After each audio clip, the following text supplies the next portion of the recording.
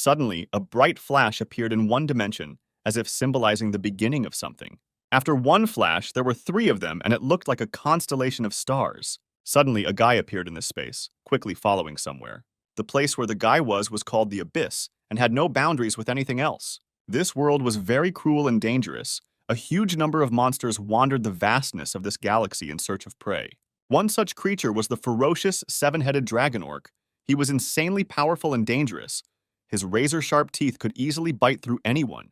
For a second, the guy hung in the air to concentrate and release a charge of powerful force. A blast of powerful energy was released from the protagonist's hands and struck the seven-headed dragon in a second. The main character fought this creature with dignity and determination, and was confident that it would not be difficult for him to defeat it one-on-one. Suddenly, the guy heard a loud roar of some kind of animal from behind. He was a little scared and looked in that direction.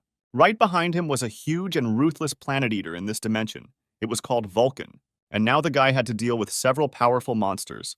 They were fierce and controlled the territories that belonged to them right here in the Abyss. Suddenly, a strange noise in the wind was heard, which meant that another monster was approaching, but no one yet suspected what kind of creature it was. It was very rare to meet two creatures at the same time in such a place, but all three monsters were already participating in the battle. The boy quickly fell into the trap of a ruthless spider, who instantly enveloped him in sticky webs. When the monster approached the main character, he saw that right in front of him was the ruler of the spatial cave of the arachnids, Adio. The spider quickly began to descend with a loud hiss directly towards the victim and eagerly awaited the killing bite. The guy's eyes lit up like two constellations. He was ready to fight this creature, and a moment later a charge of light was released straight at the monsters. At one point, it seemed to the guy that this fight had taken more than 300 years, but it would have been much easier to deal with them one by one.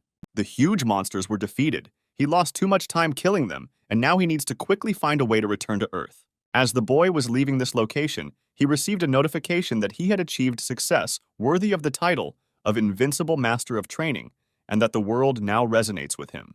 His presence became more noticeable here, and as a constellation he became much stronger. When the Earth was first connected with the Abyss, mankind learned that mythology is not just a product of the imagination. The beings called constellations were the closest to what people considered deities. They blessed them and expanded the ranks of followers. But as with any other rule, as the number of followers grows, so does the authority of the constellation. The Earth, with nearly 10 billion souls, was like a gold mine for the constellations, who fought to take followers from each other. But among them were also far more evil constellations, who wanted to take over the Earth not through blessings, but through sheer force. And this man, no, after these battles, it's hard to call him a man. This constellation appeared to stop this, a completely young constellation, Skyler. At that moment, the man was frying meat and carefully watched to make sure the piece did not burn, and he managed to turn it over in time. There was a brilliantly golden-colored frying pan with an insanely delicious steak on it, which was about to be ready to eat. Someone asked where this frying pan came from. The guy replied that it was a frying pan made of adamantine. The goblin was very surprised that it could cook meat, especially the meat of a bear that eats planets. Even the constellations are wary of this. The ruler of the Goblin Kingdom asked what kind of oil it was, because it contained a huge amount of magical power. The guy thought for a second, because this name was on the tip of his tongue. He replied that there was some constellation that looked like a cow, and he let it go in exchange for milk. Then the goblin screamed that how could he fight with a constellation? But at that moment, Skyler just wanted normal food. The guy added that his main top priority was collecting ingredients, since his hobby for tens of thousands of years in the Abyss was cooking. Then the main character took special kitchen utensils with which he made food fresh and added that it was a very valuable ingredient, but it was his first meat in 300 years, so he could splurge. The goblin couldn't believe that when the guy defeated the constellation, instead of killing for territory, he simply took the milk. His master was truly different from the other constellations. He watched as the boy deliciously devoured a juicy steak of meat. Skyler said it was time to eat and invited his friend to taste something so valuable. Cutting off a small piece of steak and putting it in his mouth, he began to slowly suck on it and feel this unusual taste. After the goblin ate a piece of constellation steak, he felt a powerful force literally bursting out of his body. The power of the adamanta was preserved in the meat. With the help of magical power and thanks to the oil from the mystical constellation, the meat rose to a higher level and its magic circle was activated. The old goblin opened a new mana circle and thanked the master for this dish, which was the best in his life. The guy watched all this from the side and couldn't understand what was wrong with him. Apparently, they really say that goblins are very strange. Skyler looked up and thought about how much he missed the ground. These events took place on Earth several tens of thousands of years ago in the very distant past. In the gym, they asked the guy why he was lifting weights and whether he really wanted to become stronger than he was now. It was the Korean teacher who reminded Skyler that he needed to be in class now. In the distant past, the protagonist was an ordinary person. These events unfolded before he became a constellation with the title of Invincible Master of Training. The boy was simply obsessed with strength from an early age. Skyler was an orphan with no one to rely on, and he knew he had to train to be strong, and he grew stronger and stronger every day. In the era of the Abyss, a new profession emerged. It was called Hunters, and was very honorable, because they were engaged in protecting people from the dangers of dungeons and monsters. There are cores and items that drop from killing monsters and are highly valued, as well as artifacts from dungeons where monsters appear and attract many people who want money and glory. The main character had nothing to lose, so he became a C+ rank human hunter. Sitting together in the gym, the guy's boss asked him to slow down a bit on the load. But Skyler knew that going into a dungeon with B rank monsters was too much. The boss said that they could barely even handle a C rank dungeon now. He added that even hunters of that rank were suffering losses in those dungeons, so there was no talk of a B rank at that time. When the young guy once again lifted the barbell, he thought about the skills of magic, martial arts, and artifacts that dropped in the dungeons, and that they were all great. No matter how much people used them, they were still too weak. So the guy thought that it was really possible to become stronger just by raiding difficult dungeons. The boss was surprised by these words because does the guy really not care about his life? Does he not have a girlfriend? The guy dropped the barbell and said that even though he was a good guy, they still broke up. Skyler told her that he couldn't go on dates because of training, and she ended up sending him to date the monster. There was no disagreement between them, and it was a peaceful breakup. In one of the locations, one of the monsters was heading straight towards the main character. The guy was ready to fight the ruthless monster, and as soon as he approached him, he crushed all his mighty force straight into him. The hunters who were together in this location sympathized with the guy, because being a master of martial arts is not easy at all. They are hardy, and therefore they make good tanks. But their damage cannot be compared with the damage inflicted by mages. They couldn't fully understand why he decided to become a martial arts master, but while farming, they got a martial arts scroll. And because everyone was only interested in magic, he became useless, and it was from that moment that Skyler decided to start studying him. He cared little about what people said about him, and did not regret starting to learn martial arts. As it turned out, martial arts are simple and not as bright and convenient as magic, but the true nature of martial arts, in which fighters received as much as they trained, was well suited for the main character. In addition, no one has canceled the absence of regrets and desires to achieve greater results in training. The guy trained day and night, but it still wasn't enough for him. He fell into the corner of the room and thought that he had reached rank C+ through hard training. But there were still several martial artists who had managed to become stronger than him. Then the guy decided that he should train more, longer, and more often. Even in his sleep, the guy was training. Maybe it wasn't as effective, but it made sense, because in any case, it was considered spiritual training. Suddenly, Skyler saw a bright flash in front of him and asked who was right in front of him. When the light dissipated a little, he saw the constellation of the abyss of the great magician. Between the two scales of the scales, the virtuous goddess of the scales appeared before him. She asked the guy to calm down, because they had little time left, and she got straight to the point. The main character could not have expected that the girl would offer him to make a deal with her. She said that people who meet the constellation always ask a lot of questions, but the guy quickly interrupted her and replied that he agreed to the deal. The great magician asked the guy in surprise how he could agree so quickly and not even want to ask anything about it. Then the main character asked only one question. Could he gain power by making a deal with her? The great magician replied that perhaps this was enough for Skyler. The guy asked why she chose him, because there are many hunters who have a higher rating and more fame. In response to this, the girl reminded that she is a virtuous goddess of Libra, and she has the ability to see the future. She told a story about a great danger that would befall the Earth in a few years. The evil constellations will begin to attack the Earth in full force, and when that day comes, the guy will think that the current dungeons and monsters threatening the Earth were just kindergarten. The goddess predicted this and added that he was the key to preventing this future. The guy was surprised by her words, because how could he influence the future alone? The girl turned to Skyler and said that she would make him much stronger through long, hard, and inhuman training. The guy was shocked by these words and was at a loss. He did not know what to answer. At this point, The virtuous goddess of Libra did her best to make the guy as scared as possible, because she knew that only a madman would agree to such a contract. The girl added that through long, hard, and inhuman training, he could become her avatar and extended her hand to him. Even the virtuous goddess of scales was unsure, for to offer such a deal to a hunter was unheard of. This contract was completely unfair and illogical. By concluding it with the constellation, you become an avatar. All this was something extremely complicated due to the fact that the human soul becomes attached to the constellation, and from that moment on, he will have to live in its constant limitation. The gods appear before people and offer powerful strength and magic that will arrive immediately after the contract is concluded and guarantees an instant rank increase. Constellations are very impatient, and there is a lot of fighting to get an avatar, and this is a well-known fact among hunters. The guy was happy when he heard that there was some kind of training coming up. A training facility was prepared for the main character in the Abyss, and the goddess immediately warned that time flows differently in the Abyss and on Earth. He will have to train alone for several decades, even several hundred years. But even if the guy refuses during training, he still won't be able to go back. The main character was very frightened by these words. He immediately imagined one of the rooms in one of his favorite games. Skyler immediately remembered that this was how the hunters became stronger. They signed a contract with the Constellation, and it probably wouldn't be fair to become stronger without doing anything. The guy thought that other avatars had also gone through this and became stronger at the moment when they had already made a contract.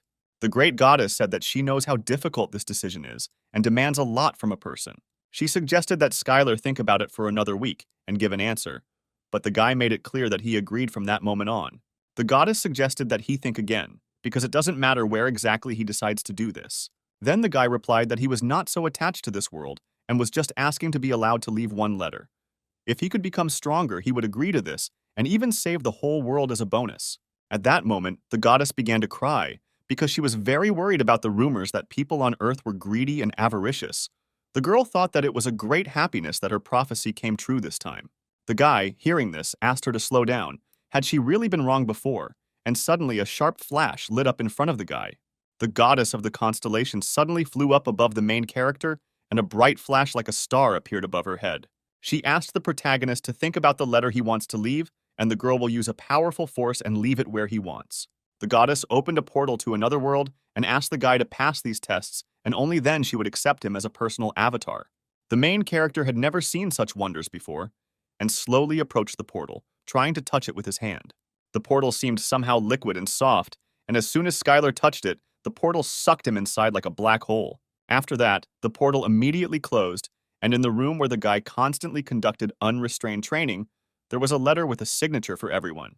A few moments later, the guy found himself in another world, where the concentration of magic was at a completely different level. Right in front of him was an abyss. It looked like an ordinary dungeon. Scientists on Earth assumed that the dungeon was a broken-off part of the abyss. The guy remembered that all of this was a training facility, but if that was the case, then why was there nothing here? The protagonist looked at his hands and realized that from now on he could start training right there and began to perform martial arts training. At this time, the supreme magicians were watching him. The girl was sure that this time she interrupted the vision in time. The other gods watched as the protagonist trained mercilessly and added that he really looked like a great candidate for an avatar. Although Libra goddesses can see the future, their skills are not perfect, but if they try hard enough, they can see only a part of the future. The rest is just guesswork and theory. In the future that the Libra goddess saw, Skyler was training in the abyss. He ruthlessly suppresses the invasion of evil constellations. The goddess made a very strong man her avatar, and it was a perfect plan, and it didn't matter how long it might take. The main thing was that he swore allegiance to the goddess. The other constellations began to worry even more, because she was too sure of this, and this gave them a bad feeling.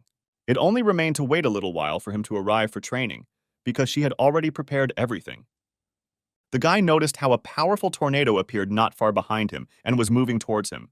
It all looked very dangerous for him, but it was the least test that the goddess of Libra could do for the guy.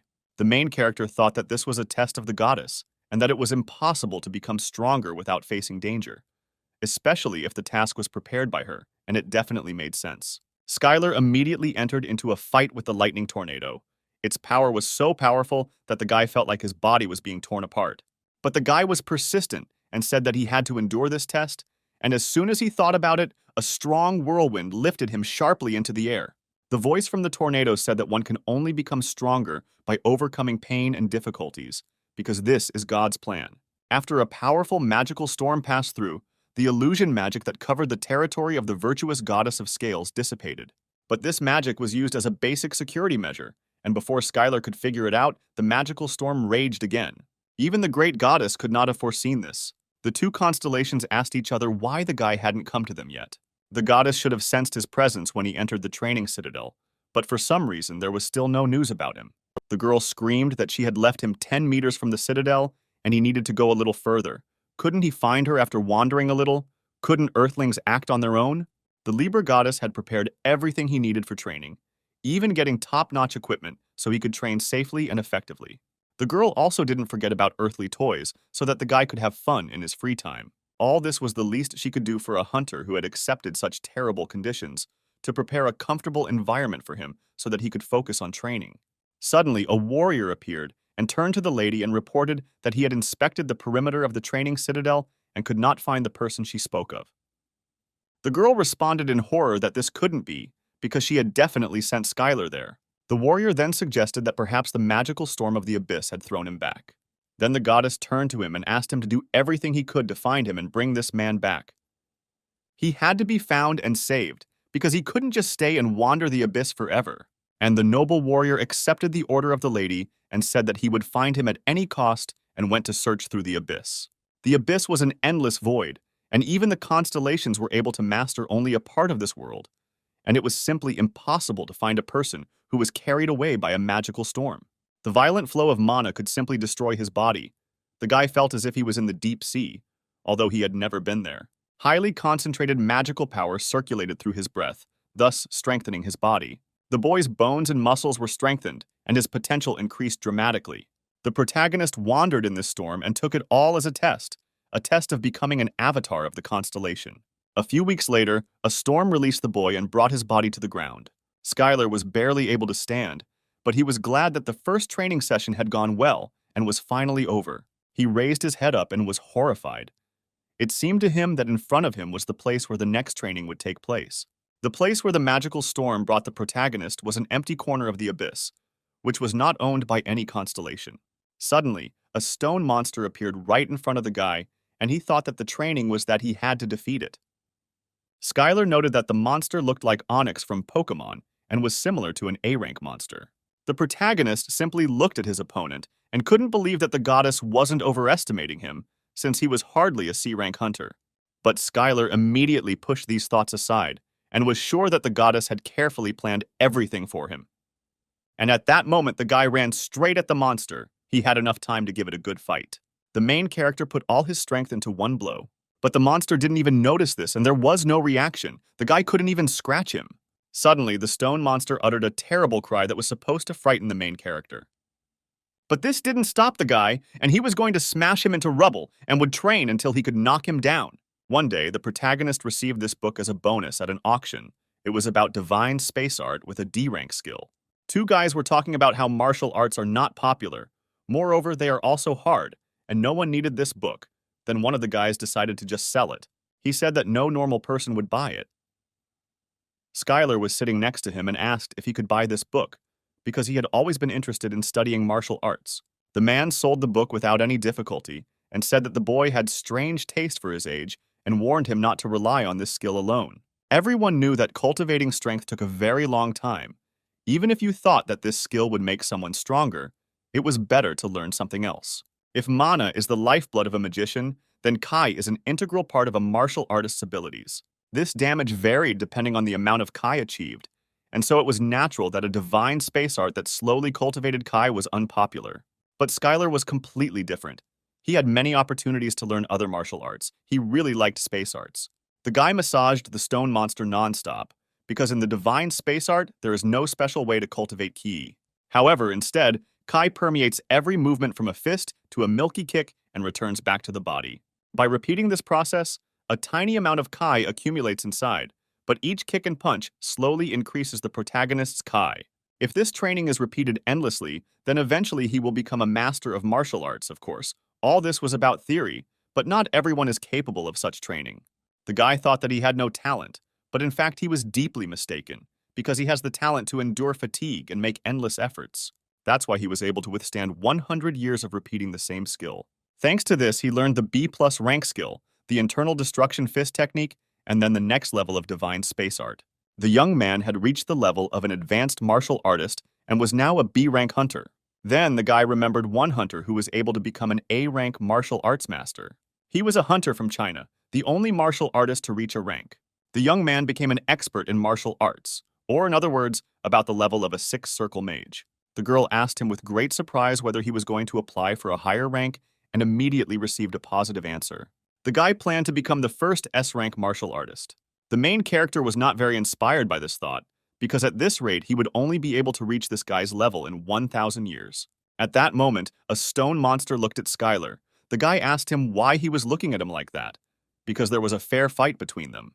The stone snake didn't just ignore him. After the boy had been cultivating ki for decades, it could no longer ignore the damage it received.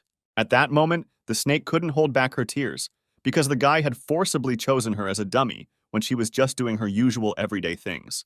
At one point, the guy felt a little lost and decided to go somewhere, because it was a training ground, so now he can go wherever he wants. Suddenly, the stone snake sat the young man right on his head and moved forward.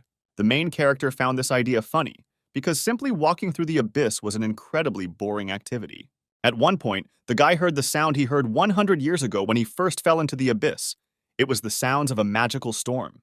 The boy regarded this as a gift from the goddess, which would lead him to the second test, but the dragon had a different opinion and believed that the man would simply die. The protagonist kindly asked the beast to go with him, but he was afraid, because even the strongest monsters can die if they get caught in a magical storm. Then the monster suddenly jumped and together with Skyler found themselves in the epicenter of a magical storm, because he had no choice but to agree with it. After reaching the destination point, the monster was exhausted, and the guy joyfully exclaimed that everyone in the abyss really moves so happily. When the boy reached the advanced level, he realized how incredible the magical storm was. It filled his body with mana and made him stronger, eliminating fatigue. All this was an incredible training in restoring the whole body. To control such a powerful constellation is truly amazing.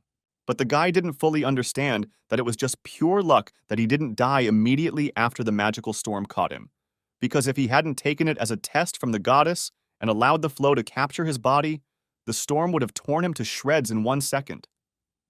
The young man wandered through the abyss and wondered why there was no food here, since he had not eaten for over 100 years, but he still had no feeling of hunger. The guy wanted to chew something, and the monster kindly offered him to try the stone. The monster said that theoretically he could eat him because technically speaking, the stone of his body is meat. He happily shared a piece of the stone body, but the guy took it as revenge for using him as a punching bag for 100 years. The monster looked kindly at the guy and waited for his reaction, because he had no bad intentions. But Skyler refused such a treat, because no matter how hungry he was, he did not want to eat the monster. In response to his words, the creature happily threw him on its head and threw him into the air several times. From this moment on, the protagonist learned everything he needed to know about the stone snake. At that moment, the boy received a combat insight based on the stone serpent's movements. It was about the stone serpent's fist, strong enough to pierce the ground. The punch was strong enough to pierce the ground, but also flexible as if it was floating through the air. And the advanced level master immediately tried out a new fist technique. After that, he was very surprised, and now the guy is not going to stop using divine space arts because it was quite good. After this, the main character began to understand much more, having received a new level of martial arts and was looking forward to the next training. The guy stood on the edge of the cliff and thought about where the next training session would be. After seeing the photo, the guy decided that the next training would be underwater and ran down. He also ordered his friend to stay on dry land, as the stone could sink. The guy entered the water elegantly, and taking in as much air as possible, dove straight to the bottom. But this was not ordinary water, but poisonous water, which immediately penetrated his body, and the charge of ki that he received from the divine cosmic arts began to deplete. The boy began to be attacked by sea monsters, and if his power ran out, his life would be in danger. But with each attack, his body became accustomed to the poison, and his resistance increased. On the shore of the poisonous ocean, like a faithful dog, the monster waited for its owner. He saw something happening inside the water.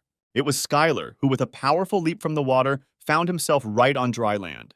The guy told that the ocean of the abyss is very dangerous, and that at the bottom, he saw something shining and he should get it. Skyler didn't know how he would swim through the poisonous ocean. But if this was all a test from the goddess, then there had to be a way. Then the guy began to think about what he should do and how to act in this situation. He then decided that with the help of divine cosmic art, he would accumulate enough ki power to swim across the poisonous ocean. But the guy couldn't imagine that all this would take a very long time. He was of course glad that he was becoming stronger, but he didn't understand why this process was so long, and he had been stuck here for 200 years. Then the young man saw his friend eating a lot of stones and asked how tasty it was. He also needed to eat something, but thanks to his mother, he was not hungry. But it was hard to live without food, since everything seemed very gray.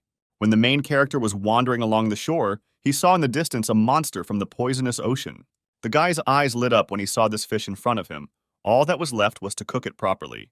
The main character decided that in order to eat normally, he had to cook it first. Then the guy went to get some supplies and with great force began to knock something out of the rock. He managed to create his first kitchen utensils, and for a first attempt it turned out pretty well. The guy found a large stone slab and put the fish on it and began to cut it up. But as soon as his knife cut through the head, the stone utensils melted. The main character was confused and did not understand how to cook it further. Brilliant ideas were much faster than his, and he thought that maybe he should eat it raw, just like sashimi. The stone friend could not stand such thoughts and took something out of his jaw and offered the guy to use it. In Skyler's hands was an adamantine.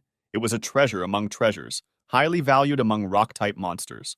The guy really liked this material because it did not melt when it came into contact with this liquid, and you can even make a cutting board out of such things. The young man was happy about this because now, by training in the abyss, he would be able to make any kitchen utensil. At this moment, the main character remembered the words of the boss, who kept shouting at him that a person should have a hobby, and now he finally understood what the boss was trying to tell him. Now, if a guy can improve his cooking skills after getting the kitchen utensils, he can kill 2 birds with 1 stone, as he will be able to cook food that will help him in his training. Skyler finally cooked a fish steak and immediately began to taste it, even though he only lived once. On Earth, the main character was not picky about food and adhered to a strict diet. Many of his friends asked what was for dinner today, but upon hearing the answer, they immediately said that they had eaten somewhere else. After the guy finished eating the steak from the poisonous fish, he felt some kind of burning inside his body, and green poisonous smoke came out of all his orifices. Even though the boy had absorbed all the poison, it was successfully removed using the divine space arts Kai. At one point, Skyler realized that the poisonous meat had increased his Kai and his tongue had simply gone slightly numb. The guy came to the conclusion that poison was one of the ways of energy, because until he was poisoned, he could transform it into Kai. Then, the main character decided that it was time to start hunting and he was ready to eat each of them. Thus, several centuries passed. The guy pulled out poisonous fish over and over again and happily devoured them. During this time, Skyler's mind and body changed greatly. During this time, the deadly poison had been successfully expelled many times using the key of the divine space art, and his body now had maximum resistance to the poison. After the protagonist gained resistance to countless poisons, he obtained the A-rank skill, Perfect Poison Immunity. The poison no longer affected him, and moreover, he himself could release and use the poison, thanks to which his skill reached the level of an expert. The guy was talking about how he had gained full resistance to poisons and reached the expert level, something he couldn't even dream of on Earth, and should already be an A-rank hunter. But even A-rank hunters are considered strategic weapons, and this will still not be enough to save the Earth from disaster, and the protagonist proceeded to the next stage, namely, to continue training hard. This was the end of his journey with the stone monster. He thanked his friend for everything, and said that the main character's path would be too dangerous from now on. The guy added that his further path lay through water, and since he was a stone type, he definitely wouldn't pass, and ordered him to return home. Because of his resistance to poisons, the ocean was no longer considered a threat to the guy, and now the cruel sea monsters had no choice but to flee from the hunter. From that moment, Skyler became the emperor of this ocean. As the boy wandered through the ocean, he noticed the source of magical power that he had seen on the first day, and now he would finally be able to look at it up close. But this was not a source at all, but a portal to the place of the next training, as the young man had previously thought. The closer he got, the more the thought of what the next training would be like enveloped him. When the protagonist entered the next location, all of his Kai gates were automatically activated, and the power completely overflowed his entire body, and he received automatic protection from attacks. The body of people who had reached the expert level could independently prepare for battle when they sensed hostility. But even people who are not martial arts experts should be able to sense it upon arriving in this territory. The protagonist came face to face with an insatiable thirst for blood that could only be found in a high-level dungeon. Any attribute of a constellation is the laws established on their territory. One of the monsters asked the guy what race he was, and when he heard that the guy was human, he decided that most likely he was here for the first time.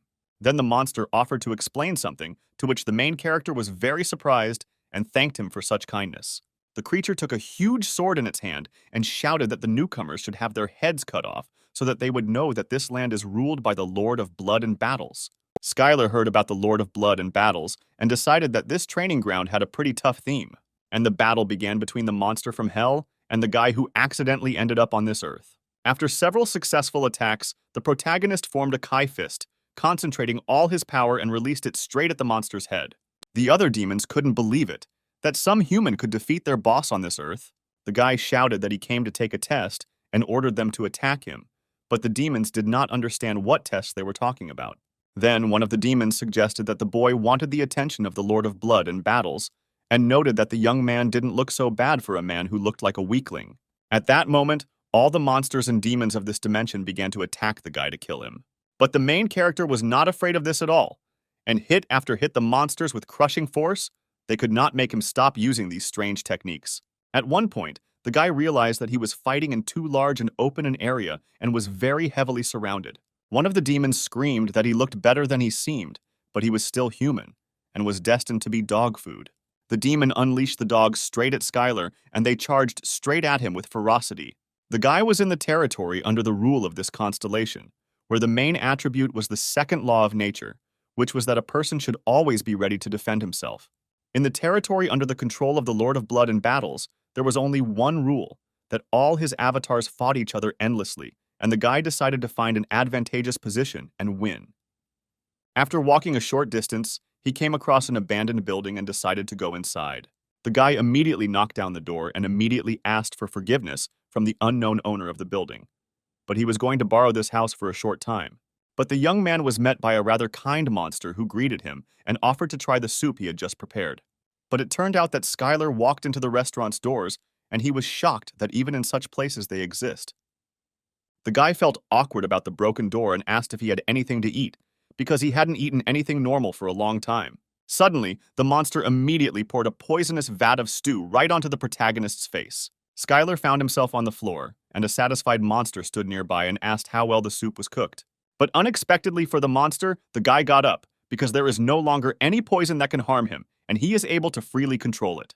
The guy quickly stood up and said that there was a good eatery here. The monster could not understand who was in front of him. At that moment, other demons appeared at the door of the restaurant and were able to find him. They had one goal and one thirst to kill this man. The guy quickly built a shelter out of tables and chairs and invited the demons to come to him. Then Skyler picked up a chair and shouted that he could fight them here for eternity. The guy spent several hours fighting monsters and demons using only a chair, and thanks to this he acquired a new skill using chairs as weapons. The main character was happy about this, because the best level of understanding can only be achieved in deadly situations, and he understood why the goddess had prepared such a test for him. At this time, the goddess of scales could not find a place, because there was no news about Skyler for a long time. She also hoped that everything was fine with her assistant too, but he had already flown through a bunch of dimensions and did not understand how he was supposed to find the only person in the abyss. After some time, the main character exhaled loudly. He wondered only one question. How many more times would he have to do this? Due to his mastery of combat skills, Skyler's sensitivity increased, and he felt something supernatural coming from the cauldron. When the boy took the cauldron in his hands, the owner of the building suddenly grabbed him by the leg and shouted that the Lord of Blood and Battles did not want fights to be interrupted by an insignificant death. That here, his power would endlessly revive him to continue, therefore no one could die here. The monster burst into tears like a little girl and asked to have mercy on him because he had gone through all the circles of hell to get this adamantine cauldron. But the protagonist ordered him to shut up because he believed that he got it by beating up other creatures. The guy added that the point is that now the winner takes all. The adamantine cauldron and this restaurant now belonged to Skyler. The young man picked up a huge stone slab because he had heard in a story about martial arts that a retired martial artist owned a small classic eatery. The guy came here only to look for a suitable place for battles, but suddenly acquired a diner that inspired him. The main character proudly walked out of the building, because now it was no longer an ordinary eatery, but a place called the Taste Factory. The amazed monster screamed at the boy not to even think about it, because it was all his. But Skyler didn't care anymore. He offered him a great bet. If he wanted to take the restaurant back, he should beat him, because that's how the rules work here. When the guy entered the kitchen, he was surprised at how often the demon chef kept this place. Right on the table in front of the guy were all the ingredients, dishes, and even a special place. The experiment section should not have any problems now. Then the main character decided to check what kind of food was on this table. First of all, he took some piece that looked tasty and filling and was similar to meat. As soon as the guy took a small bite, he realized that he had taken poison and was not very happy about it. He could not understand where the poison came from in the restaurant. Then the young man began to try one of the strange fruits. As he tried one ingredient after another, he realized that there was poison everywhere in this restaurant, and he couldn't understand why there was so much of it and whether demons really fed on it.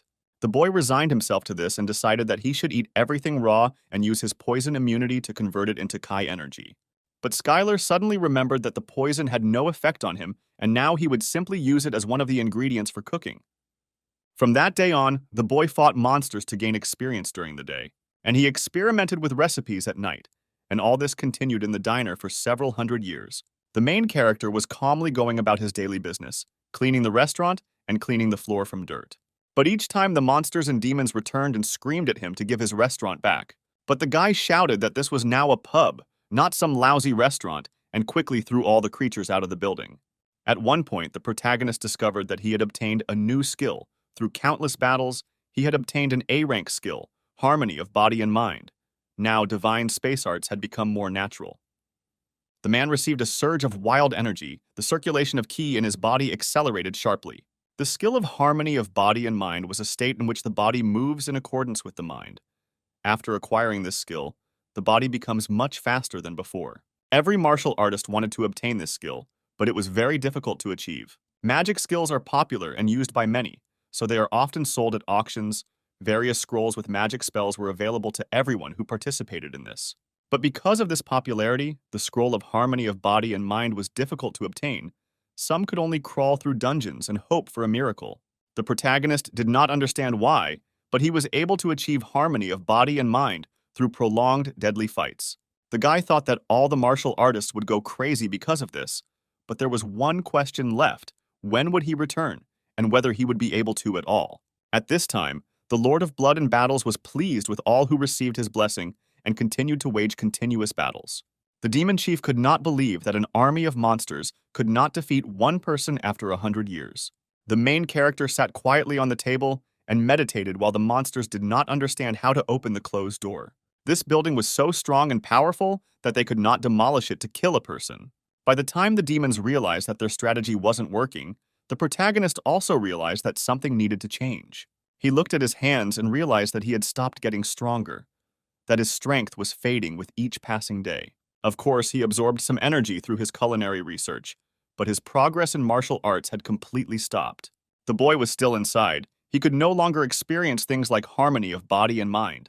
Behind the door, there were screams of monsters who were shouting about adamantine nuggets and fresh meat of the void beast, from which strength would increase dramatically. All of these were unsuccessful attempts by the monsters to lure the main character out. Over the years, the demons had come to an agreement that as long as Skyler was hiding in a dive bar or a pub, they wouldn't even scratch him, and so they tried their best to lure him out. Suddenly, the doors of the pub opened and Skyler shouted that he could forgive a lot, but asked the demons to end this unfortunate performance. The monsters were surprised, because they could not have expected that the guy would actually come out to them. And at that moment, all the creatures flew towards the guy as if they saw an appetizing and tasty piece of meat. All this time, the demonic pub was not only a refuge, but also the cause of Skyler's stagnation. Being isolated in the pub meant he stopped engaging in the death matches that had accelerated his growth. That's why he decided to play along with them, even though the demons' acting was some of the worst. But at the moment of the fight between the demons and the guy, there was a huge and powerful demon, which became a small problem for Skyler. The demon screamed that today would be his last day and that he would no longer have to pretend to be a strong guy who would simply be hidden in this building. In response to this, the main character turned to the demon boss, saying that he was afraid that at this rate he would not advance in martial arts. These words angered the creatures, and they began to attack the guy, but he was so fast and agile that they couldn't even touch him. One A-rank martial artist described powerful strength as a state in which he is filled with confidence. Before this, Skyler couldn't understand this, But now that he had reached the level of an expert, the young man realized that before, in battle, the guy always felt like he was cornered, randomly attacking in all directions with all his kai. The feeling he had of lack of confidence had completely disappeared, and he was now completely calm and full of strength. The whole world told him that he was stronger than all the demons around him. He could dispel the enemy attack with divine space art. The main character easily took the demon by his sword, because now he learned to use the enemy's strength against him. At this moment, he learned the martial art of the samurai, in which the opponent's strength is used against them.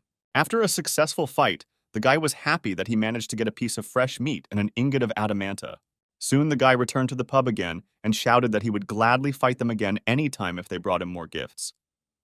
The next day, a piece of meat and 2 beautiful ingots awaited the main character. The demons brought them as promised and offered to fight them again.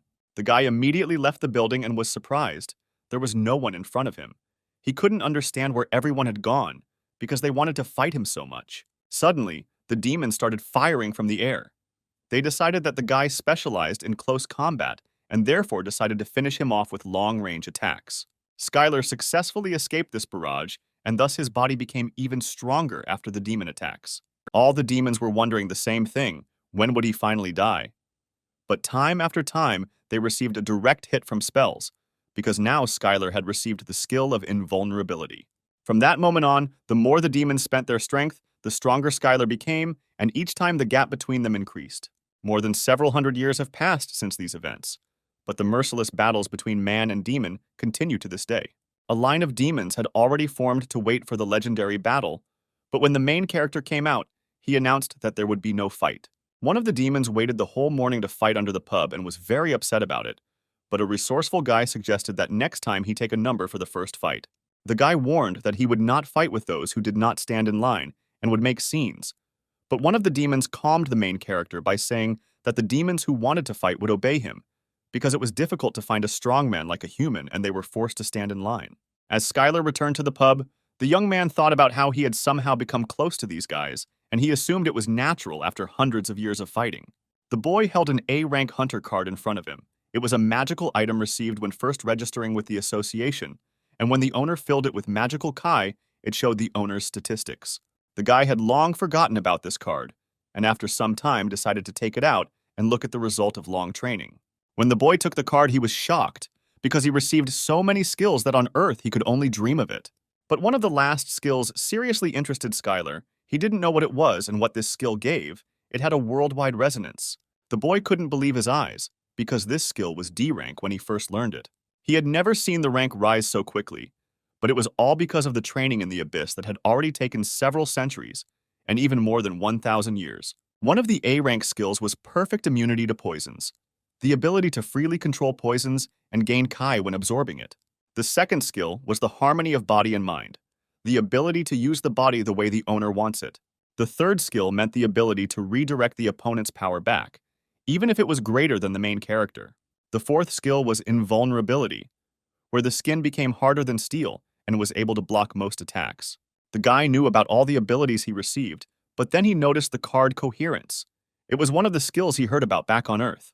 The meaning of this skill was that hunters use mana or kai as a source of power when using the skill, and when the quality of this source drops, it will result in a loss of effectiveness or a failure to use the skill. However, if the user has an unimaginably large amount of pure kai, it will reach a legendary level, creating an illusion of 3 colors during kai meditation.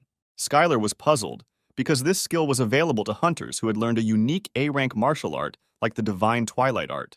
But the guy didn't know that although the Divine Space Art is weak in terms of growth rate, it allows you to create kai stronger than any other martial art, and Skyler has been training this art for more than 1,000 years. A martial arts expert card meant that the person had the ideal physique to learn martial arts.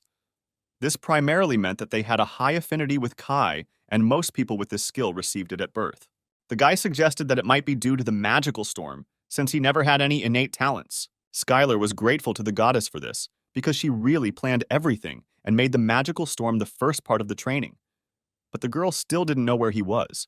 Through countless battles, his understanding of martial arts had almost reached perfection, and the boy could flawlessly copy any martial arts at first sight. It was believed that it was difficult to master even one martial art in a lifetime, and this skill would allow him to use different techniques depending on the situation. This skill was really strong, but in the end the guy saw one of the abilities that didn't even have a rank. It was a world resonance where the world resonates with the protagonist because he is close to reaching the peak of existence.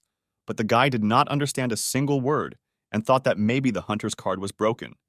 But at that moment, Skyler did not realize that this is the thing that will make the whole earth go crazy. While the guy was carefully studying the hunter's cards, he prepared a whole vat of delicious soup. At this point, the demons were discussing how Skyler was a strong opponent and couldn't understand how he could be so strong. One of them had been competing with him for 500 years, but he was still stronger.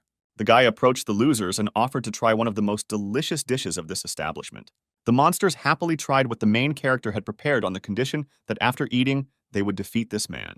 Skyler practiced cooking continuously, making changes to the menu, and each time it became tastier and tastier. But sometimes the demons didn't like the food, and they weren't going to eat it, because even pigs wouldn't eat it. The protagonist accidentally poisoned the demon and decided that next time it would be better not to add this ingredient to the soup. Suddenly, someone's voice shouted that a warrior was coming for battle. He was not a prisoner who could be tortured like this. A huge demon was walking towards the guy and refused to play his games and asked the man to fight him. As soon as the demon came within a meter, he immediately received a powerful punch right in the chest and jumped back several meters. The boy couldn't understand what he didn't like about his food and forbade him from entering here even after he was resurrected. After that, Skyler smiled and apologized for this situation and told the demons not to be shy about trying the food. The demons liked the young man's food so much that they offered to serve this dish to their master, the Lord of Blood and Battles. The young man was very flattered and was glad that they liked everything so much. Demons were really different from people. They thought that this food was very tasty, and those who ate until they were full did not come to the pub for more than a month. After such a time spent in the kitchen, the guy received the skill of beginner cooking of the abyss. The main character continued to train hard and intensely every day, and he really wasn't wrong, because his skills didn't improve at all. He could no longer cultivate ki. It felt like his body was blocked due to it being overfilled. His growth was stopped. The boy thought about how his top martial artist was just an expert, and even though he wanted to become stronger, he no longer had a role model because there was no longer a martial artist stronger than him. The guy had to break down this wall, and there was only one way to become stronger. It was to fight a new enemy. With an enemy that is many times stronger than these weak demons, the guy needs to fight someone who is stronger than even him. Suddenly, someone knocked on the door of the pub and asked the owner to come out. When the guy opened the door, he kindly invited me to taste the excellent meat he had prepared that morning. The main character kindly offered the guest to sit down at any free place, and he would bring meat without rice in the meantime. Skyler was a little wary, because in front of him was a completely new demon. He looked at its statistics while showing the table. The demon said that he had heard a lot about him and was eager to see his skills. Skyler knew that this guest was very strong and much stronger than him. He had enormous magical power that was strong even for the demonic race. And at that moment, the main character realized that a new stage of training was beginning. The guy kindly served the guest and brought him the dish of the day, meat without rice. The demon began to slowly taste the main character's food. It was clear that he was much stronger than the guy. When the demon finished eating, he thanked him for the food and added that he had heard that the owner of this place liked to collect valuable minerals. At that moment, he took out a huge ingot of adamantine, which was of a size never seen before. The guy held this ingot in his hands and did not know what to say. He thought that the demon paid him too much and offered him another portion of rice. But the demon refused, saying that one was enough, and everything was delicious.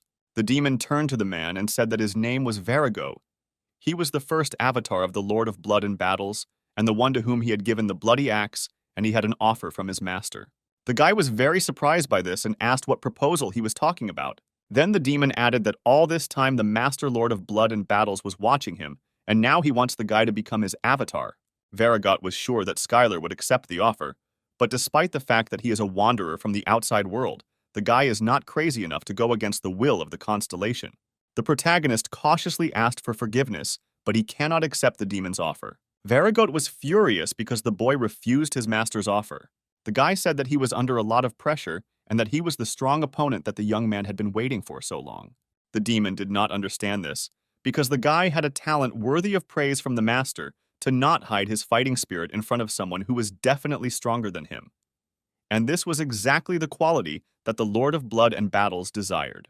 The demon screamed about what the guy was not happy with if he rejected such a sweet offer. Then the demon suggested that perhaps the guy was already an avatar of another constellation, but he did not feel the presence of the constellation in him at all.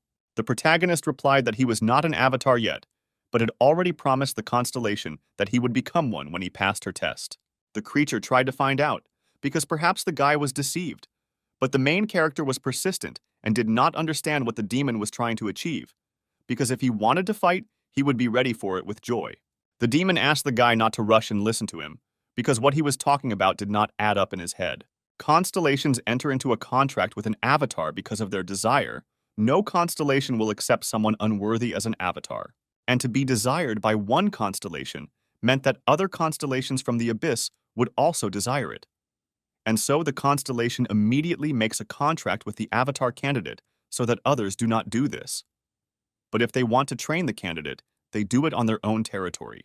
This is all because there are cases where the candidate may be intercepted by other constellations while he is wandering outside, and if this happens, then the constellations will laugh at him for 10,000 years. But the boy shouted that Virago had missed something, because the constellation he had promised could see the future, and the boy was sure that she had chosen this strange method because she had foreseen it.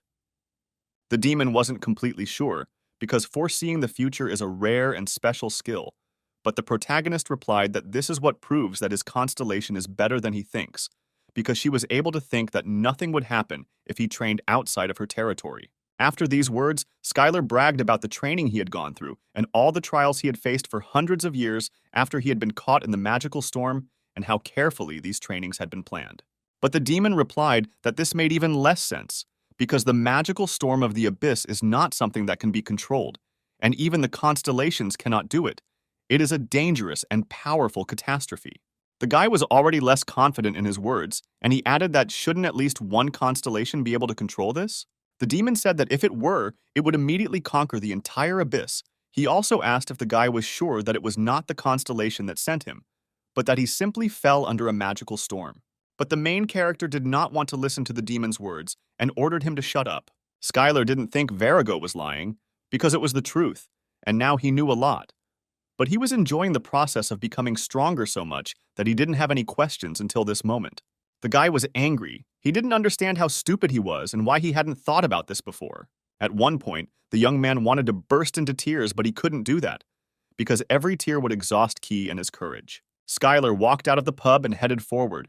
Now he knew that he was not at a training facility, but simply in another location. And now he urgently needed to return to Earth, because he had wasted 1,000 years. But the demon upset the guy by saying that he could not leave this territory of the Lord of Blood and Battles. And at that moment, Varagoth, gifted with a bloody axe, showed his true form, and the blessing of the Lord of Blood and Battles enveloped him. He felt sorry that he had to break such a precious gem like the guy who was right in front of him. He calmed the guy down and told him not to despair, because his master was very generous, and when the main character died, he would bind his soul and resurrect it. The guy didn't understand what kind of nonsense Varagot was talking about. He refused to play their games and immediately attacked the main demon. The demon noticed that the guy had a special walking technique and he did not feel any magic, and his movements were much faster than teleportation magic. The protagonist demonstrated a technique of divine space art movements using Kai, and it was called the moonwalk. The demon replied that his master was interested in him for a reason, but he did not intend to continue this any longer and ordered him to prepare to serve his master. Varagot used blood baptism. It was condensed mana, and to use such an amount of mana you need to be very strong, and even the invulnerability skill did not allow you to stay under it for long. The demon screamed that now the end had come for man, and the Lord of Blood and Battles was waiting for him. A downpour of crimson mana melted and destroyed everything it touched. This technique showed in all its glory the difference between the power of Varagoth and the power of a human mage. But thanks to the skill of harmony of body and mind, the protagonist's senses became sharper. His Kai consumption was significantly reduced, and the effectiveness of the martial art he used increased. The divine space art had unceremoniously warned him, and it was because Skyler was in great danger. When faced with a crisis situation where the enemy was much stronger than the guy, his mind was very calm, and the discomfort of wasting time due to misunderstandings had already disappeared. It was that similar moment when the guy got caught in a magical storm, where it wasn't the speed that was important, but the feeling of the flow, and then he would be able to dodge. The level of martial arts proficiency was increased, and the guy received an S-rank skill, incredible speed, a technique that allowed him to move in the blink of an eye to the desired location. Verigo couldn't believe his eyes because the guy completely dodged the bloody baptism. Until this moment, he thought that martial arts were only studied by weaklings and expressed great respect for the man. In the Abyss, magic skills are the most popular. They consume mana, and magic users can take unlimited mana from the outside. On the other hand, martial arts consume the user's internal strength, and compared to magic, martial arts have a limit. After meeting the main character, the demon understood why martial arts were created, because it really amazed the mind. And he told an old story about slaves rebelling in the territory of some constellation. They wanted to resist the law of this world, and once they went against the constellation, they could no longer use mana. However, it was not so easy to suppress the rebellion because of their wonderful skill, thanks to which it was possible to use without borrowing mana from the outside. The guy thought it was about martial arts, but what if he used magic? The demon added that after his body had melted from the bloody baptism, he would have already met the Lord of Blood in battles. And at that very second, the guy flew straight at the demon so that he could see the true power of martial arts. The demon understood that before him was indeed a special person, but he was Verigo and his master gifted him with a bloody axe. And then the demon used the magic of the bloody axe and dealt a powerful blow to the main character. The guy shouted that with this magic, the fight was miserable, and maybe he at least has weaknesses in close combat, because it couldn't be that magic was capable of everything. For the first time in a long time, the main character was on edge, because he was faced with an enemy who was significantly superior to him in strength, skill, and magic. With each attack he made, he felt himself becoming stronger, and by gathering the required amount of Kai in one point, he created Kai fists. And as soon as he managed to do this, he performed the most powerful fist of space, which struck the demon with such force that Verigut could not have expected it. But even this was not enough, and the demon was amused by the interesting tricks. But this was not enough to completely defeat him. A few skills, such as using speed or dodging, were only good for defense, but the problem was with attack power. To break through the dozens of layers of protective magic with which Verigut defended himself, he had to deliver a powerful blow.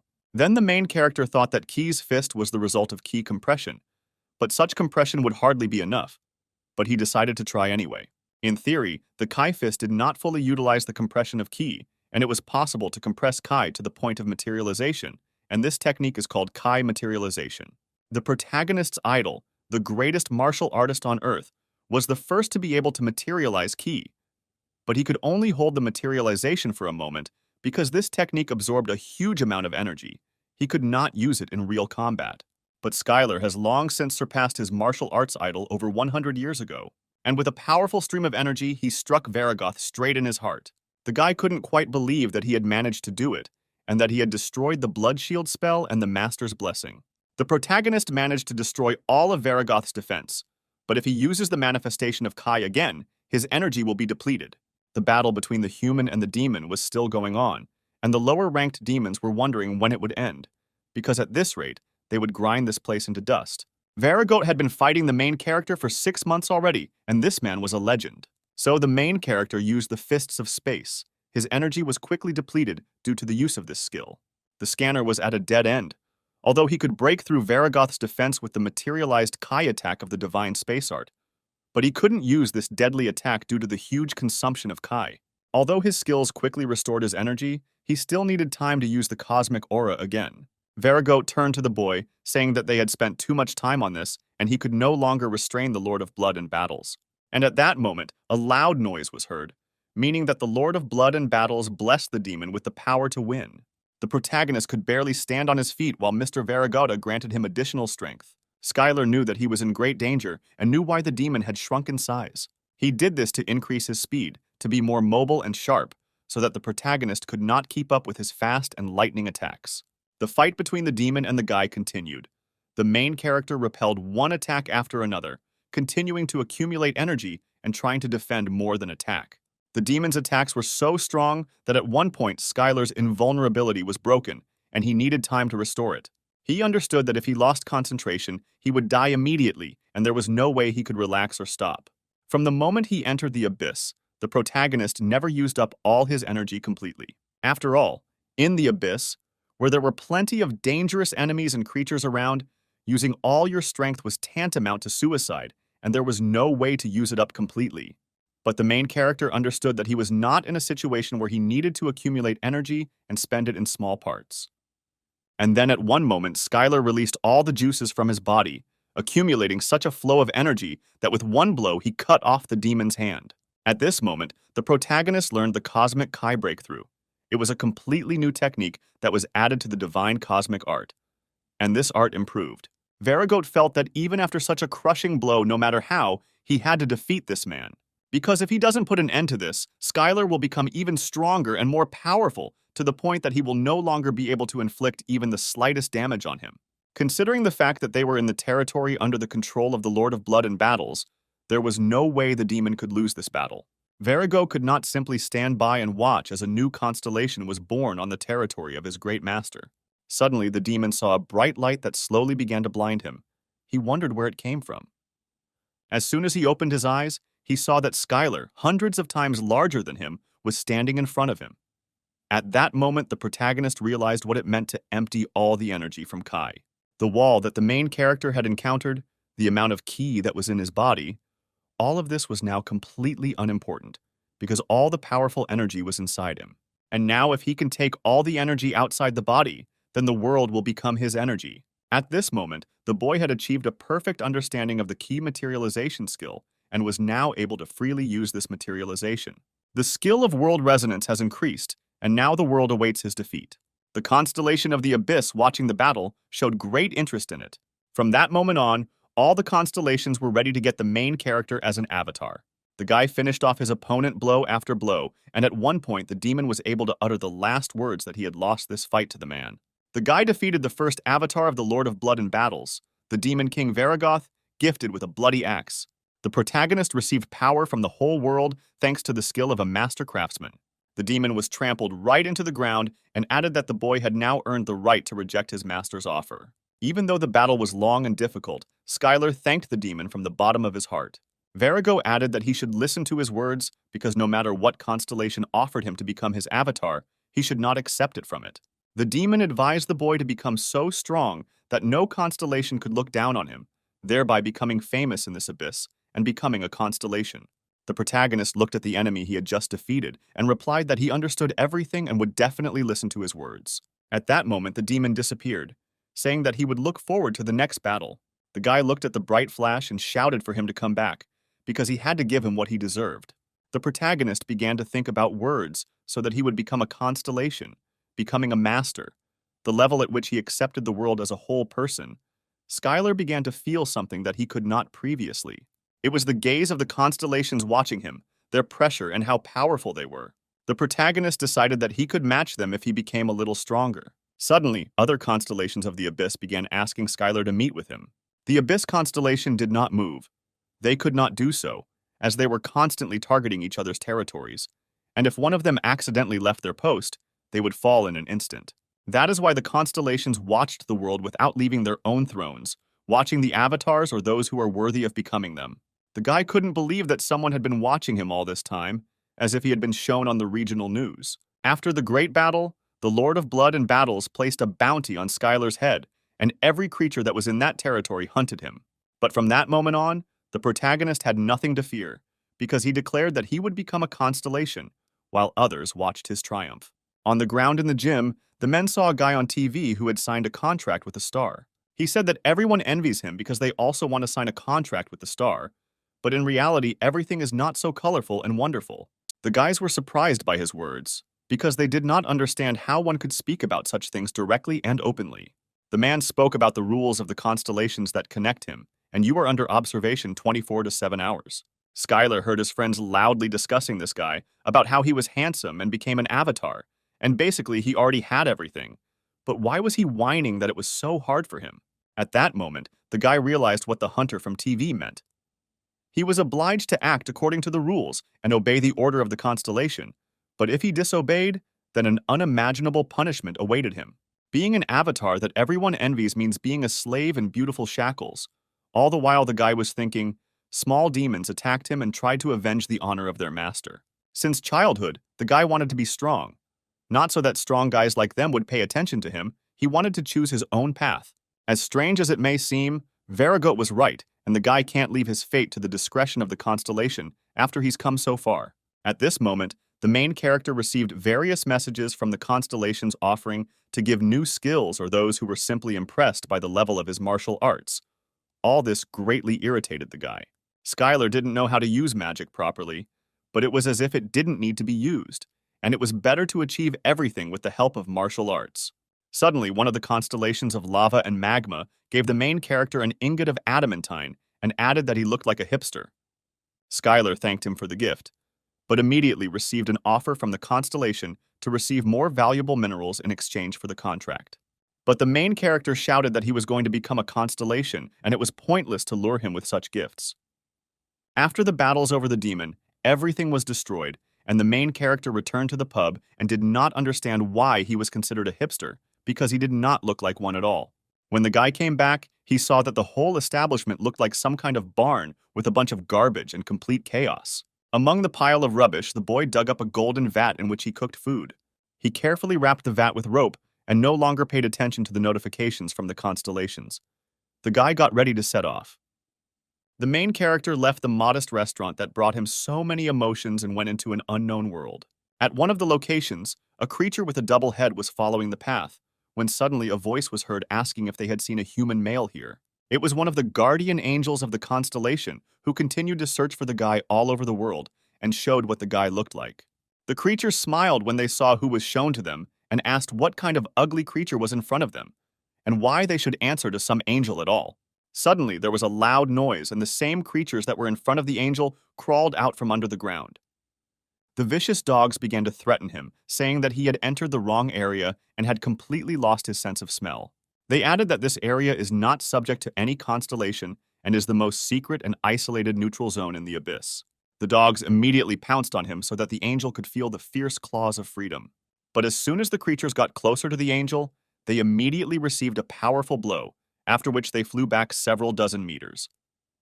The man then repeated his question, asking if they had seen the guy, and the dogs, horrified, apologized for making such a mistake and replied that they had not seen anyone. After these words, the guardian angel flew away to look for Skyler and thanked the creatures of this location for the information. The angel of the virtuous goddess of Libra continued to search for the man all over the planet. He talked to races capable of speech. He endlessly asked if anyone had seen Skyler. While the angel was wandering through the abyss, he received various notifications from other constellations, since avatars rarely leave their territory and everyone was interested in what was going on. For the constellations sitting on the territory and bound by their own rules, watching the avatars of other constellations was quite simple entertainment. And at that moment, the angel used the skill of the goddess's veil, and now he was hidden from the sight of all the constellations, and one of the observers was furious at the use of such a cheap trick. And the constellations continued to send different notifications, some asking to remove the veil, and some offering various riches in return, just to see what was hidden behind the veil. The virtuous goddess of Libra sent this particular angel on this impossible mission because he will conscientiously carry it out without succumbing to temptations from other constellations, even if he himself considers this mission impossible. Meanwhile, in an abandoned sector on the territory of the Lord of Blood and Battles, the main character continued to train. Now, thanks to the master's rank, the divine space art had been perfected, and now the amount of ki did not matter at all, and the skill of a martial artist allowed him to perfectly use all martial arts. But despite this, Skyler continued to practice the powerful punch of the space fist. Just like when he first learned the divine space art, he put his whole soul into every strike. Suddenly, the boy received a notification that since he continued to live as befits his power, his essence had greatly increased. When the protagonist decided to leave the territory after defeating Varigoth, a change occurred in the mysterious skill World Resonance. When he took the card in his hand, it shone brightly, and he read that the world now resonated with him because he was close to reaching the peak of existence, and his title had changed to an invincible training master. At this moment, Skyler realized that when he reached the master level in the divine space art, he had perfected all the skills to the level of flawlessness. And now, in order to become stronger and gain the status of a constellation, he needed to obtain the degree of a master of divine cosmic art. On the way, the guy met demons who shouted at him that he could not escape anywhere, because he was in the territory under the control of the Lord of Blood, and now they would kill him for humiliating their master. But Skyler kept thinking that he should strengthen the essence by following the principles and the world tells him that this is the way to become a constellation. The guy was haunted by these thoughts, and he walked confidently towards his goal, scattering all the demons that came his way. The only principle he must follow is that of an invincible training master. He must train all the time and never lose. The guy confidently walked towards his cherished goal. It suited him perfectly because he wanted it so much. The main character continued to train and left the corner of the abyss, where the gaze of the constellations could not reach him. And each time he became stronger and stronger. This was the whole power of the essence. In the battle with Varigoth, the protagonist gained 2 new skills related to his essence power. One of these skills was a good giant fighter. His power grew when he entered into battle with a strong opponent. The second skill was called self-control. The power of this essence grows as he lives in accordance with the essence. Self-control is a skill that tells the owner how to live as a constellation. Constellations are the beings that write the rules and are the rules. What if the serpent bearer of plague and darkness used a healing spell? Or if the Lord of Blood in battle tried to resolve everything peacefully? The power of their existence would weaken, and their strength would be greatly reduced. In order for the protagonist to use this skill, he must fight someone stronger than him. But there was no way he could lose to him even once. It all sounded really complicated, and he liked that it was time to get serious, and at that moment a bright flash appeared in the sky, like a star. Skyler thought that this was another monster, and it looked like it was really huge. The star fell straight into the ground, and the guy hoped that this time it would be much stronger than him. Suddenly, a huge silhouette of a terrible monster appeared from under the ground, flew up, and was ready to attack Skyler. The main character could not believe his eyes. He could not have expected that this creature would appear here at that very second. In front of him was his old friend Onyx, who had been looking for the guy all this time and had finally found him. The boy joyfully threw himself into the arms of his old friend. During this time, he had grown considerably and was much larger than usual. Suddenly, a whole company of people like him appeared behind Onyx. It was his family. The creature warned the boy that it was not safe to be here and wanted him to run away from here. Suddenly, there was a fierce roar, and the ground beneath their feet split into 2 parts. Skyler's old friend Onyx and his family were city-sized monsters, but this monster that just appeared was on another level. The guy saw a supergiant monster that had never appeared on Earth before. It could be classified as the highest rank. The whole world should be on full alert when it appeared. The protagonist felt that the monster was emitting too much magical power, that it gave him goosebumps, and that it was definitely stronger than Varigoth. The guy discovered a hydra, a 9-headed snake, which was at the level of a constellation in strength. All this time, Skyler found the attention of the constellations annoying. There were constellations that became such by watching the adventures of the main character, but most mocked or ridiculed him, and some were even hostile. One such constellation was the Lord of Blood and Battles, whose first avatar suffered a crushing defeat. To all of them, Skyler was a beast that had not yet reached adulthood, so they must do everything in their power to prevent him from becoming a constellation. That's why the boy went to the neutral zone, where the constellations couldn't track him, but the lawless zone was a place where the strongest ruled. It was a place ruled by monsters that were as strong as constellations, and they weren't bound by the rules like constellations. The creature was amazingly strong and used powerful magical power and went at everyone like a bulldozer. If the guy defeats the Hydra, his power will essentially increase significantly. The World Resonance skill now resonated, and the boy received a notification that he was now an invincible training master. The protagonist's skills forced him to fight this monster, but even without them, his choice remains the same. The guy accepted this fight and immediately screamed sharply for this clumsy snake to attack him. Hydra had bullied his friend and his family, and it didn't matter how strong it was, the monster would now regret it. The creature began to attack the main character. It considered him an insignificant creature and was impatiently waiting for his death. It added that even the constellations fell to their knees because of its poison, and its breath would incinerate him in a second. His 9 heads emanated a powerful force that would freeze most opponents due to telepathy and bloodlust. But Skyler was already used to this, because he had already been in many battles on the territory of the Lord of Blood and Battles. The guy suddenly took off and delivered a powerful blow to one of the Hydra's heads. This blow was so strong that it took off the head in a second, and the Hydra could not understand how this brat dared to do such a thing. But the Hydra restored its head thanks to the divine regeneration skill, and all the guy's efforts were in vain. The monster turned to the boy and said that he was able to cut off his head, but now he had to pay for touching him. The entire body of the Hydra was suddenly filled with the strongest poison, from which neither the hero nor the constellation could withstand. The guy didn't understand why the creature was saying what it was going to do, and why it needed all this. But before him stood a monster that even the constellations of the entire abyss feared. They could do nothing, even if they found out what would happen next.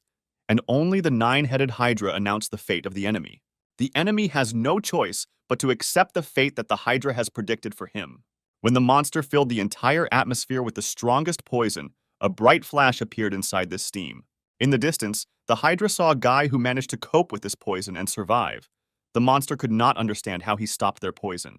At that moment, the guy felt like his head was about to explode because of that telepathic scream, and if he hadn't had perfect immunity to poisons, he could have suffered. But this feeling was not the same as when he fought Varagoth. It was far superior to the power of divine space art and the materialization of Kai. The boy screamed that he wanted to cut his head off and began to perform one of the most powerful blows he had mastered. At that moment, the protagonist realized that his power of existence had grown significantly because this effect increased as the power of the entity increased. All this was written right in the skill description, and the guy couldn't believe that he now had such incredible skills.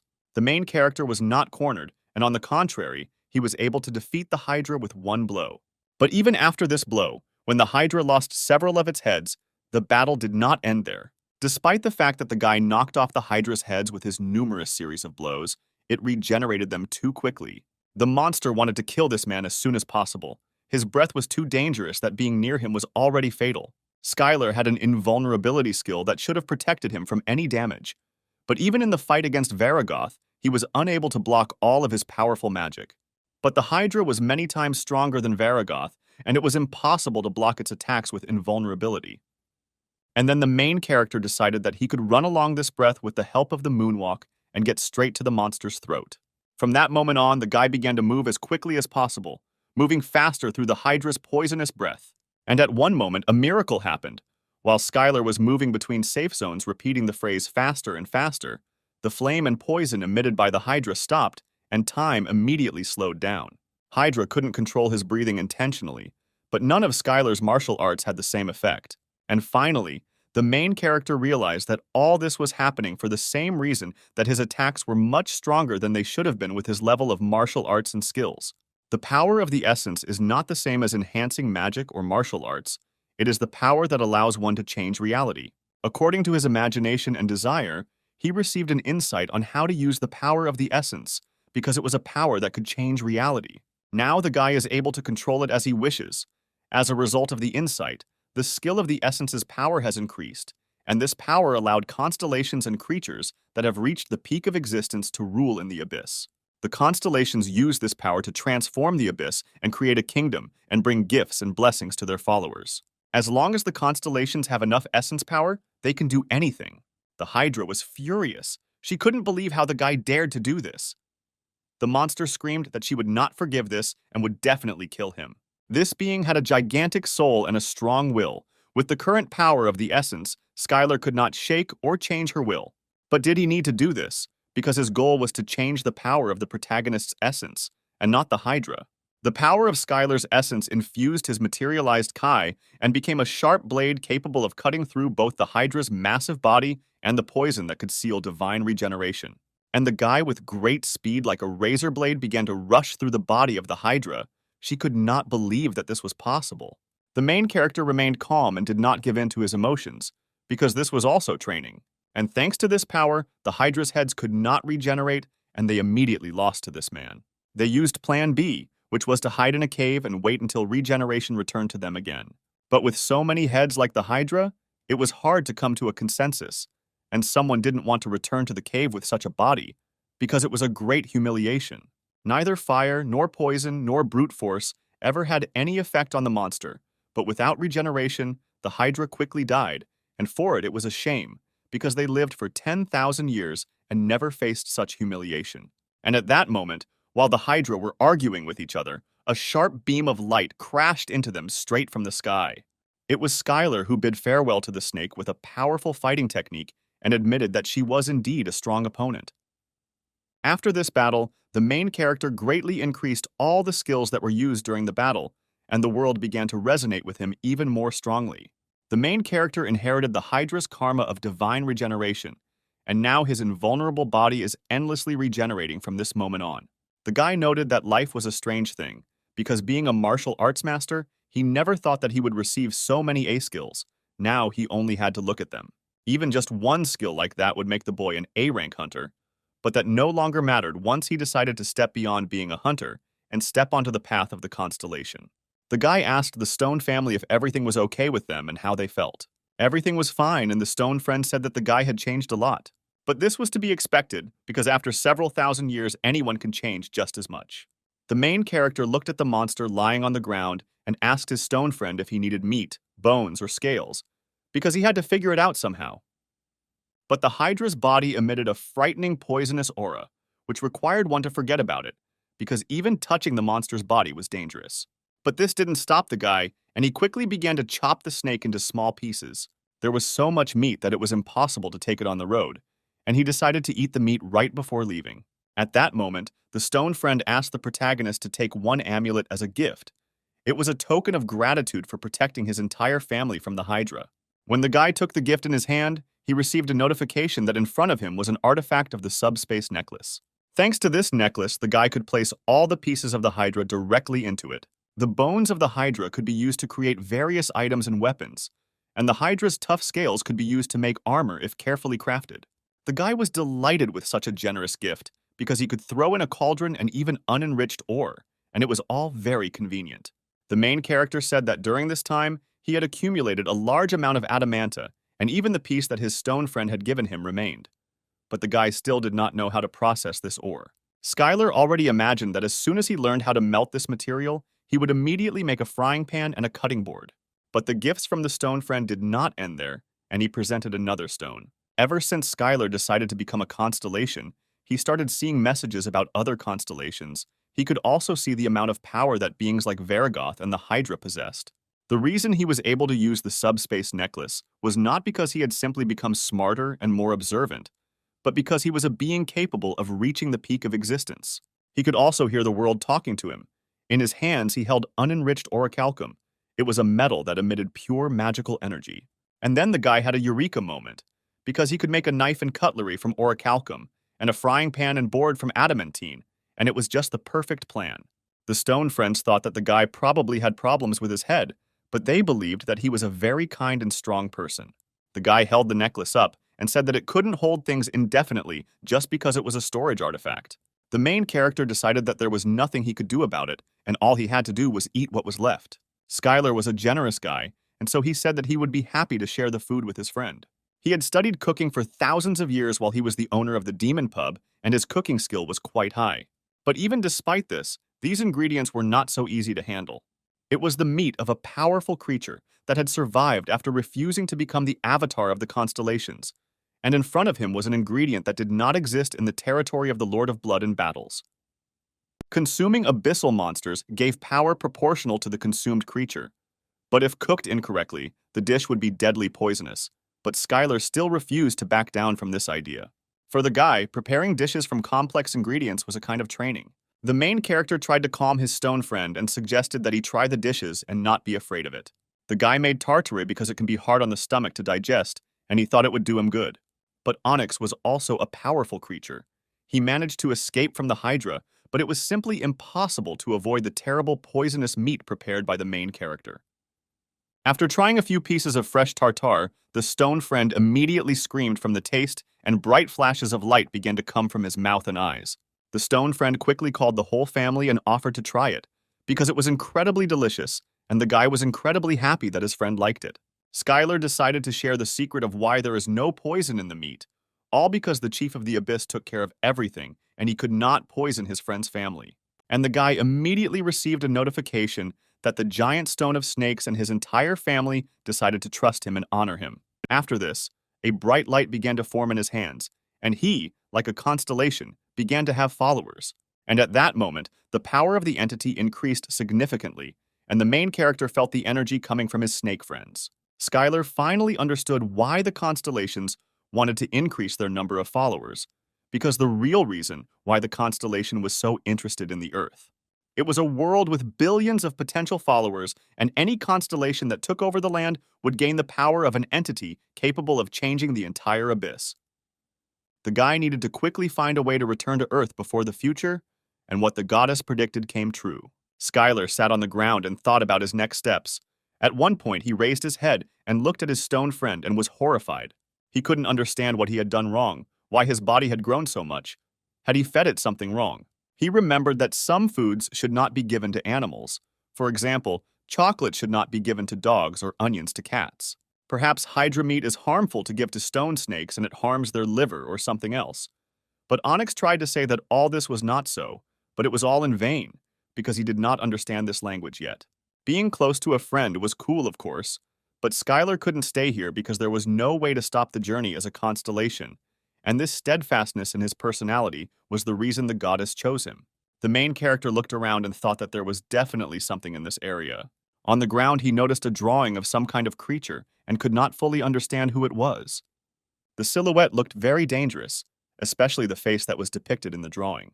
Then the guy wondered if any demon could cause him any harm, because after he had visited the territory of the Lord of Blood in battles, he had lost all desire to fight demons. But now Onyx was trying to say that there was a demon that was much stronger than Varigoth and the Hydra, and it was here. And if all this is true, then the guy was looking forward to meeting him, and at that time he entered the territory of the owner of dreams and desires. The surrounding constellations were watching him. The avatars of the owner of dreams and desires found out about it and immediately headed towards the main character. The guy hoped that all this was a welcoming party. When all the avatars had arrived, they asked one question. Was there really an invincible training master in front of them? The guy answered that it was true. One of the avatars greeted the mister and added that his master wished to meet him. Suddenly, a notification appeared that one of the avatars had used soul seduction, and the power of the divine space arts key immediately resisted the seduction. The guy replied that it was too rude for a greeting, and the avatar immediately apologized, because they are not able to control this ability. The avatars added that their weak abilities would not work on him and addressed him as a constellation, and this was the most pleasant thing he had heard in a long time. Then the main character asked what would happen if he refused to meet their master. They answered that in that case, they would simply be forced to let him go and swore that their master would not harm him. The guy was still curious about what they wanted from him and agreed to meet with him. On the way to the master, Skyler asked the avatar if she had ever heard of the Earth, of a planet outside the abyss. The girl replied that she had once heard rumors where one constellation fought for the gates leading there. After these words, the guy suddenly shouted at the girl and asked her to tell him everything she knew. The girl added that she heard it from someone who heard it from someone who heard it from someone else, and she didn't know anything else about it, and perhaps her master might know something if the guy was really interested in the land. She was delighted and said that she had heard that there were a large number of souls on Earth, and they would be able to help him in capturing her. But the guy replied that he didn't think of capturing it. He planned to stop the capture of the Earth by other constellations. The avatar was surprised by this answer, because for her the guy turned out to be not only strong, but also noble. The guy knew that they were called nightmares, but they seemed to be good and sociable demons. Even if they couldn't control their seduction skill, they didn't seem dangerous. Suddenly, a demon appeared in front of the main character, who began to shout at him to give up all his wishes. He asked to be let go. He knew that the guy was going to be eaten and asked to share with him too, because these were sweet and pure desires. As the guy walked past this demon, he kept talking about his desire for endless training and strength, and that he couldn't let him go. The protagonist asked what that was just, but heard in response that they are nightmarish creatures that are weak to the desires of other people. Skyler said that it turns out that they live off of other people's desires, but he doesn't have a strong attraction to desires, and he will be fine without a loved one, and he doesn't need tasty food or a comfortable place to sleep. The demon could no longer stand this pure and unwavering desire to train. It was so tempting to her, and the taste was very sweet. The girl promised that she would keep all her desires under control, and the guy had nothing to fear. She asked him to trust her, because she is one of the most beloved avatars of the owner of dreams and desires. After some time, they reached the chamber of the master of dreams and desires, and they will finally see the master as soon as he enters inside. The guy asked if she would go with him, but the avatar was not a significant figure and could not take part in their conversation. The main character said that he was not a constellation, and since the girl told him everything here, he wanted her to go with him to the end. This touched the avatar greatly, because Skyler was the first person who treated her so well. When the main character followed her, he thought that perhaps it would be more dangerous than he expected, and that he would have to use this avatar as a human shield. He was sure that the constellation would never want to lose its own dear avatar. This meeting was on the territory of another country, and many things could have happened despite the fact that Skyler was invited, he did not let down his guard, because the title of Invincible Training Master is not given to just anyone. When they entered the hall, the main character was overcome with the feeling as if he had just woken up, and he was surprised that the avatar suddenly just fell asleep. And at that moment, a voice was heard that addressed the avatar and said that he must be having a good dream about how he devours the desire of the protagonist. The guy turned around and asked if he was the master of dreams and desires. The girl replied that everything was correct and added that he was the constellation that had been putting on so many performances lately, and that she had long wanted to meet him. The guy upset the girl by saying that he was not yet a constellation and that he still had a lot of work to do on this. But the little girl immediately replied that the one who has entered the path of the constellation can also be a constellation, since he is capable of the same things as they are. She added that this also applied to the main character, but couldn't he use the power of the essence, like the other constellations? At that moment, the guy had a question why the owner of dreams and desires looks like a child. Then Skyler began to slowly remember what exactly happened when he entered the constellation chamber. Hasn't he done enough since the guy has been wandering in the abyss for 10,000 years already? He refined the divine space art and reached the peak of martial arts and even reached a level that is higher than all existing ones. Does he really need to become a constellation when he should just be enjoying the peace of enlightenment? After these thoughts, the main character asked the question why they try to charm or seduce people and destroy their minds. Then the little child replied that this is the essence of dreams and desires, because the creatures that enter this room embody all desires and find peace, and it is very difficult to refuse such a gift if you are not a constellation. The girl added that the only thing he was not capable of was waking up by his own consent, to which the guy quickly exclaimed what she meant by the word waking up. The goddess of desires said that she was sure that the guy was confused, but she would not explain everything to him at that moment. Then the main character asked what she wanted to achieve from him.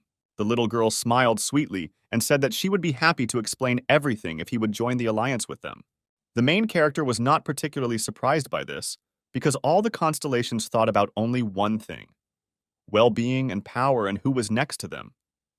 The girl was amused by the answer. She laughed and added that the guy was indeed right. All the constellations are selfish and they cannot live differently. She said that selfishness does not always mean loneliness or remorse, but rather allows them to cooperate. Then Skyler guessed that she had decided that forming an alliance would be very beneficial for her. The goddess of desires replied that the guy was right. Mortals looked at them as gods.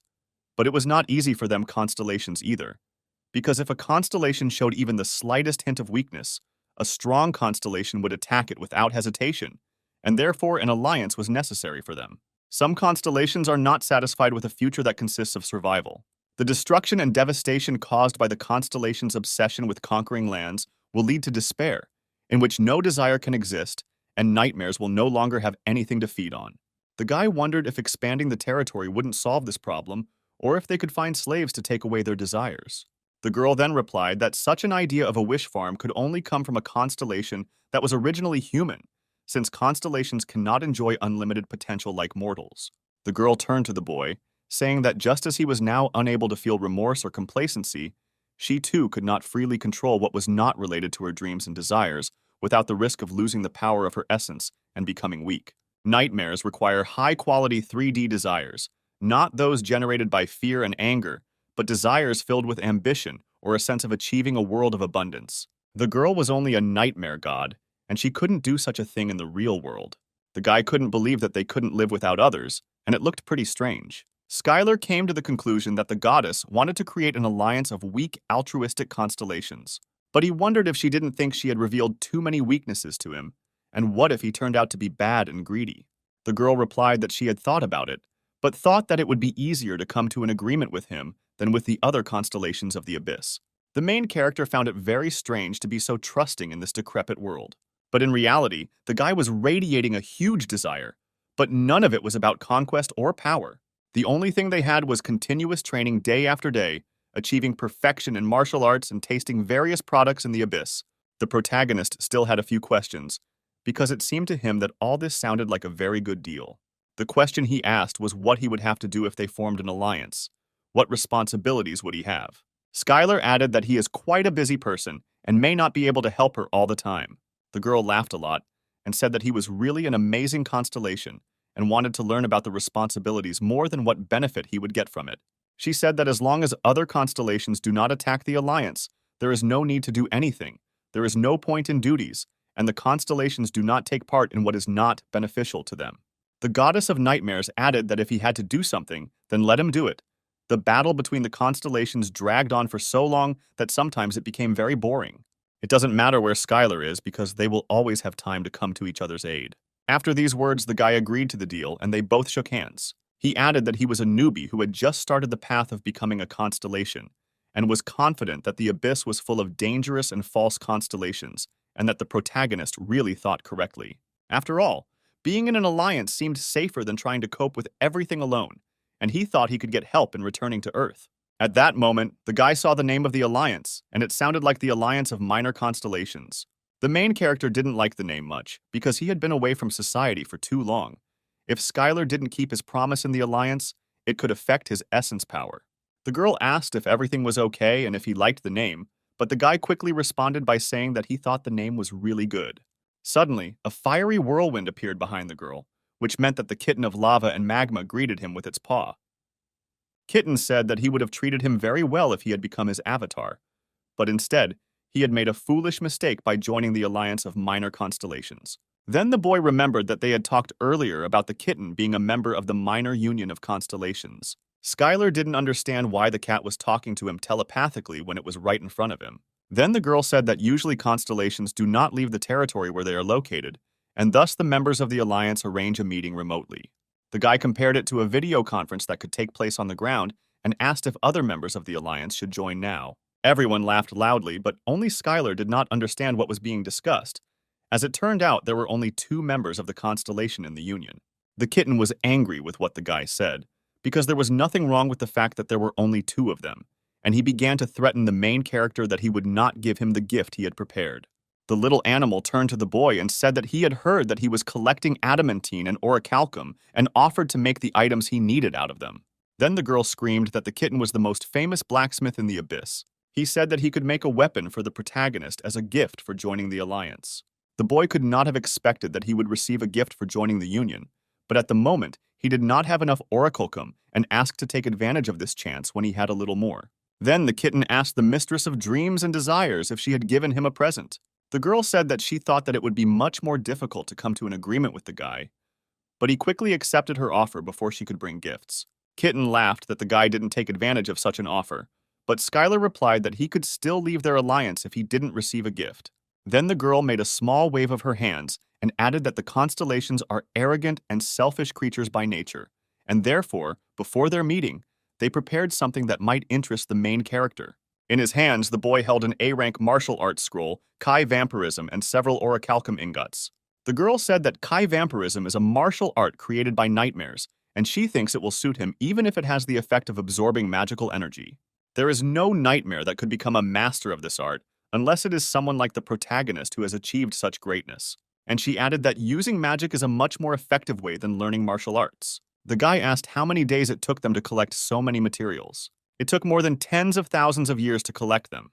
The guy really liked these gifts. He expressed great gratitude, and now he thought that it was possible to make the things he needed.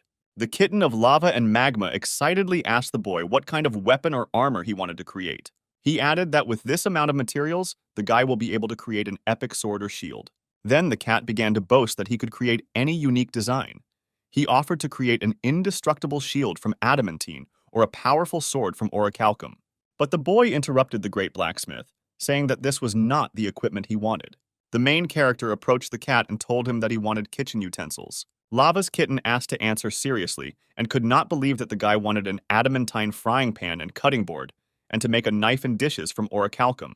But the guy was dead serious, because from the moment he got the first adamantite nugget in the abyss, his dream still didn't change, and he wanted the best kitchen utensils with which he could cook any ingredient in the abyss. After the lava and magma kitten heard this, he simply pretended to be dead and did not want to answer anything. The guy didn't understand what was wrong because it felt like he was forcing him to do something terrible, but a promise is a promise, and the cat fulfilled his request with all his heart. Then the girl said that it was her time to answer his question and tell him what awakening was. Skyler found all this interesting because he was still an incomplete constellation and had only just begun to walk this path. When the boy defeated Varigoth and reached the level of master, he saw a message from the world, which said that his world resonance was becoming stronger, and the world was eager to hear his cry. And the demon at the last moment said that Skyler should become a constellation. The guy wondered if this meant that he was still a human with powerful martial arts and needed to take another step to become a constellation. But the girl replied that he was already a constellation, because there is no such thing as an incomplete constellation or a newbie constellation. A constellation is a constellation. Then the main character asked what awakening was, because she said that he still needed to awaken. But the girl meant that he still did not understand that it was a constellation. Skyler was very surprised by these words. The girl understood that in front of him was a special creature, even among the constellations. But the guy was still tormented by this question. Because what did she mean by the word special? Was it all because of his martial arts? And if so, then the problem was that he didn't know how to use magic. The girl tried to calm the boy down by saying that she didn't mean that, but that mortals very rarely become constellations.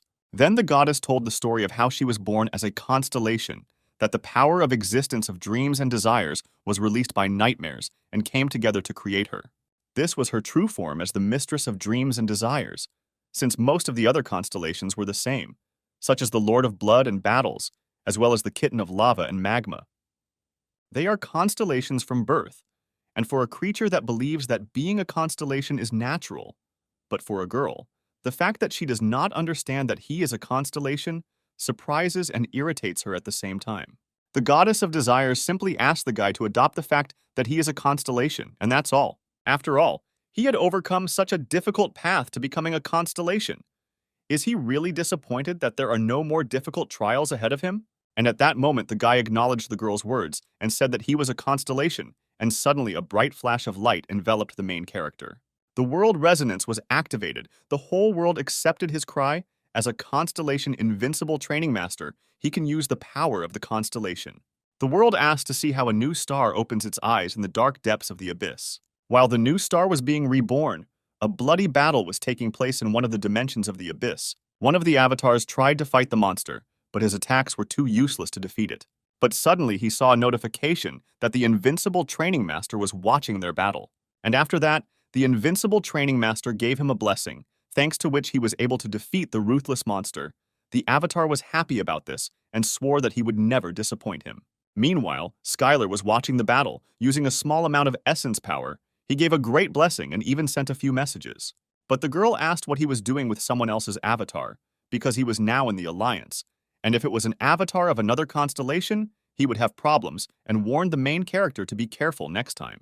The guy was puzzled by this, because now if he wanted to do something, he would have to think carefully first. Avatars are the most important factor for the existence of the constellation. Any influence on other people's avatars can be regarded as a provocation. Skyler could now get an answer to any question just by thinking about it. The guy thought about the fact that before he didn't even realize that he was already a constellation, and continued to rush from side to side, trying to become the strongest. Even though the protagonist was lost and wandering in the abyss, he accepted it as the goddess's training, and even believed that the magical storm was a convenient way to travel, as well as a training tool. He really didn't think about anything, even if he did. He thought it was an incredible training. But the little girl reminded him not to forget that the gaze of the constellation is distant and incredible. She added that if the guy had an avatar, he could try to concentrate on it. But the main character didn't have an avatar yet. Skyler became curious about where his friend was now, and decided to take a peek at him and made sure that he was okay now. The dream goddess said that he could also expand the range of vision using the power of essence, and it was also possible to accumulate more essence power than the limit allowed, so there was no need to conserve it.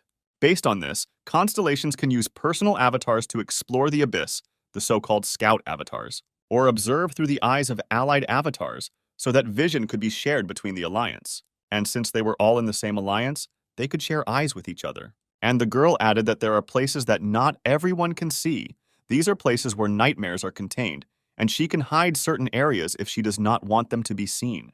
The guy was very interested in what the goddess of nightmares was really hiding. She gave an example that in order to greet the guy, she sent him one of the best warriors, who had great self-control. Otherwise, it is difficult for nightmares to control their own desires. Then the guy remembered their first meeting and seemed to guess what she was talking about.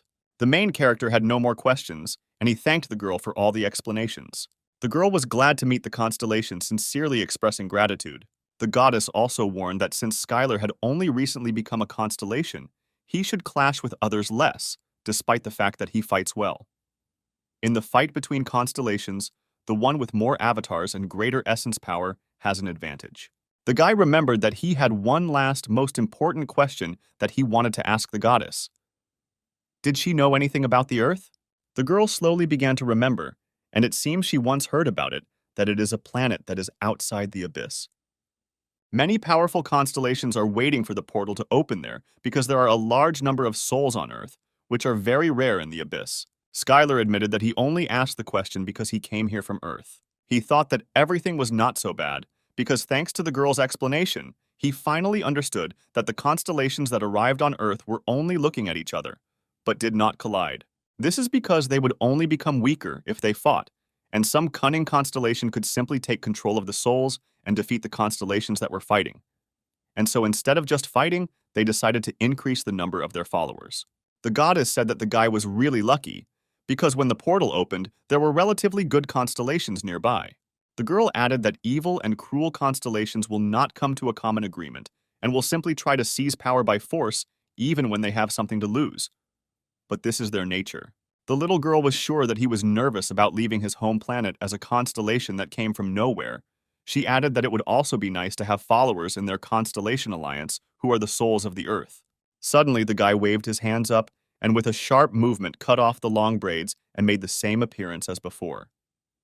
The reason the boy's hair grew so suddenly was because he became a constellation, and the changes in his essence were reflected in his appearance. The girl asked if he had decided to return to Earth no matter what, and not forget his mortal origin. The guy replied that it was not that at all. It was just that long hair really interfered with training. At the end of the meeting, the goddess decided to give him advice since he was planning to return to Earth. She said that if the portal to Earth was open, and the nearest constellations were watching him, she didn't think it would be a good idea to openly reveal that he was a constellation. After all, even the good constellations are hostile to him. Even if these are constellations capable of fighting for the land, they are much stronger than them, and no matter how good the constellation is, they will not close their eyes to the fact that they can lose the soul they owned. The goddess asked him to hide the fact that he was a constellation and not to use the power of the entity, because then the constellations would not take their eyes off him if they found out that he had returned back to Earth. She suggested mixing with the ordinary inhabitants of the Earth and then quietly and carefully acquiring followers. They will become souls that accept the essence of the main character, and so the constellations on Earth will discover the loss too late. The guy thought about it very seriously because he never thought about becoming an actor or a star. The girl objected, because isn't becoming a hero who destroys monsters enough? The guy replied that they are called hunters, and if you think about it, famous hunters also have fans just like he had an idol, whom he previously perceived as a fellow hunter. Skyler told that there is a constellation on Earth that knows about him. The goddess thought that perhaps it would be a good idea to join him with them. It would not hurt to increase the strength of their alliance. The girl became interested in who the guy was talking about and found out whether he could be trusted and how he found out about him. Then Skyler tried to tell the story of how he fell into the abyss after meeting the goddess of Libra as briefly as possible and as simply as possible. No matter how the guy tried to embellish this story, it didn't help, and the girl considered this story bad. The goddess of fear said that she had heard of this constellation. Then the guy shouted that he guessed that even in the abyss, the ability to see the future is not so common, although it seems that this is not so, but she could have a plan. The girl replied that she had heard that she was a constellation that constantly made fun of her own actions by misunderstanding the prophecy. She added that predicting the future is very difficult, and what is the point of prophecies if you can't benefit from it? And she didn't fully understand whether this constellation would somehow help their alliance. Considering the fact that she tried to stop the evil constellations, it is likely that she is collaborating with others, and this will not be enough to join their alliance. Then the kitten said that even though she seemed so stupid, she could share her visions and they could help her stop them. And then they asked the training master to ask the guy to join their alliance since he was returning to Earth. They were sure that she would help them, but they were worried about how she would react to the fact that the main character had already become a constellation. The guy needed to find a way to contact her, and he asked if his friends knew where she could be. But he could not get an exact answer because no one suspected or knew her name, and moreover, where she was. Skyler has awakened as a constellation and joined a formidable alliance, but he is no closer to returning to Earth. The guy felt that he had to find her personally because she was a key figure, because the more creatures knew about her, the closer he was to the Earth. On the way back to the Constellation, one demon flew up and said that she would be happy to accompany him through the owner's territory. She asked if he was planning to return back to Earth, but the guy firmly replied that he still had important things to do here. Lava Kitten was currently making his gear, and the guy should stay here until he was done. The girl replied that she remembered those valuable minerals that the main character had been collecting for so long, and was absolutely sure that if the great blacksmith kitten made it, then this equipment would become legendary. The guy couldn't wait to receive this equipment, which would fulfill his long-awaited desires. The girl asked the Constellation where she should take him, because this territory is full of beautiful places. The guy knew where he wanted to go. He told him that he heard from the owner about the Fountain of Enlightenment, about the place for their training to learn to control their own desires.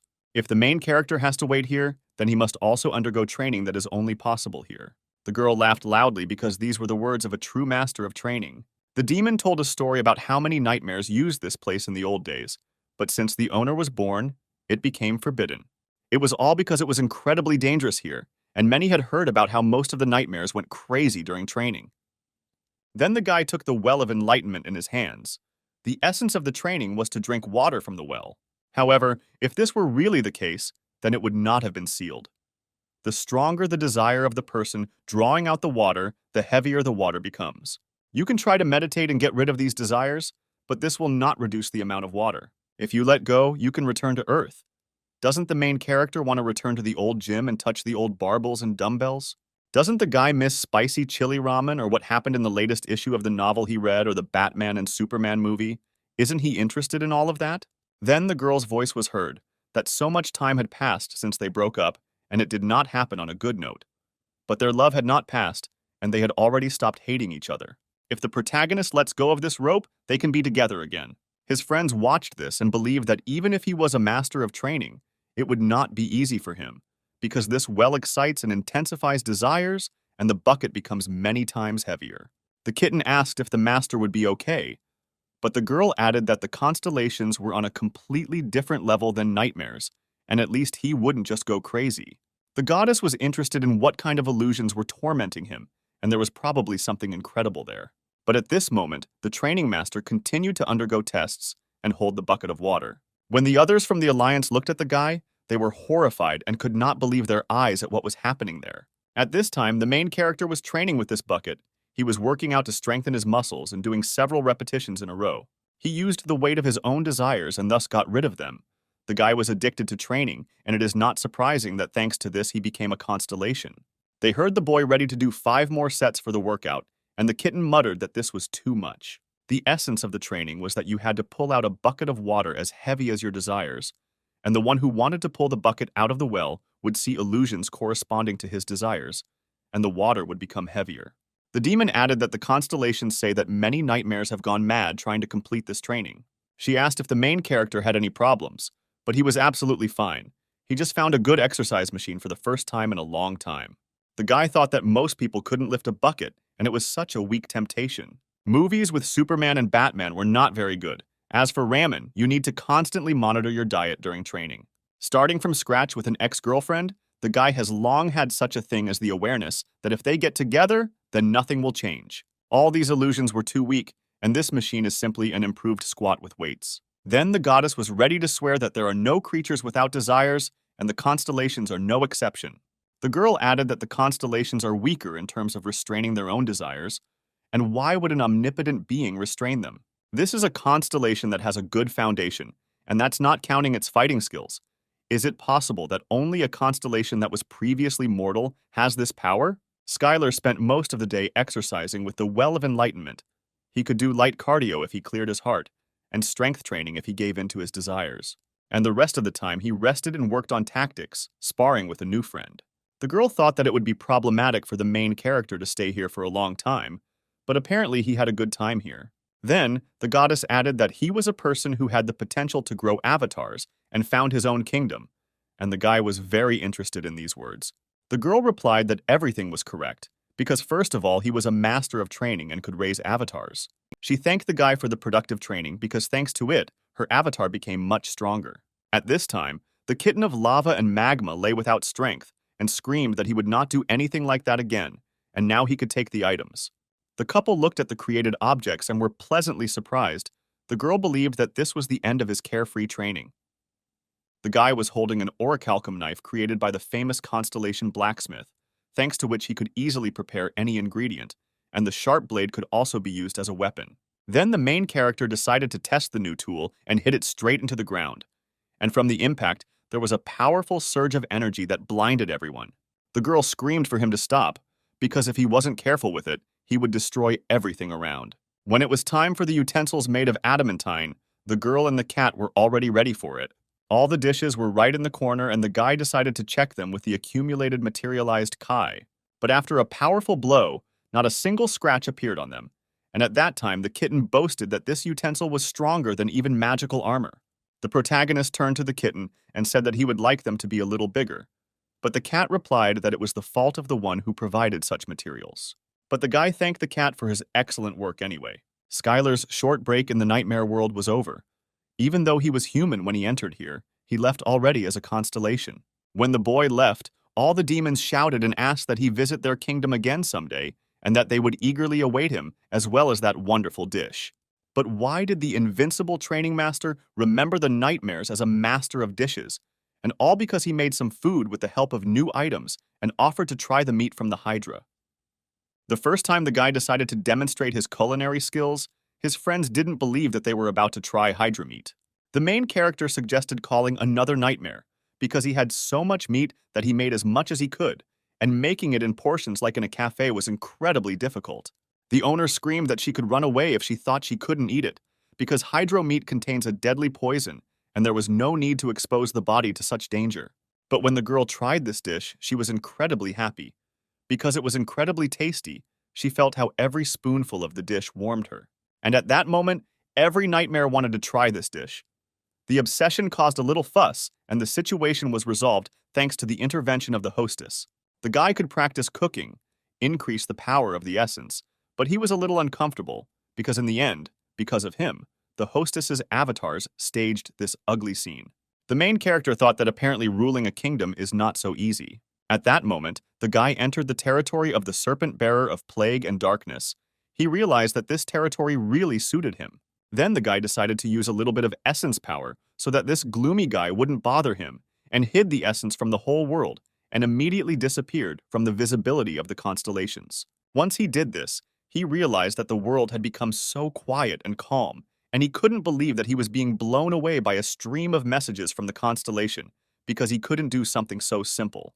And at that moment, the serpent-bearer of plague and darkness ordered all the avatars to find the invincible master of training, and when they find him, not to fight alone if they could not defeat him at all.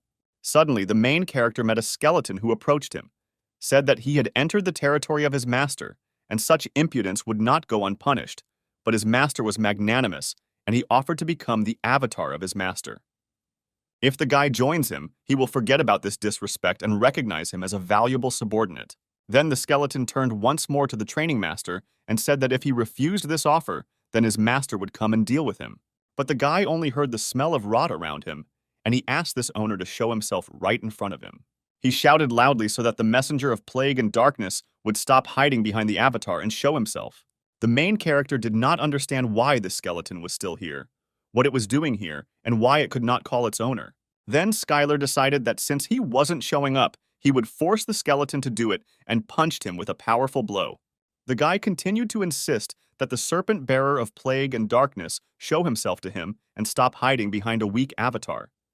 And if he didn't show himself, he would consider him a coward who couldn't even protect his own territory. The owner and the cat were stunned that the main character decided to start a war between the constellations. They tried to stop him, saying that it was madness. Then the boy remembered that they could be watching him, and the mistress said that challenging a mid-ranking constellation to a fight was reckless. But Skyler did it because he had to get back to his roots. After all, even after he fell into the abyss, the guy was never a force to be reckoned with. Being a weak man, he always fought against hostility. From the point of view of the powerless, he did everything he could. However, after he became a constellation, nothing changed. He always hid from the older constellations and, like the last coward, remained in neutral territory away from the prying eyes of the constellations. The protagonist has lost the meaning of fighting and must now follow his own path, living like a constellation, putting his own life on the line and fighting the messenger of plague and darkness. The fact that his opponent was a constellation didn't change anything. Skyler's friends screamed loudly because the main character's opponent actually heard him and came to fight. The Ophiuchus of plague and darkness came to the protagonist at his request, and the kitten screamed that it was too late to run. A mid-rank constellation, the messenger of plague and darkness, came with an army of skeletons. He appeared before the avatars and those doomed to die. The messenger of plague and darkness thought that his opponent was more insane than he expected. The messenger did not understand why a constellation much weaker than him challenged him. The constellation turned to the guy and said that if he was defeated, he would be completely destroyed, and even if he got involved in this battle, nothing would come of it. But if he lost, he would lose a lot. However, if the messenger of plague and darkness does not accept his challenge, then his status and reputation will greatly decline. The creature approached the protagonist and asked how he dared to challenge him. But Skyler, without further ado, despite being the first to challenge, did not let down his guard and immediately began the first battle with the constellation with a powerful blow. The guy understood that the difference in strength between them was too great and he had to end it quickly, using all his power. But if the fight dragged on, he would definitely lose. In one blow, he put all the power of the cosmic fist and added a little bit of essence power. This blow was truly powerful. No one could have expected such an outcome of the battle. Born as a constellation, he felt pain for the first time, as if his essence was being torn apart.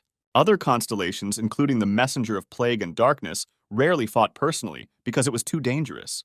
The messenger did not understand what kind of technique this was, why this magic was so crazy, and how it could even be called magic. Skyler kept throwing punches. His attacks were working, and he couldn't pass up this chance to win. The main character did not understand why the messenger pretended to be weak, perhaps in order to attack unexpectedly later. Everyone around watched the bright flash in the sky, because it was a battle of the constellations, although the glow looked more like the end of the world. No one understood how such a pitiful constellation could resist their inimitable master, the messenger of plague and darkness. Even though the guy had carried out a large number of successful attacks, he still smelled the rot and knew that things weren't going to be easy. But as soon as he got closer to the constellation, he heard it loudly start shouting that it surrendered. The skeleton began to repeat that he had lost this fight and was asking the main character to stop. But the guy couldn't believe that he was actually giving up and continued to deliver crushing blows. And then the constellation swore that his territory and all his avatars, he gives everything to him and swears by his own life. Skyler's partners were very surprised by this. They could not have expected such an outcome of the battles. The kitten joined the conversation and said that he was really giving up, because constellations cannot lie about swearing their own lives. But the main character did not understand what he meant and why the constellation would give up. Then the guy decided to end it and finish the fight. The messenger of plague and darkness swore his own life and submitted to him. Several skills were activated, and the protagonist's power increased incredibly, and he realized that from this moment on, he could continue to fight. After all, his martial arts work even on constellations. And at that moment, the guy began to see and feel rivers of pus and buildings of rotten tumors, a kingdom of plague and darkness. He felt each avatar, his new kingdom, and new avatars were waiting for a new king. But the guy wasn't very inspired by all this, and he said that he was giving the kingdom back and asked him not to thank him, because he didn't need his kingdom, because the fight with him was enough for him. The Herald of Plague and Darkness was confused as he watched Skyler walk away. Battles between constellations are very dangerous, both sides are at risk, and the winner takes absolutely everything from the loser. This is done to prevent any future threat from the loser, as the complete erasure of the loser's existence was common practice. But he spared his life and left his kingdom with the avatars. Although he was glad about it, there was a feeling of loss. The kitten turned to Skyler and thought that leaving the kingdom and the avatars was a big mistake. But the main character didn't care, because he wouldn't be able to rule it anyway. Through training with the nightmare, he learned a new technique that allowed him to get so close to the enemy that they could not use magic and not give them a chance to use the power of the essence, and then defeat them. And at that moment, the guy realized how strong he was now, because he could fight with a constellation even much stronger than him. And the main character began to visit different territories, and the feeling of fear of the new enemy completely disappeared. One of them told the main character that he would not be defeated so easily as a rotten weakling, and asked the guy to prepare to face his entire kingdom. Right in front of him was a mid-level constellation, the one who turns back time. At that moment, the good giant fighter and martial arts master skill was activated, which was what Skyler had hoped for and vowed to defeat him with all his might. Hearing rumors of what happened to the Herald of Plague and Darkness, they prepared for all sorts of scenarios. In other words, Skyler now had to fight all the avatars of the kingdom. It took the guy 200 years before he stood before the constellation and won. Some constellations already knew Skyler well, and in a battle with them, warned that there would be too little sense and offered to find a compromise right away. But there was no talk of any deal, because the guy wanted only one thing: victory over the Avatar. And after 150 years of battles, Skyler emerged victorious. Many mid-level constellations said that the invincible training master was sinful, but the guy didn't want to hear it and immediately went on the attack.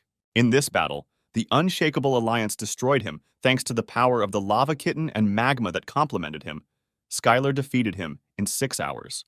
The joyful goddess and the cat were relaxing carefree and did not envy the battle constellations and other high-level constellations.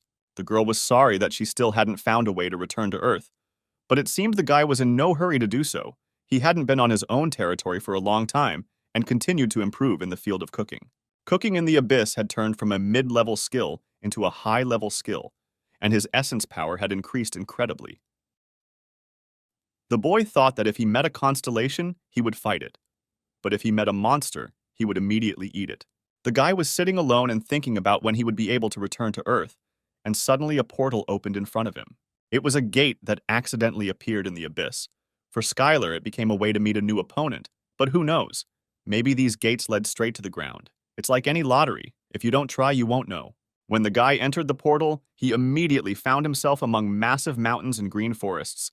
The main character could not believe that he actually won this lottery and ended up on Earth. Skyler thought that this was all true, and he decided to find people first and noticed a village in the distance. It didn't look like some big city. But when the main character came to this village, he was surprised, because goblins stood in front of him. Then he thought whether it was possible that during his absence, people disappeared and goblins appeared. Then the kitten said that although it looked like Earth, it was not it. He was on the planet of goblins. This planet was called Ephesus, or otherwise Goblin Paradise. Even though the guy saw goblins in the dungeons from time to time, he thought they were just monsters. But contrary to his expectations, they were able to create a real village. Although the Goblin Kingdom looked like Earth, it was much closer to the Abyss, which meant that portals appeared here much more often. The Ephesian goblins had been fighting the monsters from the Abyss for much longer than the humans, and so the system for fighting monsters was much better than that of humans. But this system only worked when they encountered normal monsters. And suddenly, their world came to an end, because before them stood a wolf devouring planets. The appearance of this monster was commensurate with the power of the constellation, and the dwarves immediately screamed that the end had come for them and Ephesus would be destroyed. But the goblins were brave and tried, despite the fact that it was dangerous to get closer to the enemy, because their king was the strongest magician of the hilt. And the brave Goblin King, who was sitting on his tame dragon, was rushing straight towards the formidable enemy, and if he did not fight him, then how could he look his own people in the eyes? The goblin was no coward and would never run away from his duty. He was Odaigon, the Goblin King and the strongest magician of the hilt. He shouted that even if this was the end for the hilt, the goblin would at least leave a scar on it that the beast would never forget. But suddenly a bright blue flash appeared above the beast. Odaigon could not understand who it was and where this light came from. Skyler surprised everyone with his spectacular appearance. He only had one chance, because in terms of combat power, this wolf is comparable to a mid-level constellation. But it is not a constellation, since its existence is not focused on one thing. He had the opportunity to stop him right now, this second, and he used everything he had. And indeed, the attack was so powerful and strong that the planet-devouring wolf was immediately defeated. The protagonist was glad that fortunately for him, everything went according to plan. Several skills were activated, and his essence power was significantly increased. Skyler always felt a sense of crisis when faced with constellations and monsters comparable to him. Powerful creatures that mortals dare not confront have an incredibly low pain threshold. The kitten said that such strong creatures have practically no experience in fighting opponents equal to them, and he praised the guy for using such a strategy. The protagonist thanked the cat and said that if he had withstood his last attack a little longer or had been prepared in advance, then this battle would have lasted for several centuries. At that moment, the main character saw surprised goblins in front of him, who stood and looked at him in surprise. The guy hoped that they would not attack him, especially after seeing this battle. Then one of the goblins got much closer to Skyler, and this made the guy panic a little. But the goblin fell to his knees before him and said that when the other constellations were busy and doing nothing, he was the only one who came here and helped his people. He bowed low to him and said that he was now his god and his master. From that moment on, the Goblin King Odaigan swears allegiance to him, and all the goblins who were there bowed their heads before the main character. Thanks to this, the Goblin Kingdom of Ephesus was now under his control, and his constellation power increased depending on the number of souls that worshipped him, and the world began to resonate with him. The power of the constellation was increased. The power of the constellation was awakened, and the boy obtained the skill of the constellation of the territory belonging to the invincible god. And now he has become a middle-rank constellation. The kitten of lava and magma told the boy that he was so filled in his own mind that it would be nice if everything happened the same way with the Earth. But the guy didn't think that people would be so simple, because the Earth is different from this planet, where there are only a few hundred goblins. After all, if Skyler defeats the huge monster on Earth, he will simply become famous. And that will be all, because people are not like goblins, they will not obey. Because the reality is that they are constantly trying to destroy and subjugate others. As the boy was leaving the scene, the Goblin King caught up with him and shouted that he would go with him and would always stand by his side. The main character addressed the goblin by name, and he was very grateful to him for remembering his name. Skyler said that he was going into the abyss and that it would be difficult for mortals like him to follow him. But the goblin was not stopped by this, and he would follow him even into the darkest depths of the abyss. Odaigan added that he was the king of the goblins, and was not like the dwarves who broke their own promise because of difficulty. And if he and his people did not repay the savior, they would live with even greater regret. The protagonist noticed that magical power surrounded his entire body. Even compared to earthly hunters, he was a powerful force to be reckoned with. The boy agreed to the goblin's offer and said that his abilities as a magician would be very useful to him, but warned him not to regret it later. The goblin asked what his master wanted to find in the abyss, and then the guy told him about a planet called Earth and asked if he had ever heard of it. But the Goblin King heard this name for the first time. They set off on a long journey because they must arrive on time, because most likely she is too far away. This story has been up until today about how Skyler became an invincible training master and how the Goblin King became his subordinate. The goblin and the boy looked at the meat and thought about what to do with the large pieces of animals. But there was no more room in the spatial necklace, and then the goblin suggested using spatial magic. At the moment when Skyler was unloading huge pieces of meat, the dwarf turned to the owner, saying that a strong magical storm was starting nearby, and they should find shelter. The guy looked at the storm and said that he had been waiting for it for a long time in order to move a long distance. The protagonist added that he had spent too much time fighting 3 monsters at once, and now had to use the storm to move faster, a thought the goblin didn't really like. They were standing right in front of a magical storm, and the goblin was ready to do anything for his master, and would go where his master would go, even if he died. Odaigan looked at the continent-sized piece of land that was destroyed in an instant.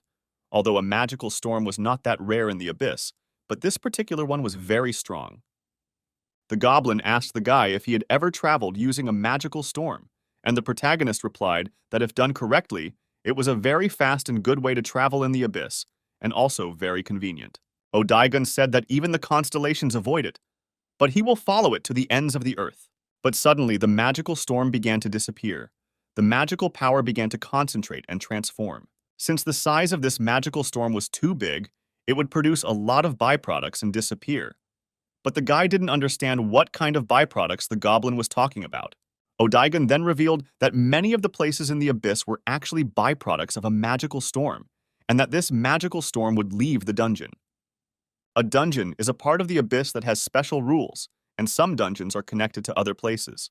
The monsters of the abyss appear exactly there, and if you don't deal with them, they will simply wipe everything off the face of the earth. One such appeared in Nevada, USA, in the Mojave Desert. This dungeon is called the Mirror Illusion of Chaos, and had an entry limit of about 10 people. There were 2 weeks and 11 hours left before the new monsters would come out, and people had no information about which monsters would appear again. It was the sacred right of humans to name things. But since when did they have a dungeon with monsters and constellations? According to the Federal Dungeon Analysis Department, this dungeon was ranked C. Fortunately, this dungeon rank was quite popular. If this dungeon rank is popular, then B rank hunters will appear and the danger will be significantly reduced, and the rewards here were quite large. It was at this moment that a team of hunters named Gangster received permission to enter the portal and were already on their way. The team of hunters named Gangster was recently created by the son of the founder of the Parker Foundation. It was the most controversial team.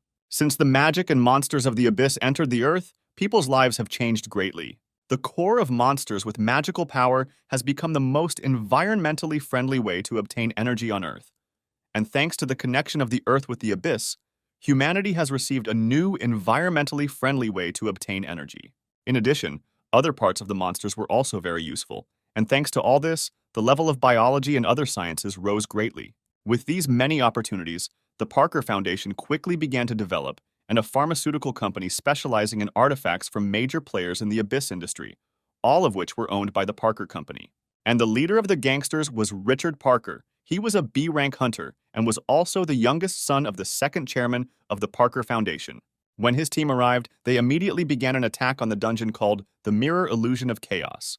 The young men began to check the list of participants and said that they saw that there were 8 people on his team, but only 10 could enter this dungeon. One of the participants on the list had an E+ rank, which meant he was only a newbie. But the guy was too confident of victory and said that he had 7 C-rank hunters, and with such a B-rank hunter, it shouldn't be a problem. No one was against it, and they continued on their way. E-rank hunters can only use 1 or 2 circles of magic at most. They won't even be able to cause any damage to monsters from the C-rank dungeon. The dungeon with this rank contained large rewards, and if one was lucky, one could obtain items worth tens of millions of dollars. Usually, these rewards were not given to E-rank hunters who did not make a significant contribution to the battle. After the final roll call, permission was given to enter the Mirror Illusion of Chaos, and the team was warned to make their final preparations. One of the newbies had high hopes for the leader, but the leader asked him not to worry and just do the job he was hired to do.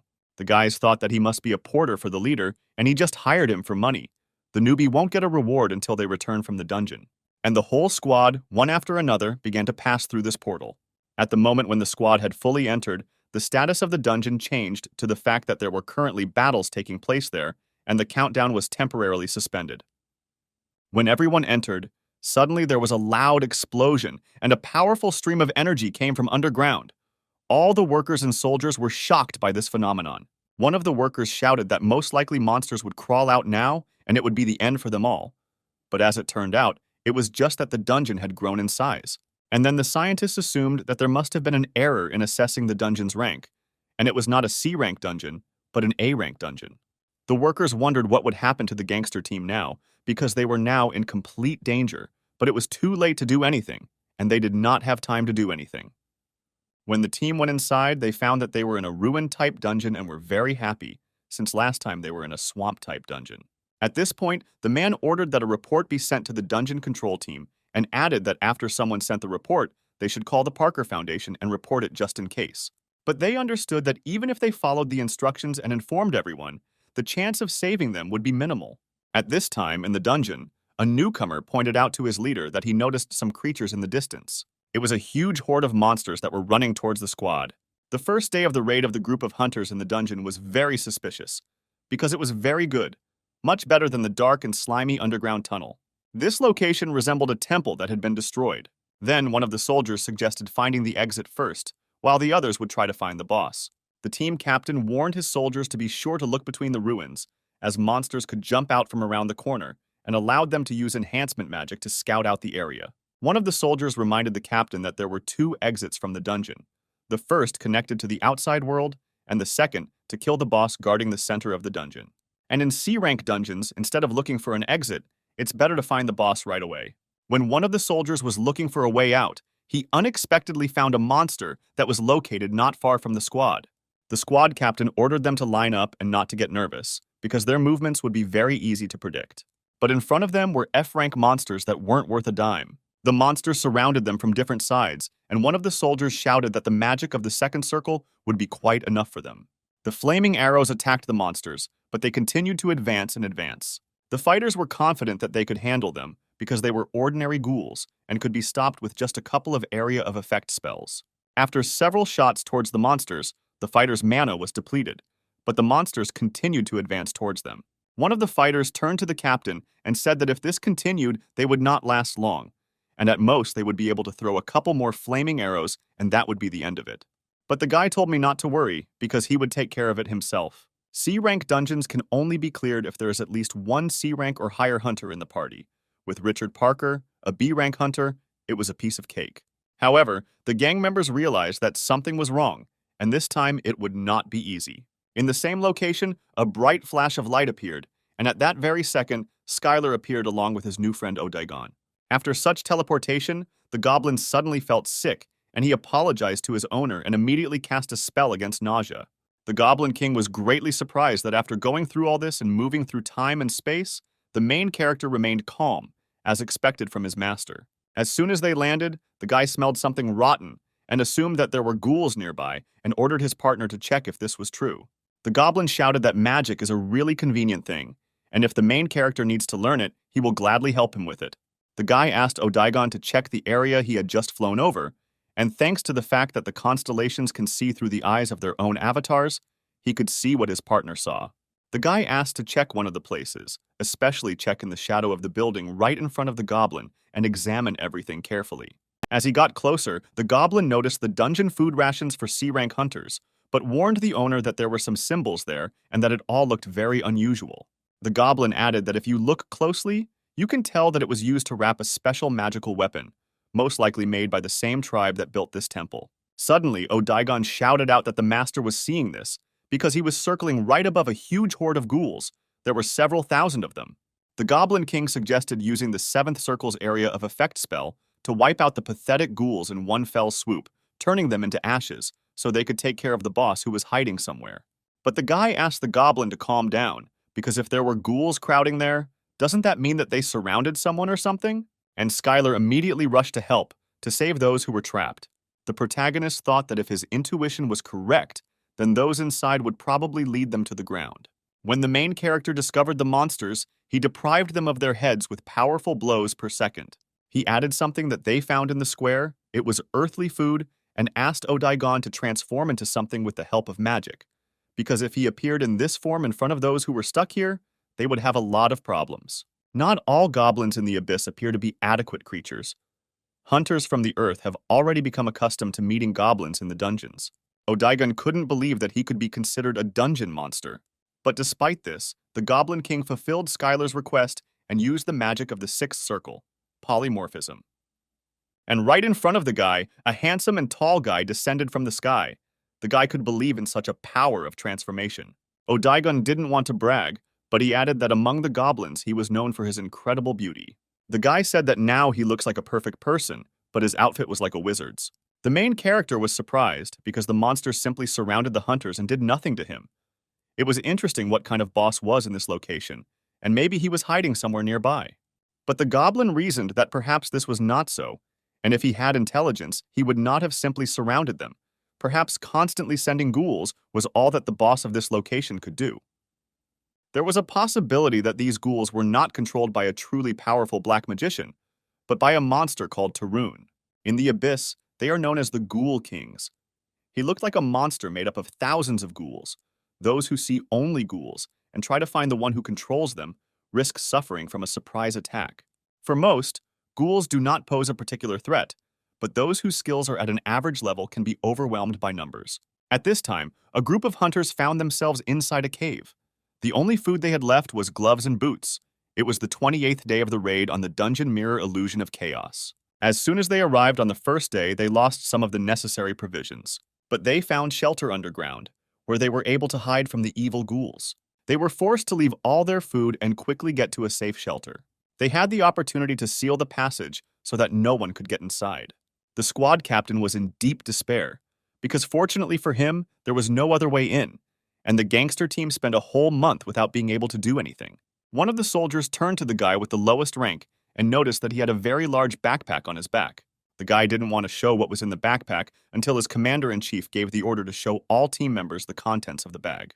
The commander allowed them to look and take what they needed, but in such a situation there was still little that could help them from there. And no one could refuse such a generous offer from the captain. But from the large backpack, all they could find were a few bottles in French that were intended for skincare. Then one of the soldiers shouted that it was all because of the group leader, that they had found themselves in this situation, and now he should answer for this misdeed. The second most senior gentleman refused to give any comments and said that they should do whatever they wanted to him, since he would not take anyone's side. He added that in this situation, internal conflict is a direct path to the death of the entire group, and everyone needs to calm down and focus on surviving until the rescue team arrives, and that's all that can be said as the second in command. But one of the soldiers reminded that there could be no rescue squad, because only 10 people could enter this portal. And all because their leader took a useless porter, the rescue team can only consist of one person, but even one person can't defeat all these ghouls. Suddenly, a rebellion occurred in the squad. The soldiers wanted to throw out the ghoul leader and force him to clear the way for liberation, and at the same time look at the actions of the B-rank soldier. But the commander replied that they were simply sucking up to those who had money and power, and they would never be able to force him to do what they wanted. But it seemed like he had no choice, since there were 6 C-class hunters against him. Suddenly, their boss started to use a high-speed ice bullet. It was a spell of the 5th circle that would attack the enemy with ice bullets at a certain distance. At this point, the guy was determined and offered to fight if they wanted, and he would kill the first 3 who attacked him right away. The guy asked his colleague why he hadn't said anything yet, since they had said so much and thought so much about him. But the man replied that they wouldn't even listen to him if he said anything. He added that he still considered him a decent person, and it seemed that after this he would be able to change. But the commander asked not to praise him, because until the very last moment, he did not understand what was happening here. He had no hope, and he thought that he would die here anyway along with these bastards. And after all, they had already held out here for almost a whole month. Even if a rescue team arrives right after he surrenders, won't he regret it? The guy added that if someone really comes for them, he will give them all the wealth he has. And at that moment, the commander's words were interrupted by a powerful explosion. Skyler came to their aid, who was ready to help them.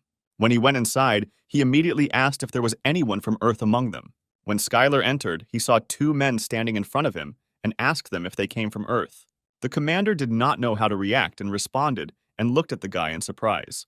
The team that was behind was delighted, because they thought that there was a rescue team in front of them. After a few seconds, everyone began to rejoice and be happy, because after a month, they were finally rescued. But the second commander said that they were idiots and that they should better prepare for battle. The soldiers were outraged by this and thought that their commander had gone crazy. But he added that the soldiers should not dare to discuss the orders of their superiors. If he told them to jump, they would jump. If he told them to fight, they would fight. He pointed his finger and asked if there was a 1-person limit to entering the dungeon. Then how could 2 people be here? The main character looked thoughtful and asked if there was a limit per person and apologized for this misunderstanding. He said that he got to this place not through the entrance to the dungeon, but the frightened people asked if not through him, then how? And the guy said that they got here through the abyss. After the portals opened, accidents often occurred when many were pulled into them or into the dungeon, where they disappeared. Most people did not return, but there were lucky ones who did. But the squad didn't want to believe it at all. For them, they could be either monsters or illusions. It was hard to believe that they were really from the abyss. Then the guy replied that it didn't matter whether they believed him or not. But did they have a choice left here? One of the commanders thought about this situation. 2 energetic individuals of unknown strength level who could have come to this place from the abyss and exhausted conflict-torn hunters who had been starving for a long time, otherwise ordinary hunters below rank B. And he agreed, because even if they don't believe, in such a situation they have no other choice. The main character addressed everyone and asked them not to be too suspicious of the saviors, because in any case, all the people of the earth in this was true. After Skyler was convinced that the people came from the ground, his body became covered in goosebumps, and he suddenly began to tremble a little. The commander noticed this reaction and thought how many emotions this guy had. Apparently, he really was lost in the abyss. Then one of the guys shouted what to do with these ghouls now. But the main character calmed them down by saying that they were all dead and the way was clear for them. Skyler remembered the plan for returning to Earth, which he shared with his allies, so as not to attract the attention of the earthly constellations and quietly expand the number of his own supporters. And instead of attracting excessive attention, he was going to carefully scout out the current situation on Earth. The team asked who the second guy was standing next to the main character, whether he was also missing, but the guy replied that he had an even more tragic story than him and that he had lost his memory. Odaigon didn't like this very much, because at such a young age it was difficult to lose memory, and he didn't want these nobodies to feel sorry for him. One of the commanders said that even if he was a mage, they wouldn't be able to defeat all the ghouls on their own. Even if 2 people were incredibly strong, it was still impossible. But the guy added that he uses martial arts, and at that moment a deathly silence fell, and the eyes of all the soldiers looked only at the main character. The team began to whisper among themselves various questions, such as how he could use martial arts, since this was the first time they saw it, and how long ago he fell into the abyss. Skyler decided to ask why they were staring at him like that, but it turned out that they hadn't seen the martial arts master in a very long time. The main character said that when he got into the abyss, martial arts masters were not held in high esteem at all. But he asked what year it was and heard in response that it was 2039, and by earthly standards 30 years had passed since the guy had been in the abyss. The soldiers began to remember what the longest record for being in the abyss was, and remembered that one man had stayed there for 28 years, but now he is in a mental hospital. Then Skyler said that now talking about martial arts and dungeons is not so important. He asked Odaigon to give him a little fire, and he replied that he would do everything as the master said. And Skyler immediately reminded him that he had told him not to call him Sir, but only by his first name. The guy immediately began to chop up one of the large stones, which was located right at his feet. The group of soldiers saw something like this for the first time. They watched in amazement as the guy skillfully juggled with the stone and thought it was incredible. The main character was surprised by this. If this was the first time they had done this, then apparently they really didn't have martial arts masters, and he gave everyone a plate. The guy carefully laid out several pieces on a plate, but the soldiers were confused because they didn't know whose meat it was. Skyler said that in one TV show, Survive at Any Cost, he saw that a person can eat almost anything, and he recommended others to watch the show because it can be useful in life. He placed the delicious steak on a stone plate and added that it was thanks to this transmission that he survived in the abyss. The main character began to fry the meat in a frying pan and reassured the boys that everyone would get food, because there was enough meat for everyone, so let them be patient for a little while. A few moments later, each piece of delicious meat was on a plate, and the guy offered everyone to try it. At first, people doubted whether they should eat this meat that the one who returned from the abyss gave them, but the enchanting aroma of the meat quickly convinced them. For those who had been on the brink of starvation for a month, this was a real feast. The guy was very surprised that they were very quiet, and perhaps they realized that Skyler gave them low-grade meat. But when each soldier tasted this meat, their eyes filled with tears of joy, because it was incredibly delicious. One of the soldiers suspected that this meat was unusual, and his mana began to replenish. Normally, if he used a few flame arrows, he would collapse from magical exhaustion. But now he felt like he could use a whole dozen of these spells. The soldier was grateful to the boy for giving them the special meat and thought he was a very generous man. But the silence made Skyler disappointedly decide that they looked so hungry that they would eat anything, and next time it would be better to throw away the low-grade meat. The dungeon was designed in such a way that the ghouls were not only ordinary monsters, but also a crowd that formed the boss. And if they took them all out, they would clear the dungeon. So in order to get out, they had to finish off the rest. The guy was asked how he knew all this, but he replied that it was all because he had seen all sorts of things in the abyss. The situation became tense among the soldiers, and the lead captain separated from the detachment. Skyler suggested that while they were locked up, they had an internal conflict and apparently tried to kill each other. Odaigon added that internal conflict during a crisis situation was unimaginable for the goblins of the hilt, and considered the humans to be pathetic. Then the guy reminded him that he was also a human, and asked the goblin if he really didn't know about it, and he replied in horror that he didn't want to offend him and asked for forgiveness. One of the squads of hunters who rebelled against the commander said that Odaigon was a very beautiful name. Apparently, they found another leader to take charge and said that they would take care of the remaining ghouls. A group of people tried to suck up to the man who could take them to dungeons and higher-level rewards and were very sympathetic to him because he had lost his memory. And if he didn't mind, they swore that they would be useful to him. But Odaigon quickly suspected their cunning plan and decided that he would let them do what they wanted, because the master asked him to talk to them carefully. Skyler asked what they were doing, and one of the commanders replied that it was hard to find a strong hunter who could lead others into a high-ranking dungeon. The soldiers were very polite with the guy because he was their savior, and since he had been here for more than 30 years, he was also an elderly man. But the main character suggested taking into account only the earthly age of 28 years. Skyler knew that humans were trying to put on a better show of relationships in front of stronger hunters, but he was just curious why they were only picking on Odaigon. The guy asked, even though he was a powerful magician, why they didn't approach him.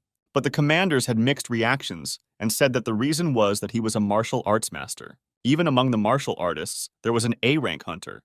The guy did not understand why they were treated so badly, because every martial artist was incredibly strong. When the men found out that Skyler was talking about Master Lee, they grabbed their heads, and the guy did not understand why they were reacting like that and what was wrong with his master. In 2009, just when the guy fell into the abyss, there were the same hunters who chose the path of martial arts, although it was believed that martial arts were inferior to magic, and most of these hunters went to China, the place of their greatest concentration. Although the martial artists were weaker, with the involvement of a large number of disciples, the revival of the martial arts era was possible, and there was also a living legend who had reached A rank, which meant that martial arts had a bright future. At least that's what they thought. The shocking news came out that Master Lee was involved in a rank manipulation scandal. In 2011, similar scandals were revealed in various countries. Hunters bribed judges and changed ranks. C ranks became B ranks, B ranks became A ranks, and built incredible heroes. Master Lee was also considered an A rank hero of China, but he was actually a B rank hero and a fake. The guy couldn't believe these words because he even bought his photos and posters. How could he be a fake? The commander added that after this scandal, the reputation of martial artists suffered greatly, and many abandoned martial arts with the thought that it was impossible to achieve a high rank in this way. Today, no one uses martial arts because after the incident, this tradition disappeared, and there are no more students in schools where martial arts are taught. Skyler couldn't quite believe that his master had lied about this, and he began to calm down, because he needed to calm his ki energy, because sadness could cause muscle atrophy. Then the guy asked another question, whether everything was okay on Earth, but he was not quite understood. And he added that there was not an invasion of various constellations on the Earth. Then they asked him how he knew about this, because he was talking about the incident in 2011, when there was a disaster. But he was already in the abyss. The main character was upset, because while he was disappearing into the abyss, the goddess's prophecy came true and he was late. In the fall of 2011, when the case of rank manipulation was uncovered. That day, everything was not as usual, and a bright flash similar to the sun was approaching the Earth. It was a portal that was different from the normal portals in the dungeon, and the monsters were intelligent. It was an army with a purpose, an army that followed orders and acted according to a strategy to take over the land and lay the souls of Earthlings at the feet of their constellation. The guy started shaking the man hard and demanded that he tell him what happened on Earth next, whether the Earth had been seized by evil constellations, and he was late. But the man asked the main character to calm down, because where would they be if this happened, and he replied that they fought back. The man said that there were a large number of victims, but they were able to stop them. All the countries of the Earth mobilized some of the best hunters who stopped the invasion.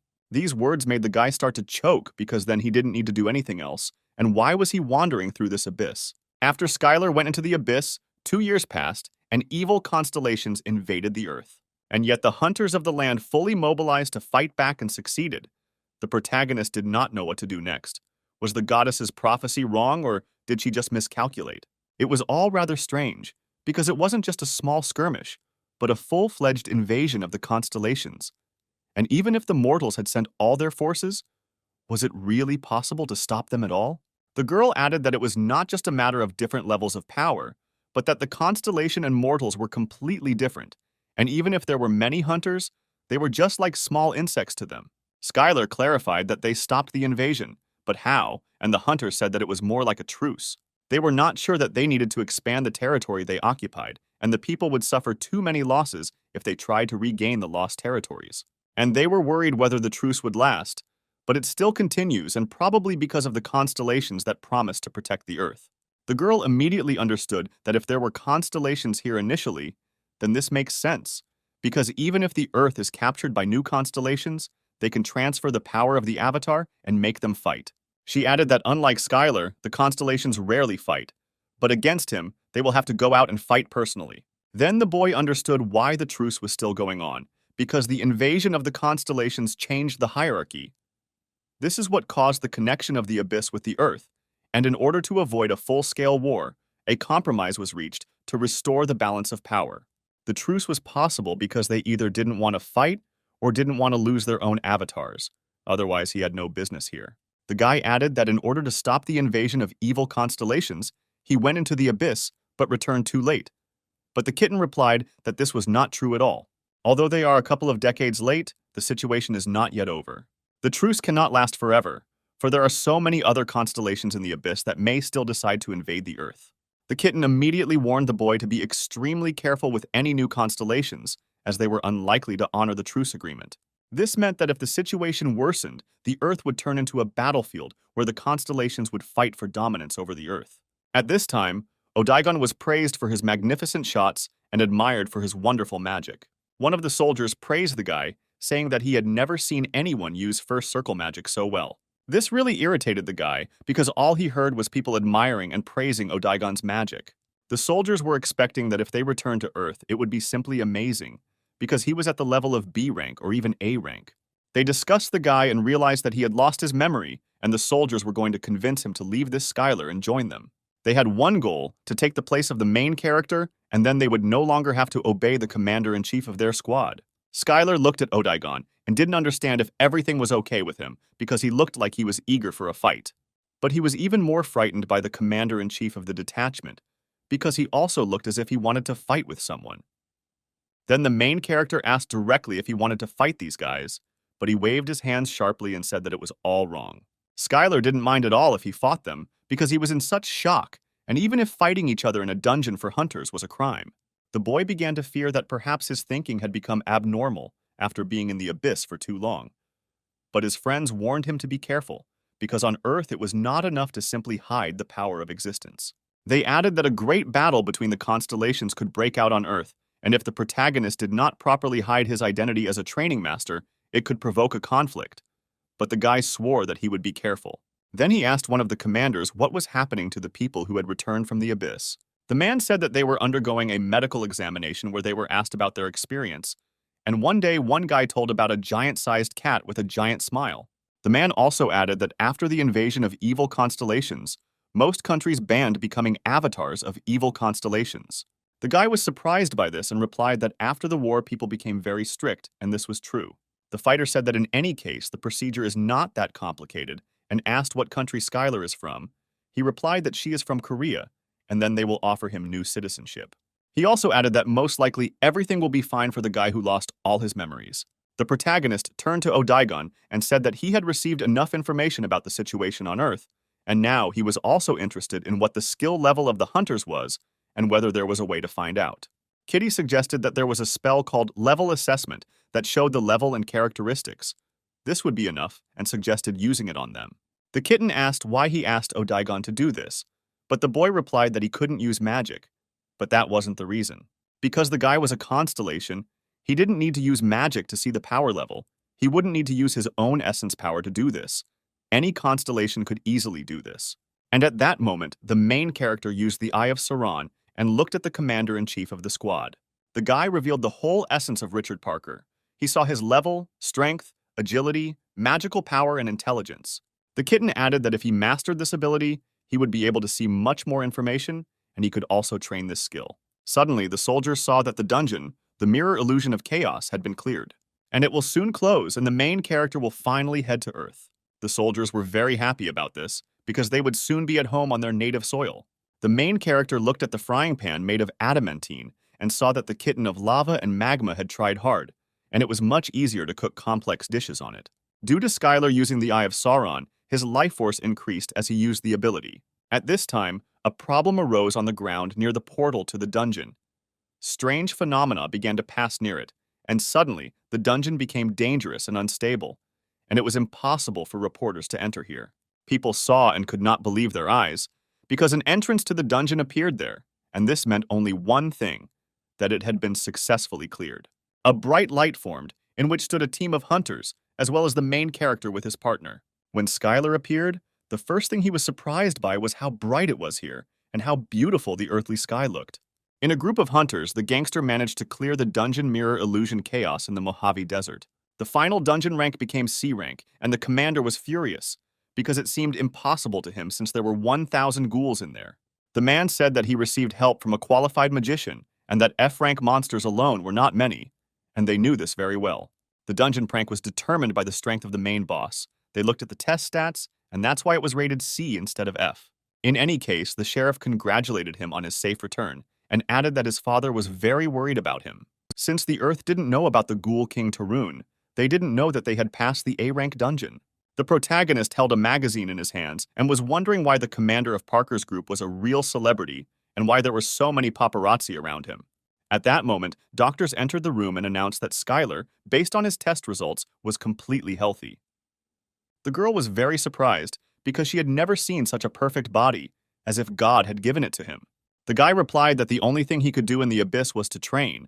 The doctor added that he was also mentally stable and he was really lucky. After all, 30 years have passed and now he will have a hard time with rehabilitation, and if he wants to move to another country, they will be happy to help him. But the girl acted as if she didn't want him to stay in this country. On the contrary, several men asked Odaiga not to worry about the fact that he had lost his memory and that the American government was on his side, since America was the richest and most powerful country. Only high-ranking magicians received such treatment. With martial arts masters, things were completely different. But the guy was firm and replied that he would always be the same, and no matter how many offers came, he would always follow Mr. Skyler. People tried to find out what happened to this guy in the abyss, that he was so devoted to the main character, but the guy did not reveal all the secrets and answered that he met him when Odaigon had already lost all his memories. Then people started to speculate that it might be because he was the first person Odaigon met after losing his memories. They also approached Skyler and asked him if he ever seriously considered moving to another country that they would help him with anything he needed. But he replied that there was no better country for a hunter than America. At this time, a group of people were quietly talking to each other using a simple telepathic artifact. Odaigon suggested that he could easily get inside using magic and tell them what they were talking about. The guy agreed to this proposal and immediately heard them say that he would stay here even when he received a green card. That now he was saying no, but he would soon understand that America really was better, and they were still worried about it. There was also talk about a magician named Odaigon. They were sure that other countries would try to find out everything about him, and for this, they would place spies near him so that others could not get close to him. As soon as the guy heard that they would be spying on them, he asked Skyler if he could get rid of all the spies right now. But the main character asked him about the unheard situation, because he should understand what is happening here. There were several other procedures that a returnee had to go through to get a Green Hunter's card, and one of them was a test. The protagonist was asked to take part in one survey for 30 minutes and was warned to be careful that the electrodes did not fall while they were conducting the examination. When the guy started the test, he read the first question, which asked if he had ever made a contract with the Constellation warrior of madness and blood. It was necessary to write a fragment in which this warrior was ridiculed. Perhaps it might seem childish, but it is the most effective way, because a servant who has made a contract with a constellation will never be able to mock the master. This was the best way to determine if someone had made a contract with an evil constellation. They adopted this method after contacting the constellations. Next, the guy was asked to measure a certain amount of mana into a crystal ball, as much as he could. After the main character began to measure the amount of mana, the ball turned yellow and immediately began to collapse, and the measurements ended there. The guy thought that in order to move around here more freely, he would better get a higher rank than 30 years ago, because he was probably an A-rank hunter. The amount of mana contained in the measuring crystal ball was much higher than that of the average hunter. When hunters passed the exam, they filled the ball with their own mana to increase their rank. The crystal ball changed color to determine the total amount of mana. It was a little unusual for the main character to control his own strength, but it was not his fault that in the abyss he only encountered strongmen, and perhaps revealing his true strength was still a mistake. His partners watched him and did not understand whether he did it on purpose or not, because you can't attract unnecessary attention. It can reveal his essence. The earth is not like an abyss. There were its own rules there. In the abyss, he can find strong opponents at any time and fight them as much as he wants. But on Earth, this happens under strict control. The opportunity to rise to rank A is given only to hunters of rank B. Rank C cannot skip a step. In order to reach the rank of a hero and become famous as planned, you need to grab any chance and increase the hunting rank to the maximum. The doctor turned to the guy and said that all measurements had been taken and the results would be ready soon, and he could wait in the dorm. Skyler really hoped that he would be given at least a B rank. As soon as they left the laboratory, the doctor immediately picked up the phone and made a call to one clan and said that he called about a case they were interested in. When the boy started looking at the cards, he discovered that his friend was given a B rank. He was surprised at how well Odaigon hid his abilities. But when the main character opened his own card, he couldn't believe what he saw, because he was awarded the rank C+, and his age was indicated as 57 life years. He couldn't believe that in 30 years, the average amount of mana for a hunter had increased so much, and at that moment, the clan commander approached them from behind. Skyler asked why he came, but the guy reminded him that he said that he would definitely reward him for saving his life, because he returned after 30 years and must have nowhere to settle. And the guy offered to stay at his house and be there as long as he wanted. On the way home, Odaigon asked if he found it suspicious that the guy had suddenly become so polite to them. But the main character immediately recalled how he repelled the wolf's attack and said that he would not forget it either because the goblins gave him a warm welcome and promised to repay him for saving him. He told how they prepared a bath of acid slimes for him and offered to gladly accept the children of their nobility as sacrifices. But the goblin could not believe that all this caused him inconvenience. But as it turned out, it was all about the difference in culture. In any case, this guy might also have wanted to repay for saving him, but Odaigon had a different opinion. He believed that the race was annoying and incapable of magic, and yet gratitude was alien to them. The main character was surprised by these words, because in fact he was also a human, and the goblin remembered this and immediately asked for forgiveness. Skyler approached Richard Parker. He introduced himself to him as a very famous person in business circles, and then the guy added that he was looking forward to him giving him all his fortune. The main character said that he heard someone in the dungeon promising to give up all the inheritance for saving the commander. But the guy screamed in fear that this did not happen. Skyler said he was joking and replied that he didn't need much. He asked for a place where he could settle down temporarily until he could settle down somewhere himself, since he had been in the abyss for too long and was still not getting used to the ground. But Parker replied that he could live in his house as long as he wanted, something he could easily give to his savior. Odaigon decided that the guy was being too arrogant, having borrowed only some house. Suddenly, one of the sports cars stopped Parker's entire motorcade. The sudden braking caused everything inside to get mixed up, and no one could understand what was going on. Parker's driver said that someone blocked the way with a car. The main character immediately thought that perhaps this was an assassination attempt, and some evil Constellation learned of his essence. At this time, Odaigon opened the door and asked the master to sort out the situation. The guys got out of the car and decided to first see what kind of psycho blocked their way. Skyler never thought he would see a car like this in the middle of the desert, but all that could be said about it was that it looked very American. A man got out of the car who was dressed very stylishly, and Skyler, along with Odaigon, felt that he was different. He was still mortal, but he could not be put on the same level with people. The man was very strong. When the man came closer, Richard Parker immediately recognized that in front of him was Sam, nicknamed the Dragon. Richard introduced himself to him, and Sam immediately recognized him as the youngest son of the Parker family. The man said that he heard that his father had a lot of worries because he became a hunter and advised him to do what he wanted. Then the man turned to the guy and said that he had lost much hope, but in front of him was the real Skyler. The main character couldn't believe it, but in front of him was the leader of his clan. The man heard rumors that they were here. A lot of time had passed, and they really hadn't seen each other for a long time. Everyone stood in a stupor, and Richard couldn't believe that the dragon knew Skyler, but it was all true. All the guards ran out of the car and were surprised to see an S-rank hunter, Dragon Sam, standing in front of them. They were talking about how they had heard that he had gotten married again last month, and it was his 19th wedding, and it was all too confusing. After all, was it really this man who stood before him, when in the distant past, he suggested that he take his time, since their strength was not up to a B-rank dungeon, and now he is the leader of the most famous clan. In 2011, attacks by evil constellations suddenly broke out all over the world, and the city of Seoul was no exception. That period was called the Seoul Disaster, at which time all the hunting clans located in the city responded, and the leader of the clan of the Great and Incomparable was one of those who tried with all his might to save the country. Thanks to the dedication of hunters like Sam, the Republic of Korea was able to somehow eliminate the threat of occupation. They did everything they could, protected everything they could protect, and were true heroes. All those fighting the threat were called heroes, and, as expected, they received nothing more than the title of hero. At this time, in the hospital, the guy turned to one of his partners, because he still couldn't pay off the debt, because healing magic was not included in the insurance. And even the compensation for the hunter's treatment did not help him.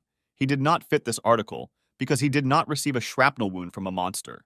And after that, Sam moved to America, because the attitude towards hunters is much better here. He talked about how he got support, hunted monsters, started his own company, and even appeared on TV once. And that's how things gradually came together. The guy asked how much money he had, and even the rich son couldn't object to him. Then Sam asked him if he knew where he lived now, in Hunter's Hills. But the guy didn't know what kind of area it was. But as it turned out, It was the richest area in Los Angeles. He jokingly called the guy a brat and said that as before, you couldn't get the word out of him with pliers. After all, who else is capable of disappearing, leaving only a letter on one pitiful page? The man suspected that he was crazy about training, but he didn't think that he would go to such madness. Perhaps he should have been taken to the hospital earlier. Sam added that some even wanted to announce his death, since only a few returned from the abyss alive. The guys were even going to hold a wake in this honor. But when the man found out that he had been discovered, he was very surprised that he was on the list of those who had returned from the abyss. Sam then turned to Parker and finally asked what he was doing in his car.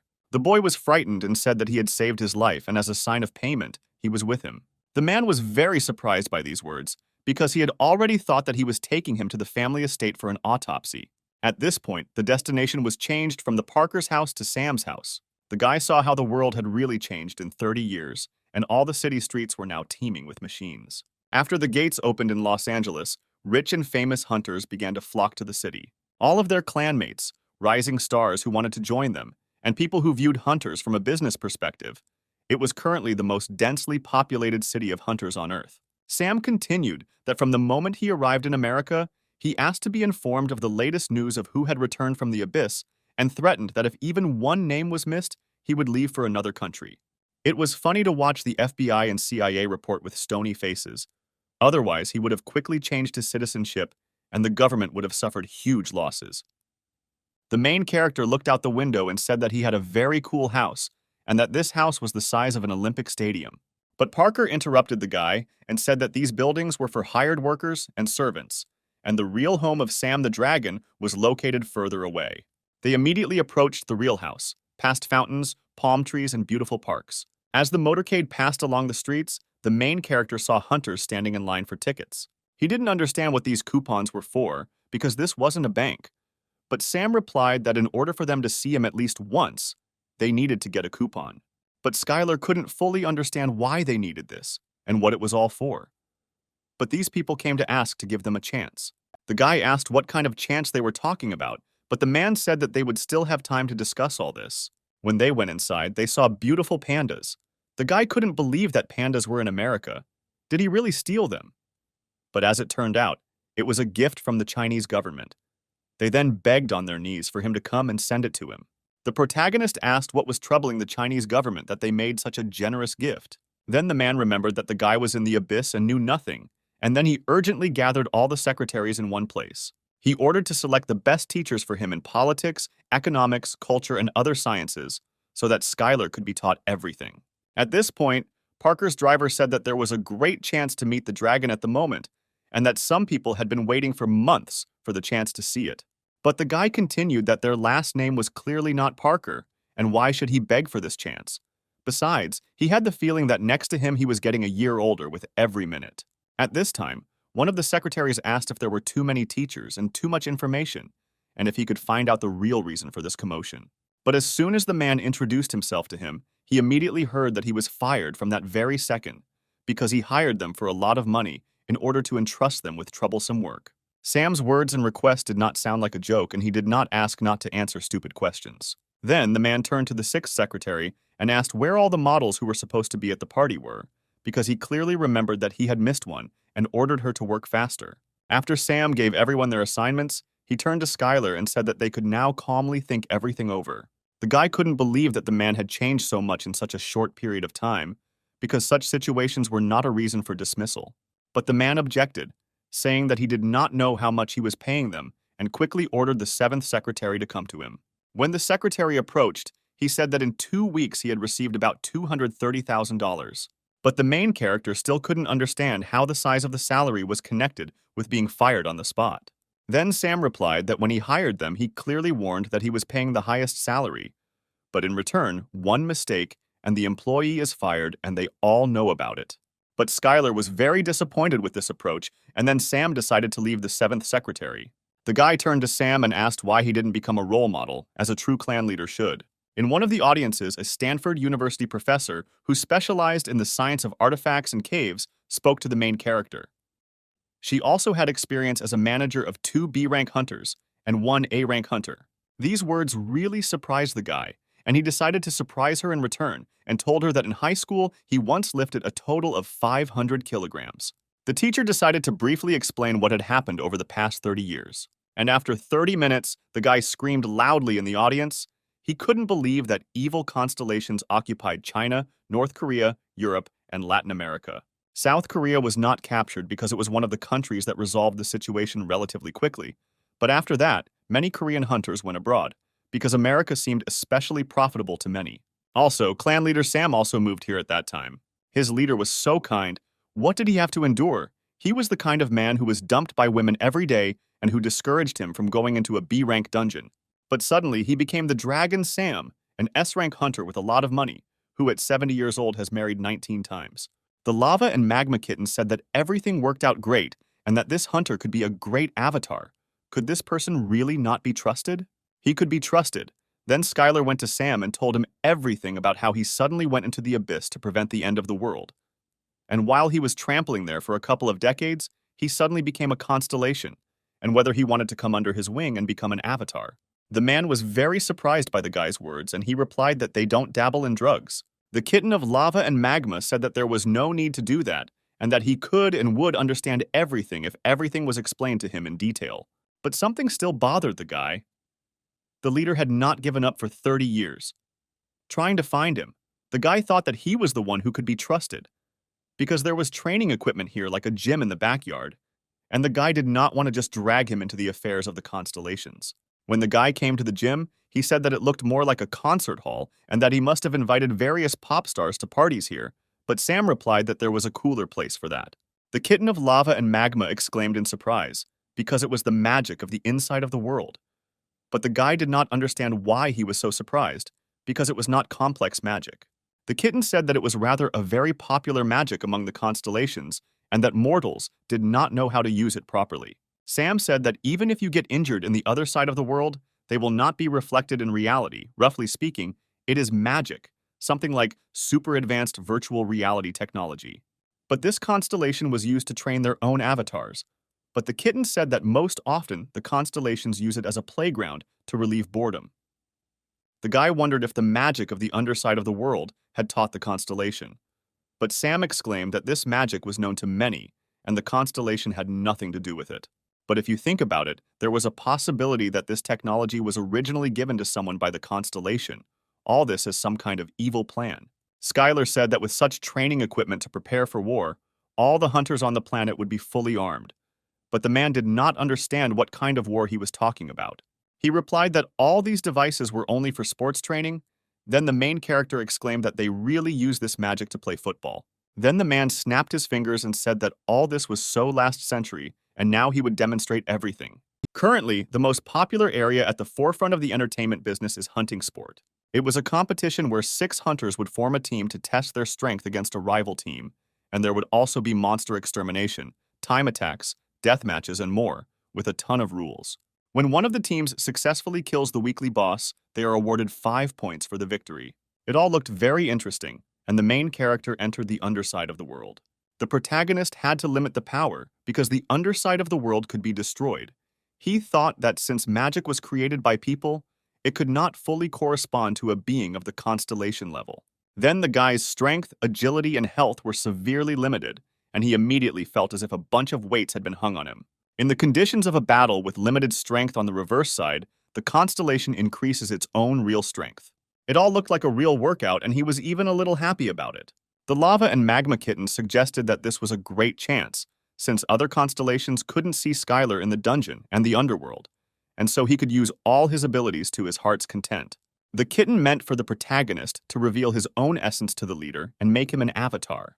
But the guy didn't want to do this because he had a great life, and he didn't want to drag him into this again.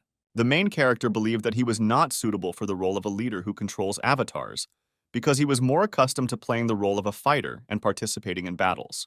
But the kitten added that in the competition with other constellations, there will definitely come a time when he will need avatars, because it is not in the spirit of the constellation to personally enter into battle. Sam asked why the guy had become like a pillar, because half an hour ago he had looked completely different. Skyler thought that the underside of the world made the hunter's training seem like it was happening in reality.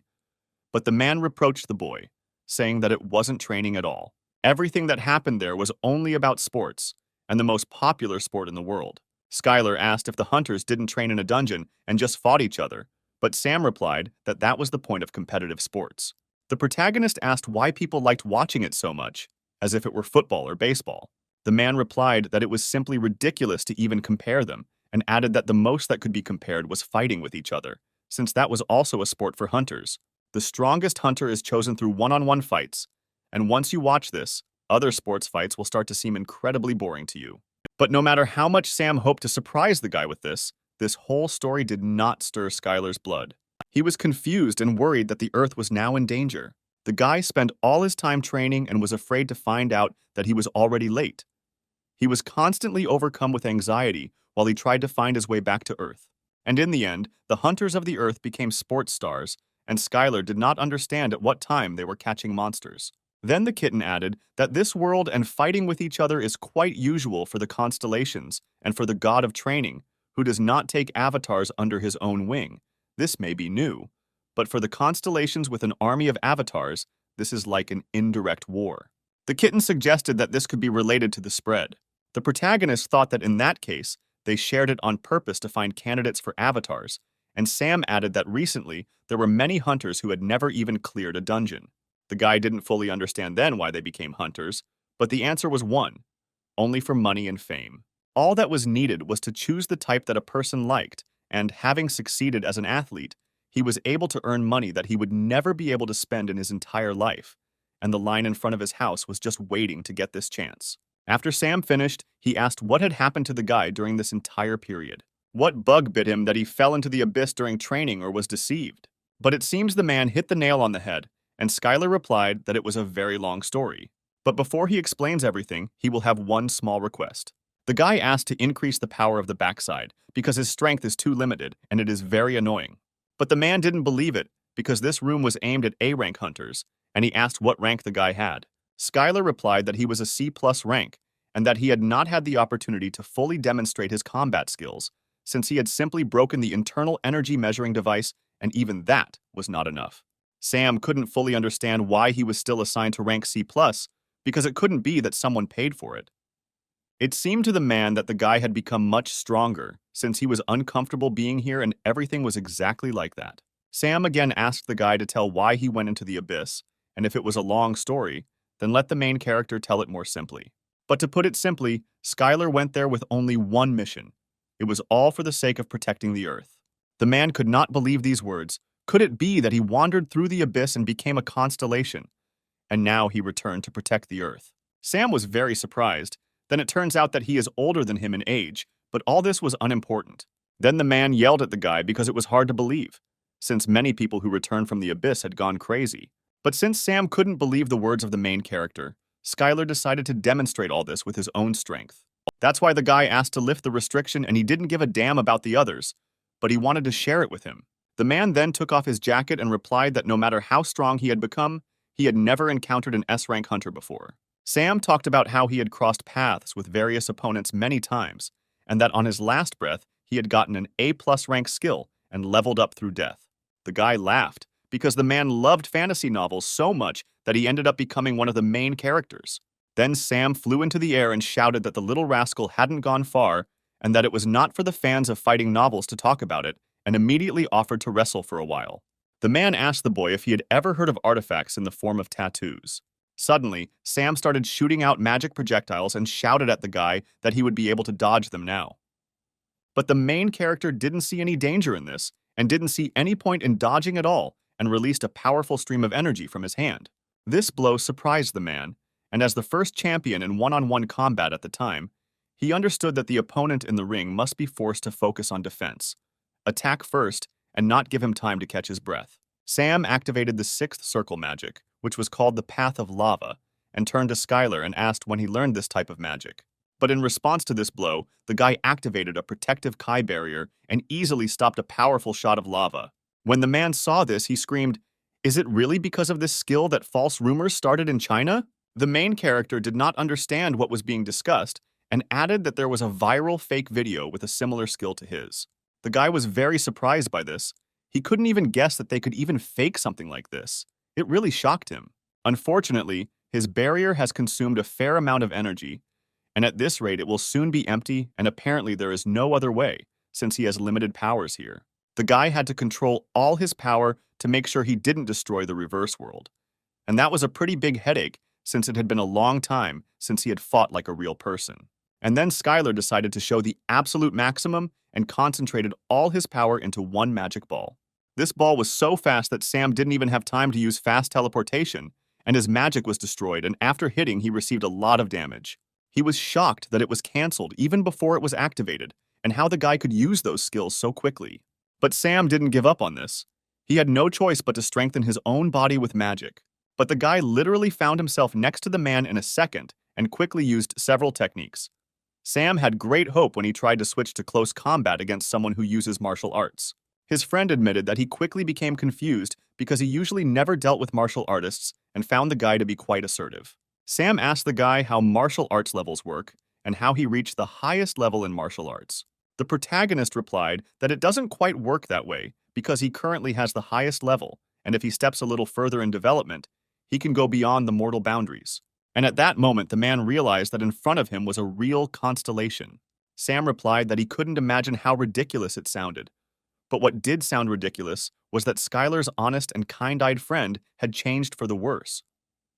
And the men began to argue about which of them had become more successful, and then Sam asked what he wanted from him. Skyler started by saying that he wanted to ask him for help, and then went on to explain the situation in detail.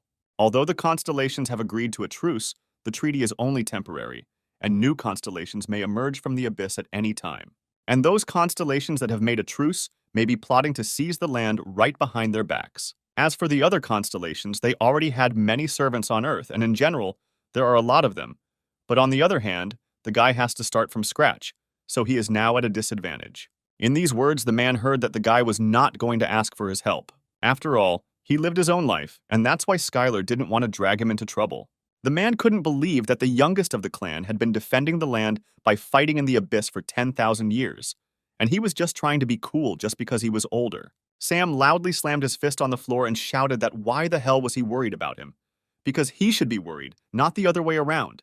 And who could help the main character if not his old friend? The man added that he would help him and that he was in no position to refuse the offered help, and he was absolutely confident in his words. At this point, the lava and magma kitten sent a message that he was quite pleased with how the guy was negotiating. The kitten thought that he had really lured him brilliantly to his side, but in any case, these were the sincere feelings of the protagonist. He didn't want the man the boy knew to be caught up in the battle between the constellations, and it didn't look like Sam was going to back down. And the man was faced with a choice, whether he would agree to become the main character's servant and serve under his command. The man did not think for long and decided to obey someone younger and let it be as it will be. And at that moment, he became a servant of the invincible avatar of training, and his soul was tied to the constellation. And if it disobeys the orders of the constellation, it can be subject to severe punishment.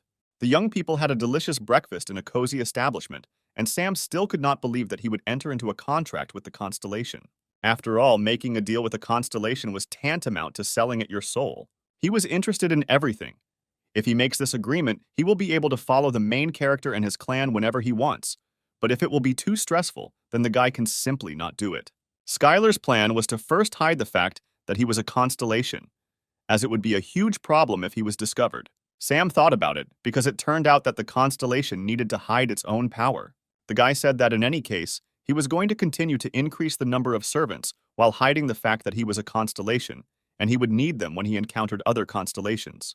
The man replied that he could be trusted. Then Skyler asked if he could defeat the great demon one-on-one. But Sam clarified that didn't the guy fight him in the abyss, because hunters always act together and it is completely pointless to try to defeat the monster one-on-one.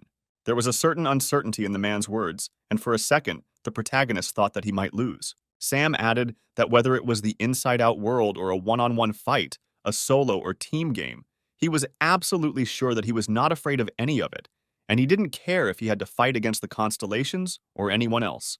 But the guy knew very well that the magic that is often used in sports called the magic of the inside out, the constellations also often used it, and it is very strange that people participating in hunting competitions used this magic. The whole reason was that this magic was very widespread, and was connected with the fact that the constellations fought in a similar way, when the servants of the constellations went to the inside out to fight each other. There is a very good chance that the constellations intended to make hunting competitions like one-on-one combat so popular that it would be easier for them to choose servants based on their strength. The guy wondered if this was too much for such complex speculations, because did the constellations really look at such nonsense?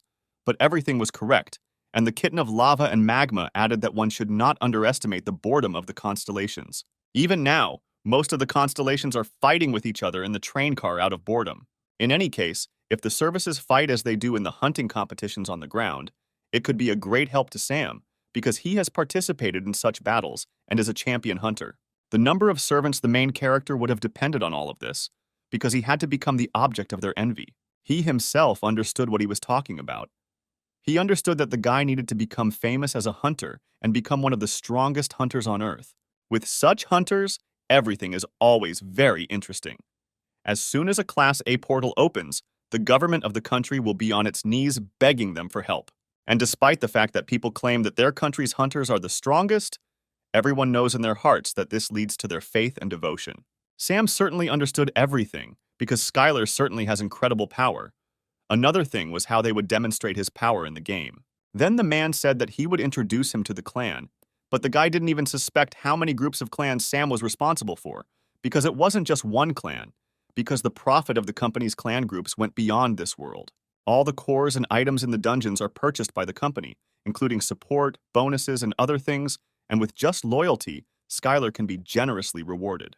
But the main character still didn't understand why Sam was telling him to join the clan, because he could do it on his own. Then the man menacingly replied that he was going to hide the fact that he was a constellation.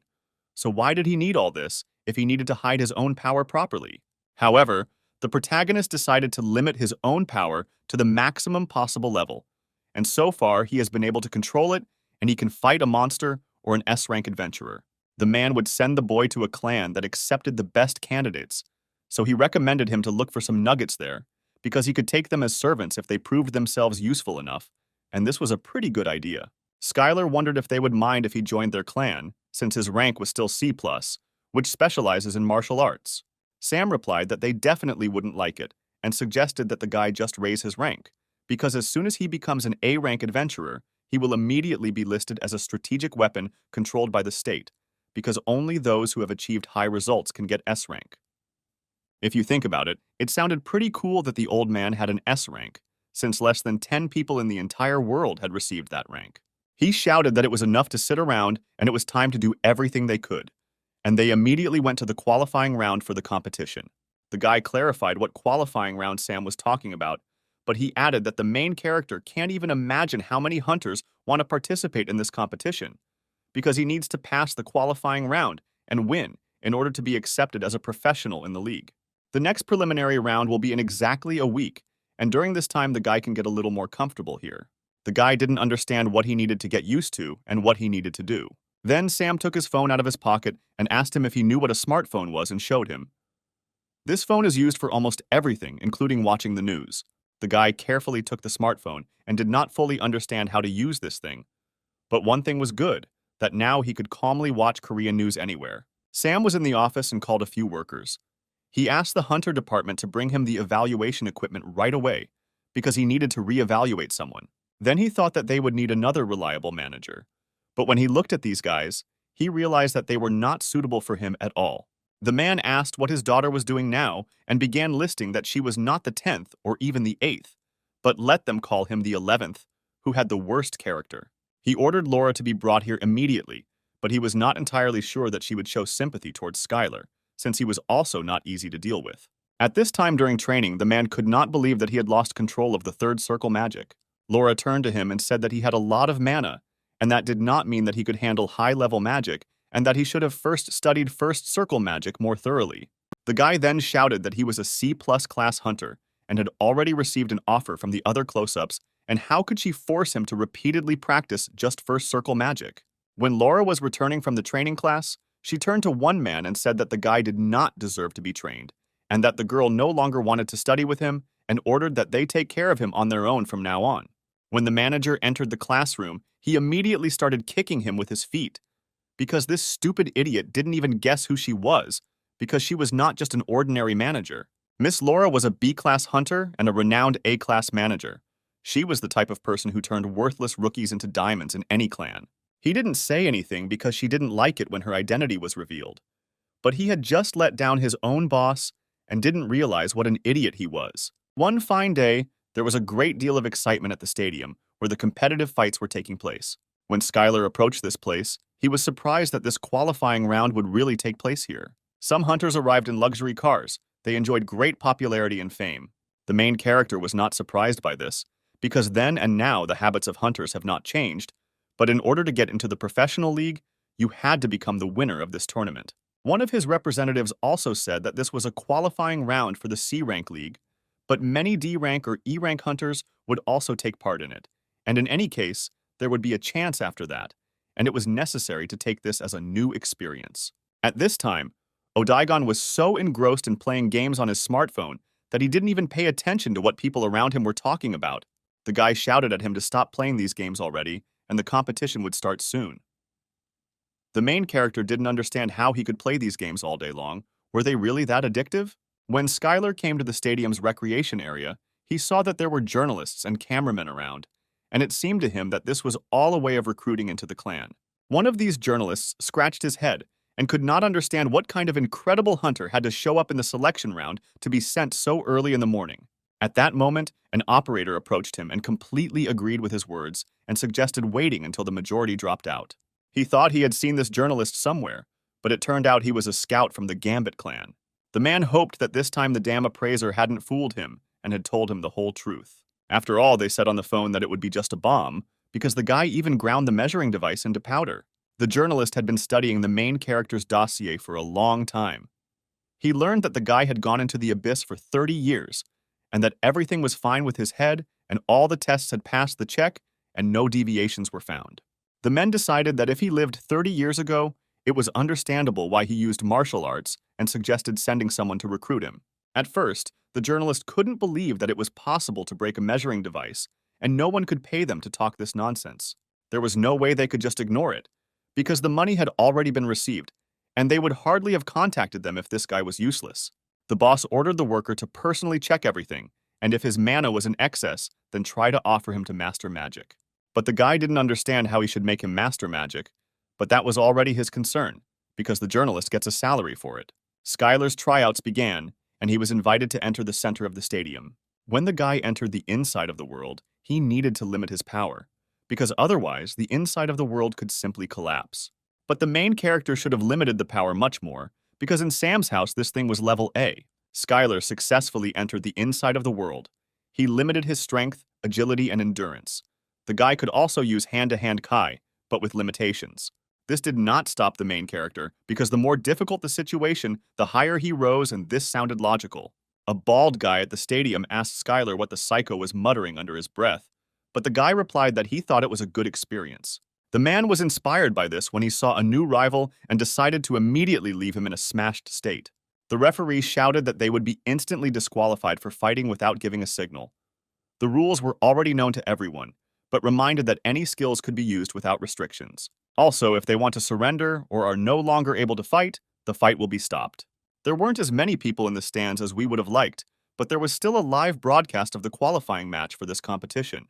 For the viewers of the broadcast, this was very interesting, because they had not seen a martial arts user for a long time. In their eyes, Skyler was no different from a living fossil. The journalist read his profile carefully and decided that he was worth a look. But when they read that he was a martial arts user, they couldn't believe that they still existed and had already forgotten the last time they saw them. The bald fighter met a man who possesses martial arts for the first time. He decided that as soon as the battle began, he would immediately increase the distance and use second circle magic, and then release enhanced magic projectiles. As soon as the referee signaled the start of the fight, one fighter immediately flew into the air, and for a second, it seemed to him that he was much faster than his opponent. But it only seemed that way to the man, because Skyler's fist was already a few centimeters from his face. Everyone who watched the broadcast and was in the stadium was very shocked, because a few seconds after the referee gave the signal to start the fight, it was already over. Skyler was too surprised by this, because he did not believe that the fight ended so quickly and that the opponent was too weak. The referee climbed onto the podium to announce the winner as the other fighter was carried away on a stretcher. The journalist couldn't believe that the guy managed to deal with his opponent so easily, and he immediately reported it over the phone. On the phone, the boss heard that the appraiser had not made a mistake, and they had found a simply amazing diamond that would immediately become their driving force. He still couldn't believe that there was a treasure to be found among martial arts users, and even though it was difficult to expand its boundaries, they wouldn't miss the opportunity to try and recruit the guy. And the journalist decided that he would achieve success at any cost if he did not want to lose this job. While Skyler was resting in the waiting area of the stadium, other fighters were performing. At one point, a journalist entered the room. He turned to the hunter and asked him to ask a few questions, but the guy immediately realized that a clan scout was in front of him. The journalist was flattered that the guy immediately realized that he was in front of a clan scout, and he replied that the guy was fundamentally different from today's hunters. The man added that although the guy already knew, the current hunters in the past were not fit to hold a candle, because in a real fight, they could not even be called hunters. Skyler replied that he thought so too, but he thought that things weren't that bad, and it made absolutely no difference where you trained if your strength would end up being the same. The man carefully asked if the guy knew why he was here. Skyler replied that the scout had come to recruit him, and there could be no other reason. The journalist introduced himself as a representative of the Gambit clan, and he really came to hire him. The man hoped that the boy already had an idea about this clan, but the main character replied that he was hearing about them for the first time. Skyler said that he had recently returned from the Abyss, and that not much time had passed since his return, and he simply could not hear about it. The man began to gesture with his hands and convinced the guy that most likely he was having a hard time getting his bearings in the current situation, and was overcome with anxiety about what to do next and which team to join. But he didn't even have to worry about that, because their clan would help him at all. And the journalist began the greatest presentation about their clan, that they provide great support, that training is only for top-level hunters, and most importantly, they guarantee a share of 1.5 people in percentage terms in dungeon expeditions. But Skyler wasn't particularly inspired by his speech and replied that since he was used to fists, he should look for a clan with martial arts users, and laughed loudly. Then the man began to be pressured by the fact that his potential was at the level of a C-rank hunter, and that increasing his rank was not such an easy matter. But the guy was firm and refused to sign the contract for the second time, and the journalist shouted that he would greatly regret it. The main character was touched by this phrase, and he asked why, and asked several questions. He reminded the man that he had only seen him in the selections, and that his clan was not too generous to him to offer such fees and such impressive distributions. Then the boy counterattacked and shouted that this was the reason for their clan's strength. It was courage. But Skyler replied that it looked more like a trick than courage. The journalist did not understand what kind of trick they were talking about, and the main character added that if, for example, they had obtained information about his abilities in advance. After all, the guy knew that this had often been done in the past, when clans would hold back novice hunters by bribing an appraiser. At that moment, there was a knock on the door, and an announcement was made for Skyler to prepare for his next fight. The journalist wished him luck and said that he would support him in his next fight. The main character was at a loss as to what to do in this situation, but he gathered his will into a fist and decided that he should first show what rank B is capable of. When the guy entered the ring, he put 90% of his internal energy into speed and limited the power of martial arts, and with this, a new B+ rank martial art was successfully formed. The system asked Skyler to name the new technique, and since it was incredibly fast as light, he decided to call it Light Dispersion Mastery. The protagonist's strength steadily increased, but the speed was too slow and there were few ways to fix it. But the Lava and Magma Kitten thought it was nonsense and said that a good solution would be to recruit avatars and prepare a Constellation temple or increase the number of believers. The idea was simply brilliant, but first the guy needed to sort out the qualifying rounds and then continue the main mission. Before the fight began, Skyler became curious and decided to check his power level and saw that he was close to rank C and was specialized in close combat. But he didn't fully understand why an opponent who specialized in close combat would hold a bow in his hands.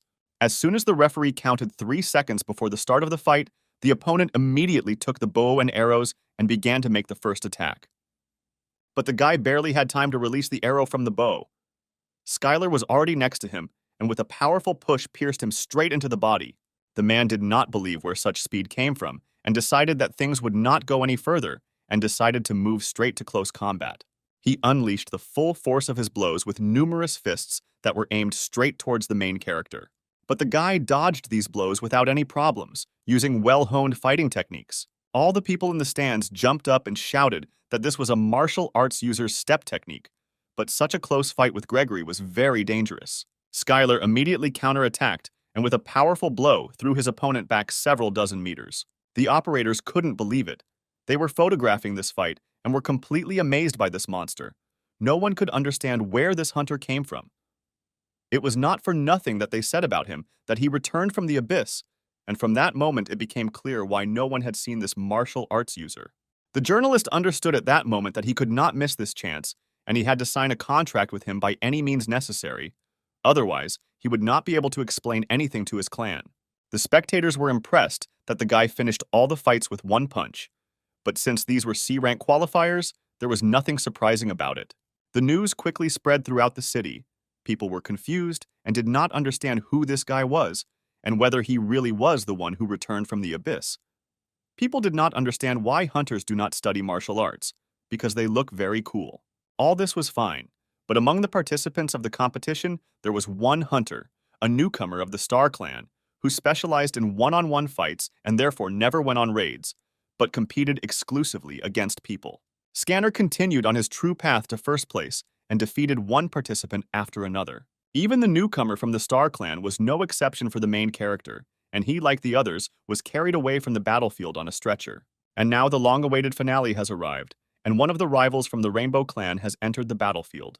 He knew that the protagonist's movements were too obvious, but he couldn't block him. And a few seconds later, the final whistle blew, signaling that the fight between the opponents was over. The referee shouted loudly that there was a winner of the C-rank elimination round among them, and it was Skyler. The spectators in the stands could not believe that the martial artist had won and won the final. But only the main character knows that he has been practicing combat for about 10,000 years in the abyss alone, and his level allows him to determine the enemy's tactics just by his breath. All hunters seemed like a mere trifle to Skyler. When the guy received the long-awaited cup, he walked back along the red carpet, where the entire audience rejoiced and congratulated him on his victory in the qualifying round. Even though it was a win in the C-rank qualifier, beating all the participants was a significant event, because in the eyes of the Constellations, Skyler began to look like a real treasure. After these events, the Constellations came out to Skyler, and the kitten of lava and magma said that this is why he advised to hide his power. The warrior, shrouded in madness and blood, warned the kitten that the Constellation, which had no earthly agreement, should not interfere in the affairs. But the kitten replied that the Avatar contract had nothing to do with the agreement, so he could do whatever he wanted. But the warrior warned him that he could attack a constellation that did not have an agreement at any time. The kitten did not agree with the warrior's words, and a squabble of constellations began between them. Despite the fact that it was only an exchange of messages, the pressure was simply deadly, and the kitten answered the warrior with such confidence because no one knew where his territory was. The warrior warned the cat that he would never forget this, and that in one moment he would wash himself with the blood of his avatars. At this point, the guy added that he had no intention of signing a contract with a loser like this warrior and ordered him to get lost.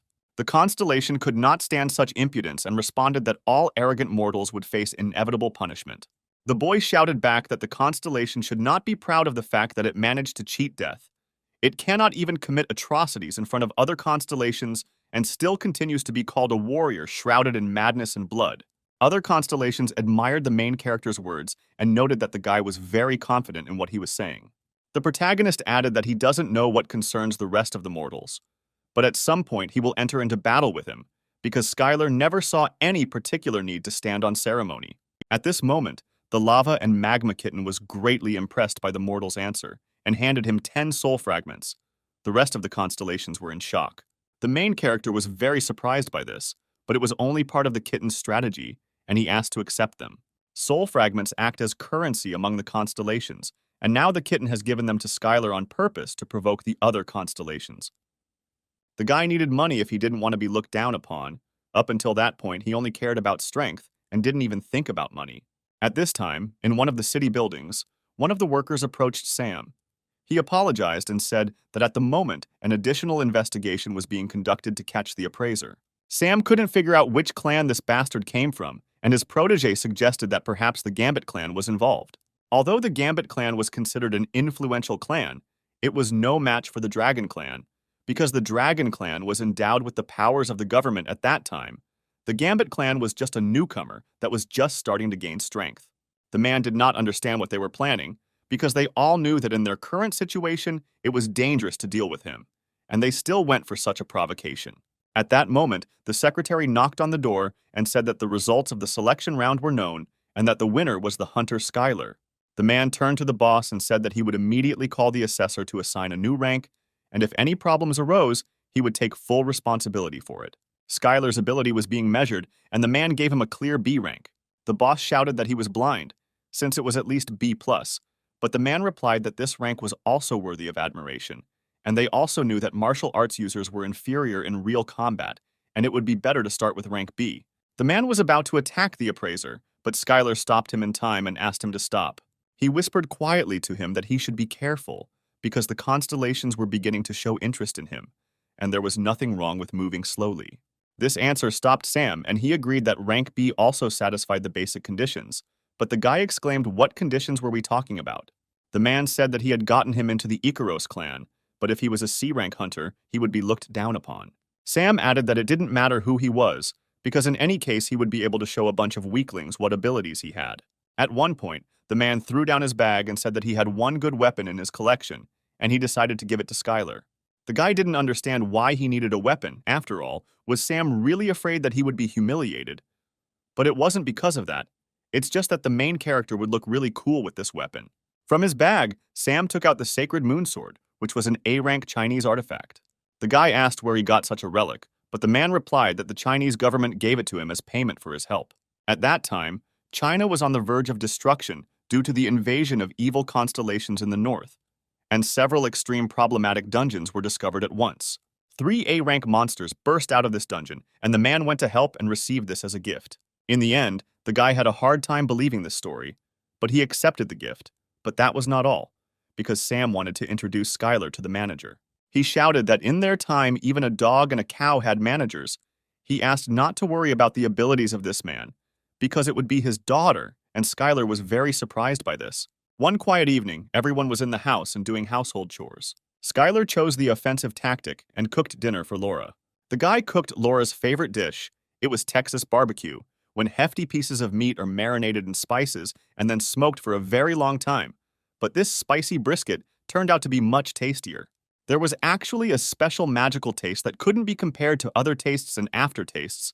And unlike her dad's food, the meat that Skyler gave had a fundamental difference in ingredients. Odaigan asked the guy if he had cooked the rotten meat again. Otherwise, why was she shaking and silent? Suddenly, the girl shouted loudly that the guy should become a cook. She immediately suggested that the guy open his own restaurant and she would even become his investor. But the main character did not even think about it, because he prefers Korean food.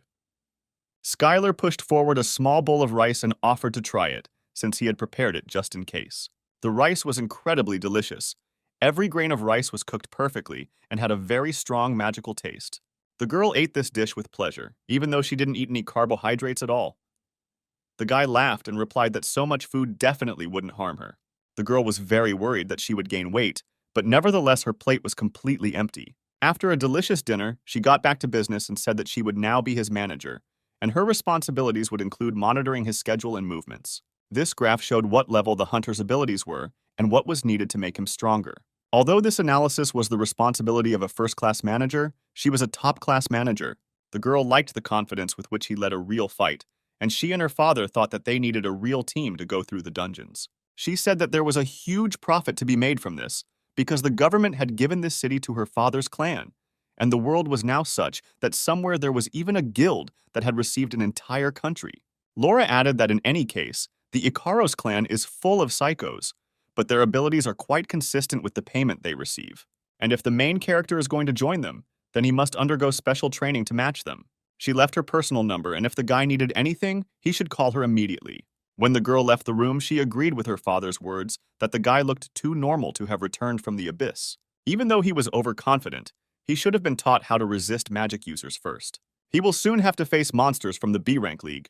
At this time, in the gym, Odaigon turned to the owner and said that if there were any psychos in that clan, he would gladly grind them into dust. The main character turned to his friend and asked him not to call him master anymore, but added that there were enough psychos among hunters, and the word master would no longer embarrass anyone. Skyler asked that if he wanted to kill someone, he would first ask his permission. At one point, the guy put aside all his sports equipment and decided to conduct a test. The protagonist closed his eyes and concentrated on meditation. This meditation allowed him to join the broadcast of the constellations. All this was done in order to study in advance the countless number of constellations that we would encounter in the future. The guy continued sending signals, but the lava and magma kitten said that only constellations on the same level responded. A battle of constellations is when two constellations choose an avatar and compete. The loser pays the corresponding price, and naturally the constellations must be at the same level, and there is no reason to accept a fight from a constellation from which there is nothing to take. Then the guy decided that all he had to do was declare his mighty power and collect avatars, because he still lacked a lot. Suddenly, the main character remembered why there was no news about the virtuous goddess of Libra. He became worried, because something could have happened to her. The next morning began at the Icaros clan's training base. Individual training rooms and dormitories were located here. There were too many individual halls here, since everyone had their own set of abilities, and they all trained differently in any case. If a guy needed something, he could always ask for it. Skyler said that he planned to head to the training hall first and asked Odaigun what he would do. But the answer did not take long to come, and he showed that he really enjoyed the game of Golden Escape and was going to kill the boredom a little. And the main character went to the gym for physical strength training. But when the guy came in, he saw that someone was already working with a 5-ton weight. Most likely it was a strong, close combat hunter. It turned out to be a very strong girl who turned to Skyler and said that she was seeing this newcomer for the first time. The protagonist replied that he was simply amazed by her training, and the girl replied that flattery would not work with her. She introduced herself as Eliza and extended her hand to the guy, suggesting that they try to get along with each other. Skyler happily extended his hand in response and added that he was very pleased to meet her. But as soon as their hands touched, Eliza felt a powerful energy that forcefully pushed her away from the guy. She was very surprised, because for the first time, someone much weaker than she was standing right in front of her. The girl asked if he was also a melee mage, but the main character replied that he was more of a martial arts user. Eliza was very surprised, because it was very rare to meet a B-rank martial arts user here. Then Skyler revealed that he learned all of this while wandering the abyss for 30 years. The girl confidently said that martial arts are not so useless, and she is capable of mastering everything that can be used. Then Eliza began to willingly show all the techniques of jiu-jitsu, wrestling, Muay Thai. She studied all the necessary types of arts, because it is not very pleasant when monsters breathe right in your face. At one point, the girl realized that Skyler didn't know her at all and bragged that she was from the ranked league and was in 19th place. After that, the girl shouted for the guy to follow her, because now she was going to check what martial arts were really good at. They came to the hunter's training hall, where other fighters were already training, who looked at the newcomer with disdain. One of them asked who the guy was standing next to Eliza, and she proudly introduced that he was a new rookie martial arts user. Then a guy approached the couple and introduced himself as Anthony, and added that despite all this, he was already familiar with him. But Skyler did not understand who was in front of him. Anthony couldn't believe that he hadn't heard about his achievements, because the guy had cleared the dungeon and set a new record for night raids, and in the shortest time rose to rank B. Then the girl screamed that Skyler had just returned from the abyss, and he knew nothing about it, after which Anthony asked Skyler to stay to clarify something. The guy added that he is the ace of this clan, and the rules of the clan are very simple for the main character. You just need to trust him and obey him in everything, and then all the problems will be solved. Skyler thought the guy was some kind of psycho, but Eliza reassured him that he was always like that and advised him not to get involved with him. After numerous dialogues, the couple finally decided to fight each other. They entered the main arena of the training camp and stood facing each other. Eliza was looking forward to the fight and was excited to see what martial arts techniques Skyler had. The protagonist decided to teach her the first lesson and started with the first rule that she should never go near a martial arts user. Much to the guy's surprise, she had a very good reaction and repelled his first blow. But no matter how fast her magic was, it was still inferior to the blows of a martial arts user. The girl had no intention of sitting back and defending herself, and immediately launched a powerful attack and delivered a sharp blow of magical power. The blow was really fast and powerful. The guy was surprised that she performed quite a good attack speed for a magic user, and it would be good to recruit her as an avatar. And at that moment, Skyler delivered his favorite move called the Milky Blow, which knocked the girl off balance. Eliza's only option was to use defensive magic, but as soon as she thought about it, Skyler had already punched her straight in the stomach, despite the protective magic circle being activated. The girl couldn't believe it, because she was sure that she had activated magic. But the thing was that the guy used a different force to strike, which was significantly different from the muscle enhancement of magic. Eliza didn't want to admit such a loud defeat and, taking the guy by surprise, suddenly screamed that she wasn't finished yet. But Skyler was ready for this and easily repelled her blow. He asked if maybe now she felt what martial arts are. After these demonstrations and abilities, the guy could recruit her into avatars. But something told him that this would require several stages. But despite all this, the girl was not satisfied, and each time she tried to attack the main character in order to hit him at least a little. But each time, the next attempt was a failure, and she again lay in the ring of the training camp. Once again, the girl stood up and told the guy that he really was different from everyone else and suggested that they try one last time. Skyler replied that she had chosen the wrong opponent and that she would not be able to fight to victory. The main character liked such persistence from the girl, and he happily accepted her attempts to attack. A few minutes later, the girl turned to the guy and suggested that they finish this training for today. But Skyler had already gotten into the swing of things and asked if the girl was showing any weakness of character, since now the most interesting part was about to begin, and suggested that they have another full-fledged training session. After the training, the girl turned to the guy and said that she had not been so tired during sparring for a long time. But Skyler added that this training was not enough for him and asked what she now thought about martial arts. The girl was persistent and replied that she would put him on his shoulder blades with her own strength and would continue to train until she became stronger. The guy didn't quite understand her answer, because with the help of martial arts, she could remove all unnecessary shortcomings. But for Eliza, it was a matter of pride. Pride was in not allowing herself to be trained by an enemy, because from that moment on, Skyler was her enemy. Of course, they would greet each other when they met, but she would never accept help from the guy. Eliza turned around and said goodbye to the guy, saying that she needed to go about her business. The magma and lava kitten said that the guy should take better care of his opponents. But Skyler did not accept these words, because he could not lose to her on purpose. The next day, in the training room inside the imagination, Skyler was one of the first to wait for all his partners. Among all the hunters, Parker came to training, which greatly surprised the main character. It was too suspicious, because the guy joined Icaros, and it was too strange a circumstance, because didn't his family have their own plan? One of the men asked if everyone was here. It was the clan mentor, A-rank hunter Ernest. The man introduced himself as the mentor of the Icaros clan and greeted the new faces, adding that he hoped that among them, someone would become a worthy hunter.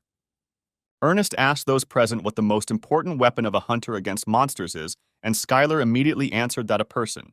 And this was a completely correct answer, because unshakable faith in one's own strength, without it, nothing would have happened. And thanks to this faith, with which anyone can become stronger, Skyler also lasted for many years in the abyss. The main character's partners laughed at his answer, because for them it was considered a great mistake. But the teacher made it clear that the main character's answer was correct, and then one of the students shouted that last time he said something completely different. Odaigon believed that a strong creature capable of helping him would be the hunter's main weapon. Parker thought hard, but soon responded that it was teamwork. And this was also the correct answer, because the hunter's weapon that can fight off monsters is not magic or an item, but the most powerful weapon is unity, because even a rank S hunter will not go into a dungeon alone. The mentor added that even if he was awakened or had a high rank, humans were inherently weaker than monsters, and no one knew what might happen in the dungeon, so one should be prepared for anything. Suddenly, the teacher drew lots and announced that there would be a pair training session today. Bright rays of light connected the students with each other, and they saw who they would have to train with today, and the main character thought how good it was that Odaigon was next to him. But looking a little more closely, he saw that his beam had connected directly with Anthony, who turned to the guy and asked if he was nervous, and asked him not to worry, because his body, with the help of magnificent magic, would solve any problem. Skyler couldn't understand one thing: why he, as a constellation, had to be paired with this weirdo. After each pair confirmed their readiness for training, the teacher began it with the art of illusion at the highest level. Right behind his back, a wyvern formed, which was the strongest monster classified as rank B or higher. This monster made all the students hold fear and look at the wild beast with horror. The teacher noticed that the newcomers didn't even hesitate, and he came to the conclusion that the chairman wouldn't recommend just anyone to join this clan. A few seconds later, the teacher gave the students the task of dodging the attacks of a wild monster. One of the couples was very terrified, and their tactics did not coincide with each other's opinions. Anthony decided that despite the wide radius of the breath, his magic would allow him to dodge and use the third-level acceleration. Skyler noticed this and decided that since they were connected by magic, he would be dragged after him, and it looked very presumptuous. The main character didn't think long and immediately accepted his own magic, which was many times stronger than his partner's. Thanks to the actions of the protagonist, they successfully dodged the powerful attack of the wyvern. The teachers took notice and believed that the pair were superior to magic in terms of speed and evasion, and that this guy was the most outstanding martial artist he had ever seen. The power of Skyler's skills was incredible, regardless of rank. Such a hunter was strong even in real combat. And the man understood why the chairman liked him so much. At this point, Anthony shouted what the main character was doing and why he wasn't following his actions. But in response, he heard that the guy was too slow for this training. The guy kept yelling at the newbie to listen to him and kept reminding him of it. The teacher's first task ended, and he ordered everyone who could not pass the first stage to leave the site. All the participants were expecting the second attack because it could come from anywhere, and only Skyler suspected that a monster would attack them from below. Literally, in 1/100th of a second, the guy jumped out of the air with a sharp leap, grabbing his partner, who would clearly have been too late. Suddenly, an ancient sand monster in the shape of a worm, a stone eater, appeared from underground. Such monsters hide in the ground and, upon catching the vibration, immediately attack and devour the prey. They are a terrible predator living in dungeons, rank B and above. The other hunters started shouting that the stone eaters right after the wyvern were too tough a test, and that you wouldn't even find something like that in a B-rank dungeon. But the trainer was persistent and shouted that if they couldn't even react to this, then they had no right to be called hunters, and that instead of grumbling, they would be better off concentrating on training. Suddenly, Skyler heard a question directed at him. He immediately turned around to see who was asking it. Ahead of him was a B-rank hunter, Morris, who asked the guy how he guessed that the monster would come out from below. Skyler replied that he heard a sound. The guy became curious that this was all martial arts. The protagonist offered to help Morris since he was so interested in it, but the coach immediately shouted for the guys to get ready for the next stage. So the clan's training continued. The next was evasion by 3, training in resisting magic, and restraining comrades who had fallen under the influence of illusion magic. Each of the hunters was very exhausted, and then the trainer shouted that the warm-up was over, and they could rest a little before going to clear the dungeon. Skyler couldn't believe that they would actually go into a dungeon, but Morris replied that in their time, a dungeon could be simulated in the inside of the world. The main character pretended to be surprised and asked if it was some kind of sport for hunters. Morris answered that everything was correct, and said that since the guy came back from the abyss, he must have seen a lot of things, and asked what team he supported. Then the main character remembered and named his favorite baseball team, and Morris laughed loudly in response, because he was hearing about it for the first time, because for him, the sport was considered to be where there was a team of 6 hunters. Skyler remembered that baseball and football had completely lost popularity, and that hunting was the dominant team sport, with other sports existing only nominally. At one point, the guy decided to study the personality of the new opponent, and saw that he was also a close combat fighter and was much stronger than the main character thought. Morris turned to the main character and asked if his new friend could really teach him martial arts, because in their time, few hunters would agree to share their own knowledge. Skyler thought it was useless, because even if he trained him, the guy wouldn't achieve anything without effort, because out of 100 people, about 1 succeeds, and he suggested that Odegan go have a drink. The guy added that, in addition, it would take at least 100 years to master the highest category, which was too slow for Morris. When the guy caught up with the main character, he told him that as a child he was a fan of martial arts. Skyler asked why he hadn't studied them back then, but Morris replied that in his time, almost all of the first-generation martial arts users had retired, and there was nowhere to study. Then the main character got the idea to teach the guy and become his personal mentor, and maybe after that the prestige of martial arts will rise to a higher level. Sometime later in the training room, Skyler continued to slap Morris in the face so that he could feel the flow in his own body.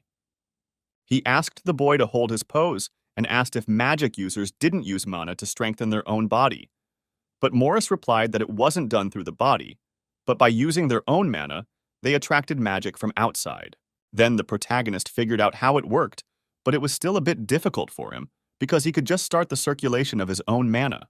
The guy reassured Morris by saying that in any case he shouldn't rush, and even if he couldn't control her, he could restrain her, although this could lead to rupture of blood vessels and viscera. In the end, Morris decided to trust Skyler, and mana cultivation occurred, which meant performing martial arts with mana, and the higher the user's understanding, the lower the chance of failure. The main character decided to take a risk using this chance. But fortunately for him, everything worked out. Morris's mana consumption was simply enormous, but it was the best way for a magic user to master martial arts. And there was nothing wrong with such a high consumption, because the main thing was that the blow was done correctly. A few seconds later, Maurice received the skill of the Shrouded Mana Strike, and Skyler's plan really worked, and everything worked out for him. The guy's feelings were completely different than from a simple blow. All of this was great, of course. The use of mana in martial arts was cool, and it was very good that Morris mastered the technique, but his skill level was too low. A short time later in the indoor training hall, the coach announced that the break was over and that the participants should prepare for the next training session. When everyone had gathered, he briefly explained what kind of training awaited them. The rules were that 6 would form one group and enter the dungeon, and their task would be to quickly and safely clear it. Each of the participants wanted to succeed in this training and definitely make it into the first team. Morris said that in their clan, only the first team participates in real battles, and if you show good skills in training, you can easily get there. The guy replied that unfortunately, he is not a member of the first team, he is not assigned to it, but he quite often takes part in real fights. Skyler added that he doesn't see anything terrible, and there's no need to be ashamed of one's own weakness, because all of this can be compensated for with great efforts. Then the coach snapped his fingers and said that he was starting to form groups and ordered them to find members of their own group and start training. Odaigon noticed that he didn't intersect with Skyler in any way, and it was a mystery to him whether it was intentional or not. The protagonist saw that Eliza grabbed her head and said that this cleanup team was doomed to failure. He replied that with such an expression on her face, she was greatly offending him. Her team included Skyler, who had recently returned from the Abyss, a rookie hunter named Richard Parker, and a guy who had absolutely no team spirit named Anthony. A sneak and the only sane person, the girl had never been pushed out of the first team, but this time she should have been worried. Morris asked if anyone was okay with Anthony taking the leadership position.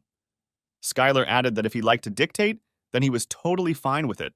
The guy asked Eliza how things were going with his abilities, and she replied that he liked long-range fights, but he was also good at close combat. Despite his rather strange character, he possessed some rather rare skills.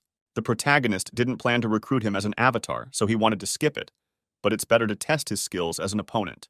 The more Skyler used his vision to study his opponent's personality, the greater his power became. But at this time, Anthony was running around the field, waving his arms and shouting for everyone to just trust him, because in front of them was a real captain, and Skyler thought that there was a real psycho on his team. The power a hunter uses can be honed through specific training, and Anthony had 2 skills: mind protection and narcissism. Apparently, both skills were aimed at maintaining mental control. Suddenly, Javier joined the conversation, saying that he was looking for friends and asked them to take care of him.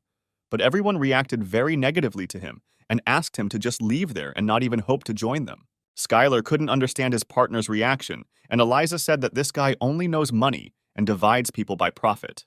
Javier said that he is not so bad, because everyone knows the principle of mutual concessions and others simply cannot accept it. But if you get something, you have to pay an equal price. Morris didn't want to listen to this and reminded him that when he was in the first team, Javier pretended to be a good guy. But when the guy dropped to the second team, he immediately threw him on the blacklist. Even though the guy was a B rank, he was a really valuable doctor who could heal anyone at the right time. He asked to team up with him, and then Javier would help during training. But Skyler didn't need this at all, because he was already good in combat, and Javier could only wave his arms. He warned the main character that the guy could help him once, because he was using magic anyway, and when he really needed it, his services would cost twice as much. And at that moment, Javier left. He understood that Skyler still hadn't realized reality after so many years of wandering through the abyss. But soon, he would understand everything. When the team found themselves in the dungeon of the Crossroads trial, they had not even heard of this name. The rules were to clear the dungeon as quickly as possible and avoid fighting with the opposing team. The provisions of essential goods were enough for 2 weeks, and Eliza suggested dividing them among everyone and carrying them. But Anthony did not agree with this, because his body should be concentrated on magic, and there should be no luggage on him. The guy didn't want to listen to anyone and moved forward. He wasn't afraid that he could be attacked, because his body could cope with any such trifle. But the girl was a master of close combat, and she could not allow the guy to go ahead of her, because Anthony was much inferior to her in this fighting technique. The man added that he was better than her in any case, and that there was nothing to be embarrassed about, and that the mere possibility of comparison with him made her a great hunter. The guy insisted on his own and went forward and ordered the others to stand behind him to help. But Morris interrupted the guy and said that his words had already been ignored, and one of them had simply gone forward. Ahead of them was a stone chameleon, which was very dangerous for the rank of this dungeon. Anthony screamed for Skyler to stop, and he would cover him with powerful magic of anger and chaos. The monster was very smart, and thanks to its unique ability to blend into the landscape, everyone lost sight of it except Skyler. Thanks to the powerful acceleration skill, he found himself right in front of the chameleon in a second and delivered a crushing blow. In his hands was the sacred moon sword, which was a national treasure of China. The main character upgraded the subspace necklace he received from the Onyx and attached it to his belt, and thanks to this, he could get the item he needed at any time. When Anthony approached Skyler, he shouted that the monster was his, since he was the one who discovered it first. But the guy replied that shouldn't he save his strength for a meeting with a stronger monster since he was such a master. This turned out to be perfect logic for the guy, and he asked to be given the opportunity to catch him with his own hands when he showed up. The whole team went straight after Skyler deep into the dungeon. Along the way, the guy encountered several of the same stone chameleons, which he successfully dealt with alone. The whole team was taken by surprise because the main character dealt with them single-handedly so quickly that they only had time to reach them. At one point, Anthony realized that his body had a powerful force and it would not lose. He approached Skyler and said that the guy was determined and offered to show him the ability of his own body. And at that very second, the two of them rushed off somewhere, and their team was left behind and did not understand what they were left to do. Eliza thought that in this regard, only Anthony was bothering her. But who would have thought that there would be two psychos on the team? At that moment, the trainer and his team were watching all the actions of the participants in the operations room. They were discussing whether they were going to keep Anthony in the first team. After all, if you look at all this objectively, the guy has outstanding all-round developed abilities, but he is seriously lacking a sense of team spirit, and with his participation, the team game will simply collapse. The man noted that his progress had slowed down significantly. It was clear that he had no desire to give it his all in training, but his transfer to the second team could have had the opposite effect. The man asked to observe him a little longer, and later he would personally make a decision if there were no changes. Then the guy turned to Ernest and told him to look carefully at the screen. They noticed how the boys began to get along with each other. They turned to each other and did everything together. The guys carried out joint attacks and were willing to give up several kills due to their cooperation. They actively helped each other and covered each other from both sides. The teacher watched all their actions carefully and could not believe his eyes, because what was happening on the screen was called teamwork. Eliza couldn't imagine that with such a team, the cleanup would go like clockwork and everything would be done cleanly and in a commanding manner. Anthony agreed with her and added that Skyler secretly thought it was a great idea to trust him with his rear. After a few hours of wandering through the dungeon, the girl suggested making a stop since they still needed to restore their mana. Morris offered to stand guard, but was immediately interrupted by Skyler. Everyone stopped abruptly, and the guy shouted that the enemy had surrounded them and that they should prepare for battle. Suddenly, Anthony shouted for everyone to move because couldn't they hear the enemy approaching, and Eliza couldn't believe that he had started listening to the others. The guy got to the main character and told him to look at him carefully, because now he would show him what he was really capable of. Anthony added that Skyler shouldn't be discouraged. He certainly fights well, but he's still a long way off. And at that very second, the main character dealt a crushing blow to the monster. Anthony said that he could have easily dodged it, but Skyler insisted that he was not familiar with this monster, since it was a stone gargoyle in front of them. The stone gargoyle was a demonic-looking chameleon monster with immense strength and endurance. This opponent was quite troublesome with its ability to completely blend into the rocks. The guy added that they have nothing to worry about because they are very cowardly, and at the slightest thing they immediately run away and have already retreated. The entire training staff watched the actions of the main character with pleasure and wondered where this guy came from. The teacher looked at him and thought that he was a natural-born leader, powerful, a worthy recommendation of the chairman. The only thing he didn't like was that the guy was a martial arts user. Skyler's team quickly passed the dungeon, and the headquarters was sure that they were not doing it thoughtlessly, and besides, the destruction would also be a lesson for them. The Crossroads Trial is one of the secret dungeons that China hired A-rank hunters to storm 17 years ago. Despite the fact that the dungeon's monsters did not exceed B rank, its complex structure with many pitfalls is worthy of a high rank. The mentor understood that soon everything would start and the team would have a hard time coping with the new trap. Suddenly, Skyler was attacked by a gargoyle, and he immediately blocked its swift blow. Ernest watched all this and was shocked that the guy managed to block the blow, and apparently he knew what kind of monster was in front of him. The man came to the conclusion that perhaps the boy had dealt with them in the abyss, because his reaction showed experience.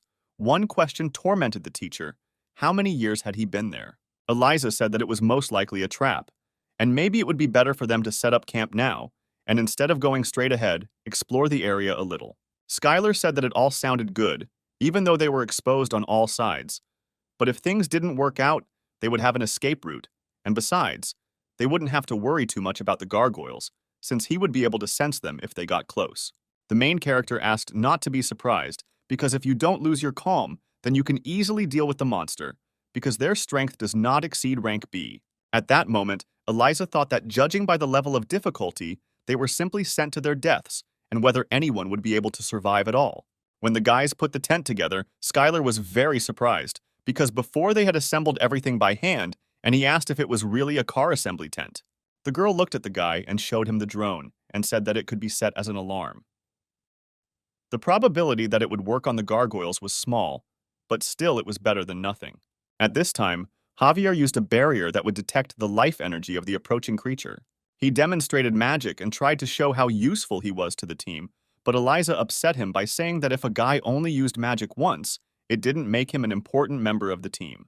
But despite all the guy's merits and opportunities, the girl left him on guard duty, and all three of those who were in the rear of the battle remained at the post. In this team, the guy was perceived as a money-obsessed psycho, a guy for whom only money and just trash exist. No one could understand why Javier was so open with Skyler. Perhaps it was all after he saw his value during the hunt today. Today's hike allowed everyone to feel who played the biggest role, and the main character was Skyler, who led the team on the front lines and is the martial arts user who returned from the abyss. Javier asked the protagonist not to build iron walls and asked what he liked. The guy didn't think long and answered that his favorite activity was the bench press, but he especially loved raising dumbbells through the sides. When the tent was set up, everyone went together to eat specially prepared food. When Skyler took this bag of food in his hand, he felt ashamed. At the same time, the other hunters were amazed at what they would have to eat now, because they believed that this was the most delicious dungeon food in the world, and this food was not suitable for such an ideal hunter as them. It tasted disgusting, but it was hard to make a trip without food, and besides, it contained beef.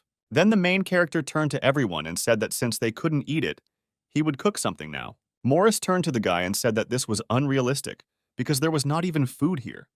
But Skyler was surprised by this, because they got so much food today.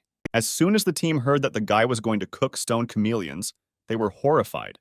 They understood that he had been in the abyss for a long time, but eating them was somehow too much.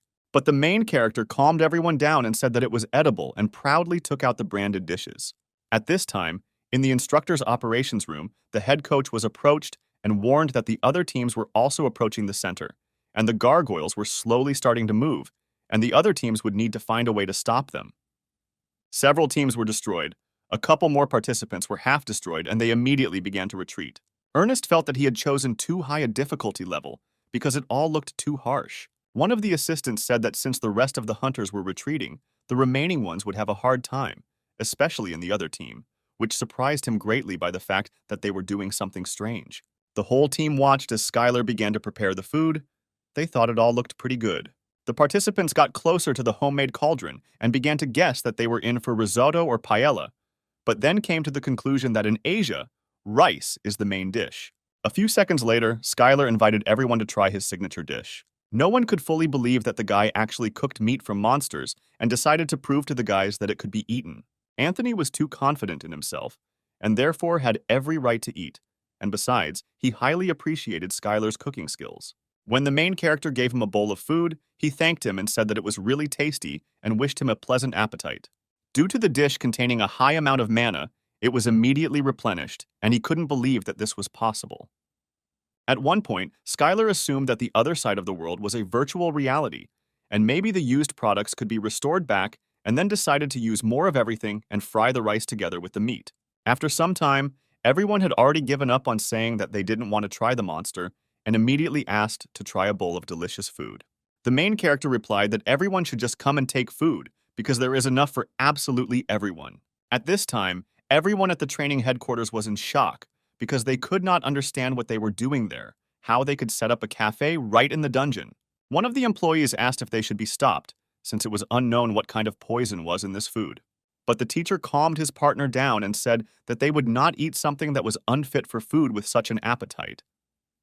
If there was poison there, they would have already spat it all out, and he was sure that the guy had a rare skill for cooking monsters. The man thought that he must have acquired it while wandering through the abyss, because there was absolutely nothing to eat there. The abyss was simply teeming with mana, so there was no particular need for food. After a hearty dinner, Skyler heard someone sigh behind the tent, and there was Richard Parker. He came out of the tent and said that after he mastered martial arts, he only needed to take a little nap. The main character asked if something had happened while he was on guard here. The protagonist turned to Richard and asked him if he felt depressed, being surrounded by hunters who were stronger than him. Skyler calmed the guy down and added that this worries every hunter, and he should not fill his head with thoughts and instead focus on training. Richard was touched by these words, because such words had never been said to him, and on the contrary, in his family he was called a genius. At that moment, Skyler took out a Chinese sword and ordered Richard to wake up all the boys. The people in the tent heard that the attack was beginning, and, with difficulty opening their eyes, began to come to their senses. The main character warned his partners and said that apparently there were not only stone gargoyles here, and that someone much larger was approaching. The stone gargoyles led the dungeon boss to them because they had excellent intelligence and apparently realized that they could not cope with this team alone. The boss of the dungeon was a stone predator. It had the form of a huge worm, and this monster had a power and order of magnitude higher and was able to break through the earth and stones. Its main food was stones, but it could easily tear hunters to pieces. Ernest watched all this from headquarters and said with regret that it was quite annoying that this training would have to be ended, because besides, the gargoyles did something to bring the boss right to them.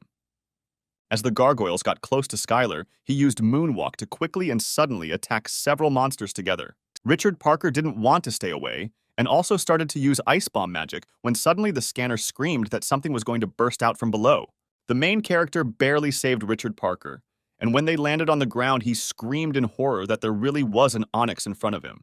All of Skyler's partners were shouting at him to get out of there immediately, because there was a dungeon boss in front of him, but he didn't think about it, and instead entered into a fight with this monster. At one point, the protagonist thought about whether it was worth catching him without using the sword's aura, because he was still a B-rank hunter. But then he thought that the sword's energy would also be useful in this matter. A few seconds later, powerful sword blows cut through the monster's stone flesh. The team couldn't believe that these were the abilities of a B-rank hunter. Skyler never doubted the monster's strength for a second, and decided to end it all with one powerful blow. When the headquarters watched all this, they could not believe that Skyler was far from being some kind of uncut diamond, but could already be called one who had reached the perfect limit of a hunter, and they could not understand how the chairman brought him to them. A few hours later, the chief of staff came to visit Sam right in his office. The men were not very surprised by his visit and asked how he liked the boy's abilities. The teacher said that he had recruited an A-rank hunter. The man added that this might cause some trouble with the government later on since they didn't report the A-rank hunter. But Sam said that it wasn't their fault since the government overlooked it. The teacher said that it would be troublesome to confirm the A-rank, but it was only a matter of time. But he was worried about whether a hunter of that level would continue to work for Sam. But Sam calmed him down and said that he didn't even have to worry about that and asked him to trust him. At this time, a list of names of the first team, which included all the members of Skyler's group, appeared in the lobby of the clan building. The other hunters couldn't understand why martial arts users were in the first team and how well he demonstrated his skills, since he was most likely just dragged through. Anthony overheard this conversation and said that since they themselves lacked abilities, there was no point in denigrating others. How could a hunter think so narrowly? Anthony walked around campus and believed that the newcomer Skyler was his only worthy opponent, and the guy decided to help him in a friendly way in honor of joining the first team. At this time, Skyler was riding in the car with Javier and Odegon, and he turned to the guy, saying that he immediately recognized his abilities. Odegon lost the game on the phone again, and Javier's mouth didn't close, and he kept telling boring stories that no one wanted to listen to.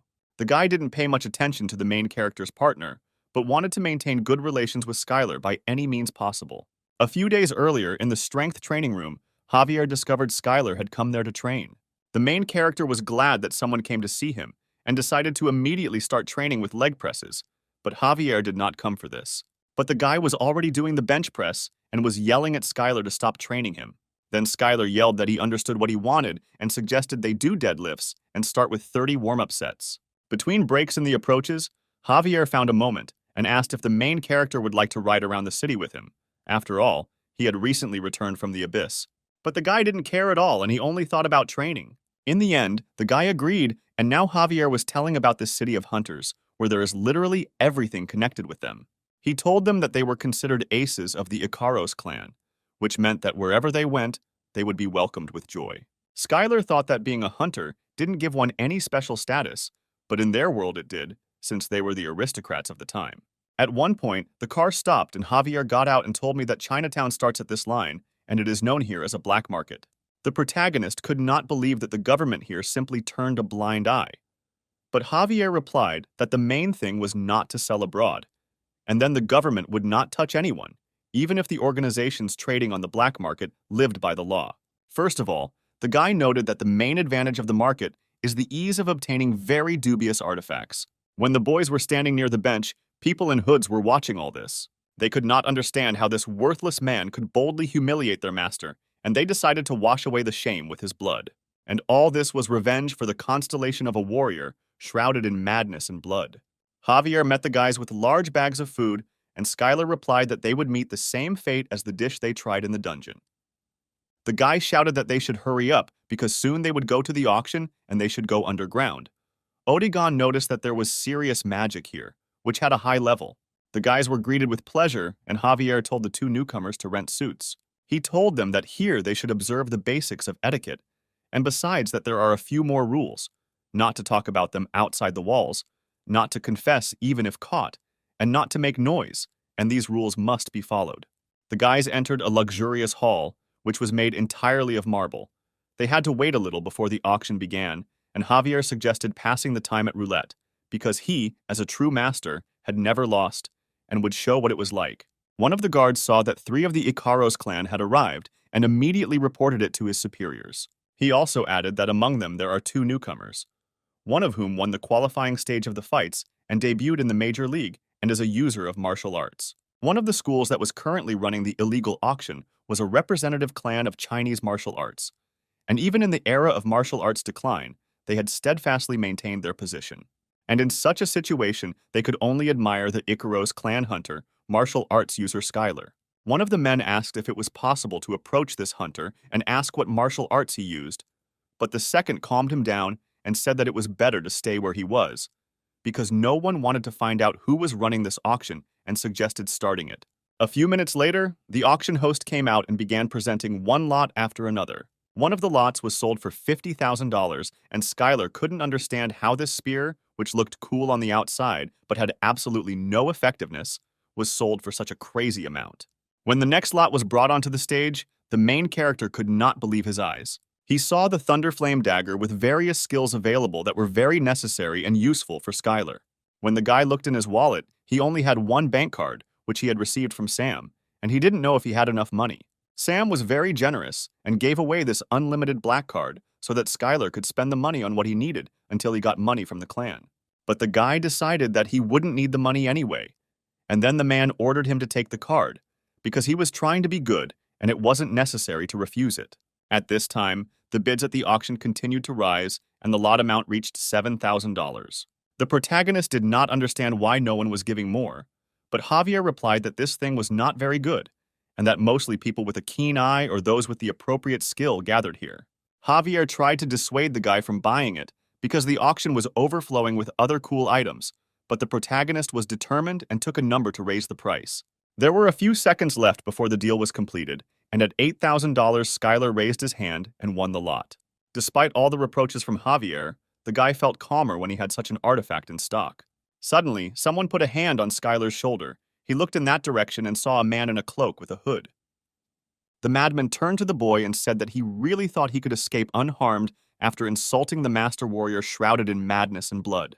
When the security saw that some kind of battle was starting at the auction, they immediately moved towards them and shouted at them not to move and to stay where they were. Skyler thought that the warrior did not act rashly and sent people to avenge that incident. The warrior grinned and said that now the guy only had to survive if he could. But considering the fact that he was hiding behind the warrior, he was a complete coward, and the main character decided to use this chance.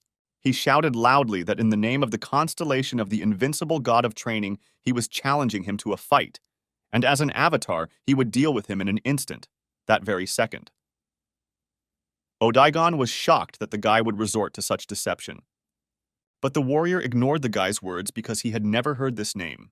The protagonist added that he was really afraid of a one-on-one battle and sent the killer like a cowardly chicken. Then the warrior immediately replied that he would accept the Battle of the Constellations if the guy survived it. Suddenly, the lights went out in the auction hall and all the people were frightened by this and immediately shouted to be thrown out of here. The warrior was infinitely glad that he was now locked up with the guy and he would finally have a feast on his blood. The protagonist grinned and replied that he was the one locked up with him. Odaigon took out a mighty staff and shouted that they were all locked here with him. Of course, Skyler was pleased that his partner stood up for him. He thanked Odaigon and suggested that he save his strength.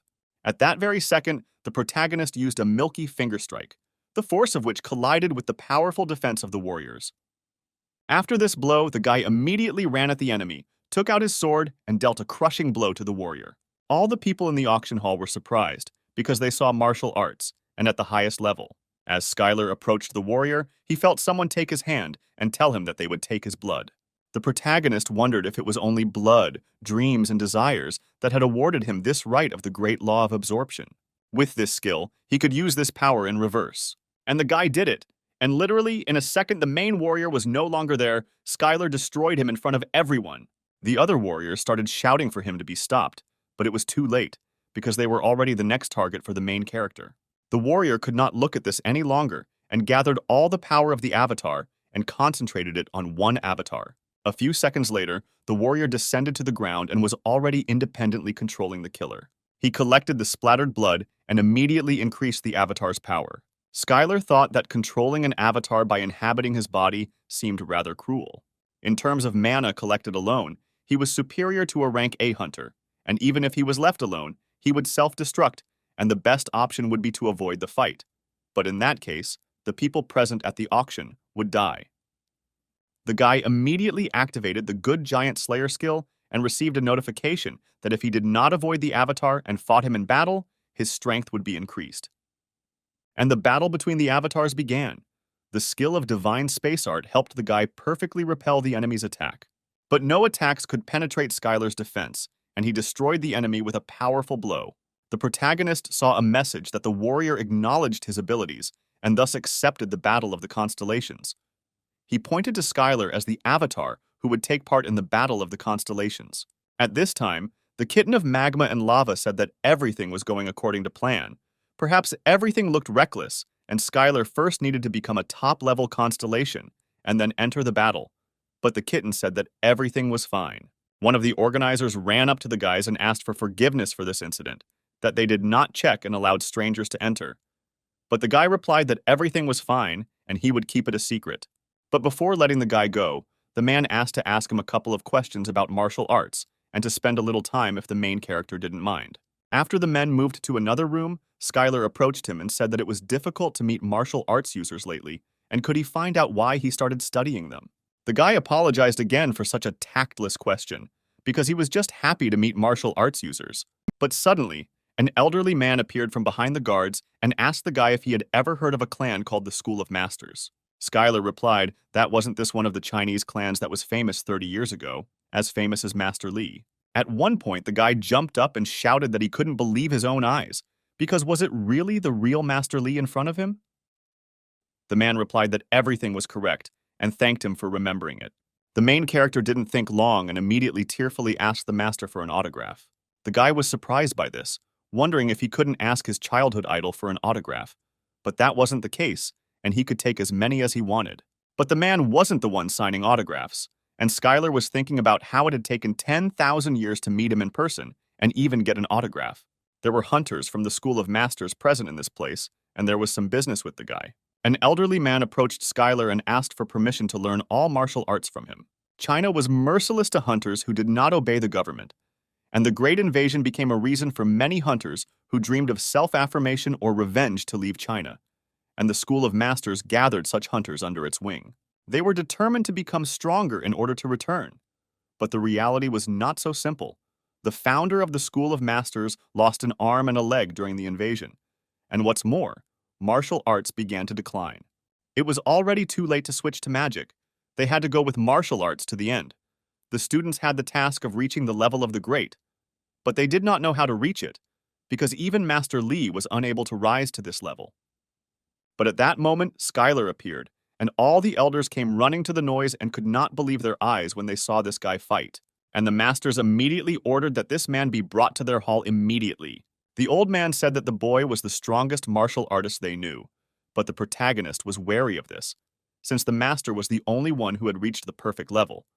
But this turned out to be a lie, after which the number of martial artist users noticeably decreased. The men began to wonder if he was by any chance the avatar of the constellation of the invincible god of training and what he needed to do to reach his level. The lava and magma kitten told the boy that he would help them and lead them personally, and that someone like the god of training was quite closely related to martial arts. The guy replied that he could help them, and immediately his faith in the god of training increased, and his strength was greatly increased. The main character became interested in whether other constellations get their power in the same way. It was quite invigorating, but he didn't know anything about it, and then the magma kitten answered that this road begins with the first step. The old man added that they were not just asking for training, but in return they were promising unconditional loyalty. The old man's words made the guy very wary. It was too unexpected a proposal for him, and he replied that he would think about it and give an answer later. The masters replied that they would wait for an answer from Mr. Skyler and said goodbye to him. The next day, the guy came to Sam, as he wanted to know if he had managed to fit in with the Icaros clan. The main character replied that everything was fine and that there were quite a lot of strange guys there. Skyler decided to ask Sam if he remembered a clan called the School of Masters. The man replied that perhaps it was that ancient Chinese clan of martial arts users. They were defeated during the first wave of the Great Invasion, when all of China was in an uproar, and later Master Li falsified his rank and was defeated in the second wave, and most likely the rank falsification was the work of the government, because the master would not have done that. Sam wondered why the guy suddenly remembered this, whether he had finally decided to go looking for this master, but Skyler replied that he had met him here. The man said that there was no news about him, and he decided that the master either disbanded the clan or died, and he was in the city all this time.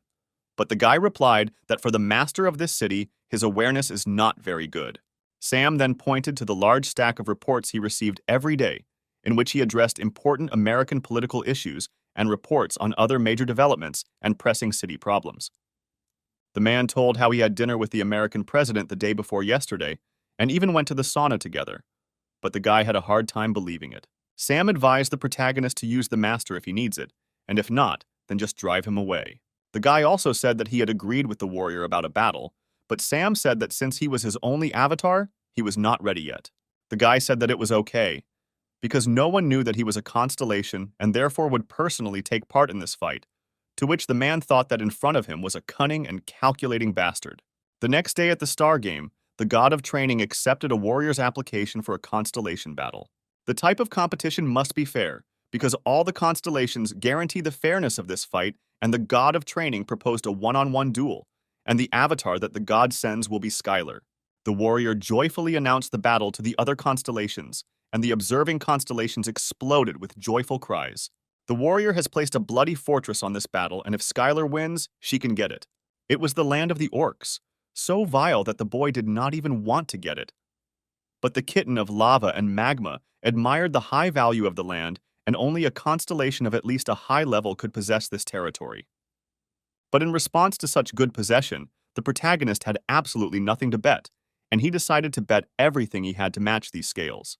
The guy put divine space art, voice from the depths of the sea, and the one who turns back time, all three of his most important skills. The two constellations came to an agreement, and the treaty was successfully drawn up, and if one of the parties loses, its influence will be significantly weakened. The kitten said that he should be able to easily defeat such a trifle, which Skyler completely agreed with. Suddenly, the warrior put forward an opponent with whom the boy would have to fight. His name was Akarat. He was a berserker and had high magical defense. With powerful regeneration, he would be good even in close combat. He was surprised that the god of training turned out to be stronger than he expected and subdued the other constellations. But they were all weaklings, and his avatar, although he fought well, was barely above level 300 and would never defeat Akarat. The warrior ordered the avatar to destroy the boy, take his life and trample his corpse. he will show all the constellations watching the battle his strength and power. At this time, the plague messenger was relaxing in a swamp pool and musing that he was simply in despair when he was defeated by the god of training. But everything turned out not to be so bad, because the guy turned out to be quite magnanimous since he did not take away his avatar and did not start demanding land. And at that moment, the messenger saw a message that if the god of training was defeated, he would become the avatar of a warrior shrouded in madness and blood. The messenger turned to Skyler and said that this was not how it was done, and if he had decided to fight, then he should have been called too, because he could have lent him several avatars. But these avatars interested the guy the least. Moreover, they even scared him a little, and he would not be able to borrow them. The Constellation realized that he would only find more problems if he entered into subordination to this monster. The battle between the avatars has begun and will continue until one of the sides admits defeat or dies. The Berserker began to attack mercilessly, attack after attack, not giving the slightest chance for the boy to start a counterattack. The Avatar was very surprised that the guy was able to dodge all of his attacks and still remained on his feet. As soon as the Berserker began to approach the protagonist again, he used the Divine Space Art skill to reflect Akarat's magic. All the constellations who watched this merciless fight admired the skill of the main character and complimented this scene. But Akarat was a very strong warrior and quickly restored his health by using the Scarlet of Resurrection. At one point, the guy realized that the more he hurts him, the stronger he becomes, and if you compare him to a hunter, he has a rank S, although given the complexity of the situation, it is possible even higher. Berserker used a 6-tier magic skill and collided with the protagonist's milky finger. Their blows were equal and no one could hit the opponent properly. Then Skyler decided to use the Great Law of Absorption with this skill. He began to absorb Akarat's mana, and at that moment, all the constellations began to say that this plan was too reckless, and the warrior laughed and added that he would die from an overdose of power. But at one point, something went wrong and Skyler could not let go of his hands from the Berserker's body. But it only seemed that way to Akarat, because the main character suddenly absorbed all of the warrior's mana and received the blood mineralization skill. Skyler thought that this was a very dubious skill, because when the blood boiled, the mineralization process started, and he lost his mind. But his combat skill increased rapidly. The Berserker turned to the guy and said that if he was going to kill him, then let him finish him off, because he was a great soldier and would never admit defeat. The guy didn't know what to do with it, because the fight could only end after he finished him off.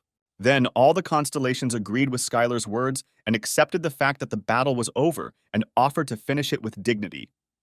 Eventually, the warrior declared defeat and the battle of the constellations was over. All the constellations began to praise his courage and sent soul stones as gifts. One constellation expressed respect for his battle, and another offered to become his avatar. Skyler received a notification that the bloody fortress that the warrior had erected had come into his possession, and since he had survived the first battle of the constellations, he was included in the ranking of the earthly constellations.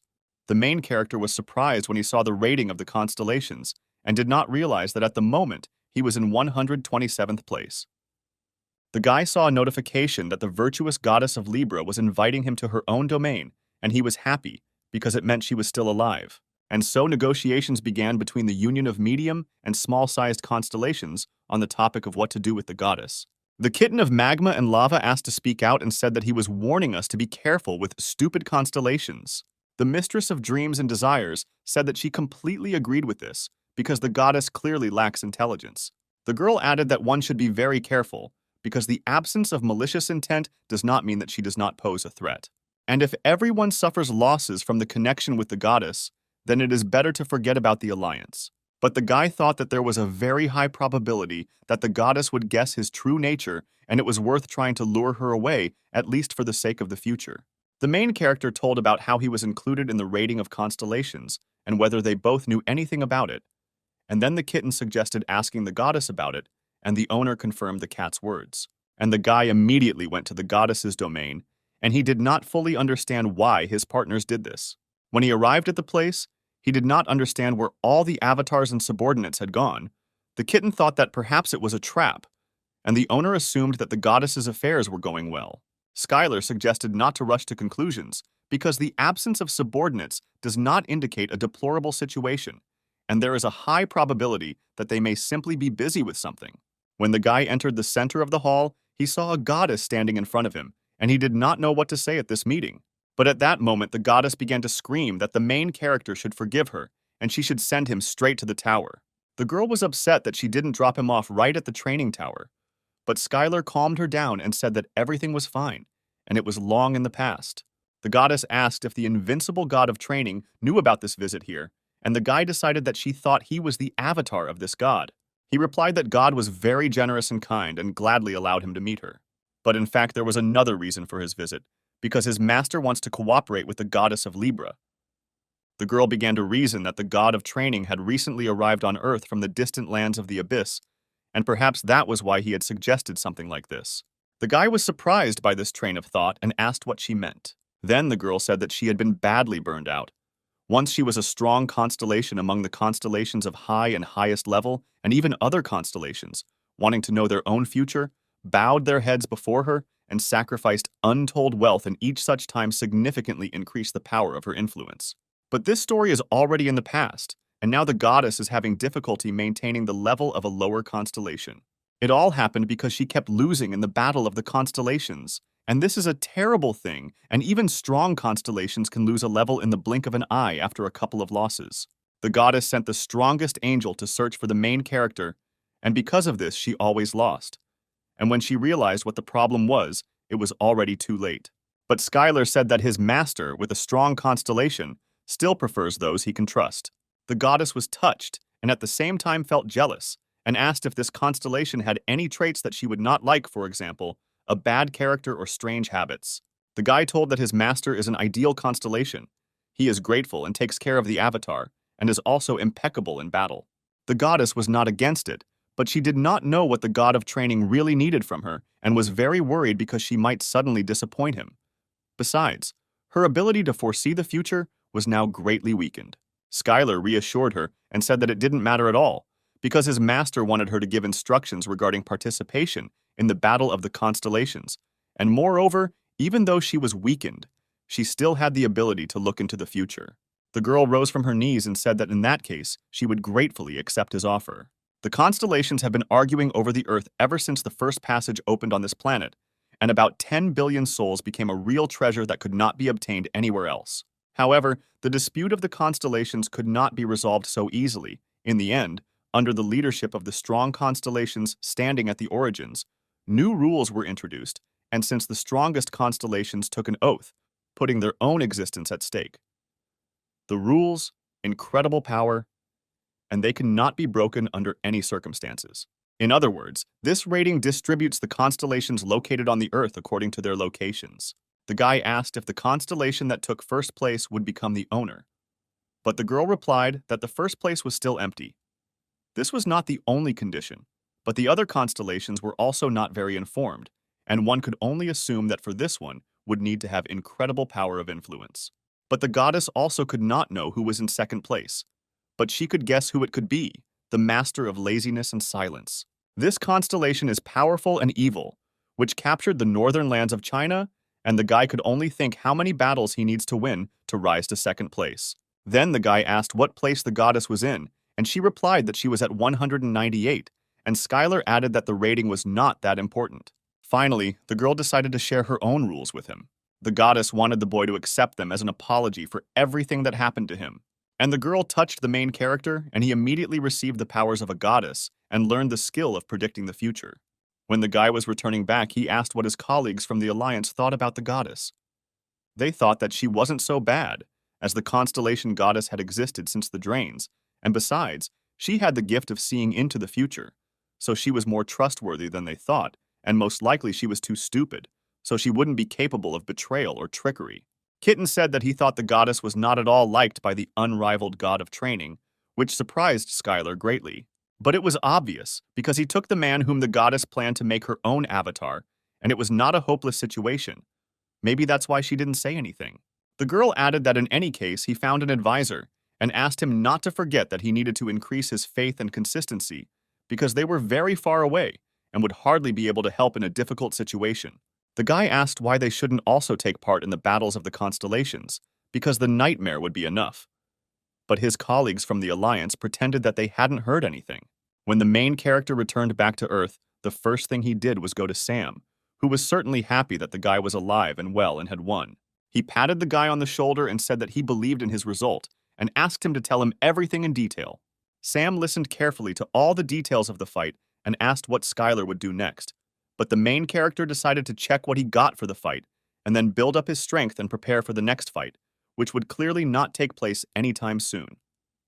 Then the man asked to borrow his strength, but the guy asked what had already happened to him. At that moment, Laura burst into the door and screamed why her father wasn't picking up the phone. Sam got nervous and said that he always answers the phone, but the question was not addressed to him at all. Laura said that she tried to call the guy so many times and reproached him that if he didn't want to work with her, then he should just say so and not ignore her calls. But when the guy took out his phone, he saw that its battery was completely discharged and he simply forgot to charge it.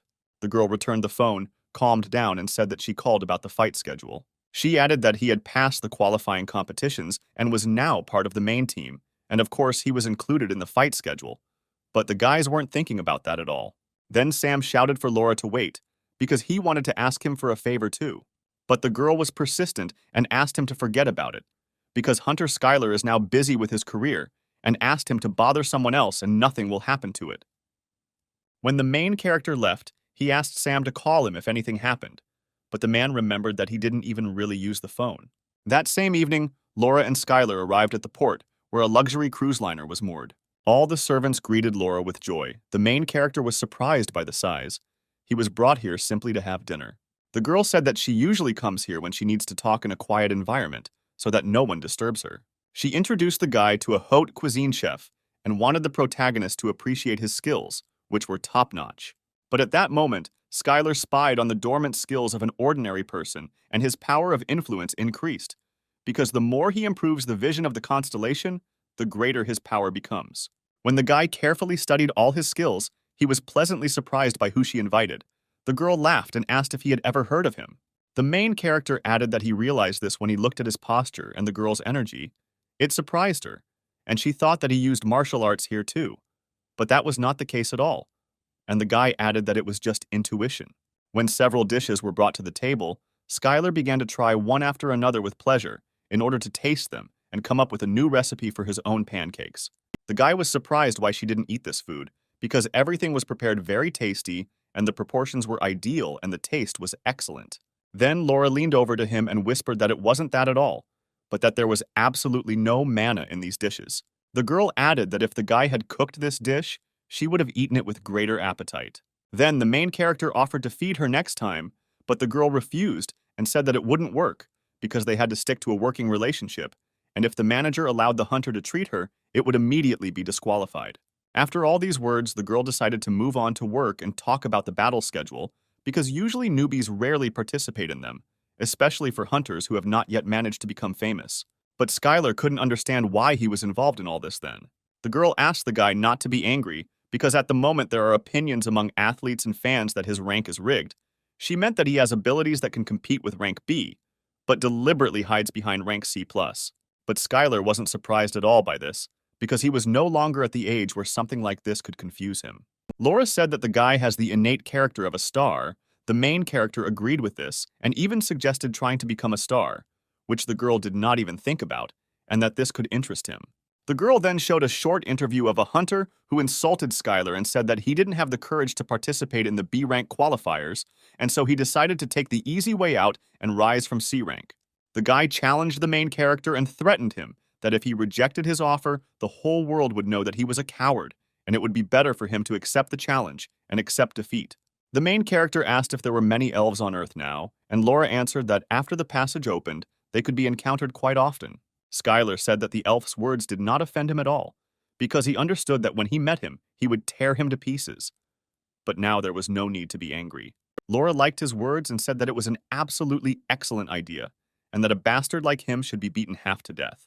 And the guys came to a decision to schedule the fight within these 2 weeks, and by that time Laura would collect all the information on it and send it to Skyler. A week later, Skyler was already standing in a beautiful tuxedo and did not understand what he needed to do next. The girl explained that the guy should come out, listen to all the questions and answer in moderation, provocatively drill each other with their eyes and pose once for the camera, and that would be enough. When Skyler sat down at the table, the host announced that people could ask questions in the order of the established queue.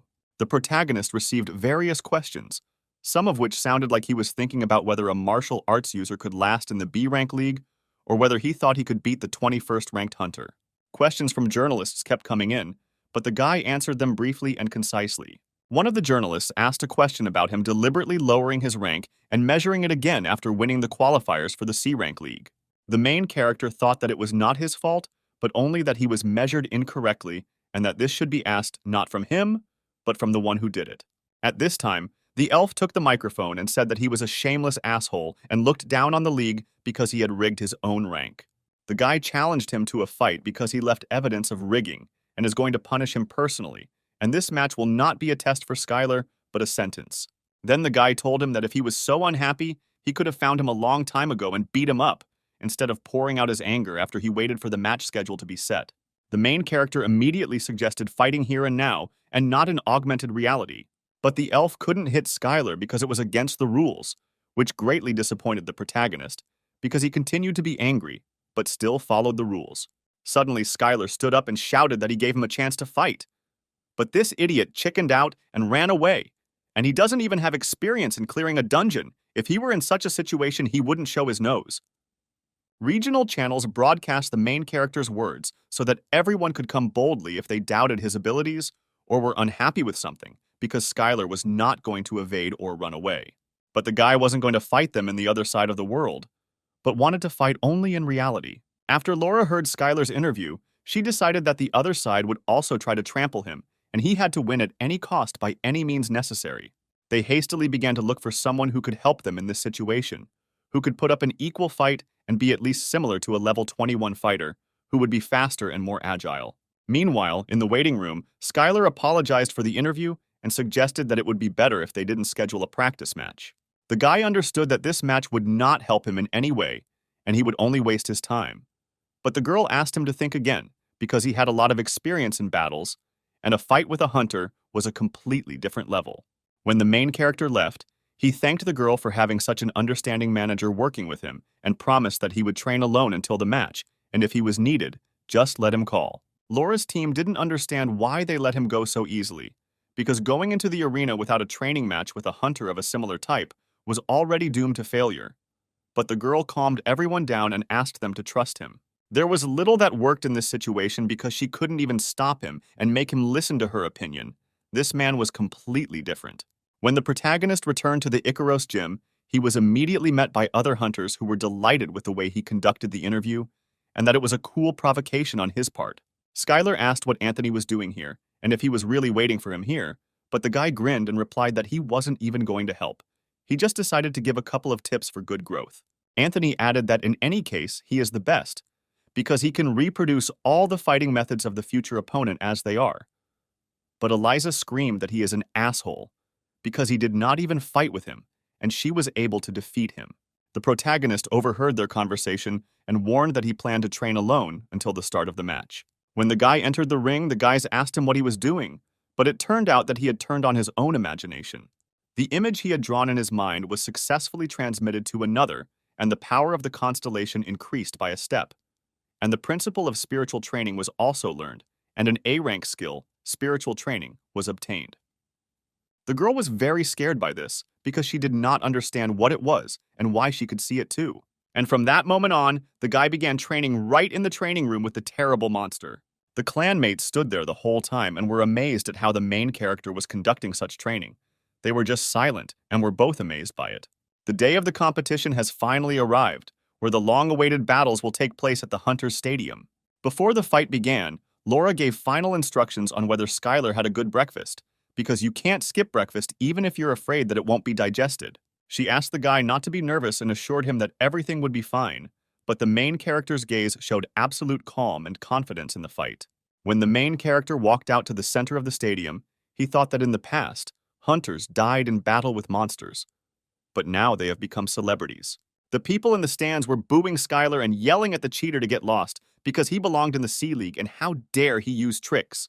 But out of the whole crowd of rude and angry fans, there was someone who loudly shouted for Skyler to go forward and that he would succeed. It was one of the members of the Master Clan who wished him luck and shouted at him to show the true power of martial arts.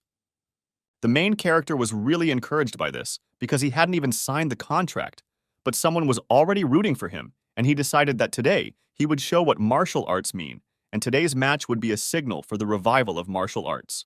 The host of the fight loudly greeted all the participants and spectators, because this fight was very long awaited, and today they will be able to see the match from different sides.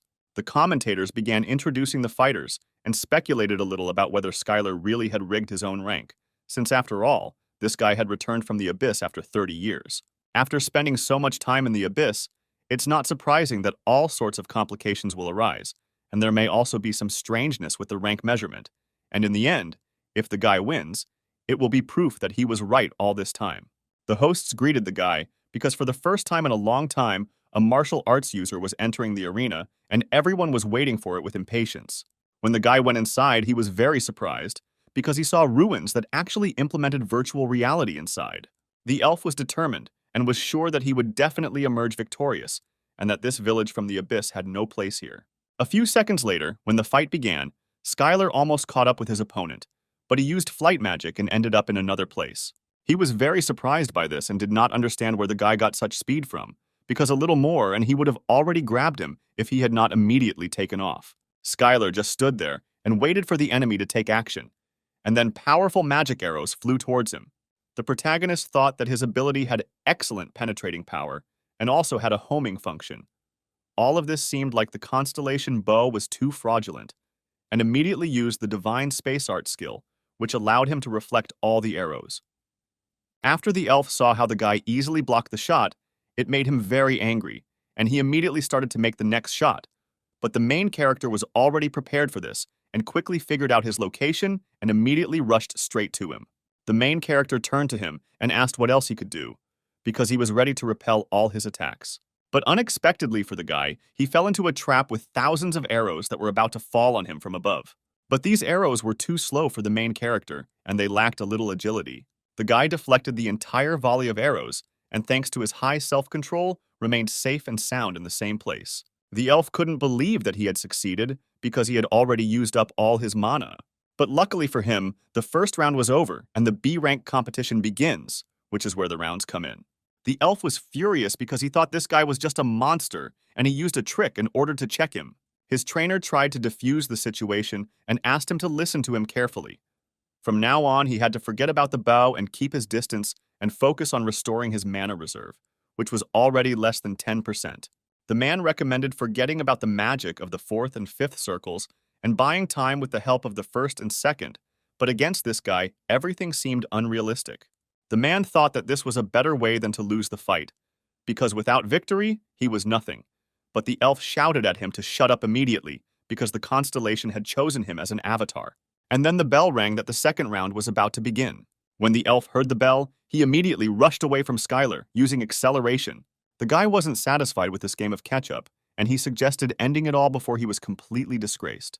But his opponent was not satisfied with this, and then Skyler decided to catch up with him and convince him again. The commentators couldn't believe their eyes, because they had just seen the steps, one of the movement skills in martial arts. They couldn't believe the speed that the guy had developed. When the main character finally caught up with his opponent, he immediately dealt him a crushing milky blow. The elf lay unconscious on the floor 100 meters from the guy. The commentators couldn't believe the outcome, as Skyler finished the hunter in the second round. Commentators added that now the top 10 hunters should start worrying, because they have a new rival who has outstanding martial arts. The host came up on stage and handed Skyler a microphone to ask him how he felt after a perfect match where he didn't take a single hit and finished the second round with a knockout. Skyler surprised the host, because for him it was a normal fight and his opponent turned out to be too weak. Suddenly, all the people in the stand started chanting his name and rejoicing at his success. As crowds of people chanted his name, his essence power increased greatly. All this was implied by gaining popularity, and his essence power definitely increased.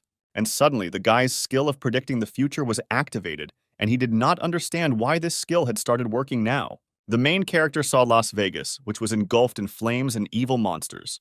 They all escaped because they failed to clear the dungeon in the limited time, and a disaster occurred.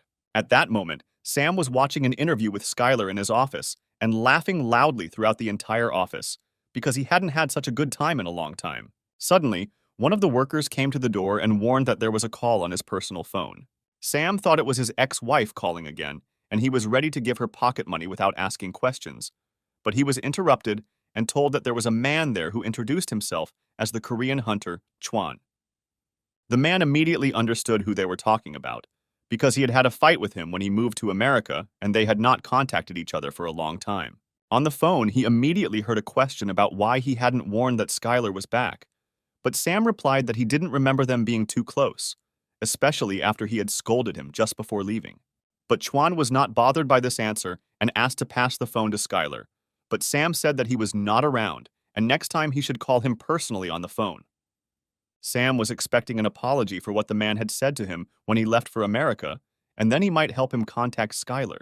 But the man didn't want to apologize for anything, and then Sam replied that from that moment on, he was on his blacklist. When the guy and Laura were walking to Sam, the girl was arguing that he couldn't deprive her of her managerial rights even if she couldn't determine the client's ability. She should have trusted Skyler more. The guy asked the girl what chances she gave him of winning, and her answer beat him, because she gave 9 to 1 of losing. On the way, the main character was met by students of the School of Masters. They immediately fell to their knees and asked him to teach them martial arts. Skyler didn't understand, because they had a teacher and why they needed him, and then they told the story. The events took place in the main residence of the Master's School. The students honed their fighting techniques and recorded every movement that the Master showed. But as soon as they made just one mistake in a word, the Master immediately scolded them and said that they were shameless people who did not even know the basics. At that moment, they realized that they wanted to learn martial arts, but the elders' teachings were too outdated and they begged Skyler to teach them. For the protagonist, this was a chance to solve their problem and at the same time increase his faith and his own authority, and he immediately agreed. The guy replied that he, as the avatar of the invincible god of training, would teach them martial arts and those who would become followers of the god of training. The students were very happy with this answer because they loved martial arts. The next day, Skyler decided to visit the bloody fortress that he had received in a duel with a warrior shrouded in madness and blood, and this place turned out to be too disgusting for him. These possessions were obtained after the Battle of the Constellations, and he will enter the territory of the orcs for the first time. But since the guy was too busy, all the affairs were entrusted to Odaigon. But at that moment, Odaigon was tearing and throwing all the orcs, because they were still fools who could not learn an easy spell, and it seemed that he was not very good at dealing with them. Skyler suggested that if learning magic wasn't producing any results, then why don't they just learn martial arts since they all had axes? But since everyone had little understanding of the true art of wielding an axe, the protagonist took the axe in his hands and showed how to use martial arts skills and showed the technique of the green dragon axe. Then the orcs asked a few questions about where they should jump forward or backward and how to swing the axe from the right or left. And then the guy realized that there was nothing he could do, and since they didn't understand with words, he would have to master everything with his body. And one by one, the orcs were trained in the technique of the green dragon axe, and at this time, the power of the protagonist's essence only increased. But one of the orcs was no longer up to training, but Skyler continued to insist that he learn and complicate the fighting technique. And from that moment on, the orc territory forgot about a quiet life under the rule of the constellation of the god of training. When Skyler took a closer look at the place, he realized that he wanted to build a training base for the orcs here. Odaigon also warned the boy that the construction would take a long time, and if he wanted to get the building quickly, he could visit the Constellation shop where various deals would be available. When the guy joined the Star game, he began to carefully study the constellations that sold the buildings. A young guy saw one constellation saying that he was selling a beautiful building, and he immediately wanted to look at it. Immediately in front of him, there was a girl who was a little drunk. She was ready to show a special building with pleasure and invited the guy to take a good look around. When the scanner began to examine all the buildings, it saw that it was catastrophically short of funds. It seemed to it that it had earned a lot of soul stones, but this was not so. The guy apologized to the constellation and said that unfortunately he wouldn't be able to buy any of this because he simply didn't have enough soul stones. The constellation was satisfied with the answer because she believed that the main character simply did not like the buildings that were built. The guy also added that he really liked the pond with life-giving alcohol and asked if she could wait until he got enough points. The girl was very happy about this and as a token of gratitude gave him a magnificent rice vodka of 8 sins, one sip of which was capable of healing all wounds. The main character was very happy with this gift because he received it from a very unusual constellation as a sign that he had fought with a warrior. A few moments later, the girl disappeared, but the guy's problem was not solved, and he began to think what to do next, because his glasses were hardly enough to buy. Suddenly, a traveling merchant selling fates appeared and asked Skyler if he was looking for something. The guy was only too happy to buy something, but he didn't have enough soul stones. But the traveling merchant told him not to worry, because he was looking for everything necessary for constellations from the highest to the lowest rank. And then the merchant opened his cloak and immediately showed several boxes with a random building of low, medium, and high level. The guy was too surprised that the boxes were random, but the traveling merchant swore on his name and reputation that there was no deception here. The main character decided to test his luck and bought several boxes, and the traveling merchant wished him to use these goods for a long time. Skyler didn't quite understand what to do with this box, but when he found himself on the ground, he immediately threw the cube straight onto the ground. And then chaos broke out of the box, deciding his fate, and it was a model of a small temple, an ancient warrior's sanctuary. If installed, all inhabitants would receive the skill of the ancient warrior's strength. But because the building was too old, it would collapse in 30 days. The guy thought that everything wasn't so bad and decided to open another box with a building. And in front of Skyler there was a luxurious temple of the Shining Elf. And if installed, the guy had the opportunity to learn the skill of the Shining Elf bow. The main character thought, because it was most likely the building of that elf from the duel, and his shining bow was the magic that the elf gave to his own avatar. The guy didn't think long and decided that he needed to install all of this right now and placed everything on his own land. But the kitten said that there was a huge problem, that among the subordinates of the god of training, there were no people capable of mastering the shining bow of the elf. But the main character thought that it would definitely not make things worse, and that it could be used a little later. And he also decided to tell his friend Sam about the future. When Skyler returned back to Los Angeles, he immediately came to Sam, who greeted him happily and asked the Star of Fists in Korea to give him an autograph. The main character asked what kind of nickname this was, and the man said that now everyone calls him that. Sam asked the guy not to relax because there were 10 of the best real strongmen ahead, who were avatars. Skyler was at peace, and now, first of all, he was a constellation, and he would somehow definitely figure it out. Between words, Sam said that Chuan had recently called him, to which the guy was very surprised. The man did not like this reaction because he feeds, helps, and acts under the name of Skyler's avatar, and also provides him with financial support. The guy was very surprised that Sam had become so petty, but he asked him to just not hang out with him because Chuan was such a bastard. And then Skyler said that he was here for another reason and told him everything in detail that the gift of the goddess had shown him. The guy told about Las Vegas, which was drowned in fire and the invasion of rock drakes, and he himself was very surprised by this because he could not believe that all these events took place in Las Vegas. Then Sam almost let it slip and said that there was something you couldn't do in Las Vegas. The man replied that this territory was not under his jurisdiction, and he did not decide anything there. All they could do was go there and explain the situation and try to convince everyone. But the guy didn't get it, because Sam recently told how he went to the sauna with the president, and now he has no influence. And then the man suggested that it would be better for Skyler to go instead of him, because in his appearance, they would not see sincere thoughts, unlike the guy. The guy exhaled and said that he would try to sort everything out and go to Las Vegas and talk to them. In Las Vegas, the guy immediately came to a large clan that controlled an entire city called the Black Cactus. He was met by security and asked what he needed. The main character said that he was from the Icaros clan and he needed to see the head of the clan. But he was told that he could not come here on a whim and see the head, and first he needed to make an appointment. The men didn't like the guy's insolence and asked him to introduce himself first. Skyler then said that he was a B-rank hunter and a member of the Icaros clan. The man from the clan could not believe that in front of him was the same fighter who had wiped the elf's nose in the duel. The guy said that this fight was just killer, and he really regretted not attending this match, and immediately added that the security had nothing to worry about, because even if he wanted to do something, they still couldn't stop this guy. Skyler asked again if the clan leader was in the building, and the man replied that he was inside, and that all sorts of scum often visited him. They said over the phone that the head of the clan could receive the guy, and he would now be kindly escorted to him. When they went inside, the guy saw how the hunter was being loudly and severely scolded. He was surprised, because he could not understand that the head of the Cactus clan was really a girl with such a character. The guy thought that perhaps it was worth measuring her level. And indeed it was the head of the Cactus clan, Roxana, level 288, who asked what the man from Icaros was doing here. The girl asked the guy to skip the formalities and get straight to the point, and then Skyler told them that their clan would lose to the monsters, and he was here to offer help. The girl was very angry at these words, and she asked to repeat these words because couldn't they clear the dungeon? A B rank or higher dungeon explosion will soon occur in their vicinity.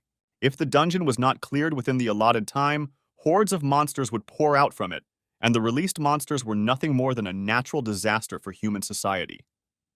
Roxanne asked if the guy had found out about the appearance of a dungeon that they didn't know about, and the guy added that he used the latest magic from Dragon Industry. The Ikaros clan had no intention of destroying the dungeon and ignoring the clan located in this city.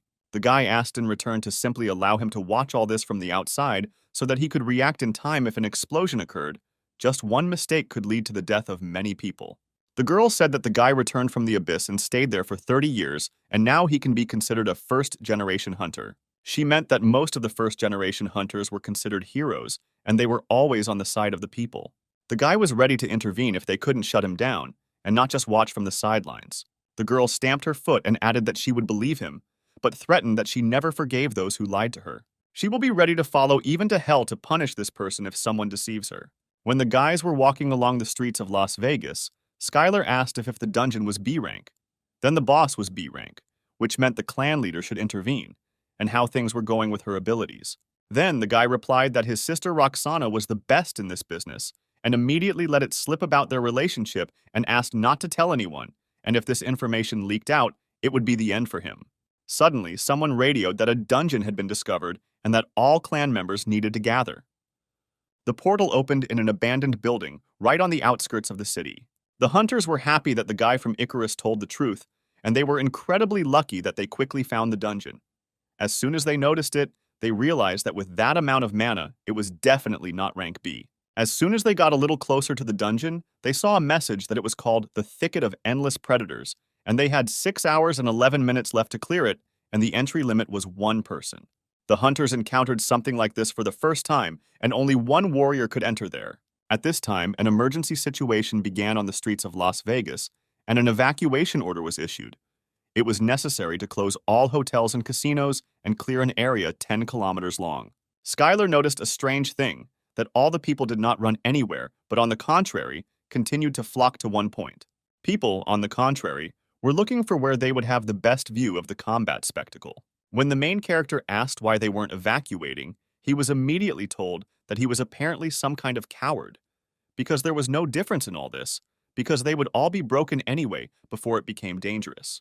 The lava and magma kitten, when he saw this, irritably advised him to abandon all these idiots, but the guy couldn't let them die so easily. Then Skyler couldn't stand it any longer and approached the couple again and ordered them to get out of here quickly. People rushed away from this weirdo in horror and fulfilled his request at that very second.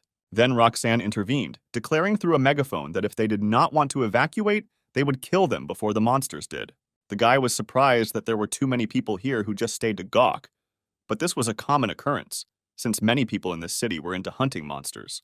It was all because people had become too accustomed to the dungeons during this time, because in the old days, everyone was on their toes trying to get away as quickly as possible. Suddenly, there was a loud sound from underground, and the walls began to shake. There was a frantic vibration all around, and all this was coming from the dungeon. Roxanne immediately shouted for them to turn the screen and launch drones to check for monsters so as not to miss anyone, and also activate the thermal imaging system. Monsters suddenly began to run out of the building, and 5 red poisonous raptors were discovered rising to the surface. Much to the clan's surprise, there were far more monsters than they thought, and they were unable to find the main boss. The lizard mage used an artifact from the eroded thicket, and until the lizard mage is caught, no one will be able to get out of this thicket. And at that moment, the whole city was surrounded by rigid bars, through which it was impossible to break through. Not a single car could enter these lines, and all this was because of the monster. The head of the clan decided that they could not do anything with the people, and that everyone who did not have time to evacuate would die. At that moment, Skyler came up and asked if his help was needed, since it seemed that their headquarters had been noticeably reduced due to the barrier. But the girl replied that without an agreement between the clans, everything could end in a lawsuit, and recommended that he go somewhere safe. The guy turned to the main character and said that it was quite annoying because he wanted to see his martial arts. And the battle between the clan and the monsters began, and Roxanne screamed loudly for everyone to run and attack. The first to appear were the C-class monsters, who immediately felt the magic of the Chaos Spear and Ice Arrows, and killed him in that very second.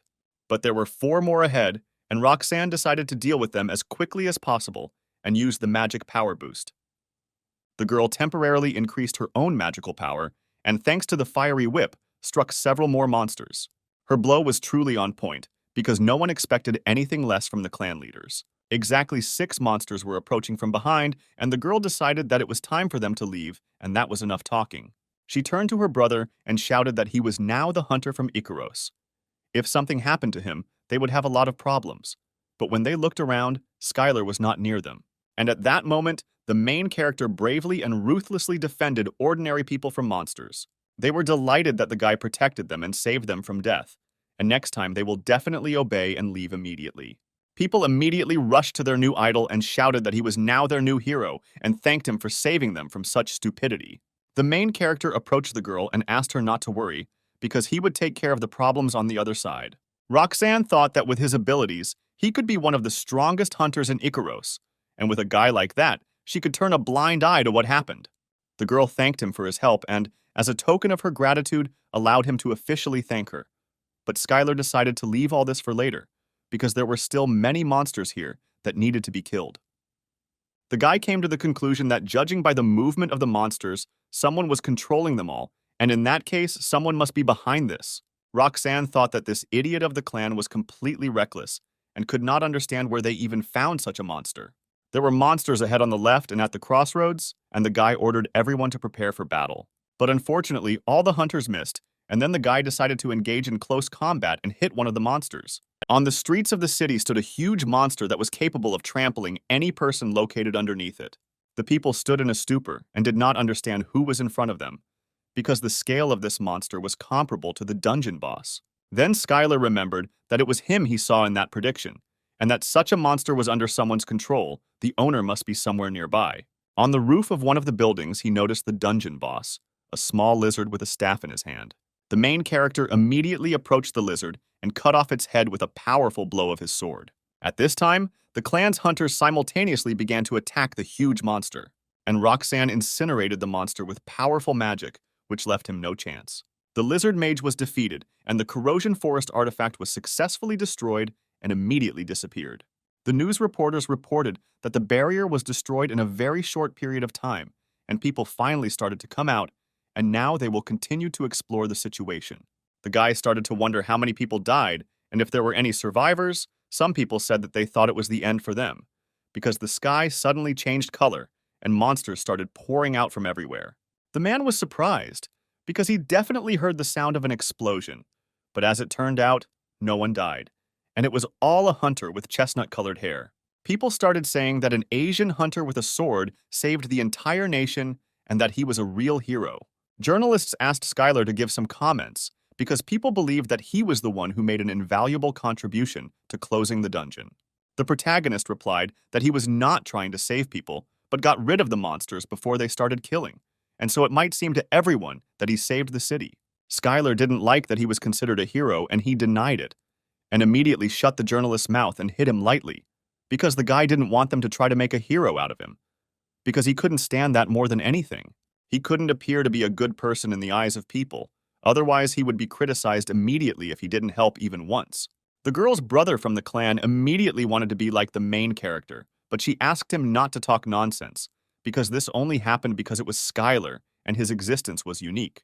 Martial arts masters are extremely rare these days, and the strength that has reached its highest point as a result of persistent training and enormous combat experience can make him an absolutely unique person. Roxanne thought about how after meeting him, she no longer understood why there were so few martial arts users left, and the thought occurred to her that it was worth getting closer to the Icaros clan, and there was nothing shameful in it in order to become friends with the hunter Skyler. At this time in the office, Sam was reading the news about how a hunter attacked a journalist in Las Vegas and laughing loudly about it. Then Skyler reminded him that he once hit a journalist too. Sam told them that this time they had properly divided the reward for going into the dungeon, but the main character was not very interested in this. The guy didn't run a multi-million-dollar company, and he was least interested in how much money he brought into the account. Skyler was more interested in when he would get a rank up, but that was very difficult since any rank above B was limited to clearing dungeons. Then the guy decided to leave the office and go teach some guys martial arts. Sam thought about him training the Icaros clan hunters and thought he was a good guy. The guy brought the students straight to the training field, which was controlled by the Icaros clan, and asked them not to worry about anything here. To the guys, all this equipment looked super cool. Before that, they had only trained in dilapidated gyms. Skyler said that from now on, they can train here as much as they want and use the center to its fullest. Unexpectedly, among the guys, there was a girl who introduced herself as Iris and represented the young hunters from the School of Masters. But as it turned out, she was the daughter of one of the most famous masters in China and was the best among all the students in the school. The guy was very embarrassed because he could not expect such a person to come here. The girl apologized and said that she didn't want to embarrass him and asked when they would be training. First of all, the main character started doing squats with a barbell and thought that since everyone here was a hunter, it shouldn't be difficult for them. Then one of the students asked when people use one of the advanced techniques and pointed to the cool modern exercise machines. But the guy had no plans to take them there, and they lifted weights for several hours, hoping that they would finally be able to work out on modern exercise machines.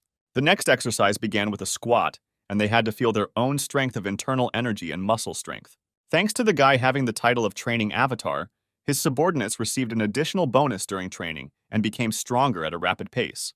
Little did they know that the training they were going through was an amazing opportunity for them, because no constellation would suit them as well as Skyler. The guys trained like madmen and showed no mercy to the body and trained like no other martial artist. But everything the coach told them was just a normal workout. After a few exercises, all the students quickly became exhausted and could no longer exercise. And then the main character approached them and said that they could move on to the main training, and they were done with the warm-up. The next training session was held in the training room of the other world of Ikaros. There is nothing better for martial arts training than to use the terrain. Suddenly, the students found themselves knee-deep in a swamp, and it was simply impossible to move here. In the distance, they saw the silhouette of some kind of doll.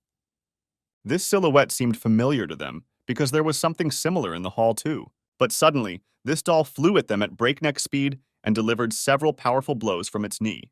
The goal of this workout was to fight against a dummy because they first trained their muscles in the gym, and now they have to go through this step to move on to the next workout. The main character left the arena and said that if any of them could handle this guy, then let them come out and tell him about it. The students had no choice but to simply defeat him, and they immediately pounced on him as a team. Meanwhile, in the Ikaros Clans Lounge, the guys were sitting and discussing Skyler's excellent work in Las Vegas. Anthony added that despite the great victory, the main character was still far from him. But Eliza disagreed and said that he could never have done better. Then Skyler told them to stop and asked which of them wanted to learn martial arts. The guys sensed a catch, but the guy said that he was not going to force anyone to do anything in return, and if they didn't want to, then let him say so. Eliza replied that she didn't mind, and in return would be happy to teach him some magic techniques. The protagonist's entire alliance was not against him learning something new, and everyone agreed that it was a great idea. When Skyler accepted their offer, they immediately began recommending their own magic. Eliza suggested learning defensive magic, and Anthony suggested ranged magic. But when the guys heard that the guy wanted to learn healing magic, they were a little shocked. But judging by their reaction, the main character realized that none of them knew how to use it. Realizing that no one would help him here, the guy left them. He thought that it would be a good idea to ask the Constellation goddess for a few training lessons, since she probably had some healing skills. At this time, in the territory of the Constellation of the goddess, the girl was sitting at the table and dozing slightly. The boy approached her and asked her to teach him healing magic. The girl was very happy with this offer. It seemed to her that the training avatar could not teach him this, and she happily agreed.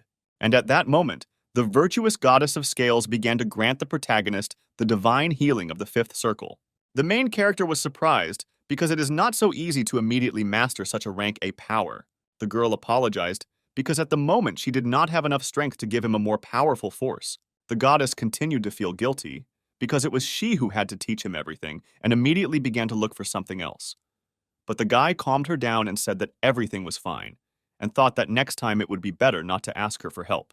The next day, there was a big meeting in the main hall of Icarus where the head coach gathered all the hunters in one place. Unexpectedly for everyone, the dungeon of the Endless Tower was created. The hunters could not believe their own eyes because it seemed like sheer madness to them. But for the main character, it was not so famous, because he heard about it for the first time. A couple of decades ago, a dungeon of such complexity appeared that it broke an infinite number of hunters. And if on the first floor there lived F-rank monsters, then as they ascended, their strength increased and it was an A-rank dungeon, which subsequently simply exploded because not a single hunter could clear it to the end. The head coach announced that the winner of this training session would be the one who would get ahead of his opponents and reach the highest floor. And he immediately warned that this dungeon is much more difficult than its original. When the trainers left, the hunters immediately began to think about how they would defend the dungeon and perhaps form groups. As it turned out, this dungeon had too terrible a reputation because there were reasons why no one could completely clear the dungeon. No one even went there as a team. There was talk that it was because the more people there were, the higher the difficulty of the floor. For a second, the guy began to admire this dungeon because it looked amazing, but the kitten of lava and magma asked him not to admire such things. The protagonist suggested that in any case they should go in a group, and despite the fact that the difficulty would increase, he believed that by clearing the team, they would gain an advantage in battle.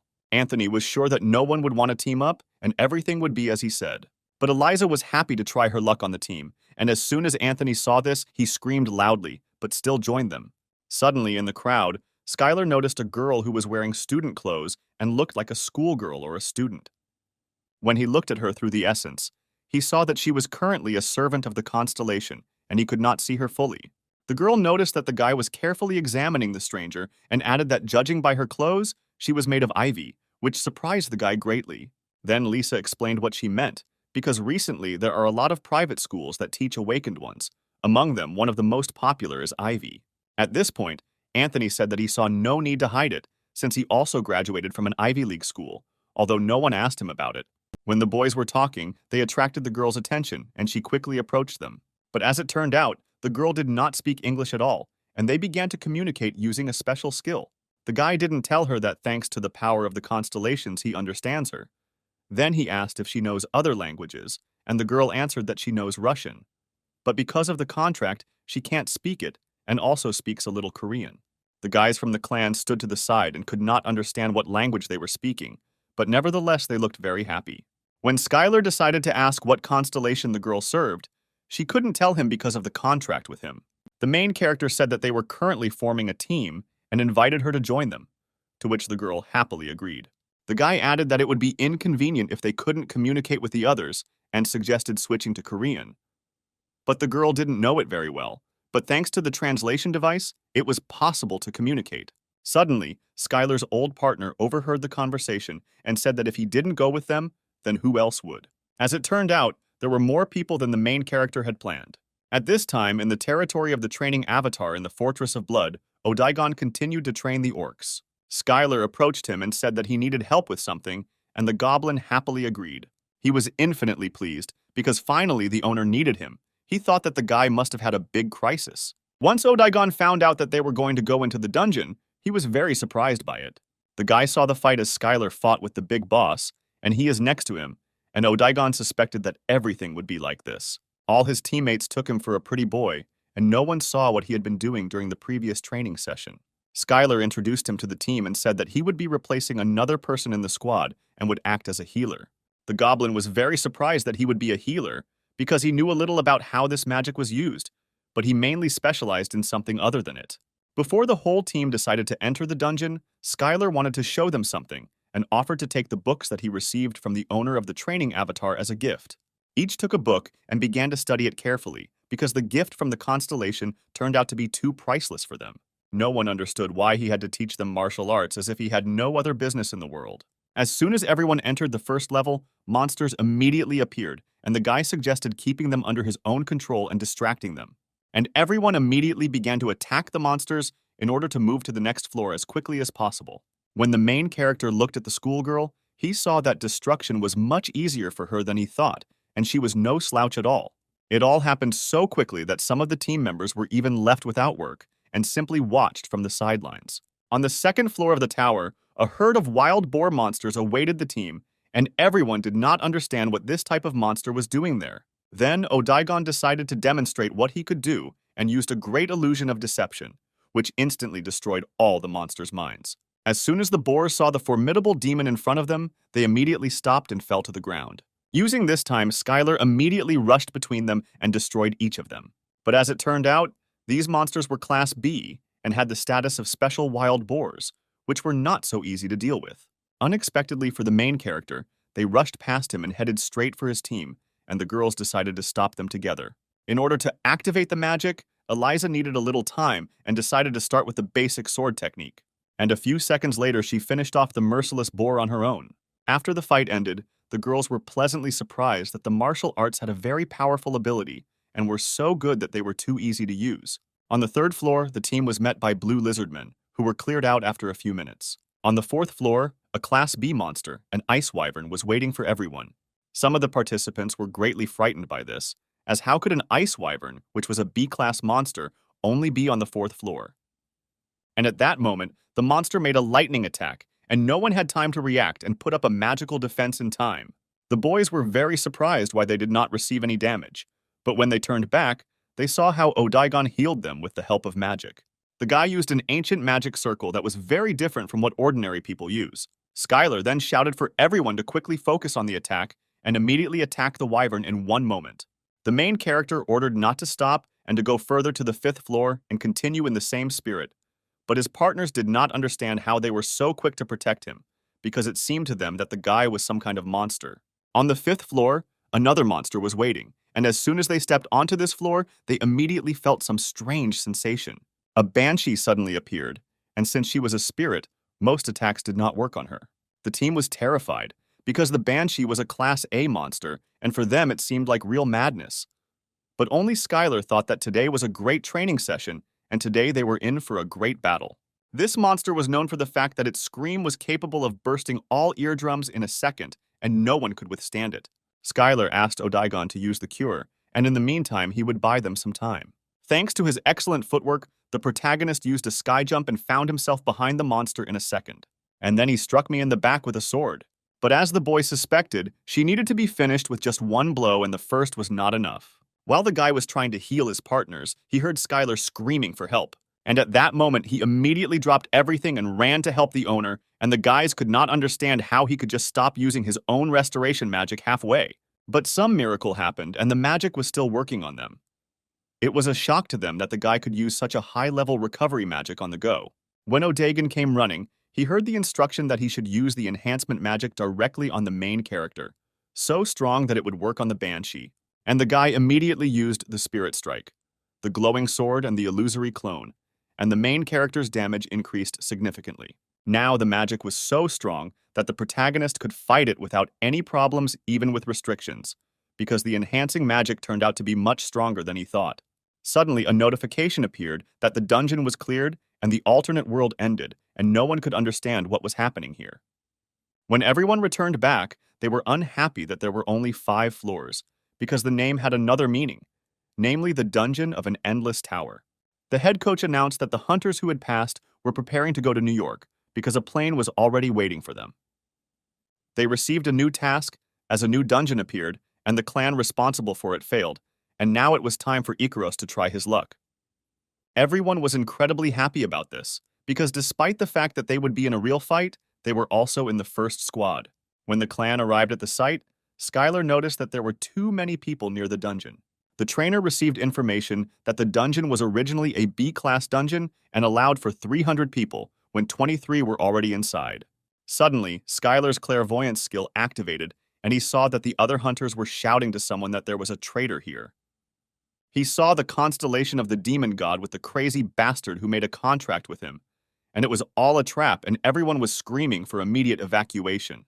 Then the guy realized that someone who entered the dungeon had made a contract with the constellation of the demonic god, and the kitten of lava and magma asked him to be careful. After all, if the guy goes into the dungeon, he won't be able to help him in any way. After all, such were the rules that if a servant entered the dungeon, then the constellation could only watch him, and this worked even with the strong constellation of the demonic god. The kitten asked the main character to be extremely careful, because even the constellations were worried about all this, and the guy asked not to worry about him, because today, the constellation itself was entering the dungeon. Eliza suddenly came up with 2 glasses of beer and offered to have a drink before entering. Of course, Skyler immediately refused, because he was afraid of losing his own muscles. But few people understood his humor, and he simply wasn't a fan of alcohol, but he certainly wouldn't have refused a protein shake. At that moment, a girl approached the guy and asked if these people were really going to come up with some kind of plan. But the guy replied that he was nobody here to teach them how to act correctly in battle. At this moment, the main character had an epiphany, because now he really thought about the fact that perhaps Alea could be a servant of the constellation. After all, she could just as easily make a contract with the demon god constellation, even though the clan's scout had checked her. The main character invited the girl to join them and go to the dungeon together, and the girl was very surprised, although she clearly did not expect such a question. The entire city watched as the Ikaros clan entered the dungeon.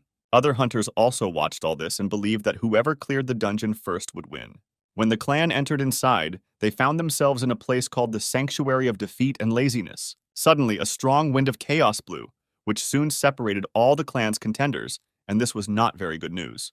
At that moment, Skyler realized that he was completely alone in this strange place. A few meters away, he saw a hunter lying on the ground and asking the protagonist for some water. The guy immediately reached into his bag to get a bottle and helped the unknown hunter. He immediately approached the guy, carefully lifted him up and advised him to drink slowly, since it was dangerous to drink quickly in such a state. Then the young man said that he was one of the hunters of the New York Lights squad. After that, the guy asked if Skyler had seen other hunters from his clan, but the main character replied that he had not seen anyone. A few seconds later, the young hunter realized that standing in front of him was Skyler, the most famous Korean hunter and martial arts enthusiast from Las Vegas. But the main character suggested that it would be better to tell about what happened here because it was completely incomprehensible. The guy said that the first one who entered the dungeon was also separated like them just now, and while everyone was looking for their clanmates, they were the first to be attacked by a monster. The hunter unfortunately lost his weapon and broke his leg when he fell. Then Skyler started thinking about what kind of monster it could be and came to the conclusion that it was most likely a two-headed chaos hound, and after that it was quite difficult to teleport. The main character also added that he did not see the New York Lights rescue team from the outside, and no one outside had any idea what was really going on here. Suddenly, Skyler rose above the guy and shouted menacingly that now he had nothing else to do. The hunter tearfully asked Skyler not to kill him and not take his equipment, but the protagonist was going to heal his wounds, and besides, he had nothing to steal from him. The young hunter couldn't believe that there were people so friendly as to do such a thing. First of all, the guy checked where the bone was broken and began to heal it. After he successfully did this, he decided to use healing magic, but he needed to concentrate because he was not that good at it yet, and asked the guy to be quieter. And then the healing of the goddess happened. Skyler managed to heal the man, and his power instantly increased, as did the healing power of the goddess. After the hunter got to his feet, he couldn't believe that Skyler was able to heal him so quickly, and it seemed impossible to him.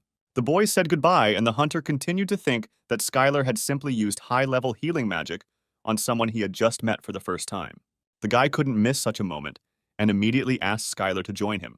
Besides, he knew quite well about the monsters and the territory where they were located. At this moment, the main character decided to contact Odaigon, who immediately answered the owner and asked if everything was okay with him. He told that he had already found other Icarus hunters, and the main character asked how quickly he was able to do this. But since Odaigon trusted few people, he marked all their things with magic. Skyler said that he was going to go deeper into the forest and asked Odaigon to bring the entire clan to him. Suddenly, the main character heard some kind of roaring of dogs, and he immediately shouted that there was a two-headed chaos hound next to them. When the hunter turned around, he saw a huge two-headed monster standing behind him. The main character, without thinking twice, used the magic of the heavenly finger, and immediately after that pounced on them and cut them with his sword. When the hunter saw all this, he considered the guy too strong. Skyler shared with him that if you know how to defeat a monster, then everything will not be so difficult, because you only need to calculate the attack, parry, and counterattack. The young hunter watched in horror as the guy butchered the monster, but the main character calmed him down and said that they needed food anyway, and there was absolutely no poison in this meat. Of course, the guy had heard that being in the Ikaros clan meant knowing something like that, but for them to eat monster meat was too much for him. Suddenly, the main character heard someone's speech and rushed in that direction, because it seemed to him that hunters were gathering there. After several dozen meters through the dense forest, they discovered a clan of New York Lights. When the hunter saw his teammates, he immediately screamed and ran towards them. They could not believe that their fighter was still alive. The New York Lights clan was not very happy about the approaching hunter from the Icarus clan, but their brother from the clan told them that he saved and healed him. The other hunters didn't believe this because for them, it was some kind of nonsense that someone would help a hunter from another clan. At that moment, Skyler felt his existential strength increase because someone bowed to him, but he couldn't figure out who it was again this time. Right in front of the main character stood the same hunter who stood up for him and shouted that the guy used magic to heal him, although they were not connected to each other in any way, and called his clan scum. The main character didn't like it. The hunter defended him so vehemently and asked him to just keep quiet. But the guy didn't stop doing this, and then the main character had no choice but to simply hit him and shut him up by force. The others in the clan didn't understand where this madman came from and started beating another hunter in front of everyone. Then everyone remembered that this was the guy who had fought with the reporter. The main character wondered why so many people had gathered in one place, and then he was offered to look at the reason for this. Not far from this place there was a golden hourglass, which hung in the air and attracted with unusual energy. Skyler could clearly feel the summoning magic. The people told him that the sand had been falling since they arrived. Most likely some boss will be summoned here and they will gather here to kill him. There was a high probability that the demon god Constellation and the person who had made a contract with it were right here. The main character decided to try to look at all this with the sight of the constellation, and even it could not help or advise him. Then he decided that they would show who was who when the time came. The demon god Constellation that made a contract with the ambitious hunter was a traitor with a poisonous dagger and was called Eunice. This constellation was not very strong, but it was much stronger than all ordinary mortals. Eunice mistakenly thought that his master was one of the strongest in the abyss, and he wanted to make his master happy with him. As soon as the grains of sand in this hourglass run out, a boss was supposed to appear, and then the main character would have a chance. The guy was very worried about the martial artist and made him seriously nervous. One of the clan's hunters offered Skyler to join their team for a while, since wandering around the dungeon alone was tantamount to suicide. Despite the fact that the guy was very confident that he would be fine and in general he didn't care at all, he agreed to this proposal. The hunter was kind and offered Skyler some food and took some dungeon food out of his backpack. At this point, everyone was too hungry, as everyone tried to rationally eat their own lunches. Then Skyler reached into his bag and said that since they had met, he would be happy to feed them a little. He took out the meat of the two-headed chaos hounds and offered it for dinner. The guy said there was too little meat in it and that there were monsters nearby, and they had just recently seen some red-horned turtles in the swamp. But no one was going to cook the turtles, because the most delicious thing they had was that the eggs had quite useful properties. A few seconds later, as much as the hunters didn't want Skyler to go after these turtles, he immediately appeared in front of them with eggs and meat. Since the main character had all the ingredients, he decided to start cooking, and for this he needed a little bit of spices. The hunter was very surprised by this, because it was the first time in his life that he saw a spatial artifact. Then, using the magic of pure fire of internal energy, the guy began to fry the meat over the fire. Few people understood why a guy who uses martial arts would use magic to cook. After some time, the main character prepared a delicious meal, which consisted of monster meat and turtle eggs and looked really appetizing. As soon as the guy took a small piece of food straight into his mouth, his pupils immediately dilated and he was enveloped in a feeling as if he had replenished all of his own magical power. The hunter was very pleased with such delicious food and asked for more. Skyler couldn't resist such a compliment and happily offered another plate. And at that moment, the main character fed the whole clan. And it was not an invention of the Icaros clan for preparing such dishes, but just Skyler's usual hobby. After a delicious lunch, all members of the clan began to communicate with each other and discuss tactics for the next battle. Suddenly, a man approached the main character and introduced himself as the leader of the Ambidus clan and offered to unite with him into a clan, because the other guys didn't even have a person who would heal the fighters. The clans began to argue with each other, because the ability to lie and represent their own clan was their main trick. Skyler suggested that everyone calm down, because this was not a way out of the situation, and killing each other's clan was clearly not the best idea. Then Eunice approached the clan commander and suggested that they needed another hunter, since there were a lot of other clans here besides them. At that moment, the last grain of sand in the golden hourglass fell, and time ran out for all clans. The clock rose sharply in the air, because soon the night of laziness and defeat should appear. All the fighters began to actively prepare for the battle and wait to see what would happen next. From under the ground appeared a knight of sloth and defeat. He was majestic, and in his hands he held a huge sword. All the clan hunters were incredibly surprised by this appearance, because they had never seen such a monster and did not know what to do with it. As soon as the knight rose above them, he immediately turned and asked who wanted to pass his test first. This knight was a servant of the Constellation, and although the dungeon was called the Sanctuary of Sloth and Defeat, there was a possibility that it was a trap of the constellation of the demonic god. Although it took a huge amount of existential power to create the dungeon, only a strong constellation could do that. One of the clan leaders did not wait to see who would be the first to pass the test, and immediately used the magic of the fifth circle and sent all the fighters into the attack. But the monster easily detonated the magic and didn't even move, and everyone thought it was an S-class monster. The monster added that only one person could take the test at a time and immediately chose him. He pointed at the hunter, but he was completely unprepared for this and used a forced teleport. The magic was so strong that none of the hunters could withstand this test, and time after time the hunters lost. No one understood what this monster was actually testing, but fortunately everyone remained alive. When the boys were asked what happened to them, they answered that as soon as his sword touched them, they lost all strength and could not move.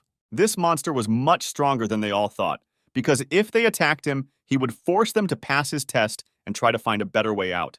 At that moment, Skyler shouted that he would go to him, and everyone was suddenly surprised, because no one expected such persistence from the main character. One of the hunters he saved screamed at the guy not to do that, because that hunter was just lucky and he could die. When Skyler approached the monster, he immediately asked him if he was ready, and the guy confidently answered that he was. Then the knight took out a huge sword and announced that he was beginning the test. As soon as the sword was pointed at the protagonist, the knight used the power of limiting laziness, and Skyler was immediately bound with chains. And the guy at that very moment understood how the knight takes away the will to fight from others, because the hunters immediately want to rest, sleep, and just do nothing. These were the restrictions that are difficult for mere mortals to avoid. But Skyler was a constellation of an invincible training avatar, and his properties were completely opposite to this constellation, and he could not lose. Once the protagonist began to think that he always wanted to become stronger than others, it gave him additional strength to get rid of this trap of chains, and he was freed. After this, the knight announced to the boy that he had successfully passed this test. He added that it is quite difficult to free oneself from laziness, and this test shows the subject's desire to fight it. And since the main character passed this test, he will allow him to meet his master. And at that moment, the power that supported the sanctuary suddenly disappeared, and the dungeon will soon be closed. Skyler thought that everything couldn't be happening so quickly, because it was too easy for him and something was wrong here. Suddenly, the protagonist felt dozens of two-headed monsters rushing straight at them, and it turned out that these monsters were also part of this test. The knight raised his sword into the air and shouted that he could already feel the presence of his master, because everything would not be as simple as they thought. A huge horde of monsters ran straight to the place where all the clans were located. The guy understood that they would be here soon, and he had to protect all these people. But the other hunters did not feel this. They were happy and laughing, because now they could calmly return back, and this was the long-awaited moment for them. The protagonist activated a skill that would greatly increase his existential power if he protected the weak. At this time, sensors noticed monsters several kilometers to the east. All drones were destroyed, and thermal sensors detected medium-sized monsters to the south. The hunters were very surprised because they thought that they had already cleared the dungeon. But since it was a special dungeon, they had to hold out until it disappeared, and they immediately prepared magic for battle.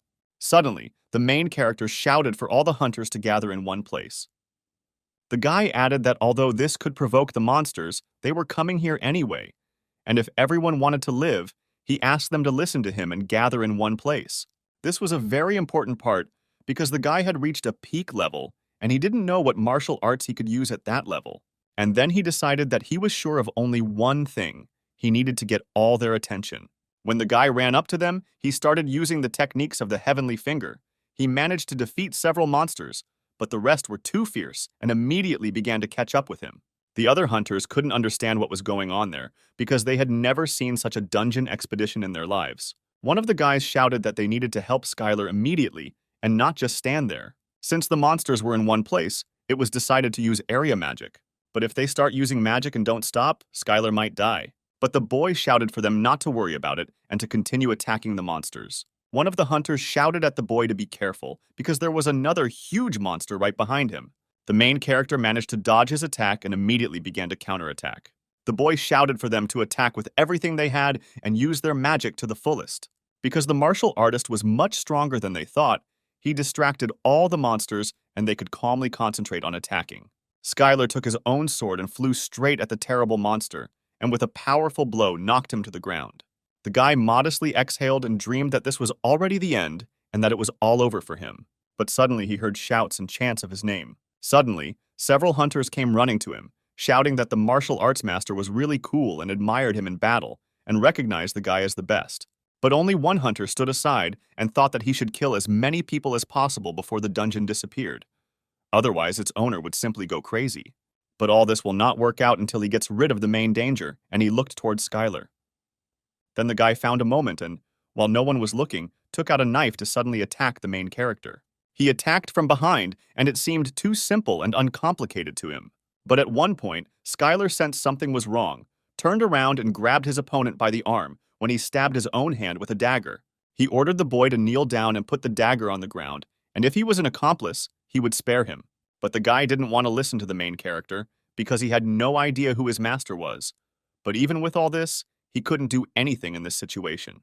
The man turned to him and said that for him, everything was just beginning, because he was just a pathetic hunter who was not good for anything. He had no choice but to scream to the whole area that Skyler had attacked him and thrust a dagger straight into his hand. The other hunters did not understand what was happening there and who attacked whom. Then the guy showed his hand and shouted that Skyler attacked him with a dagger and asked him to come closer to look at this weapon. The protagonist screamed that the guy was an idiot and tried to attack him, and the dagger got stuck because he fought back. But the hunter denied it all because he could never have pulled something like that off if he had actually attacked him from behind. Then the man turned to the chief of the clan and asked for help, but he doubted his words because he believed that Skyler would never do such a thing. But no one believed these words. Everyone thought that the guy, despite being a whiner, simply attacked Skyler because he was jealous of him. Then the guy started asking if they really believed him because the main character gave them some meat. But in response, he heard that he was the one who ate more meat. Then the hunter realized that he would no longer gain trust here, and he decided to go with Plan B and shouted that he was releasing a poisonous fog. The other hunters were glad that he was bad, because now they could deal with him. But Skyler warned that no one should approach him. The protagonist said that he most likely made a contract with the demon god Constellation and should not be underestimated, but it was too late. The boy used fourth circle magic, the fang of a wavy snake, which headed straight towards the other hunter. Despite the fact that the man had a protective artifact, he was unable to save him, and the guy fell sharply to the ground. The man couldn't believe that the B-rank hunter was writhing in pain after his attack, because at that time, he was a C-class hunter, and he was glad that he chose this constellation. Skyler interrupted another attack and shouted that he was the only one who would die here now. But the guy didn't believe it and laughed and used the cursed dagger spell directly on the main character. Skyler reached the peak of light martial arts and used the full stance and activated the perfect martial arts body. He realized the perfect understanding of the principles of martial arts and the state of perfection. Thanks to the guy being able to combine all of this together, he obtained the master sword technique and created a new martial art, and his strength increased significantly. He easily deflected the numerous blades that flew towards him. This turned out to be impossible for the guy because this skill was given to him by the Constellation. The protagonist came closer and said that he shouldn't rely so much on the Constellation and used the Soul Origin Palm Strike. But despite this blow, the traitor's magical power protected the hunter's body and he was able to avoid instant death. He stood up and added that he would take as many hunters from here as he could, and he would not just leave everything here. And immediately after these words, he used a poisonous cloud of life force transfer. Suddenly, from afar, Skyler heard the voice of Odaigon, who was running straight towards him with joyful cries. He began waving his hand furiously and shouted that he was sorry, that he was late, and now he would take care of everything. Odaigon carefully studied what the hunter had used and cast a detox rain spell, and a huge rain cloud hung right above the poisonous one. The guy couldn't believe that everything would end for him now, but unfortunately it happened that way. The guys defeated him. The main character asked why they were walking for so long, whether they had met huge monsters, but Odaigon replied that this was not the case at all, because no one was listening to him. Each of the clan responded that a doctor could not be a leader, but Eliza believed that she could lead the clan perfectly well because she was a close combat fighter, and the third girl did not trust anyone at all. After these words, Odaigon tearfully asked Skyler to never leave him with them again. All the hunters successfully cleared the dungeon and were heading to the place where they came from.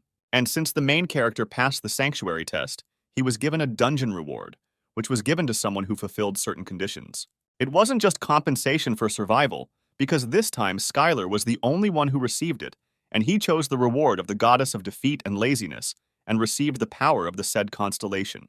And then a beautiful girl appeared right in front of the guy. She turned to her successor and said that quite a lot of time had passed since the last awakening. The guy ended up in her dimension, and the girl asked him not to be too surprised by this, and now she will teach him everything he should do as a servant of the constellation. But the main character interrupted her and said that he was already a constellation. The constellation thought that there was something wrong with her ears, because only mortals can enter the dungeon. Then she understood everything and screamed that all this was terrible and why he did it. But Skyler replied that all this was for the sake of deceiving other constellations. And the girl added that whatever the reason, the guy definitely had big ambitions, and for her, he was a real charming constellation. Skyler wondered if this was how constellations usually found a successor and granted them powers, and wondered what kind of place this was. Then the girl replied that this place had too long a history, and long ago she had obtained the strongest kingdom of the abyss. But despite her desire to lose and be lazy, she simply continued to win time after time, which led to an increase in the work placed on her. Eventually, any person gets tired of victories and power, and after some time, the girl got tired of all this and sealed herself. The goddess added that since the guy was pretending to be mortal, he was involved in all of this and he too could not be called an ordinary creature. When the girl added that in any case, she could not have imagined that her successor would be a constellation, and she considered that there was no need to chew anything further and suggested awakening the power independently and increasing it, then she began to watch TV. The main character didn't like that she tried to dump her own responsibilities as a constellation onto someone else, because he still had a lot of questions. He wondered because it was said that he received power, but his existential power did not increase, and what happened? But it turned out that the whole point was that the girl didn't have much existential power, and he got it in the amount that she had. The girl added that the most important thing is power, and he can get any power whenever he wants. But the main character did not agree with this, because he was an avatar of training, and how could he get the power of defeat and laziness? Then the constellation gave an example, because it seemed to her that her successor did not understand something, and said that victory and defeat are two sides of the same coin. The same applied to training and laziness. For example, if a guy loses to deceive someone, will it be considered a victory or a defeat? Or, for example, someone decided to take a rest in order to become stronger. Will this be considered training or laziness? The main character was a young constellation, and he needed to train according to his characteristics. Many constellations spend time increasing their existential power and waging wars.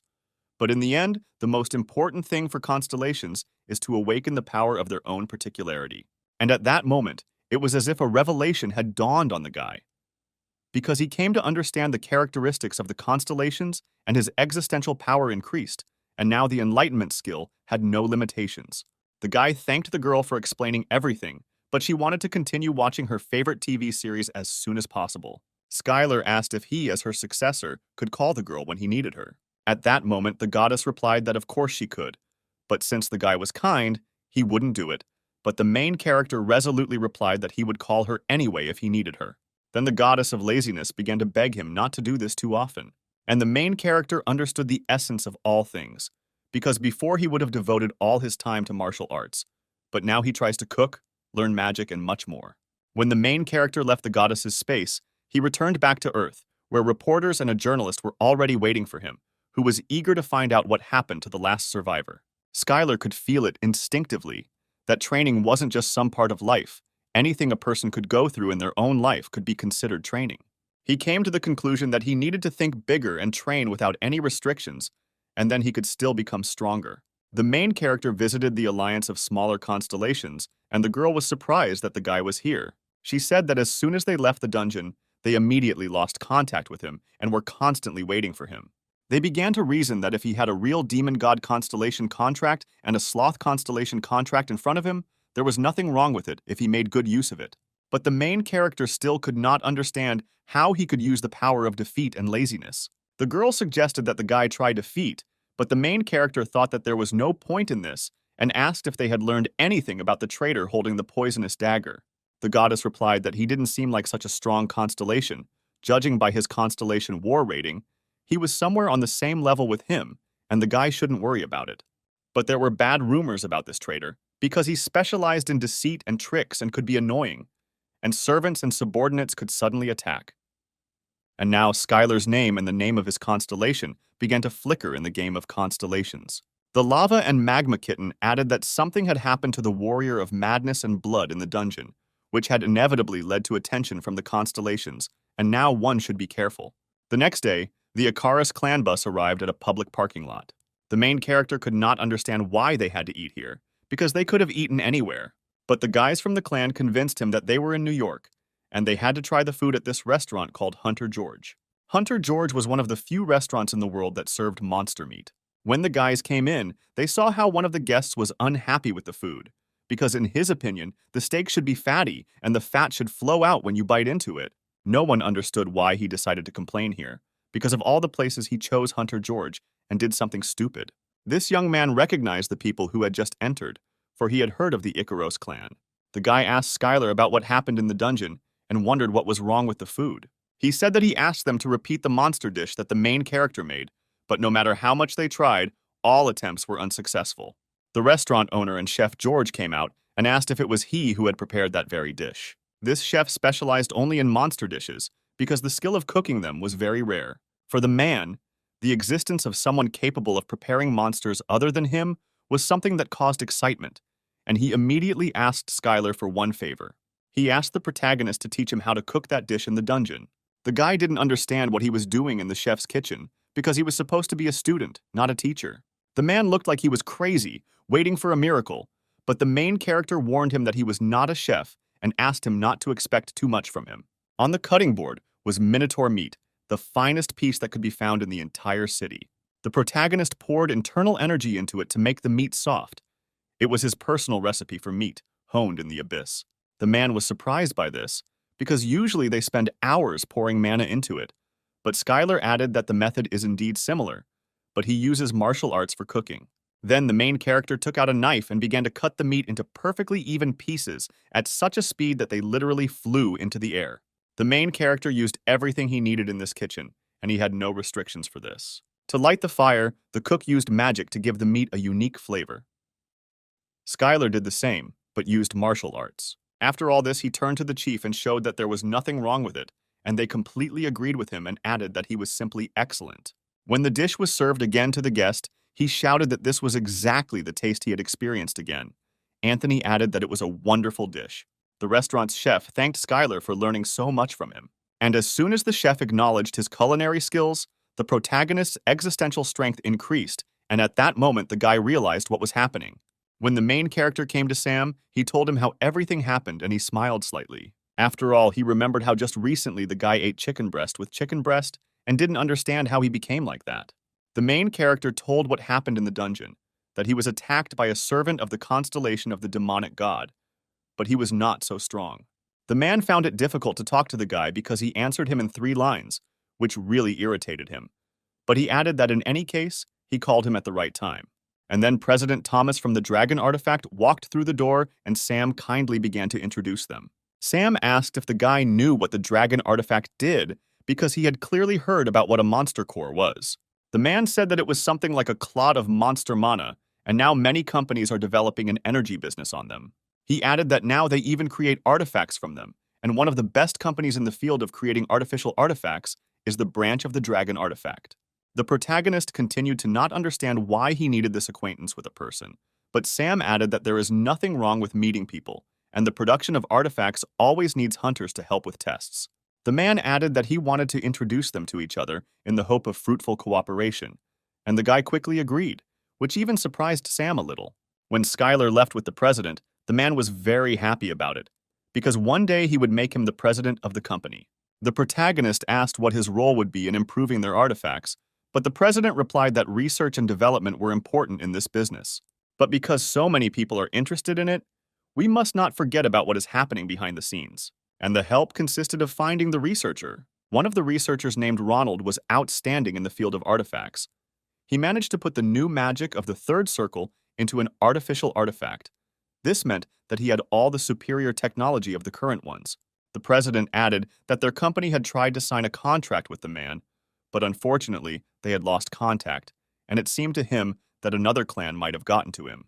Among them, the most suspicious was the production of myth artifacts, because it is owned by the Parkers, and they are quite authoritative in this field. The man wanted Skyler to enter the myth and take the researcher Ronald from there. Then the main character waved his hand and said that it wouldn't be too difficult, and that he would be back soon. The man asked if he was really going to go alone, and then the guy remembered that he had fighters who would benefit from taking advantage of this opportunity to train. That same night, near the Myth Research Center, Skyler and her team decided to begin the operation. The main character said that the goal of the training was to get inside and take the man. The guy couldn't take everyone, so he decided to take those who fit certain conditions, Namely, he was confident in speed. Two people raised their hands because they had no problems with speed, as well as with stealth. The guy added that he was not forcing anyone and they could stay, because he did not need loyalty that would put their lives at risk. Then the girl replied that everything was fine because they were doing it because they wanted to. The other team members did not understand how they were going to slip through because the myth is the most impregnable and hoped for a clever plan. But at that moment, the alarm went off and the red lights came on. A voice behind the fence said that someone was on the other side, and the guy ordered to stop first. He decided to go into a trance and use telepathy to see what was on the other side of the fence. The guy saw several men shouting that there were people who had signed a contract with the Master of Perverted Illusions, and that they urgently needed to run after him. The Master of Twisted Illusions was a powerful, evil, divine constellation that had taken over Mexico, and the kitten added that in order to take over a country on Earth, it had to be in the top 20 constellations. The guy decided to ask the goddess of laziness about this, because he is in 127th place and it will be difficult to deal with him. At the moment, the goddess was in unbridled joy. She was eating chips and watching her favorite TV series for several days in a row. She turned around and asked reproachfully if he shouldn't call her once every 1,000 years. But the guy replied that he would call her as long as he needed and asked for information about the Master of Illusions. The goddess responded emotionlessly that it was that brat, but the guy didn't understand how a constellation from the top 20 could be a brat. When the girl was active, she was very worried about the opinions of other constellations and followed many of them, and this guy was too willful a child and was constantly with the Master of Slowness and Silence. It was one of the most famous evil divine constellations on Earth, although it did nothing of the sort. But during the Great Invasion, it took over northern China with stunning speed. The boy thought that the Master of Illusions must be quite strong if he was the subordinate of the Master of Slowness and Silence, and wondered what about the Master of Silence. But the goddess replied that the Master of Illusions was what was important to him now, and advised him to concentrate only on him and finally leave her alone. But Skyler added that he would most likely call her until the battle was over and asked her not to go anywhere. When the main character returned, he told his colleagues that someone was fighting the Myth Hunters and they had time to take Ronald. Then the guy decided that it would be easier if he took each of them by the arm and ran with them together. According to the president's data, the prisoner was in one of the towers, and Skyler immediately rushed at the speed of sound straight there. The speed was so high that he could easily climb up the building with his feet, and his team screamed in horror, because carrying such a speed was a high load. As soon as they reached the right floor, the guy broke the glass with his hand, and they saw a man. The man asked who was there, and the guy replied that he was from the dragon artifact and was looking for Ronald. The man joyfully shouted that the dragon artifact had come to save him. Ronald didn't understand how they could be here when there was still fighting outside, but he was immensely grateful to them. But as it turned out, it wasn't their people outside, and the man was asked if he was going to sign a contract with the dragon. As soon as Ronald gave his consent, Skyler shouted that they would get him out of here right now. Soon the man remembered that his friend was in the next room and asked to save him too. The main character could not refuse help and immediately destroyed the wall with a powerful blow of his sword. In this room sat a guy a little younger than Ronald, who was also tied up and could not see anything. The man ran up to the boy and shouted that these people had come to save them and that he should get out of here as quickly as possible. The main character found the young man too strange and decided to scan him and found out that he was a C+ rank hunter. Skyler didn't think for a second and immediately threatened him if he didn't tell him about the purpose of his stay here. The guy was very surprised by this and began to prove the opposite, that he also came here to save Ronald. The main character was wary of this, because he could be an industrial spy. But he did not believe that Korean clans had such, and it seemed surprising to him. Then Skyler suddenly shouted to everyone that they needed to get out of here. And at that moment, the walls suddenly shook and it seemed like the floor beneath them was about to collapse. When everyone looked out the window, they saw a bright flash and destroyed buildings. It was the eye of the radiance of illusions, which meant the arrival of the servant of the Master of Perverted Illusions. When the eye got a little closer to the building, it saw a target for destruction. It immediately rushed to kill Skyler, but he managed to take out his sword and thrust it straight into it. The main character managed to repel the attack, but the blow was so destructive that the building began to collapse. Skyler yelled for everyone to follow him if they wanted to get out of here. The guy grabbed everyone by the arms and, using his strong legs, went straight down to the bottom, where the guards were already waiting for them. The men asked who they were and what they were doing there. But instead of fighting them, the guy had another plan, and he shouted to them that now they were being threatened by the servant of the Constellation, and they were here to help. But they had no idea who was standing in front of them, and were negatively disposed. And then Skyler decided to deceive them by saying that there might be spies among them. The guards believed the main character's words for a second, because although he looked suspicious, he spoke quite confidently. As it turned out, this thing appeared because the guys unexpectedly performed a summoning ritual, and it suddenly appeared in the air. The cat added that the summoned servants would not last long, and the guy was sure that after some time it would definitely return back. The only question was how long it would take.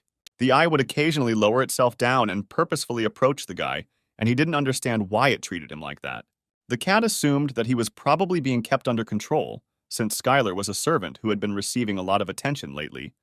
And besides, he was too interesting to the Constellation. The eye wanted to know what Skyler was capable of, and if he was capable, it was going to ensure his place among the lower servants. The guy then gave the order that his team should protect Ronald while he dealt with him. Skyler immediately rushed to the eye to certainly defeat it, but it was not so easy, because the stone possessed a powerful force that was on par with the main character. As soon as the eye felt that it was weaker, it immediately rose into the air and released magical chains that immediately enveloped all the people. The protagonist asked the goddess what skill he had just seen, and she replied that it was power that made others temporarily betray their own allies. And after a few seconds, zombie people who were already under the power of the eye were approaching the guy. The zombie people began to sharply attack their colleagues, and they did not understand what was happening because they were fighting in the wrong direction. The protagonist gave the signal to the team to come in, and at that time, he activated two powerful skills to fight these zombies. Skyler immediately began to protect all civilians from this crazy attack. He flashed between them like lightning, striking everyone, and no one had time to hit him. The team from the Master Clan was incredibly surprised by this, but they did not understand how long the boy had trained to reach such a level. When the eye saw Skyler fight, it was delighted with his abilities and said that the boy was good enough to become its servant. Skyler was not very interested in this and replied that he would take special care of his master during the Battle of the Constellations. The main character decided to pierce it with one blow, collecting all the energy of the ball. But this was not successful, and the eye managed to activate a protective circle of magic, and there was not a single scratch on it. The octahedron replied that this attack was not bad at all, and immediately decided to demonstrate the power of his master in the form of a red hallucination. The main character did not understand why he was given this unexpected gift, and octahedron said that they would have to say goodbye.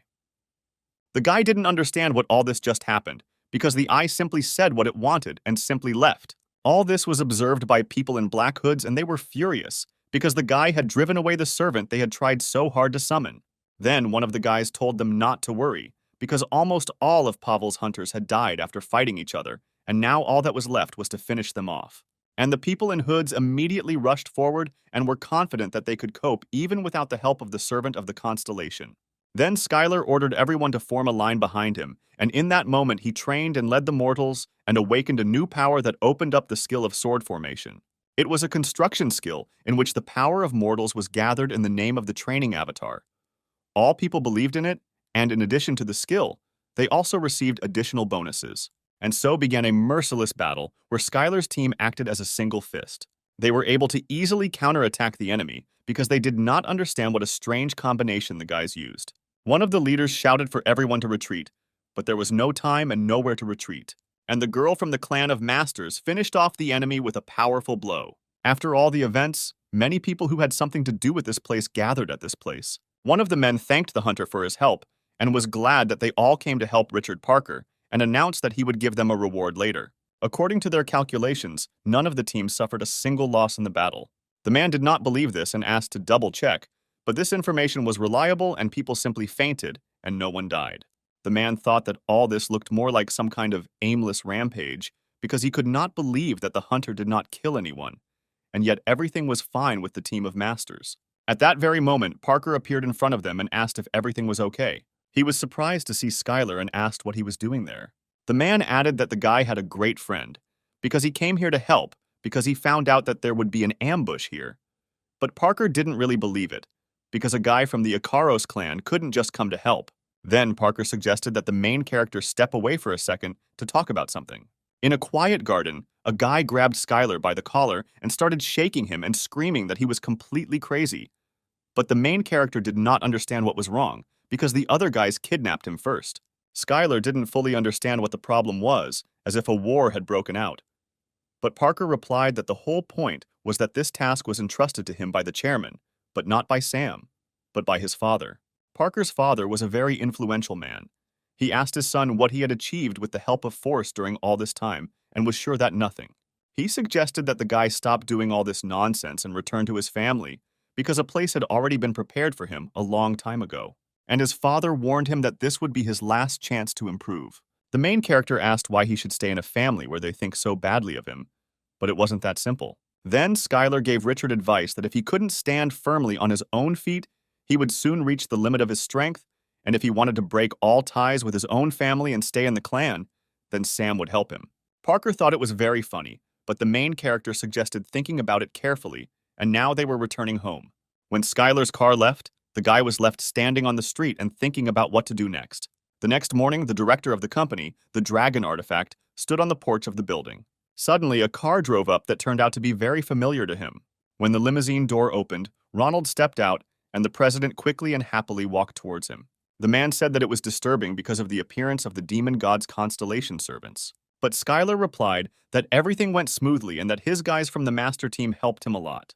Thomas was incredibly happy that everything had happened this way and suggested that everyone here take a look around in company.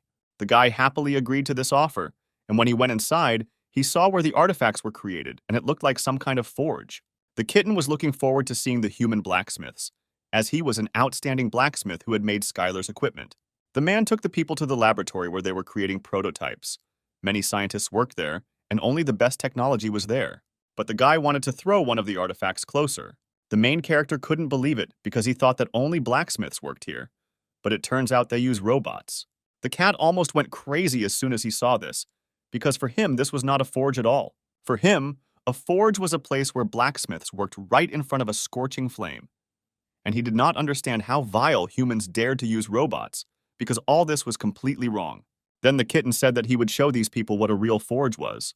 The kitten of lava and magma added that he would help them, and the guy decided that this could be an interesting solution in creating artifacts. Skyler asked Thomas if he could come in and try to create an artifact, but the man was too surprised and didn't understand why he should do that. The main character added that he always wanted to try it at least once, and it would be great if he allowed him, and the man could not refuse such a persistent guy. All the scientists who were in the laboratory chuckled a little because it was so easy for them to create artifacts, and decided that the guy was pretending to be like that only because he was a hunter. The protagonist began to mercilessly use his fists and hit the artifact that was in the center of the machine. The scientists immediately began to stop this madman, but the guy added that you shouldn't worry, because if he breaks anything, he will compensate for everything. People were shocked that the guy used martial arts to create artifacts, but the kitten exclaimed that martial arts are very useful, because a fist imbued with internal energy is stronger than any blacksmith's tool. The main character managed to create a small blade, and the kitten suggested filling it with some attributes. He suggested adding laser iron stones that had an ice attribute. For this, the guy needed to use martial arts with ice energy. And soon, the boy managed to create a short blue ice sword that could be used with the ice energy storm blessing skill. Thomas approached the guy and asked if it was his first time doing this. But the main character waved his sword right in front of him and asked him not to be surprised and to check his characteristics first. But when the director picked up the ball and looked at it, he immediately realized that there was no need to check it. Everything was clear anyway, because the sword was simply incredible. The man handed the sword to the specialist and asked him to tell him everything after his assessment and to make it as detailed as possible. Suddenly, the man received a call on the phone, and he answered that the guy was right in front of him and was inspecting the company. On the other end of the line was Sam, who asked the guy how he was doing and whether he was worried about the amount of money their company was making. But the guy wasn't particularly impressed, and the man added that he received an invitation from Alex Parker. The protagonist was surprised that the chairman of the Parker group needed it, but none of them really knew why. The guy suggested that maybe he wanted to take revenge on him for the incident with Ronald. Sam didn't think so, because they kidnapped him first, and all this was no longer within their competence. The next day, in the Icarus clan, the guy was leaving the campus in a chic, expensive suit and no longer looked like he did in everyday life. A limousine was already waiting for the guy near the road, and a gorgeous girl greeted him and told him to get into the car. Skyler asked Sam if he hated the Parkers and if Alex Parker was really that evil, but the girl couldn't answer. The girl said that all rich people are greedy, heartless, and cold-blooded, and perhaps the man invited him only to find out what he was capable of, because rich people hate to feel curiosity. The guy didn't have to worry because next to him, there would be a gorgeous girl who would teach him all the manners in a rich society. When the guys arrived at the reception, they saw very successful company presidents, but their names and faces meant nothing to the guy. Suddenly, someone snuck up behind them and asked if Hunter Skyler was in front of him. Butler Parker greeted the guests and asked them to follow him because his chairman wanted to see him. As they moved towards his office, the guy did not understand why he had so many hunters and guards. It seemed too much for him.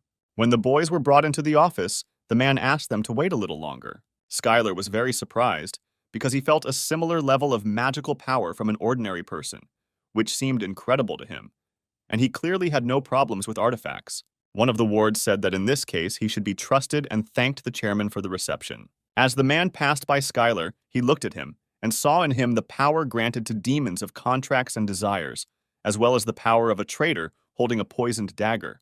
The guy was very surprised that the man had made a contract with 2 evil constellations, and it was very exciting. Skyler also wondered why he saw right through him, because shouldn't his information have been hidden by the mask skill? But all this was thanks to the goddess of laziness, who helped him in those moments when she was busy with incredibly important things. The chairman invited the boys to sit down and Skyler happily agreed. The man said that Skyler had recently been dubbed the first star of Korea, and he had called him here to thank him. After all, the main character not only saved his research laboratory from the attack of the demonic god Constellation, but also helped save his hunters. The guy replied that he really did deserve some thanks for that, but the girl knew that it was he who had broken into his lab. As a token of gratitude, they rolled out a large divine sword that was durable and strong in attack. Thanks to it, one could use the skill of the divine sword path, and when the user did what the sword wanted him to do, his magic power would instantly recover. The protagonist said that he had heard about this artifact and that it had been used by Chinese hunters before. The chairman confirmed his words and added that this was how he expressed his gratitude to him. Laura knew that if the guy did not refuse this gift, he would immediately become a puppet in the hands of Alex Parker. But unfortunately for Laura, the protagonist gladly accepted this gift, since the chairman decided to give it away. The man was glad that the boy liked his gift, and in that case he had one more request for him. The girl said that Sam was cheating on him, and the guy was very outraged by this. Even though he was an amazing person, when it came to his future boyfriend, he should be more cool with him. The man took out a core that was obtained 20 years ago thanks to a revolutionary purification technology and offered the guy to look at it because its frequency is 88%. The company that did this received endless offers to buy it, but all were rejected. The following year, they would introduce a technology that would allow them to achieve 89% frequency, and a little later they would reach 90%, but ultimately they would go bankrupt. And ultimately, this core is here and people from all over the world are actively looking for it right now, but no one has any idea what will happen to it tomorrow. The man led this dialogue to the fact that the guy should choose a place where he is more appreciated. Skyler was interesting to him firstly for the development of martial arts users, because the man wants to raise numerous users of this art. The chairman believed that martial arts were very useful, and one of the biggest advantages was that they could be used everywhere. And if he established a monopoly on them, he would definitely reap huge benefits from it. There was less and less time for talking, and the chairman added that in any case, he hoped that the guy was thinking it over carefully, because it would bring him unprecedented benefits, and Skyler replied that he would keep this in mind. Laura was incredibly upset that the guy was going to move to another camp, but he had no intention of doing so. The guy replied that if he had rejected his offer straight to his face, then all negotiations would have ended there, and he needed to give him at least a drop of hope. The girl was furious. Going to play games with such a person was very dangerous, but not for Skyler. Suddenly, the kitten began to urgently call the guy, all because the main character needed to prepare for the battle of the Constellations. And this time his opponent was a traitor holding a poisoned dagger who challenged him to battle. Skyler didn't understand why there was such a sudden battle of constellations and why he was called to fight now. But the goddess of laziness added that she was simply angry with him because it was the main character who had pinned her intermediary against the wall. The battle of the constellations must be fair, and all the constellations of the Earth guaranteed this. The constellation understood that it was impossible to engage in a frontal attack with this guy because it would be beneficial to the training avatar. And the traitor decided to create a conspiracy of traitors, which meant a battle of the constellations, where victory was determined by the ability of the constellation to convince its own servants to betray them. The traitor created a private battle of constellations, and therefore other constellations could not simply watch it, and all the constellations began to insult him with dirty words for this. The protagonist thought about this proposal, because convincing the enemy's servants to go over to his side was very strange. Then he remembered that the people who had directly made a contract with him were only Sam and Odaigan. But more importantly, he already knew the person who had made a contract with this constellation. Skyler agreed to this proposal and immediately put up the blood strength as a bet. The constellation was very surprised that the guy agreed to this and considered him a real idiot. Because did he really think that the conspiracy of traitors could be defeated by force alone? The traitor knew he had an easy victory ahead of him and set up a repository of faded relics as a stake. The protagonist was surprised that he left the territory, but the contract had already been concluded, and in case of defeat, the existential power would be significantly weakened, and there would also be a chance to lose the Constellation title. Suddenly, the traitor contacted Skyler and thanked him for accepting his offer, since the betrayal of his minions was predetermined in advance. At this time, Parker's servant was returning from the mansion, and he was impatiently waiting for the old man to kick the bucket. Suddenly, on the highway, the car stopped at a police post and said that they were speeding and asked to get out of the car for a while. When the security guard got out of the car, she immediately turned menacingly to the employee and asked how he dared to stop him, since he didn't know who was sitting inside. The security guard grabbed the police officer by the shoulder and said that he was making a mistake and asked him to tell him his name and place of residence. But as it turned out, the guys made a mistake and immediately received a powerful blow from Skyler. The guy got into the car and immediately ordered the driver to drive off. The man shouted that the main character would regret this because he didn't even know who was in front of him. But the guy replied that if he didn't know, would he be here? The guy didn't like making so much noise and lightly slapped the man to finally shut his mouth. When the car drove to a more secluded place, Skyler asked to stop. The man did not understand what the guy wanted from him. Then the main character asked why the man betrayed his own constellation and made a contract with another. The man was very scared and asked how he knew about this and whether a traitor had sent him here. But Skyler denied it. And not even a demon of contracts and orders, but a guy came here to recruit this man to the constellation he serves, namely the invincible avatar of training. The man heard about this constellation for the first time and said that it was an amazing and very powerful constellation and he had no choice. After all, if he refuses, he will kill the constellation he serves, whoever it may be. The man guessed that the boy knew that he served 2 constellations at once and accepted the offer to trust the training avatar. Suddenly, Skyler felt his existential strength instantly increase. The protagonist added that most likely, killers would come for him due to the sudden change of sides, and therefore he would take care of his protection for a while. Suddenly, the guy received a call from an unknown number, and the voice on the other end of the line said that Skyler really doesn't want to take everything that Sam the Dragon has. The guy realized that this was the traitor's constellation. Apparently, he called him without knowing that he was a constellation. After all, the only known servant of the training avatar is Skyler, and that is why the traitor constellation called him to force him to betray his own avatar. The traitor constellation will never guess that Skyler is the training avatar. The guy was asked to think about it because great wealth awaited him. Then the main character replied that his master said that the battle of the constellations was over, and for a second, there was silence on the line. The man asked not to bluff and asked if the training avatar had asked to tell him this.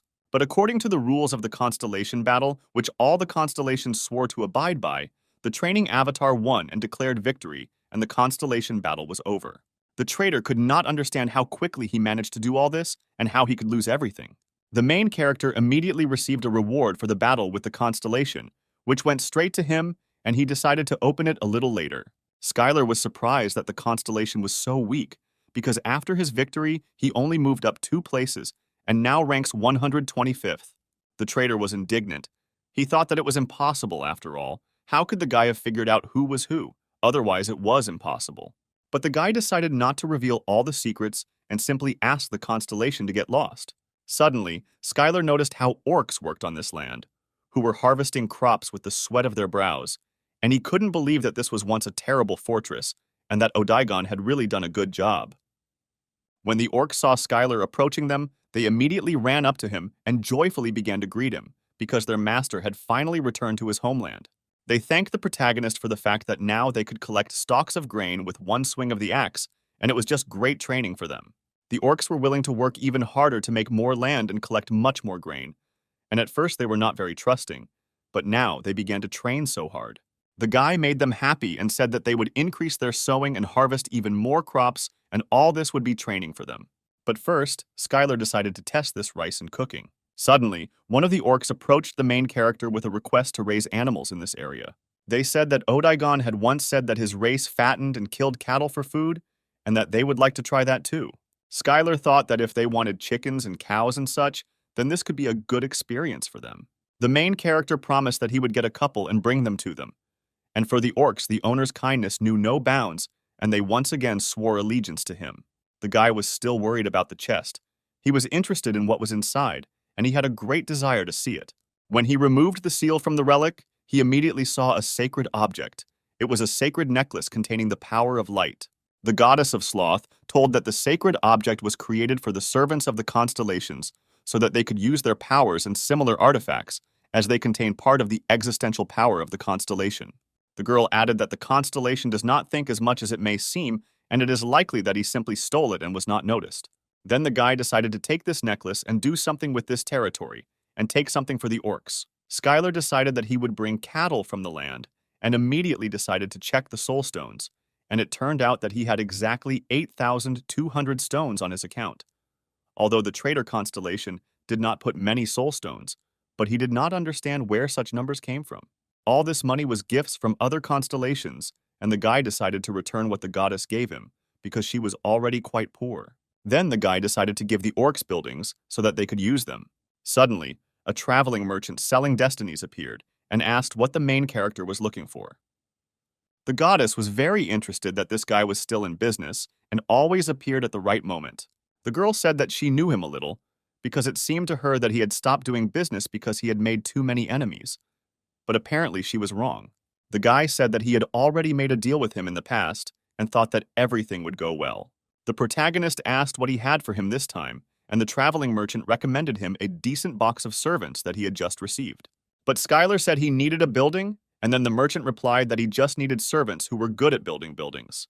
The boy thought it was a great idea, and he didn't see anything wrong with it if a servant who could teach orcs how to build buildings would help him. But it was really so, thanks to the power and the avatar of training, the orcs enjoyed farming, and it was truly incredible power. But the main character was a little short of money, and he carefully asked for a small discount. But the merchant was a little confused by such a question, and asked if he had just won the battle of the constellations and what discount he wanted. Skyler said he couldn't give her more than 7,000 for it, and the merchant was shocked by such shamelessness. And the traveling merchant replied that he was providing such a service only this time, and Skyler thanked him for such great generosity. When the main character successfully received the coveted chest, he immediately began to open it, and, opening the door of the chest, he saw bright flashes along with smoke. Right in front of him appeared a golem of a wonderful mountain, which was several dozen times larger than the main character. The kitten immediately suggested calling him Rocky, but the guy thought that even the most devoted servant would hate such a name. The protagonist decided from that moment on to call him the Heavenly King of the Weatherkeeper. This meant that he would be the Heavenly King who guarded the weather. The golem was greatly touched by the name given to him and began to float a little. The golem was able to control stones, and the boy asked if he could teach the orcs how to build buildings from them. The stone servant was slightly taken aback by the idea and asked if he really wanted him to train the orcs. But the guy was completely serious, and the golem was not ready for his idea, but he had no choice. The next day, the boys were sitting in a cafe inside the Icarus clan building, and Laura congratulated him on Skyler being promoted to B rank. The girl was curious why the guy wasn't happy at all, but he replied that with age, you stop being happy about promotions. Laura found this amusing, as it was strange to hear such a thing from someone who looked so young. The girl also added that a request for a match appeared, and this interested the main character. It was about hunter fights, and this time it seemed to her that the guy would be able to refuse it. The thing was that this time the hunters just wanted to get even for the previous fight, and this time the main character's opponent would be a hunter who had signed a contract with an elf of an ambitious color. The opponent was Christopher, who had the rank of Hunter B, but was not included in his rating since he had received it relatively recently, and this fight could be refused since it was offered suddenly. For the protagonist, this was not just a match. He also wanted to take the opportunity to promote martial arts. This was all Skyler's plan, because before the fight he would tell people what skill he was going to use in the arena, and then use it to win the fight, and this would make people excited and interested in martial arts. But Laura thought that while it sounded great and might increase the interest of the crowd, there were also many people who might analyze his skills, and that should be taken into account. The girl understood that in any case the guy would not listen to her, but she would still prepare everything he needed for him. She asked if the guy could train alone and if he had someone in mind. And the main character, with a smile on his face, replied that of course there was. At the Icaros Training Center, Eliza was happy to help Skyler with his training. But it wasn't just a training session, but a promo video for advertising purposes.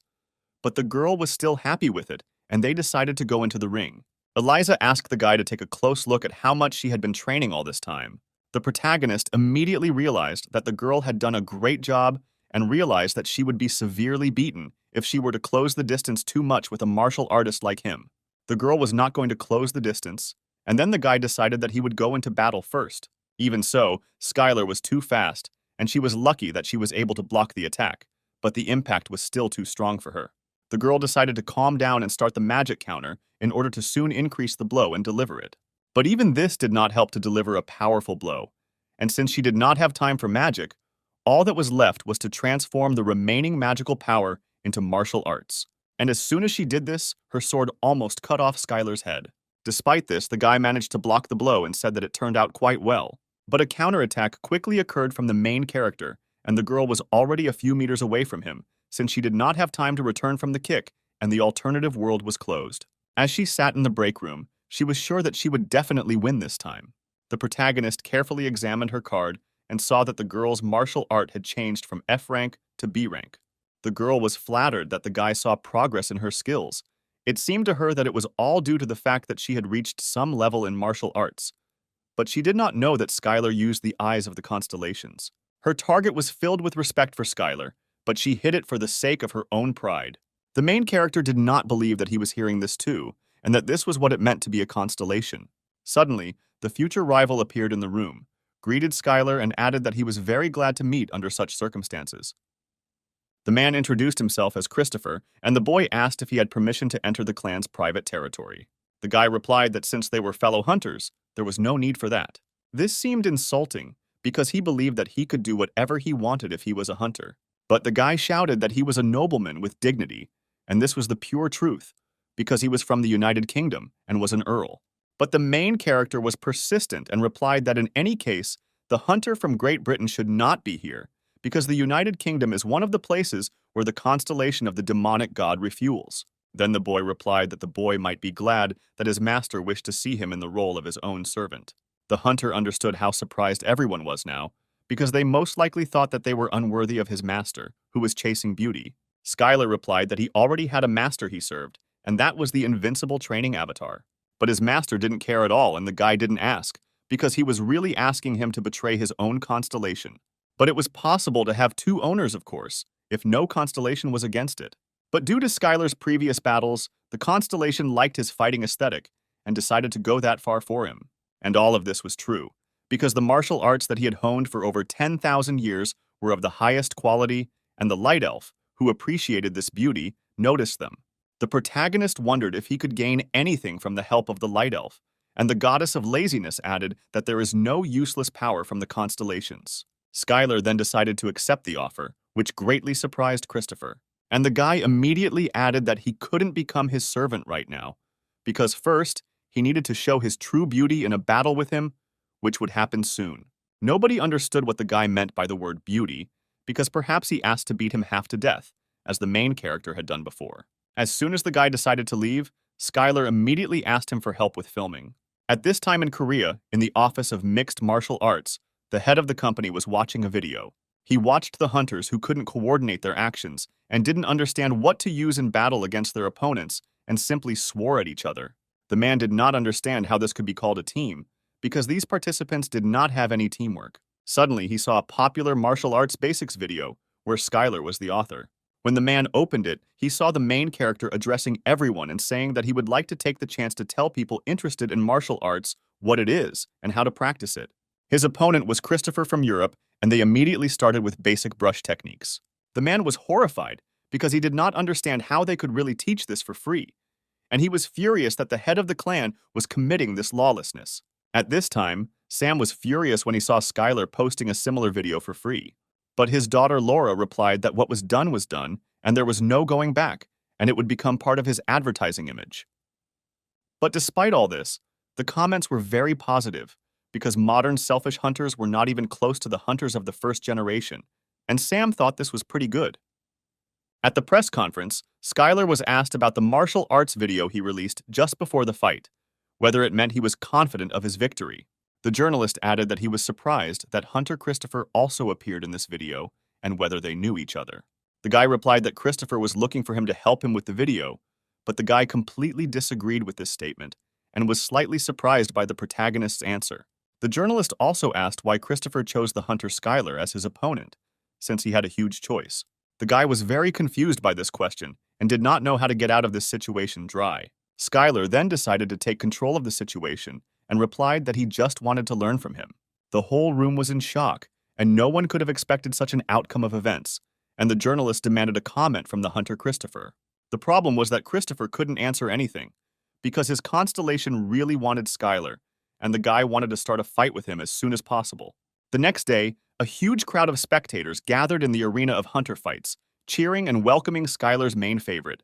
The guy couldn't understand why there were so many people there if this fight was announced at the last minute, but the girl made him happy that he should be happy, because it speaks to his popularity.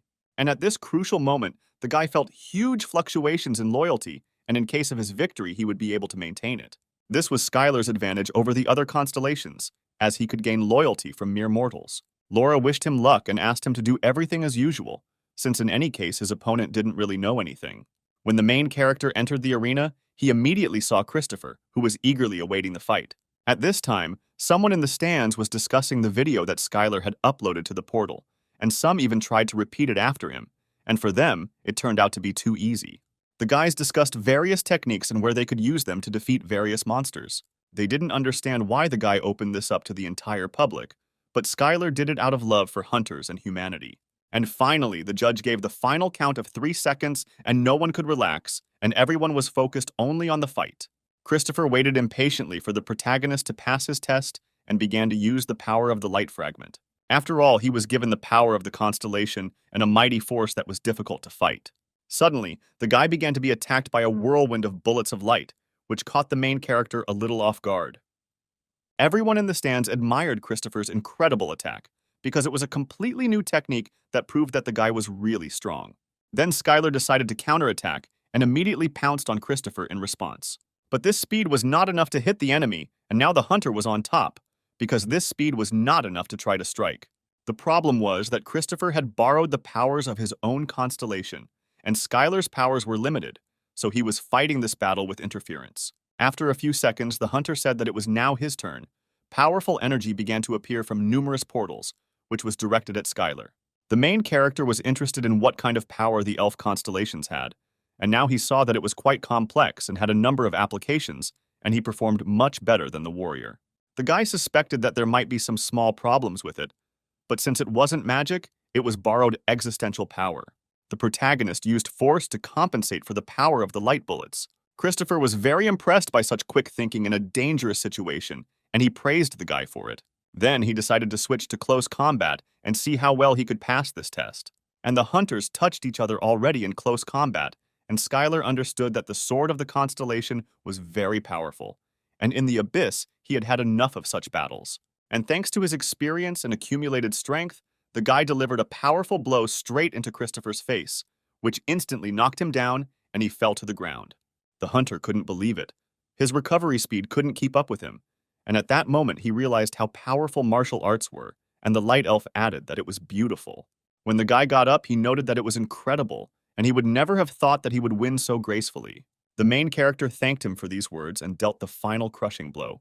But Christopher was not ready for this and asked the guy to stop, because the fight was already over. When the guy got up, he immediately said that he didn't remember anything and didn't understand why his body hurt so much. But all this was expected for the main character.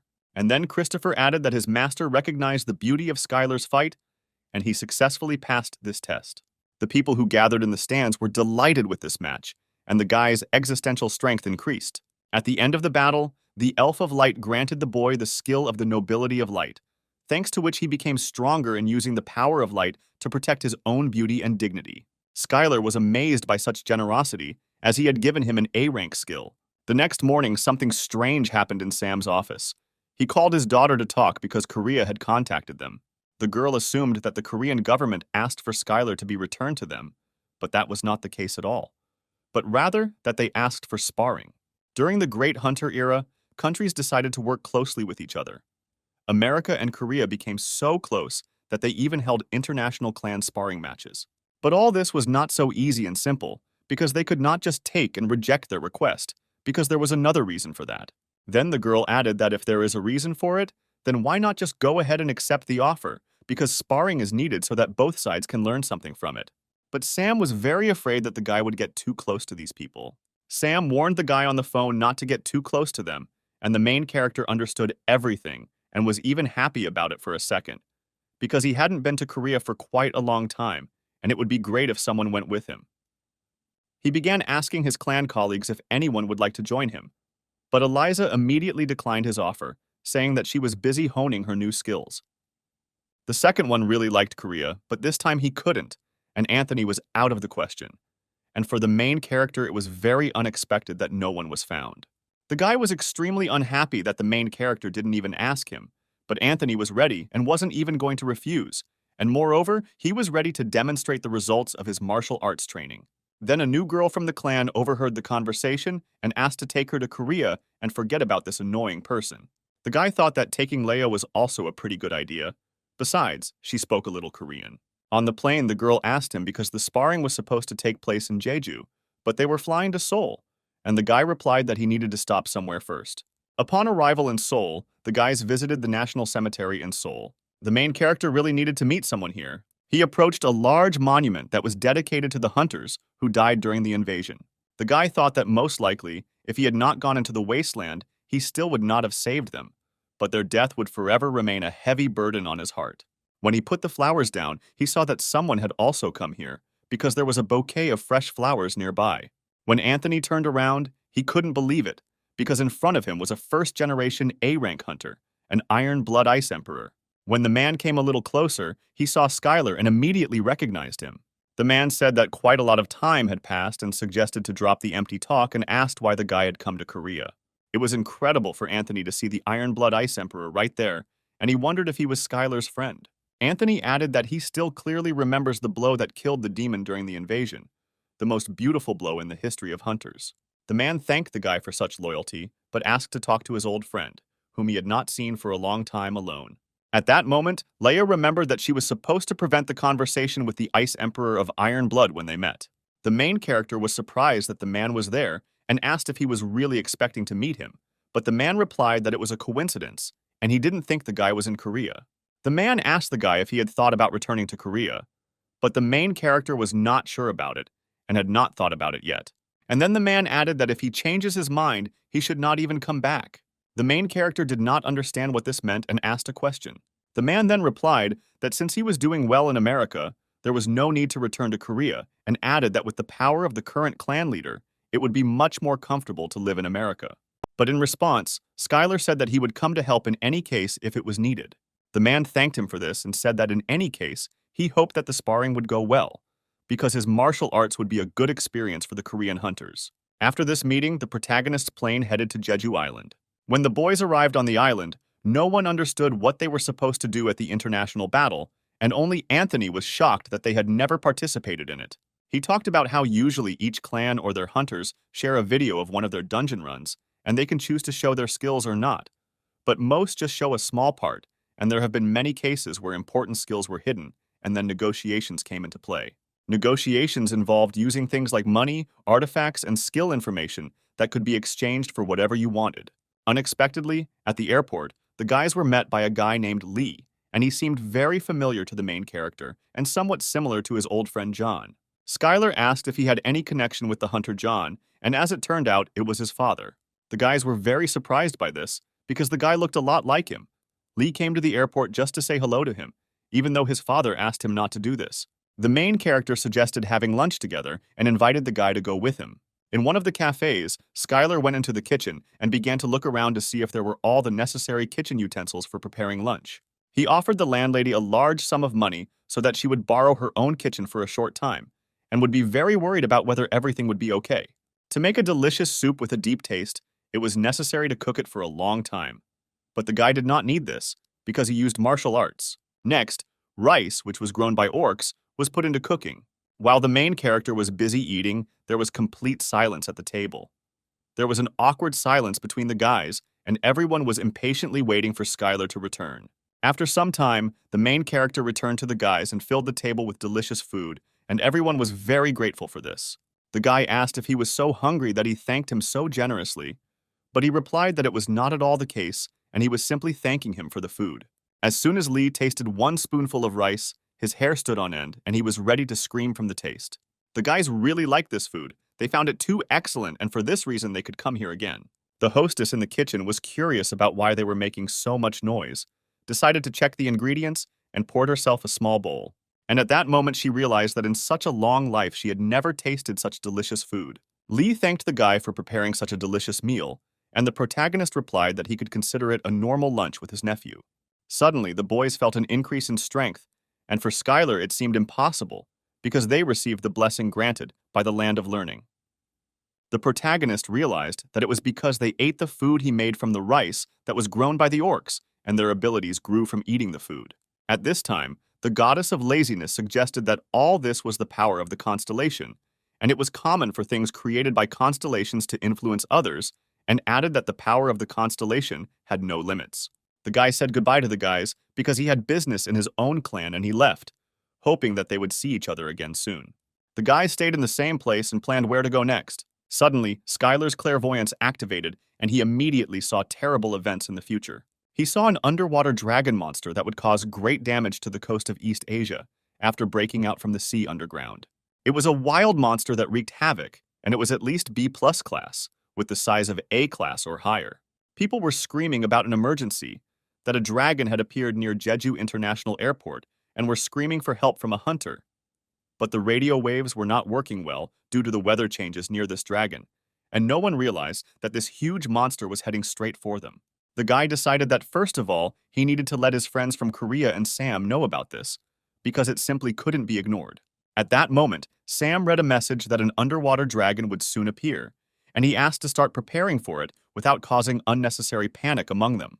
The man didn't understand what the underwater dragon was doing there, because he had sent him to an international battle, and what was going on there, and why the guy was sending such important information in such a simple manner. At this time, in one of the city's restaurants, hunters were bragging to each other that they could clear out as many as 15 dungeons.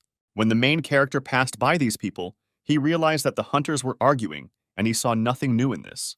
The guys immediately found out that Skyler had come to them, because he had already become famous thanks to his hunter fights and his videos using martial arts. A fairly large-built B-rank Chinese hunter greeted the protagonist. This hunter was a professional close combat fighter who was famous in these parts. After a strong handshake, the guys realized that each other had more than enough strength. Unexpectedly, at this place the main character met Lee and asked if he knew what the international battle would consist of this time. But the guy couldn't answer because first the clan leader had to say something, and they came to the conclusion that it could be climbing the mountain. When the other hunters heard about this idea, they immediately laughed, and for them it seemed too funny and found it complete nonsense. They ridiculed the hero with this phrase and said that if this were really so, they would climb this mountain naked. Suddenly, an A-class hunter, the Azure Dragon Sword of Korea, who was the leader of the team that was holding the international battle, entered the hall. This man was known for being an artist in battle, as he used dozens of types of magic with his sword to tear monsters to pieces. Then Skyler remembered that he had met him in the past, because he was the man who had wet himself right in the dungeon.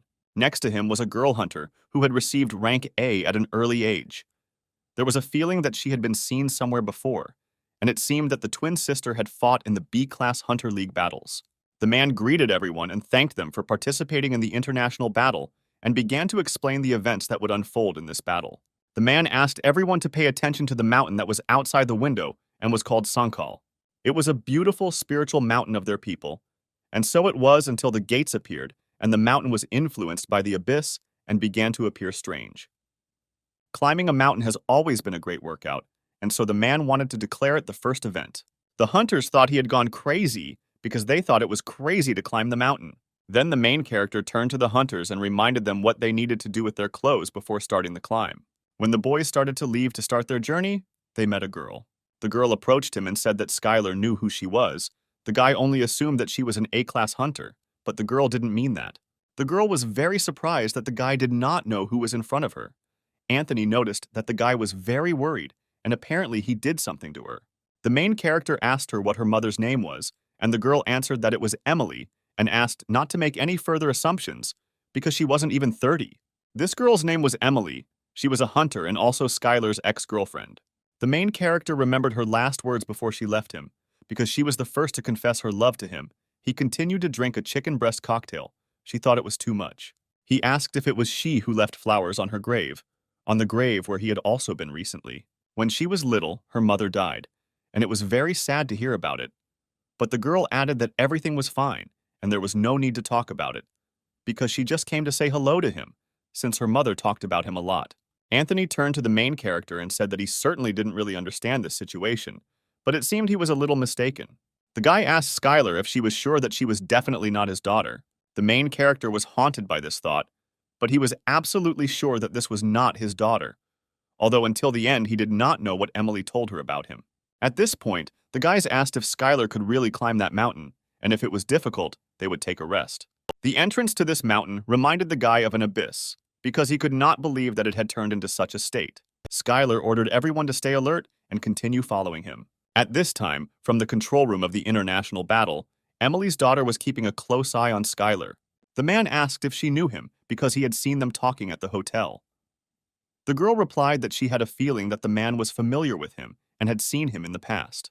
When the man laughed loudly and added that he knew him a little and had met him a couple of times in the dungeons, Jane became incredibly curious about this man and asked to tell her more about him. But the man remembered him only as someone who was hanging from constant training. He said that the guy had always been a hunter who put all his efforts into whatever he took on and had a really good character. Jane liked it because it was similar to what my mother had talked about. She often praised him for taking care of his own body. Then the girl suggested that since they knew each other, they should meet and talk together and tell the guy what was good about her and everything else. At this time, on the mountain, Anthony felt that the path they were walking on was much worse than the one he had found. The main character thought that it would really be better, and at that moment someone flew in the sky right above their heads, and it was flight magic, which using here was not exactly a good idea. Because there was strong space magic here, the hunters who were in the air immediately fell to the ground, and this was too predictable for Skyler. Then the guy took out his sword and chopped small stumps from the trees, which later served him as heavenly steps. Thanks to them, he began to move through the air and be at the level of the air steps. It was one of the highest level martial arts whose user was able to walk on air, but Skyler simply used the infinite internal energy to fly in the sky, and it was walking on air. Thanks to this, he flew up, grabbed the hunters, and carefully landed them on the ground. He warned them that the competition was important, and they should refrain from using flight magic in such unstable places. The boys were grateful to the guy for saving them and asked if he had really used the air stages right now. Skyler replied that it was something else and asked not to say anything weird about it. The other guys thought it was impossible, because they didn't believe that the guy could use the air stages and that such a thing was possible for a person who had reached a level that was incomprehensible to them. The hunter asked the boy to step aside and not interfere with them climbing the mountain. Then the boys turned around and said that they had arrived just in time. The guy was horrified because he realized that they were forcibly getting rid of the other teams. And it was absolutely so, and the hunter finished him off. At this time, one of the hunters that Skyler saved was walking next to him and lost a significant flow of mana. The guy said that it was better for him to rest, because it was just a friendly competition, and getting injured here was completely unnecessary. The hunter agreed with these words and asked if he was Skyler by any chance, since he constantly hears a lot about him, and sincerely thanked him for everything. After these words, the boy's skill of submitting to the strong and helping the weak increased, and his strength increased, and the skill of dignity of light was activated. He received more light power, and at that moment he understood what it meant. The kitten said it was a creation skill, but the boy didn't specialize in that at all. The main character took the sword in his hands and decided that it would be difficult to make it right away and decided to put light on top of the sword's energy. Suddenly, someone shouted that they had a problem and that someone was fighting upstairs. When they ran upstairs thinking there was a monster there, they saw a clan of hunters lying on the ground. Skyler assumed that they were Japanese hunters, since he didn't think that monsters were the cause of this. After all, having lost to the monster, it was simply impossible to survive, and most likely they fought with Chinese hunters. The guys tried to figure out who their opponent was, and Skyler saw the wounds left by martial arts. Luckily, one of the hunters was conscious, and he confirmed the main character's words that they were attacked by Chinese hunters, and suddenly went against them. Anthony thought that it was quite clever to eliminate competitors in this way. The main character couldn't just leave them and decided to provide first aid using his healing magic. The guy had a normal fracture, and using the goddess's magic was too much. And so Skyler simply decided to set his arm back into place using force. The hunter shouted something in Japanese, and the main character decided that he thanked him and immediately offered to help him with his leg. After these manipulations, the hunter lay almost unconscious. Then the guy looked at the rest and said that now they were next. But the hunters shouted that they were fine and that nothing hurt at all. But Skyler didn't believe it, because he noticed how their arm was bent and said that he just wanted to help them. At this time, the hunters were glad that now there was no one better on this trail than them. Suddenly, one of the fighters shouted that the man had appeared again. It was Skyler and his team, and it seemed to the guy that he was using air stages to move through the air. The main character was a man who started his own training with the tornado of the abyss, and some space magic could not stop him in the air. The hunters did not understand what he was doing and shouted that they needed to run after him urgently. At this point, Skyler's team landed near a small crater where no one had ever reached before. The team heard that it was usually always dry, but today the crater was somehow filled with water, and it was probably due to the influence of mana. Suddenly, some bubbles began to appear from under the crater, and Skyler ordered everyone to prepare for battle. Right in front of them appeared a huge monster, Argo, which was rated as Class A. As soon as the dragon appeared, he immediately began to use flames to destroy the entire team. Skyler then began to use his own magic in response to prevent any damage. The guys were shocked that he could use it too, and shouted that they should retreat from this Class A monster. Then the guy realized where he came from. Even though it was unexpected, it was necessary to stop him here so that civilians would not be harmed. The protagonist confidently said that they would kill him, but Anthony replied that he was crazy because there were only 3 of them. At that moment, Skyler calmed him down and said that he would use the power given to him by the Constellation. Anthony was surprised that the guy would use the power of the Constellation and shouted that he would also fight and was not going to retreat. Even though it was dangerous for him, once they had the power of the Constellation that Skyler served, he began to be filled with curiosity. And at that moment, the guy started using spells to destroy the huge dragon. When Skyler headed towards the dragon and dealt him a crushing blow, the guys did not believe it, because it turned out to be too powerful and too simple for the power of the Constellation. Then the girl suggested that Anthony look at his mana reserves, and they shocked him, because only A-rank hunters could have such reserves. At this time, Skyler was fighting, and it seemed harder for him than he thought. But there was nothing he couldn't kill. With his advanced martial arts and internal destruction techniques, the boy could ignore muscles and armor, and this technique Skyler learned to survive in the abyss. Then the monster Argo summoned an ice storm and a huge whirlwind, and the weather in this location became simply terrible. The protagonist realized that the monster was trying to destroy the surrounding area and return to the sea to recuperate, and this had to be stopped. And Skyler began to use the existential power of the Constellation to capture the territory of the invincible avatar of training. Thanks to this power, this world changed, and a place for one-on-one combat was created, where no one could leave until the battle was over. Then the guy turned to the monster and suggested that he try the same thing again, but here. At this time, the organizers ran straight to the mountain, and Jane asked the man why this particular test. But how was he to know that there would be an A-rank monster hiding at the top of this mountain? It was too much of a problem for them, and they didn't think that a couple of Ikaro's clan hunters could stop him. He knew that the scanner would not escape and would fight to the end and wanted to help them as quickly as possible. But when they arrived at the place, they were surprised and did not understand what was happening there. At this time, the girl was filming everything on her phone and asked him to stand in some way differently so that the photo would turn out more beautiful. The main character stood right next to the monster and posed for the best shot, because all this was for a long memory. The organizers couldn't believe that the main character was taking a photo against the backdrop of the huge monster Argo. They didn't believe that they had defeated Argo, but Lee replied that the hunter Skyler had done it all alone. The protagonist admitted that he borrowed power from his own constellation to win this battle.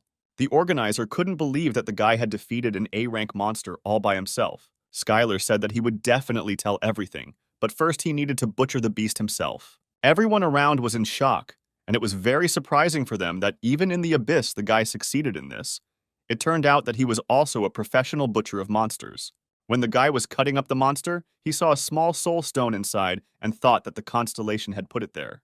The soul stone can only be used by the constellation, and thanks to it, it could control Argo, and the stronger the monsters of the abyss were, the more difficult it was to control it, and most likely someone was going to use this monster somehow. But in the end, they abandoned it. The guy would come back to this later, but for now he would finish cutting up the monster, and after a few dozen minutes, a huge skeleton of a monster lay in front of him, with fresh pieces of meat nearby. The main character decided that he would gladly feed all those who worked hard for this. When some hunters were going to the top, they saw those scumbags who attacked them. The hunters were surprised at how quickly their opponents recovered and decided to break everything once again, since they had not understood it the first time. But their argument about who was stronger was stopped by the smell that came from the top of the mountain, as if someone was frying meat. They immediately decided to postpone the fight for later and check where the smell was coming from. When they ran to the place, they saw Skyler frying huge steaks right on the fire. Skyler was glad that more people had come here, because there was enough meat that he could share it with everyone. The main character said that there was a monster here, and this was his meat, and offered to eat a few pieces. The man held a large plate of monster meat for the first time in his life and was afraid to taste it. While some were thinking, others were already gobbling it up because it was too good. When the man tried one small piece of this meat, he could not believe that his strength was restored so quickly, because it melted in his mouth and the taste was incredible. When the chairman saw all this, he could not understand what was going on here. All the hunters were having fun, eating meat and dancing around the fire. Just recently, they were all fighting with each other like dogs, and now they have made a truce to eat, and as soon as they return, they will most likely fight again. Still, the man found it incredible and asked if he could have a couple of pieces. The guy happily agreed and asked to pass it on to his daughter Emily and tell her to strengthen her own body with this. When the guys were returning back, they were already at the international airport and thought that this time the international battle was very interesting, even though a monster appeared unexpectedly. But everything ended very well. Right at the airport, the guys were met by a man from the hunting bureau in Korea who offered to talk to Skyler for a bit. The man's goal was to clear up the misunderstanding, but the boy couldn't figure out what the misunderstanding was. The man then added that they knew Skyler hated Korea and he was here to talk about it. The man was referring to the Great Invasion in the past, and because their country did not take any serious countermeasures, the other great hunters left from that side. At that time, the government acted very badly and there was no justification for it. The man continued that the system had already completely changed, and from that moment on, everything would be different. But Skyler could no longer believe it. The protagonist apologized, but he didn't need anything. Of course, he was sad to see his former clanmates die or be denied compensation. But at that time, he wasn't even in Korea. The man didn't know how to persuade the guy, because he needed to resolve any misunderstandings and build a good relationship with him. But he didn't even hold a grudge. The main character asked that if that was all he had, then he would go, since his flight would soon be announced boarding. Skyler was surprised that he met such a strange person and could not understand how he managed to rise to this position. When the guy returned back to Las Vegas, Sam immediately met him in the office and asked how he liked Korea. He replied that overall it was pretty good and some things had changed, but some things remained the same. But Sam was more interested in the question of what happened to the monster Argo. The guys decided that the monster was sent by the constellation of the demonic god, and this version turned out to be the most likely, and they decided to figure it out as best as possible. Later, the man added that one hunter wanted to meet Skyler, and the guy was not at all against this meeting. At that moment, the door opened, and a man entered the room and introduced himself as Mackenzie. He was a B-rank plus hunter from the United Kingdom, a promising and top-notch hunter ranked 4th in the B-rank Hunter Fight League. Sam decided to leave the two of them alone so that the boys could get to know each other better. Mackenzie said he had been watching Skyler for a long time, and that's when he pulled out the ticket and said the guy probably knew what it was. It wasn't just a ticket, but the right to challenge the B-rank league champion, Glenn. If we talk about hunters who adore America the most, then he will always be at the top of this list. The fighting arena is a place where fights take place only by agreement of both parties, and in order to fight him, you need to be the chosen champion. The guy added that due to special circumstances, he could provide him with this ticket. The main character did not understand why he needed this, and Mackenzie replied that the guy was aiming for rank A, and if he used this chance and became a champion, it would greatly help in achieving this rank. Skyler thought that indeed, after all, defeating monsters alone would not bring him A rank and asked what he wanted in return. Then the guy invited Skyler to take part in the 2x2 Constellation battle. It was important for the main character to know everything down to the smallest details, and it turned out that the guy serves the Constellation, a fighter of sweat and blood.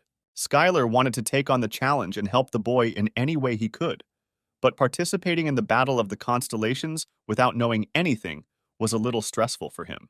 And then the Constellation fighter turned to the guy and said that he would promise him a huge amount of soul stones, and also tell him who was behind the incident with Argo and pay for everything needed for the Battle of the Constellations. The main character didn't lose anything from these conditions, because even the Constellation was going to tell him who was behind the incident with Argo, and apparently it really wanted to win. When Skyler asked who his opponent would be and what the battle would be, Mackenzie replied that it would be a race. Their opponents will be the endless explosions and the observer who returned from the cold place, and they will fight with their minions. Skyler became curious and wondered if the goddess knew anything about this, and she thought that perhaps this was an offer made by a constellation who had taken possession of a useful toy for fun. The rules of the race were too simple. Each of the constellation servants would strive for the finish line, and whoever reached it first would win. Not only was it difficult to even run in the territory of the abyss, but there was also the opportunity to attack other participants in various ways, although direct attacks were prohibited. The goddess asked the guy if he had something to ride on, but he replied that he could just run. The main character didn't think long and ultimately agreed to take part in this 2-on-2 battle of the constellations. The guy was incredibly happy about this and thanked Skyler and added that he would contact him as soon as the exact date was confirmed. Finally, the day of the Battle of the Constellations came, and all this took place in the dimension of the abyss. Skyler carefully studied the opponents who were next to him. One of them was on an ice dragon, and the other on a mechanical one, and it all looked quite majestic. Previously, the guy believed that there was no civilization more advanced than the Earth, until he saw the mechanical civilization of the abyss, which was truly impressive. Mackenzie looked at Skyler and asked if his constellation had given him nothing to ride with. But the main character came on foot, and this did not make the guy very happy, and then he wished him luck and suggested that he just try hard in the race. Skyler asked why the constellation Mackenzie hated him so much, because his animal didn't look very fast and clumsy. Suddenly, the robot turned to the boys and said that people are weak flesh, bones and fatigue cannot defeat them. Then the boy realized that for the constellations it was just entertainment, but for the servants it was a real battle. And so the battle was about to begin.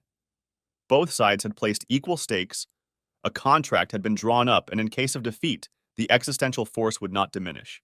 And so the start of the race was announced, and everyone except Skyler took off on their own pets. At that moment, the main character realized that it was a pig much faster than it turned out to be, as well as the other two animals. When the robot turned back, he realized that this race would be between the three of them and that martial arts user could not be counted. The guy couldn't believe that his constellation didn't give him anything to ride, and it looked completely heartless. Unexpectedly for all participants, a boulder rain from the abyss began. It was a phenomenon in the abyss in which clouds from other territories appear and rain down boulders. To deal with this danger, the mechanical dragon fired several projectiles that smashed boulders right in its path. Skyler said it was amazing, and then the robot came back and couldn't believe his eyes and screamed what he was doing there. The main character suggested going for a ride together because it was quite cozy here. At this point, a squabble began because the robot was not ready for this. When the constellation of explosions watched all this, he ordered the servant to get rid of him. Then the mechanical dragon stopped and began to get rid of the guy, trying to shake him off his head. At this point, his rivals were already slightly ahead, and Skyler advised him to concentrate on the race and not drag around at the back. The robot decided that there was nothing to be done in this situation, and they continued racing together on the dragon. Suddenly, a danger zone was detected on the radar. It was the poisonous fog of the abyss. After some time, the robot conducted an analysis, and there was no longer a threat, but there was a chance to get rid of the intruder. As soon as he launched the program, he turned around and saw that Skyler was still sitting behind him, although he should have collapsed from the poison a long time ago. Then he decided to study it carefully, and as it turned out, it had the ability to resist poisons, and for a robot it seemed impossible that a person would be immune to the poison of the abyss. Further along the track, a trap awaited the racers, a swamp that sucked in the dragon's legs. Then the main character realized that this was all and that he should run alone from now on. The guy ran with such speed that he was able to easily overcome the trap in the swamp. When the robot looked at the guy, he did not understand how he did it, because he had a weak human body that was capable of such a thing. The protagonist decided to use some of his internal energy to break away, even though it could lead to exhaustion. Then the kitten asked the guy to look ahead and slow down a little. Right in front of them was a mana tornado that was moving towards them. But while others screamed in horror at what they saw, for the main character it seemed at least something familiar.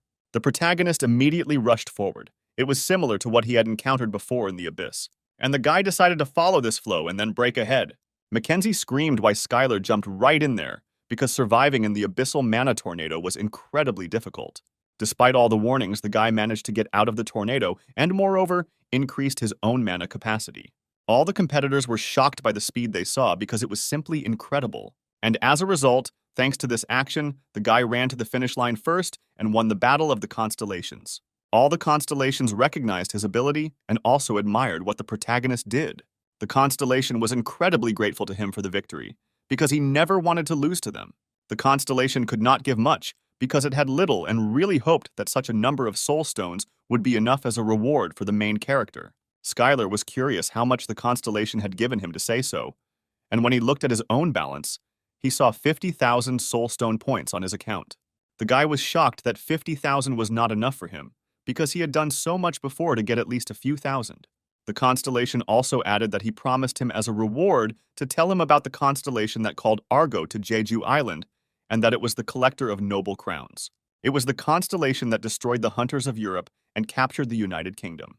The guy wouldn't be surprised if it was the constellation of a demonic god, but he didn't understand why a constellation from Great Britain would bother with Jeju. The constellation also added that the opponent the guy will have to fight is Glenn, who serves the collector. As it turned out, the B-rank league champion had made a contract with the demon god Constellation. When fighting him, one had to be extremely careful, because his powers were both incredibly powerful and evil at the same time. When the guy arrived at the dragon's office, he was immediately met by the company's president, who congratulated him on winning the battle with the constellation. As it turned out, the man had arranged a surprise meeting with him because he had something for Skyler. As they proceeded to the research lab to continue their conversation, the boy saw a frosty blue short sword in the distance. It was several times stronger than all other artifacts made from existing azure iron rock. The main character was asked how he could create something like this, and he realized that now he couldn't blame everything on martial arts. Then the guy decided to say that all this was taught to him by the constellation he serves. The man believed that it would only be possible to create such an artifact for the first time if the constellation truly loved him. Skyler smiled sweetly and said that this was true, even though he understood that he was the only one who was this constellation. The man took Skyler's hand firmly and said that perhaps the path to creating artifacts was prepared for him. Then the man showed the guy the core of the monster, which supplied energy to the entire huge city. He shouted that the work of the hunters made everyone proud, but technology like theirs was what built the civilization they lived in. The man suggested that the boy create artifacts because in this way he had done much more for humanity. But these words did not touch Skyler at all, although the man assumed that it would not work and the guy was not going to stop working as a hunter. But in any case, the main character was ready to help him from time to time because it was not that difficult. Skyler understood that killing monsters would not get him very far in increasing his strength, and he needed to try different options. Then the man asked to take this card. It was the main character's name card, and he asked to use it everywhere he went. Skyler didn't understand when they managed to do this and why he was the CEO. The man promised that everything would be fine, and he would only need one thing from the guy, and that was the creation of artifacts like the sword, which are highly valued on the market. Skyler understood that they were talking about production, and it had to be mass-produced, and whether human technology could copy what he had done. At this moment, the goddess appeared and added that she remembered things from the past, but had nothing to do with blacksmithing. It was about a very long time ago, about her servant. The goddess had a servant, an outstanding black magician, but servants tended to resemble their own masters. And the black magician also became lazy. He simply ordered the living workers around him to do work and take care of food. He could not cope with many tasks. The boy thought that the undead had gone mad, but the undead that did not die and did not age should be quite an efficient workforce, and also wondered what happened to that servant. The girl kept him away because he was useless and a pain in the ass. At that moment, a movie was being filmed, in which Glenn played the leading role. The whole crowd was just crazy about the leading role in this drama. The man suggested that he take part in the dungeon, because then even more people would come and they would scream even louder when they saw him enter there. Suddenly, a little fan who was his biggest fan got past the security and asked him to sign the sheet. The impudent boy was almost thrown out, but Glenn asked him to stop. The man was happy to give an autograph because he had a great character and was #1 in the B-rank league. But for Glenn, it was quite a headache, because all this was necessary in order to maintain popularity and reputation. Glenn's assistant reminded him of the dare ticket he had given to Mackenzie and added that the boy had given the ticket. That ticket was now in the hands of Skyler, that martial arts user guy who had recently started to gain wild popularity. The man could not understand why the guy did this. Glenn was a great fighter and always gave 100% in every fight, and it didn't matter who he was fighting against. He always tried. Then the man made a call and said he wanted to organize a fight, and show the arrogant upstart what kind of stuff champions are made of. The man decided that he should simply destroy it, because all this would be for the sake of a collector of noble crowns and just for fun. On the day of the fight, the Icaros clan was in the stands, and they didn't understand why the stands hated Skyler, but there were also those among the fans who continued to support him. Skyler thought about how they didn't like the fact that a rank 1 was fighting a rank 20 and continued to walk to the center of the stage and thought about how he just needed to win the fight. When the guy stood up, Glenn immediately greeted him and said that he hoped for a good match. And the long-awaited countdown of the match for the title of the B-Rank League champion began. The man believed that the guy did not know that he had signed a contract with the Constellation of the demonic god and was preparing to smear him in front of everyone. When the fight started, Glenn immediately rushed towards Skyler and was ready to throw his fist right at him. Nobody expected to see this, neither the stands, nor the commentators, nor the journalists, because it was simply an incredible match. It seemed like everyone was seeing a match like this for the first time in the league, and everyone would have understood everything if it had been done by the fighter Glenn, but Skyler. The main character knocked out his opponent in literally a second, and he was already lying on the ring, completely unaware of what was happening, because he could not believe that he was a servant of the collector and lost so quickly. It was an absolutely incredible match. If you draw an analogy, then this match was like a spear versus score, because Glenn was a little aggressive. While the man was attacking, he was simultaneously using defensive magic on numerous parts of his own body. It was perfect. However, he didn't hit with a single attack and Skyler only moved slightly, and everyone around was shocked that the guy demonstrated such high martial arts. And at that moment, when the fighter Glenn got tired and stopped for a moment, Skyler struck with one quick and sharp blow right from the blind spot. Because the fighter couldn't see where the attack was coming from, all his defensive magic was useless, and this victory was decided in an instant. The spectators in the stands did not understand what they had just seen. It seemed to them that perhaps Skyler had just been lucky with his victory. It was an unexpected outcome for everyone, because the fight was between the top 1 and top 20 B-rank fighters, and no one could know for sure what would happen in this match. Glenn was in severe shock, and no one could guarantee that he would be able to recover from this. Laura was furious, because she didn't understand why the commentators didn't just say that Glenn would have lost, even if he was twice as strong as he was now. In the waiting room, the main character was congratulated by the clan of masters on his victory, because the match was simply magnificent. A few minutes later, the others arrived and added that the fight was truly incredible. Skyler believed that Glenn was much stronger than he thought, and did not think that it would be easy with him, and sent him flying with one blow. But he still couldn't believe that he had a contract with the demon god Constellation. After all, it turned out that they still had many servants on Earth who were stronger than he. At that moment, the main character suddenly had a vision and saw dead people lying on the asphalt. It was all Glenn's doing, standing on a pile of corpses and rejoicing at it. The guy knew that although the vision might be blurry, it never just happens, and if it was true, then he urgently needed to stop it. And then Skyler turned to everyone in the room and said that they should prepare for battle. At this time, in Glenn's room, his assistant was calming him down and encouraging him by saying that the fans were still rooting for him, and that this time, they just had no information at all about his opponent. The man suggested leaving and preparing well so that he could then take first place back. But Glenn didn't seem to be listening to him, because at that moment, he was meeting with the Constellation. The collector of noble crowns was greatly disappointed by his loss to the servant of a low-ranking constellation. The man asked the owner to give him another chance, because he simply did not know anything about it, and at the same time, it was difficult to find a person as talented as him. The Constellation did not agree with this, because since he was of no value, he should at least entertain him. At this point, the assistants tried to bring the man to his senses, but they were unsuccessful, and they did not know what had happened to him. Then Glenn suddenly turned around and said that it was all their fault. The guys tried to calm him down and asked him to take a break and return to this conversation later. But the guy didn't want to listen to them and took out a demonic sword, in which he was ready to kill them.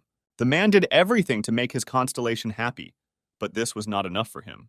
The Constellation ordered him to grant as many sacrifices as possible right now. At this time, Skyler and his team were rushing to the stadium. He ordered everyone to go to the arena and immediately evacuate all people. Right in front of the entrance, a wall broke through, from which Glenn jumped out along with other assistants.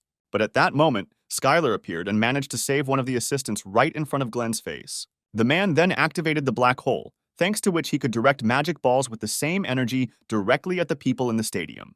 But thanks to the protagonist's instructions, Anthony was already on site, who activated the protective circle of magic and prevented casualties. None of the people could understand why the hunters suddenly became ferocious, and they decided to simply evacuate everyone from here as quickly as possible. At this point, a fight broke out between Skyler and Glenn.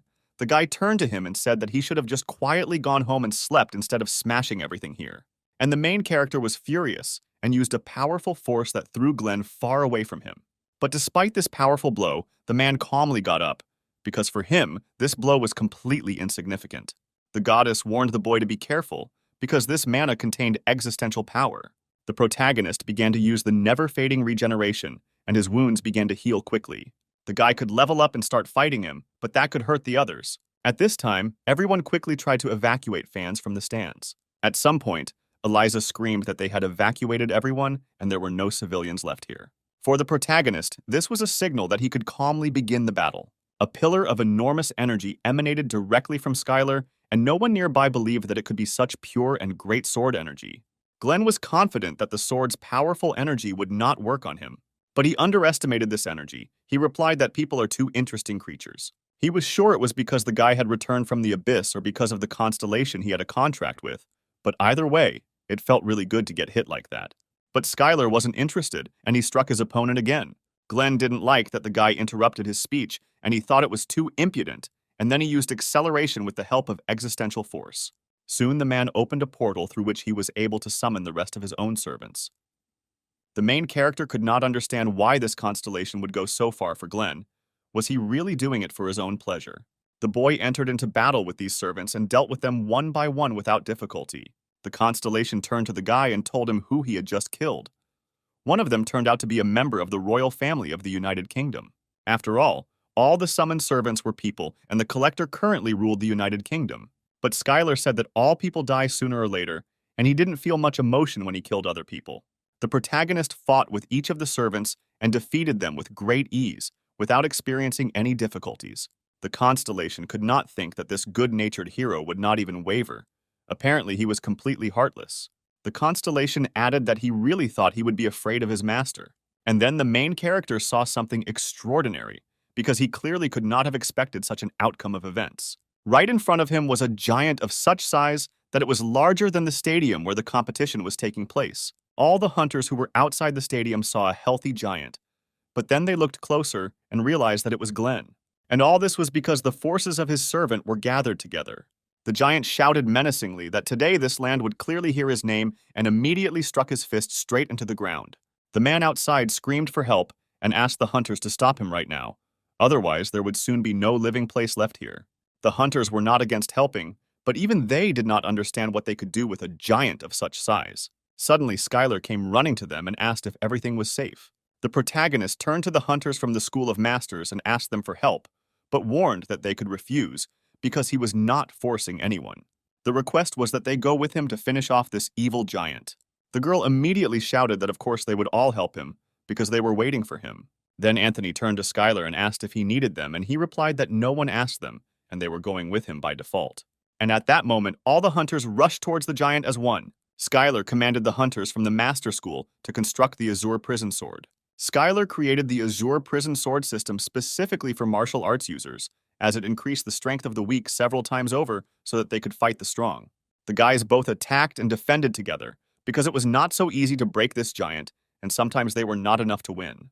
The entire team continued to maintain formation and use martial arts in battle. Suddenly, Skyler broke through under the leg and with a sharp blow of his sword, cut off half of the right leg. Then the protagonist gave the next command for the second attack, led by Iris, and they attacked from the other side of the leg.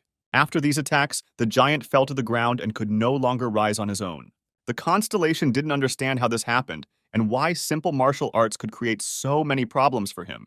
The moment for the final phase had arrived, and the Ikaros clans began to use magic for the next attack. At that moment, the guy rushed right behind the giant and tried to get through to Glenn so that he wouldn't listen to this evil constellation of a collector. But the giant did not want to listen to him, because he believed that Skyler was performing some kind of trick again, and his servant should not hear it.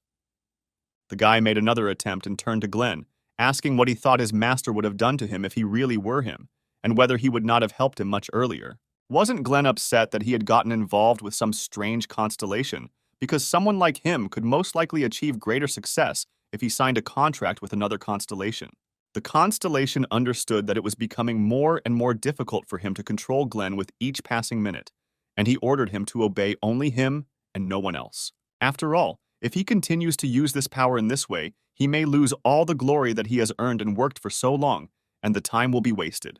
And then Glenn realized that it was true, and it was not too late to get everything back, because the collector was just using him, and Skyler was right that he was a victim. At one point, the giant screamed that he had regained control of his body and asked not to attack him anymore, because he was not going to destroy anything anymore. The protagonist could not believe that his words had worked, and the constellation of the demonic god disappeared. Glenn added that all this time his mind was controlled by the constellation and asked not to beat him anymore because he would pay for his own sins for the rest of his life. The hunter has earned quite a good reputation over the years, and now he will have a chance to justify himself by placing all the blame on the constellation of the god. But Skyler wasn't impressed by these words, and he delivered a powerful punch to the jaw. Because did the giant really think that everyone would forget what he did with a snap of his fist? The boy beat the giant until he turned back into his previous form. Suddenly, a demonic spirit began to emerge from Glenn, which gradually began to get rid of this body. Everyone who stood nearby did not understand what was happening, because it turned out to be very strange for them. They had never seen the expulsion of a spirit from a body. Suddenly, Skyler saw a constellation that was next to Glenn and turned to the guy, saying that from Jeju Island until now, he would never forget what happened today. After these words, the constellation left the Earth, as well as the hunter's body, but it believed that one day it would definitely finish off the guy. The next day, already at Sam's mansion, everyone happily congratulated Skyler on becoming an A-rank hunter. All this seemed too early for the guy to be rank A, but he still thanked the guys for the holiday. But Sam explained to Skyler that this is usually the case, but this time the scale of the incident was too great, and if it were not for the main character, a great misfortune would have happened. A government official showed up to present the guy with a certificate of promotion to rank A as a hunter, and was happy to inform him about it. The man handed the boy a new hunter's card and documents and asked him to look at them. But because of the large number of pages, the guy replied that he would definitely read it all. But later, because he didn't see any pleasure in it. The man left and said in closing that he hoped that Skyler would continue to serve humanity and civilization in the future. When the civil servant left, Sam turned to the guy and said that he couldn't believe how quickly he got rank A and that he would soon become a real hunter because there are two dreams. The first of them is to return all the territories of the Earth captured by the constellations. The guy doubted this because despite all this, the land was teeming with servants of demonic gods and it seemed completely impossible to win these lands back. Then Sam added that there was a battle of the constellations that he wanted to talk about, because now Skyler became an A rank, and people would ask him to participate in the battle of the constellations, and if that happened, he would have to refuse at any opportunity. The main character did not understand why he should do this, and then the man replied that most of these proposals were garbage, and while he was away from Earth, quite a lot of crazy people had been added to the world. Sam decided to give an example and reached for Skyler's phone and asked to look at the Knights of the Sacred Temple. After the demon god constellation took over the United Kingdom, the exiled royal family and their hunters founded this group, where the main goal was to take back the United Kingdom. The main character didn't see anything wrong with that, and then Sam added that they kidnapped the US president and tried to fire nuclear missiles at Great Britain. He asked the guy to be careful, because now they would be attacking him from all over. Skyler heard the request and replied that he would be careful and asked what the second dream was. It was a trip to the gates of the abyss, because the first gates appeared in the middle of the earth, which were connected to the abyss, and most of the trips there failed. This abyss gate is one of the businesses that their company has previously invested heavily in. But the expedition there completely failed, and there was almost no information left, and Sam demonstrated everything they managed to get. Among all the territories of the abyss that are watched over, the first will be the Kingdom of the Abyss. When the guy looked closely at the picture, he realized that this was the territory of a warrior of sweat and blood. One evening, quite a lot of hunters gathered near the Icarus clan. All this seemed a little strange to the others from the Icarus clan, because they did not understand why they were all here. The girl then suggested that most likely the people were waiting for the hunter Skyler, who had been promoted to rank A. Then in the distance, the guy saw Skyler running towards them. The main character did not understand what the commotion was about near the stadium. And then the guys asked him if he had really left the car and run here on his own. Skyler felt like he was relaxing a little and decided to practice a little. The clan colleagues were happy to congratulate the main character on receiving a new rank. Skyler was incredibly pleased to receive congratulations from everyone, and he sincerely said thank you. Suddenly, the boy clapped his hands and said that now that he was an A-rank hunter, he no longer felt the responsibility placed on him. The protagonist will do everything he can to help other hunters of the Icaros clan become stronger, but in exchange, they will strictly follow the protagonist's commands. Because from this moment on, Skyler will rule the Icaros clan. Sam handed over all powers to him, and now he becomes the main one, and warned all his clanmates to prepare for consequences from now on if they do not show up when he asks them to. When the main character was leaving the hunter's dormitory, a man met him and said that he had a guest. A man appeared in front of the guy, who looked many times bigger than him, and said that he was waiting for him with impatience, because he really wanted to meet him no matter what, and introduced himself as Westham. West was one of America's top A-ranked hunters, nicknamed Ominous Rock. The man asked for help, and then Skyler suggested going to his room and discussing everything there. When they entered the room, the man congratulated the main character because he had heard about how he became the manager of the dragon artifact and added that he was now working with the Parker family. It doesn't matter how good the hunter is. What matters is the power in the hands of the company. Skyler agreed with these words, but asked why he started this conversation. West added that he also wants power, since he never received the company shares that he was promised. One day, Sam walked by and threw the phone right into Skyler's hands. The main character saw the company's shares because they were absolutely his, but despite all this, the guy didn't need it. The main character replied that this story is not about him. He has had his shares for a long time. The man grabbed his head and said that Park Energy should have given him all the shares and made him work for them, and now they are simply paying him hundreds of millions of dollars so that he has no claims, and the guy thought it was a little too much. That's why the man wanted to work and fight with the main character, but he never thought that he would be treated so well. He immediately offered half of his shares from Parker if the guy would help him, and Skyler saw absolutely no reason to refuse. Then the main character asked how he was going to convince the chairman. The man took out a folder with paper and added that, although it would be difficult, he had a way to negotiate with him. In his hands, the main character held information about the White Dungeon. All dungeons are divided into two large categories. Red dungeons have restrictions on the number of people and time, and white dungeons, which are much safer due to the absence of any restrictions or prohibitions. It was clear that the white dungeons were especially valuable, as they allowed one to hunt monsters without any time limits or clearing the dungeon. This dungeon was ranked B and meant almost an endless golden duck. Parker's company illegally acquired this dungeon and uses it to finance its own factories. West decided to go after him to negotiate with him, since they had already gotten their hands dirty and he was sure that they would try to hush up the problem quietly. But the problem was that this dungeon was guarded by an A-rank hunter, and even for a man it was difficult, and so he decided to ask for help from an expert in the fight against people, and then the guy asked if he knew what kind of hunter he was. And this hunter's name was Jane, who was from Korea.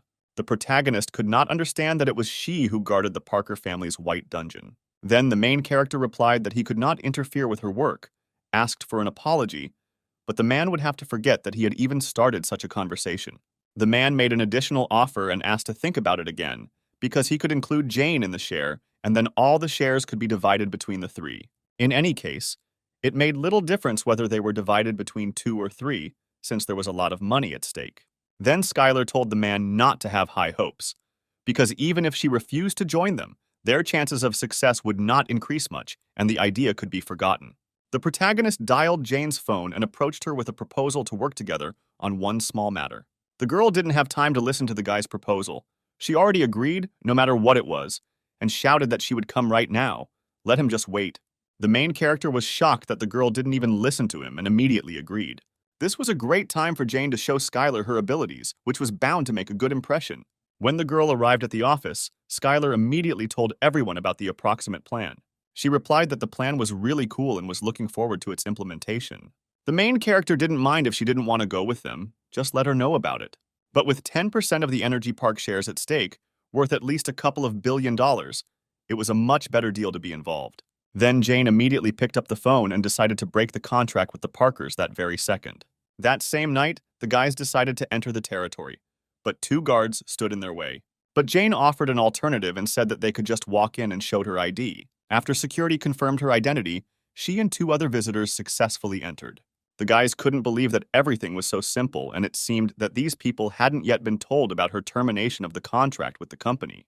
When they walked through the plant's territory, the guy realized where the materials from the White Dungeon were being processed.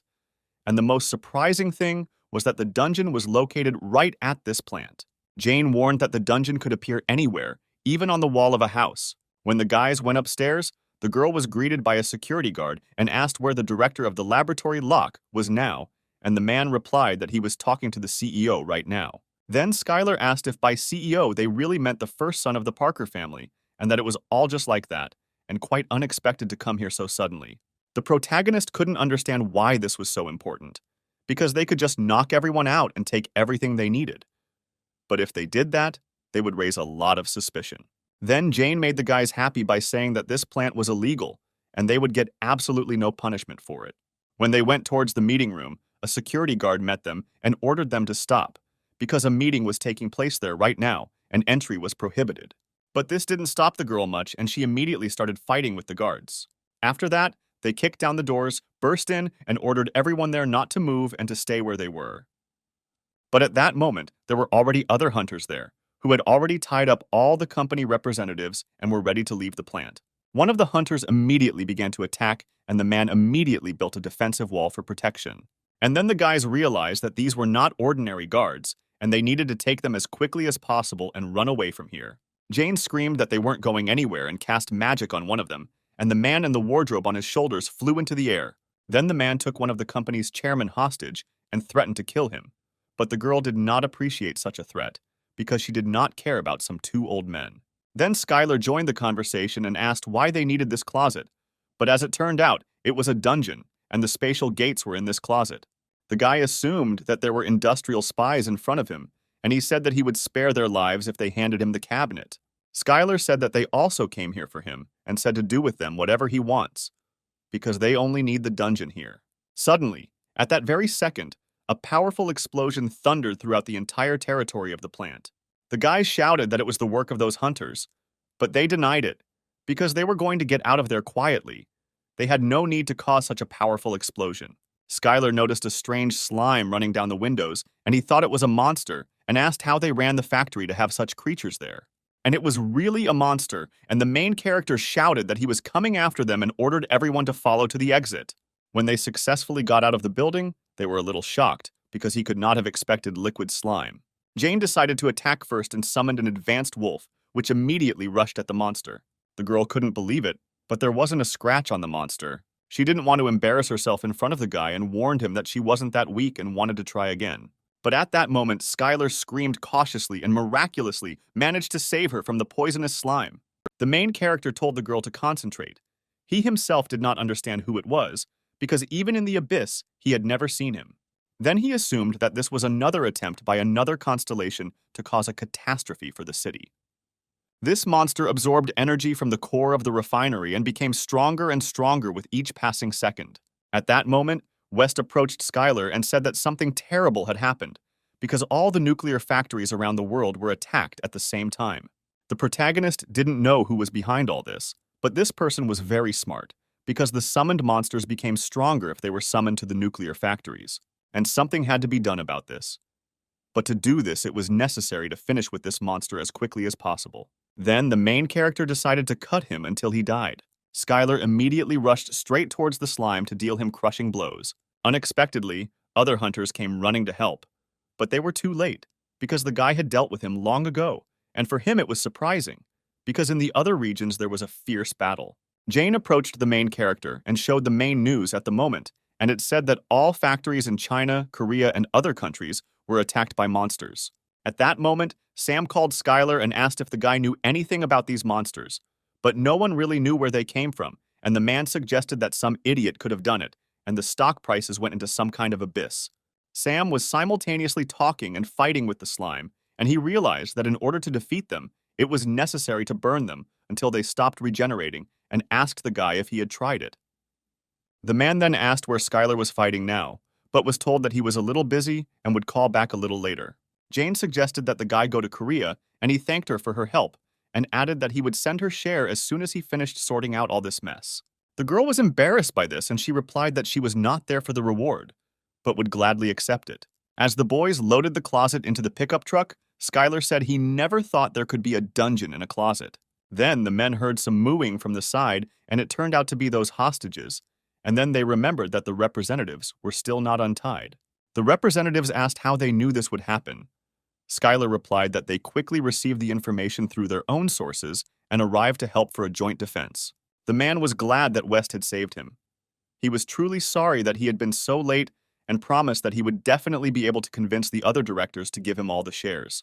But Skyler whispered to him that it was most likely just smoke and mirrors, because there was not an inch of sincerity. And it was all true, because Skyler was a constellation, and he was able to recognize Jacob's lie as soon as he said those words. After all, advanced martial arts users were able to read the thoughts of their opponents, and this seemed amazing. West then turned to Skyler and said that they were done here and needed to move on, and then they drove off in the pickup truck. And the company representatives remained in the same place, because everyone had completely forgotten about untying their hands, and they had no choice but to simply watch the car drive away. After all these events, Skyler returned to the Union of Minor Constellations and greeted the girl and the cat. The main character was called here because there was a great commotion among the constellations. The kitten added that a reward had been placed on the head of the constellation that had caused all this chaos. Skyler briefly dreamed that soul stones might not be so easy to get, and it would be great if he could catch this constellation.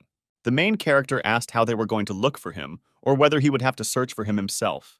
But there was no need for this, because the constellations participating in the agreement sent him invitations to the Battle of the Constellations without interruption. But the constellation avoided these battles for too long and risked losing the chance to remain on Earth. Skyler thought at that moment about fighting him head-on, but in the abyss that was too rare. After all, no one would agree to put their own life on the line, which would be a great stupidity, and the constellation would not be impudent or reckless. Then the girl introduced the guy to some information. It looked like one of the most cruel constellations, and for a monster, the guy thought he knew the Earth too well, and assumed that perhaps there was some constellation from the Earth helping him. Then the guy decided to try to look through some information through the constellation channels and saw that everyone was only talking about him. And unexpectedly for the main character, an invitation to meet with the goddess of scales was received, and he was a little surprised, because why did she suddenly decide to meet? At this time, the goddess of scales tried on another dress and asked the servants how it looked on her, and once again heard that it looked perfect on her. Daniela, who returned after searching for Skyler for thousands of years, was delighted with the dress and said that it was truly magnificent. The goddess of scales asked if Daniela would be able to take part in the Battle of the Constellations now, and she happily agreed to compete for the goddess. She warned the servant that she would still have a training avatar with her, and that she would have to give it her all. The angel asked her if she still wanted this servant so much, but she pretended not to understand, because she didn't feel anything special for him. When Skyler first saw Daniela, the goddess of sloth was very surprised, because she had never seen such strong servants. The goddess was not surprised if other constellations tried to get her, but this could only happen if the angel wanted it. When Skyler saw the goddess, he thought that she looked different from before, but she still had a powerful existential force. The protagonist greeted the goddess and said that it was a great honor for him to meet her again. The goddess said that she called him in order to resolve the issue with the formless perceiver, because the constellations are hunting for him, and not many risk challenging him to the Battle of the Constellations, because they do not really know anything about him. But since the reward offered was quite substantial, it would only be better for them if they won. So the goddess suggested that they join hands to participate together in the Battle of the Constellations. But of course, first, she needed permission from the constellation Skyler. The kitten warned the protagonist that it could be a trap, but the guy felt that the goddess was being slightly underestimated, and it was not her style to do something like that. Skyler said that he would ask his own constellation about this, and the goddess was happy about it, and the guy added that most likely he would agree.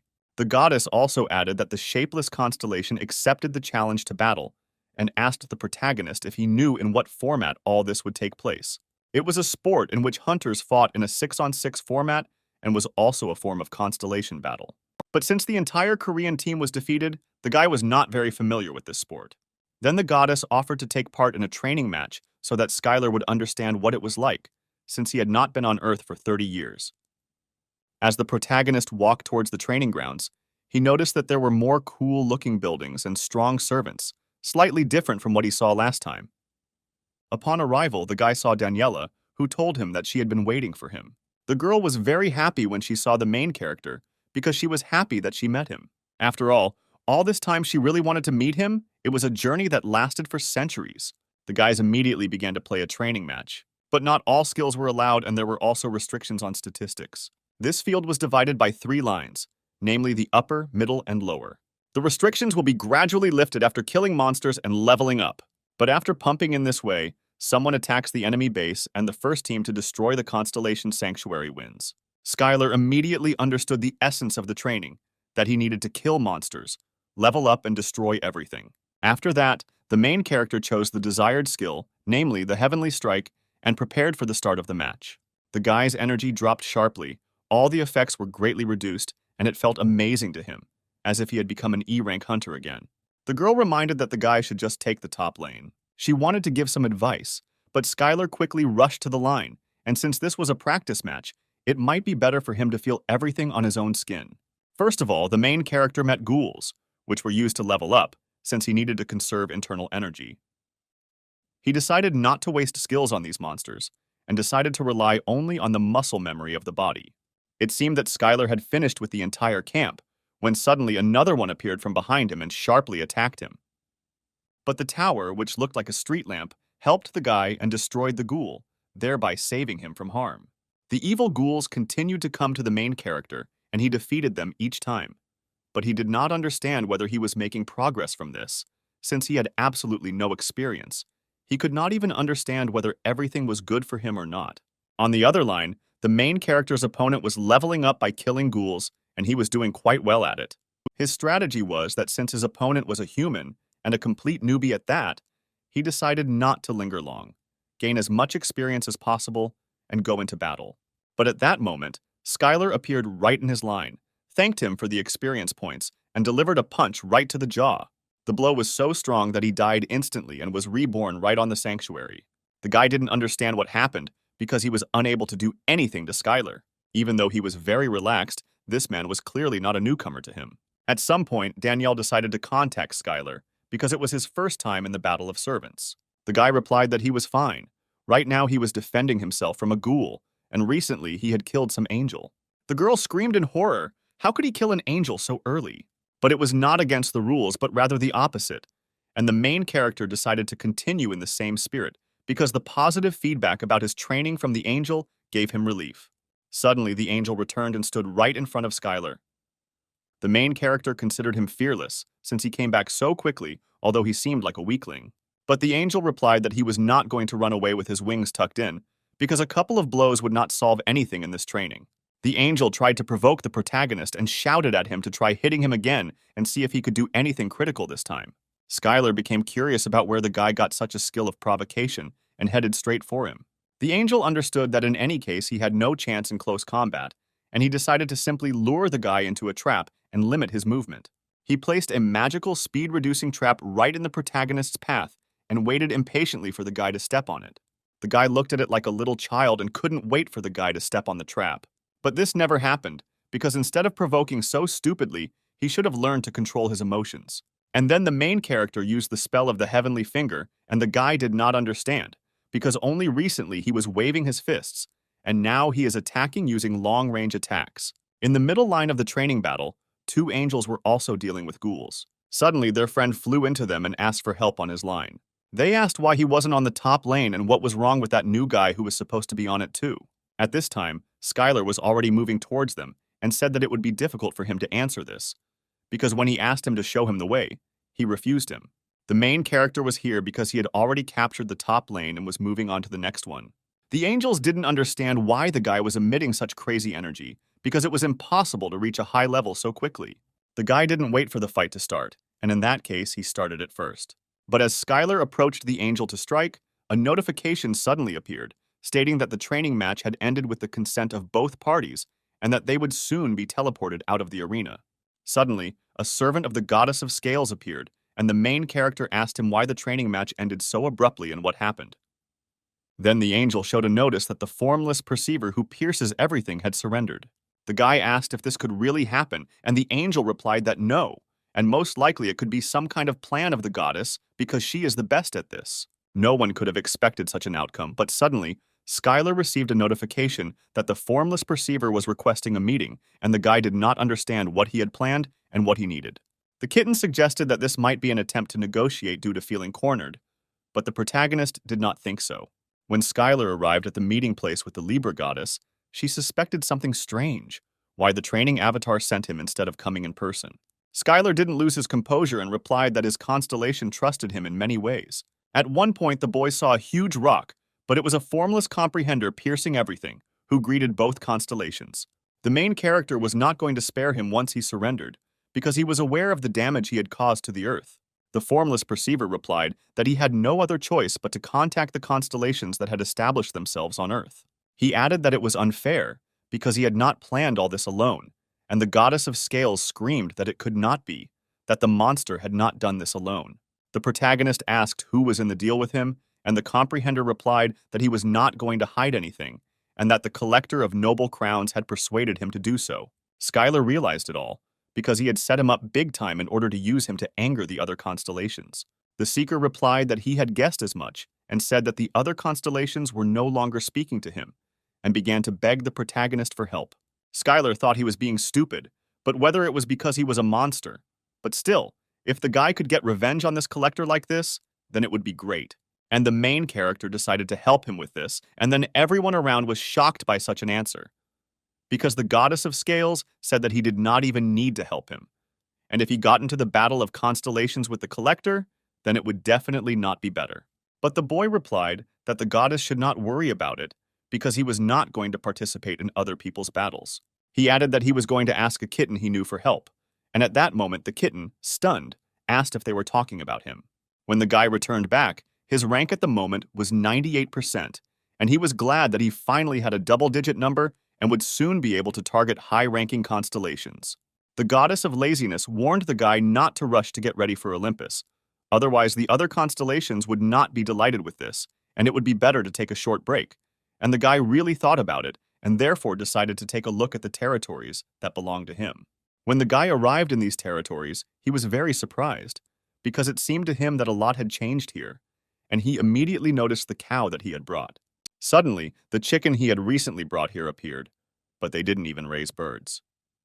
The golem of the fantastic rock greeted the main character and said that he was glad to see him in this territory. Skyler replied that these territories had changed greatly, and was it really he who had done all this? But the golem replied that it was not him, and that most of it had been done by the orcs. The guy had a hard time believing it, because to be honest, if he had been told earlier that the orcs were an agricultural tribe, he would not have believed it. The orcs were very happy that their master had finally returned and immediately offered to let him see what they had achieved. The guy noted the orcs for their good work, because while he was flying here, he saw what a colossal job they had done. He also asked if they really raised the cows and chickens that he gave them, and that everything was correct. The protagonist wanted to cook something from them, but the orcs thought otherwise and raised them so that they would be strong and fit the protagonist's reputation. But as soon as they heard that they could kill them, they quickly became filled with berserker rage, and all their efforts went down the drain. This was not very normal, because soon they would eat all the cattle that they had raised for such a long time. But this did not stop them in any way, and after a few minutes they were already eating the most delicious bull and thanked the owner for such a divine taste. But at some point, the main character suspected something strange with the orcs, because they began to emit stronger energy than before and did not understand what was happening here. The guy decided that it was all because they were his servants, and under his influence they became stronger while they worked and ate delicious food. But he was not a farmer, although this was not bad, but still a little strange, and unexpectedly a portal formed. It was a traveling merchant selling destinies, and he was looking for a meeting with the main character, and also congratulated him on his victory in the Battle of the Constellations. He added that to celebrate his victory, he could buy something that would give him a new building and showed him a golden box of buildings. But there weren't many soul stones. And then the goddess of scales reminded him that it was time for him to take care of the defensive territory anyway, and it would be nice to buy some kind of building. But the guy was short a few thousand stones to complete the deal, and so he asked for a discount, but the traveling merchant was unhappy with him for constantly trying to lower the price. The trader realized that it would be difficult to make a deal with this guy, and said that next time it wouldn't work, and with tears in his eyes agreed to it. This chest looked quite sinister, considering that the guy gave away all the money he had, and perhaps he was in a hurry with the purchase. The protagonist decided that he had already bought it anyway, and would soon find out, and threw away the chest, and now his fate is being decided as chaos flows out of it. And suddenly, a barrier of a great warrior appeared from the chest, which shone with a bright golden light right above the head of the main character. The great warrior's barrier protected from the storm in the abyss and granted strength to all servants, and there was also the ability to pass this skill on to followers. This barrier was really good and useful because thanks to it, the main character could protect his own territories even when he was not around. The goddess of laziness added that what could be better for her busy successor, who constantly feeds off other constellations from the earth? And for the guy, it felt like she was insulting him. But in any case, it was a sin to complain about a good subject. At this time, Sam was sitting in the office and watching the prices of cores rise, despite the fact that the prices of his shares had dropped quite a bit because of the stupid slug. Skyler said that maybe that would calm him down, but he's getting the full treatment from the other constellations right now. The protagonist helped him, but it was only because they were using the monster against the collector's constellation. The kitten, in shock, asked if the guy really thought he was spreading these rumors. But the protagonist replied that the surprise attack on the core factory had harmed not only the good constellations, but also the demon god's constellation. So if rumors spread that the collector's constellation is behind all this, his position will definitely be shaken. And it all sounded like a great plan, but the kitten said he got the gist of it, but he didn't understand why he had to do it. But Skyler said that it was because the kitten was an expert at gossip and he left it to him. The news reported breaking news that A-rank hunter Joseph Grant had announced a moment earlier that he would be participating in the expedition to the Abyss Gate. When Sam heard what this guy said, he was very indignant, and the two of them started watching the news. At this time, in the conference room, a man was talking about how humanity had been under the control of the Abyss constellations for too long, and was constantly being attacked by monsters. The reasons for all this are hidden in the hands of the Abyss, and for quite a long time, out of fear, they avoided the truth in every way. But perhaps it is too late. But the guy decided to fulfill his own duty as an A-rank hunter. At this conference, Joseph Grant stated that he was going to the gate, and of course he would not be able to do it alone, and therefore would need help from other hunters. He will fight alongside other A-rank and above hunters, while the rest will be responsible for support. The man added that if anyone had a sense of duty as a hunter, no matter what rank he was, he asked them to join him and liberate the land together. The guys replied that the guy was really hot, and Skyler didn't understand what the problem was, and Sam replied that he always thought about something like that, but it was all a problem. The costs of all this were simply astronomical. It was necessary to hire civilian technicians to install the main objects in the abyss and people for their screen, and there were just a lot of problems. But the biggest problem was that Joseph Grant was not the type of A-rank hunter who would take care of civilians or low-rank hunters. In fact, he would rather use them as bait to achieve his own personal goals. And Sam advised not to get involved in this matter, but the guy's eyes were already shining, and it seemed that he was already going to do whatever came into his head.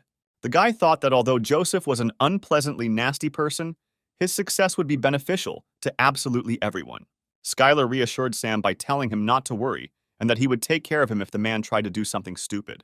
Joseph is driven by his personal goals, and the fact that he decided to take action only meant that he was confident in this. All this was exactly so, but there had to be a reason for this confidence. At this time, at the Parker Group headquarters, Joseph Grant was being thanked for a good speech because he had blown up the press with it. But it turned out that some countries were unhappy that he would be the leader. But for the guy, it seemed completely unimportant, because he was not going to take command of foreign hunters. The only thing that was important to him was that they join the raid and distract the enemies. And while they are busy with this, his master, the General of Iron Blood, and he will carry out the planned plan. Parker Group Chairman Alex Parker said no investor would pass up the opportunity. And in return, if there is anything valuable in the raid, then its owner will share everything with Alex. The man called his son and asked Jacob to take on support this time and not think of it as a simple raid, because this battle would go down in history, and the boy replied that he would not let his father down. But while they are hanging around there, the man will think about what to do with that land and slowly make plans for it. At this time, the headquarters of the leadership was located near the gates of the abyss. The protagonist said that he would not look after the master clan at all. But the masters shouted in one voice that none of this mattered, because wherever they went, they would fearlessly follow Skyler. The guy was satisfied with this answer, and then he decided to go there as a small group of elite hunters, and they went straight to the center of the portal to conquer the abyss. The man at the entrance confirmed Skyler's identity and the team of craftsmen and said they could enter. When they entered, they saw the first kingdom of the abyss, where there was no maximum number of participants and no time left. Skyler told the boys not to worry, since they trusted him and followed him. He would do everything to protect them. Not far from the entrance, the guys saw the Icarus base, which was built by Sam's company.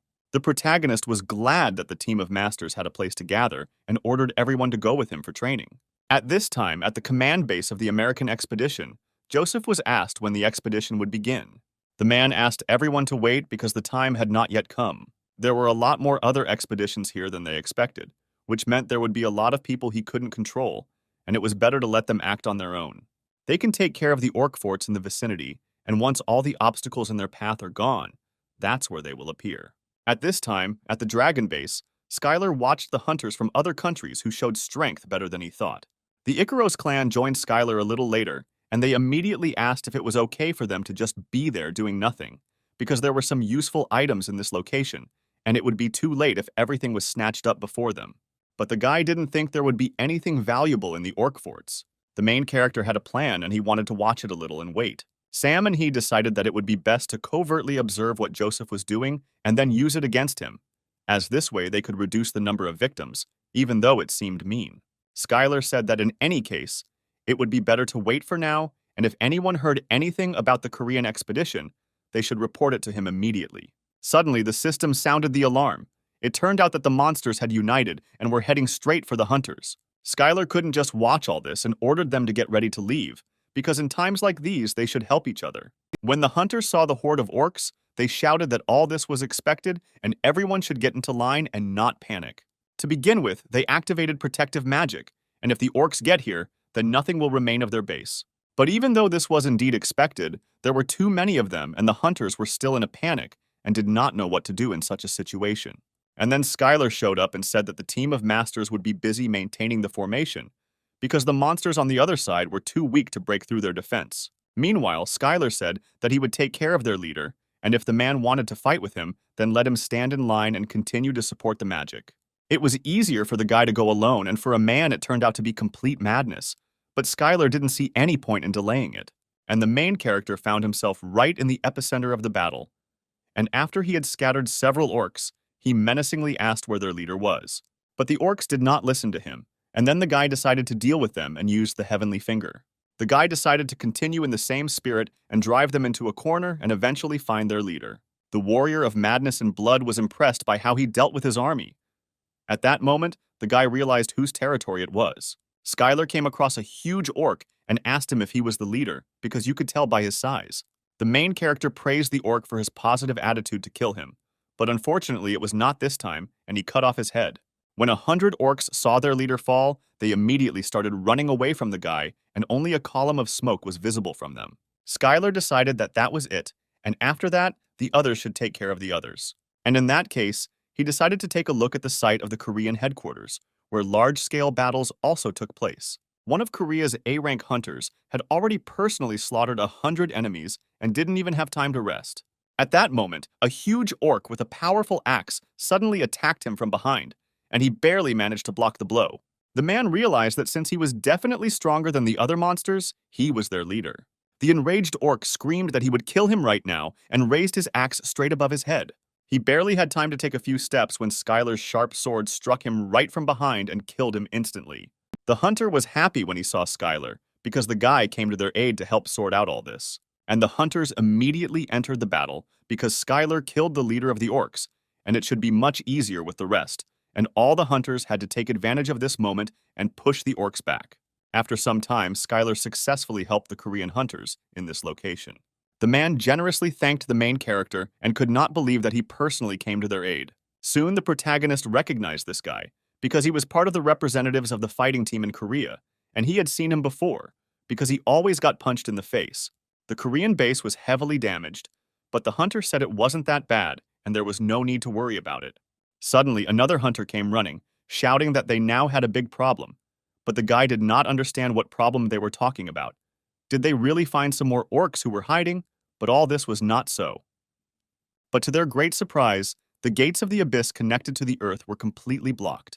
Skyler couldn't understand how this happened, because when he tried to enter the portal, he was immediately pushed back. The Korean hunters assumed that while the orcs were attacking their base, several of them secretly entered here and they cast some kind of spell. But Skyler did not believe that they blocked the gates of magic and how it was even possible, and the goddess of laziness added that of course if it is temporary, then some magic is able to block them for quite a long period of time. The main character thought that a warrior of blood and madness was most likely involved here, and this definitely could not be ruled out. The guy thought that the warrior was just a fanatic obsessed with battle, and did not think that he was capable of such tricks. The goddess of laziness said that using force to break through is also not worth it, because no one knows what could happen to the guy in this case, and in this case it is better to either defeat the creator of the spell or lead the warrior out of this territory. After talking with the goddess, the guy decided to go back to the base to think everything over, and when everything gets back to normal, get together and solve this matter.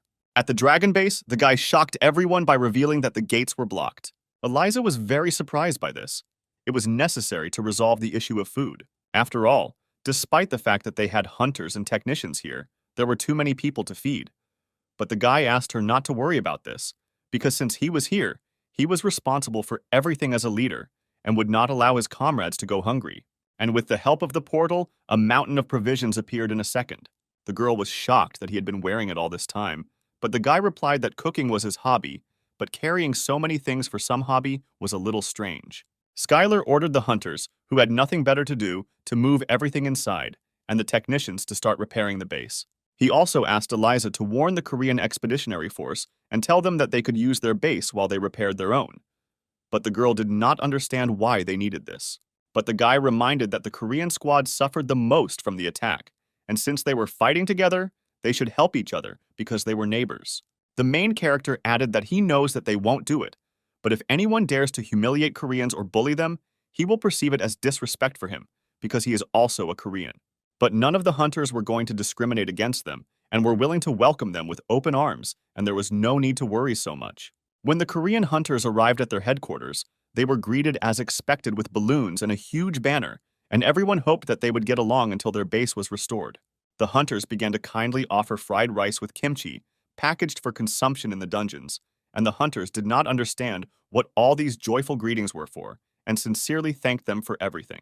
They didn't understand why the Americans greeted them so well, but in any case, they needed to rest and inspect the entire base. The man was interested in how well everything was arranged here, so that they were able to receive hunters from other countries, and this place was really gigantic, because he wandered around it quite a bit, and there was still no end to it. Suddenly, the man reached what he thought was the training center. Suddenly, Skyler appeared, who was happy about such a meeting and did not expect to meet him here. The man thanked them for the invitation, as he should have gone to greet him as soon as they arrived here. But Skyler told him not to take it to his head, because they only invited them to share resources and asked them not to worry about it, and added, "Did he really come here to train?" But the hunter replied that he had wandered there by mistake and that he was not one to train much. Skyler didn't understand what the guy meant and why he wasn't training. As it turned out, he was already quite strong, even without additional training. Then, the main character said that he always wondered why their squad was constantly failing and why people criticized him, and it was all because of people like him. The guy grabbed the hunter by the clothes and said that he would go and train with him right now and would stop only when he allowed him to. At this time, at the American base, people were seeing how cunning the orcs were. After all, they moved in small groups to steal supplies and were much smarter than usual, and at this rate, the American hunters would quickly run out of provisions. Joseph then ordered that the expeditionary force of each country be contacted and informed of the proposal to begin preparing for the final attack on the organs.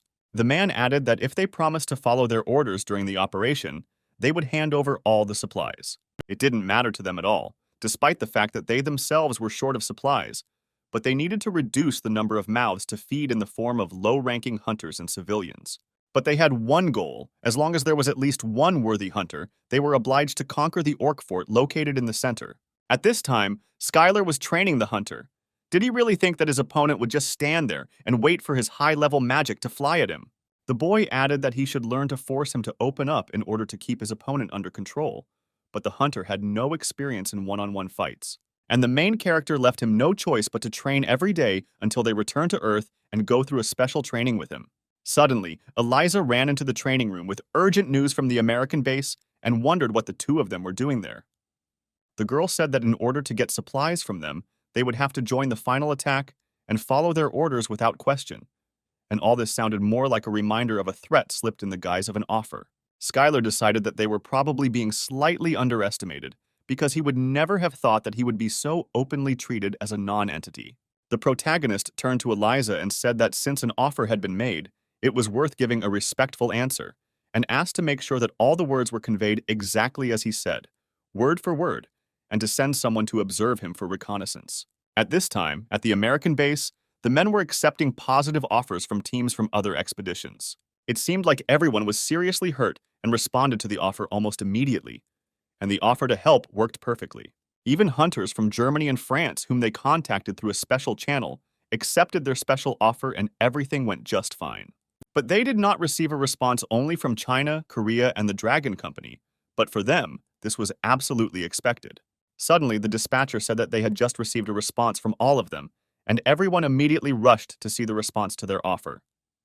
Skyler recorded a video message where he said that they would join the final attack, but since they already had enough supplies, they would not listen to orders from someone like them.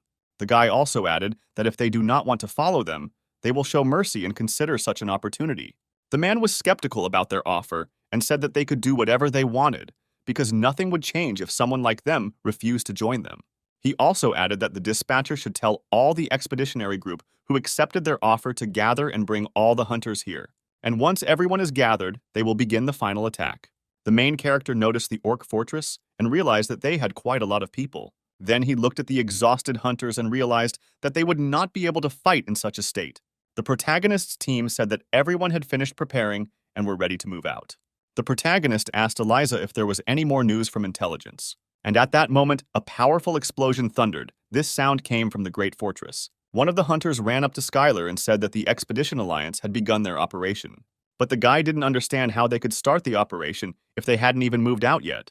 But it turned out that this was a bait and switch strategy, and the low-ranking hunters that made up the vanguard would lure the orcs. And once the orcs are surrounded, everyone else will deal with them at once, and they will soon move out to set up an ambush. But with such a strategy, most of the vanguard hunters would die, but that was their own choice and there was nothing to talk about. The orcs were fairly simple creatures, so it might work, but they were also too quiet despite the fortress gates being under such attack.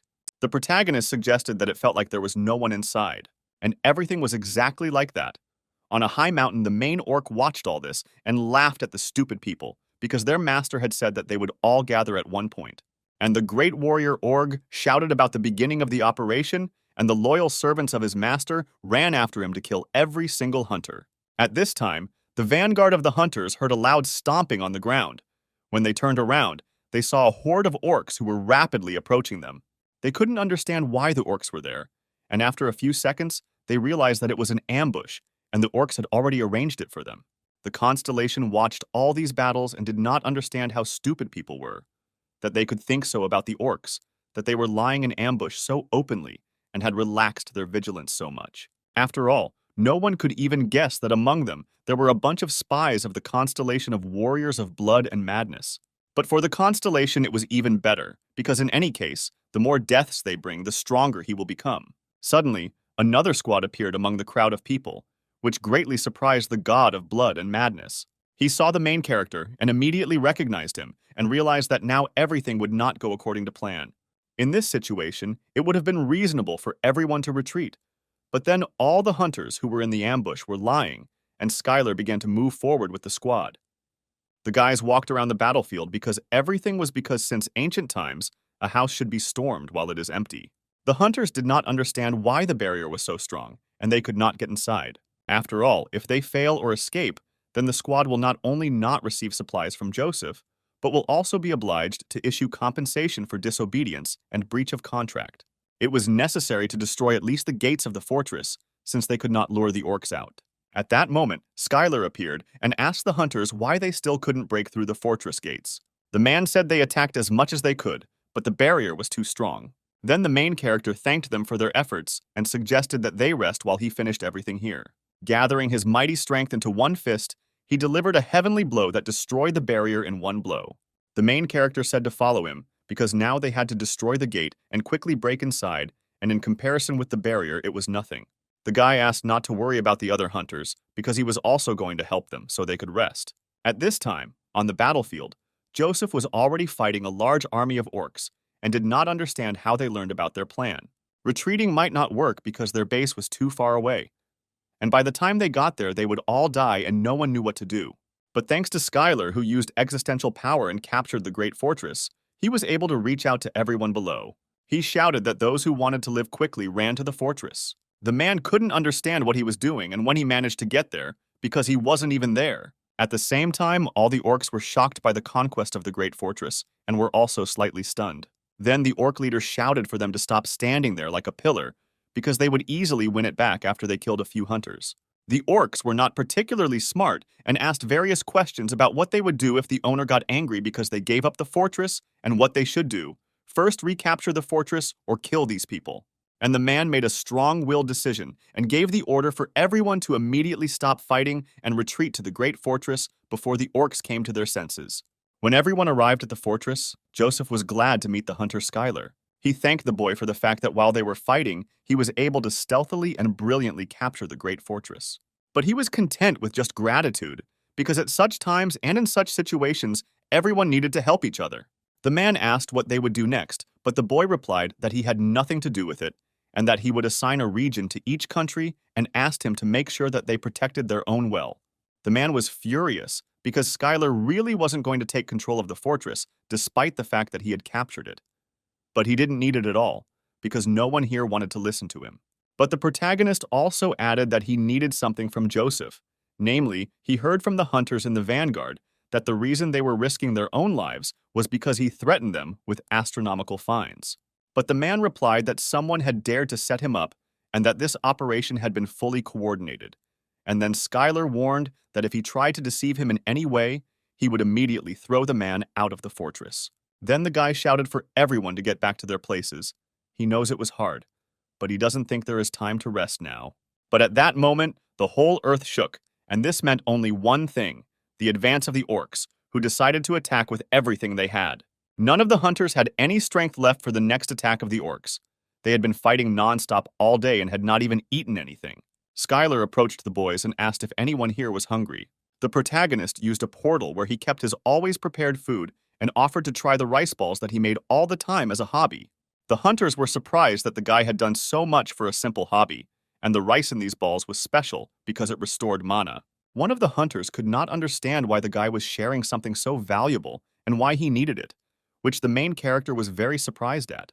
But the guy had already said this several times, that at such moments they should all help each other. Joseph and his partner watched all this from the side, and he didn't like that this hypocritical guy was playing some kind of holy man. It seemed to them that he had already lured people to his side. But for them, everything went as it should. It was better while all the attention of the hunters was focused on him.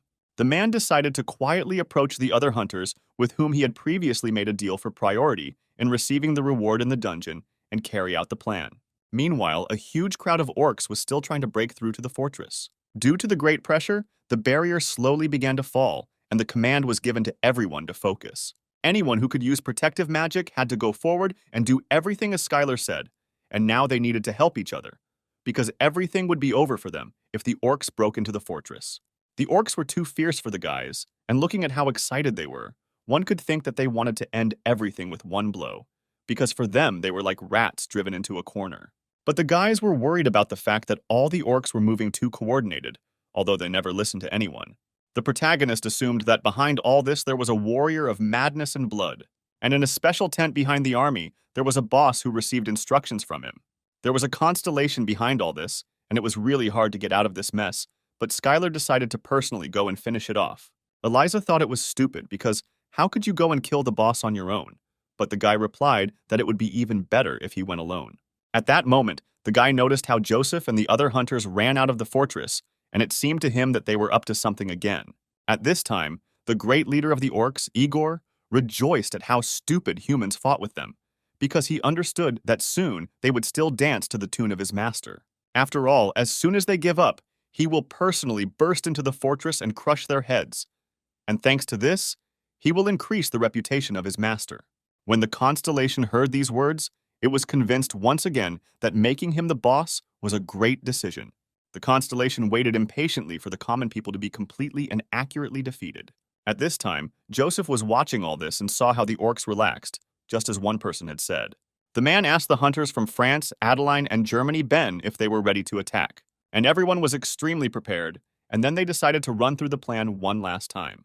As soon as the man gives the signal, Adeline, who is proficient in ranged magic, attacks the guards near the orc boss. After this, Ben, a melee fighter, quickly approaches him and uses force to stop him. And finally, Joseph will follow Ben and use the artifact given to him by his master, and having an instant kill effect, he uses the poison of extinction to suck the life out of him. Ben asked if one blow would be enough to kill, and the man replied that of course it was, because this dagger was the same as the cloaks they received from the owner. It was a special cloak that allowed them to feel incredible strength, and the stealth skill of this cloak was simply amazing. After all, thanks to him, they were able to make this entire journey without using magic and were as if invisible. This artifact was impossible to reveal unless there was a constellation nearby, and the man was calm that the orc boss was definitely not him. This entire dialogue was overheard by Skyler, who was standing in a tall tree right above them. The main character didn't think that Sam's plan would work, and he couldn't have expected this even in his own dreams. The man reminded the other hunters that if the boss had the blessing of the constellation, he would see them if they approached him too quickly. If they screw up because of this, his security is increased, then they will no longer have a chance to kill him, and the operation should be successful on the first try. And then they started the operation, and Adeline started the attack according to the plan with ranged magic. The orc boss was furious and didn't understand what was happening here. He was informed that the people decided to attack them from behind. The next stage of the operation was already Ben's, who used a rocket dash and got close to the boss. When the guy approached him, a fight immediately began. He turned to the orc and said that he was wondering if he was really that strong, and that was why he was here. The orc boss was shocked that such a vile rat began to compete with him in strength and said that the man had no limits to arrogance and immediately began to surpass him. At that moment, Ben realized that despite the fact that he was under numerous magical enhancements, the orc was much stronger than he expected, and if he did not end this now, it would be very dangerous later. And to his great happiness, Joseph jumped out from behind with a powerful blade, which was ready to attack the orc at that very second. When he plunged the blade straight into his back, the orc's strength began to slowly leave him. This meant that the poison had entered the body, and now he just had to wait for it to spread throughout him. When the Constellation observed all this and saw the blade, it suspected that it was covered in a disgusting existential force and must have belonged to the General of Blood and Steel. In the entire abyss, it was difficult to find a monster that could withstand such poison, and most likely they could be counted on the fingers of one hand.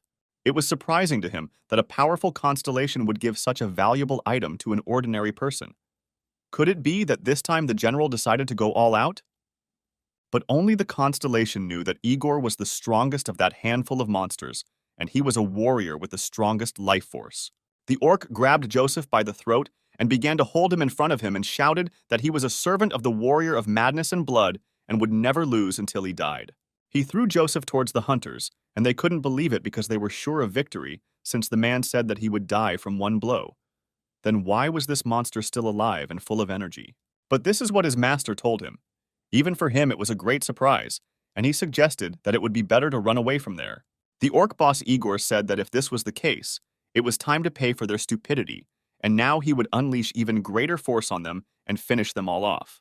The mad orc ran towards them, and in gratitude for the blessing that his master had bestowed upon him, he would cut off the heads of these rats and present them as an offering.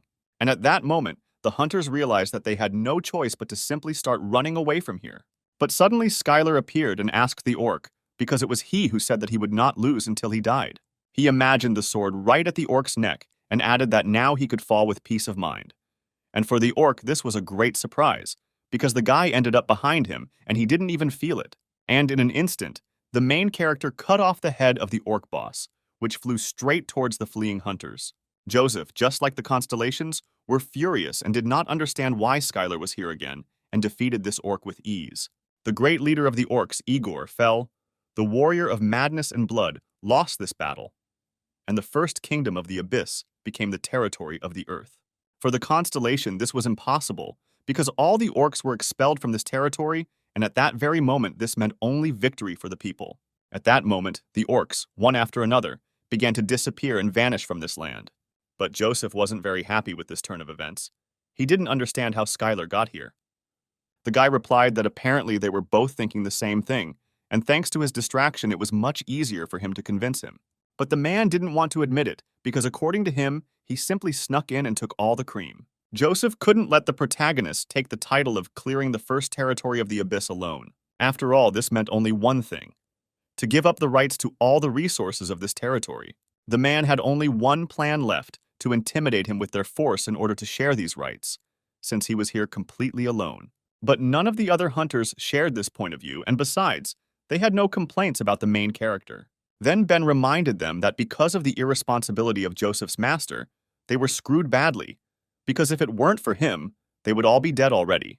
The hunters disagreed that the protagonist had taken all the credit and said that Joseph was completely ungrateful. Ben turned to Skyler and apologized for being a little late with his gratitude, and that this was not the first time he had found himself in his debt. The main character was surprised why it wasn't the first time, because had they really met before? But it turned out that the man ate one of the rice balls that he shared with him, and thanks to this, he was able to significantly replenish all his energy. Also, a large number of Adeline's comrades survived only thanks to this food. The man wanted to repay when the opportunity presented itself, and he was incredibly happy that he could help him right now. Joseph was puzzled that Ben was really ready to give up the rewards for the dungeon expedition for some rice ball. But the man was categorically against cooperating with someone who threatened others with supplies. He added that if Joseph was unhappy about something, he should have prepared better for the boss fight instead of blaming others for it. The man could not believe that this whole game of kindness and mutual assistance was only needed for something more. It was precisely up to this moment that he considered Skyler a cunning boy. The main character didn't understand why they were fighting with each other, but for him, everything went as it should. A few days later, in the Icaros clan, Laura read the news report that Skyler had saved everyone in the dungeon, causing a lot of commotion around. When she entered the training hall, she saw the main character training again, not resting, because for him, training was already rest. The guy asked what the girl was doing there and whether she shouldn't be doing business, but she came to him to invite him to lunch. Skyler wondered if she was lonely because she was eating alone, but as it turned out, the dinner was not meant for just the two of them. It was about an ordinary banquet where the directors of the Dragon Company gather. And since Skyler was one of the SEOs, she hadn't invited him until now, because she wasn't sure that he and such meetings were a good combination. But he did one of the greatest feats, and because of this people became more interested in their company's artifacts. But the protagonist thought it was an opportunity to see whether he could be an SEO or not. The girl warned that as soon as he sat down, a bunch of aggressive questions would fly at him, and she tried to refuse until the very end. But Skyler calmed her down and said that everything was fine, and he would start preparing right now. He already had everything planned out, and Laura didn't have to worry about it. At the banquet, one of the SEOs of the company congratulated the chairman on his successful march to the gates of the abyss. Sam suspected that all they were doing was just raising the issue of efficiency and disagreements and calling it all business advice. But today, they had suddenly become quiet, and were they all on the same side? The man added that the recent successful campaign is a truly huge opportunity, and they will now be able to dominate the market for the next 20 years. And one cannot but agree that the hunter Skyler contributed the most to this. It was incredible to think that such a hunter could do this for them, and he was delighted by it. But the man was also interested in whether his skills would be useful in business, and they should find out, since they were his colleagues, and everyone knew what happens to a business when people trust the reputation of a famous hunter and hire him as an SEO. Sam replied that this is what happens with small and medium-sized businesses, and it is very different from their situation. After all, their branch was the main one responsible for the equipment needed by other industries. They needed a professional. And if something happened to the company, it could cause serious damage to the entire corporation, and they asked Sam to think again. But at this time, Skyler was busy in someone else's kitchen, preparing another masterpiece.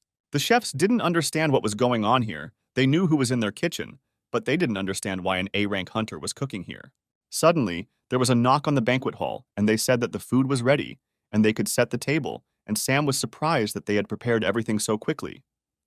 Everyone was a little excited because they hadn't eaten anything yet, and the man suggested continuing the conversation after eating. One after another, the men said that they had no appetite, or that the chef's skills were not so good, and that the food here, to put it mildly, was not to their liking. When the cooks were allowed in, they rolled in large cast-iron pots. Sam asked the chef why he suddenly decided to bring them, since he asked to cook some Western dish, but the man replied that he was not the one who cooked all of this. Then Skyler came into the room and shouted that it was he who prepared all these dishes, because it seemed to him that it would be completely wrong to come empty-handed. Sam was shocked to see the main character here and loudly asked what he was doing here, as if hinting that he shouldn't be here. The man asked why he was preparing this when he had not asked for it to be done, but should have just come here straight away.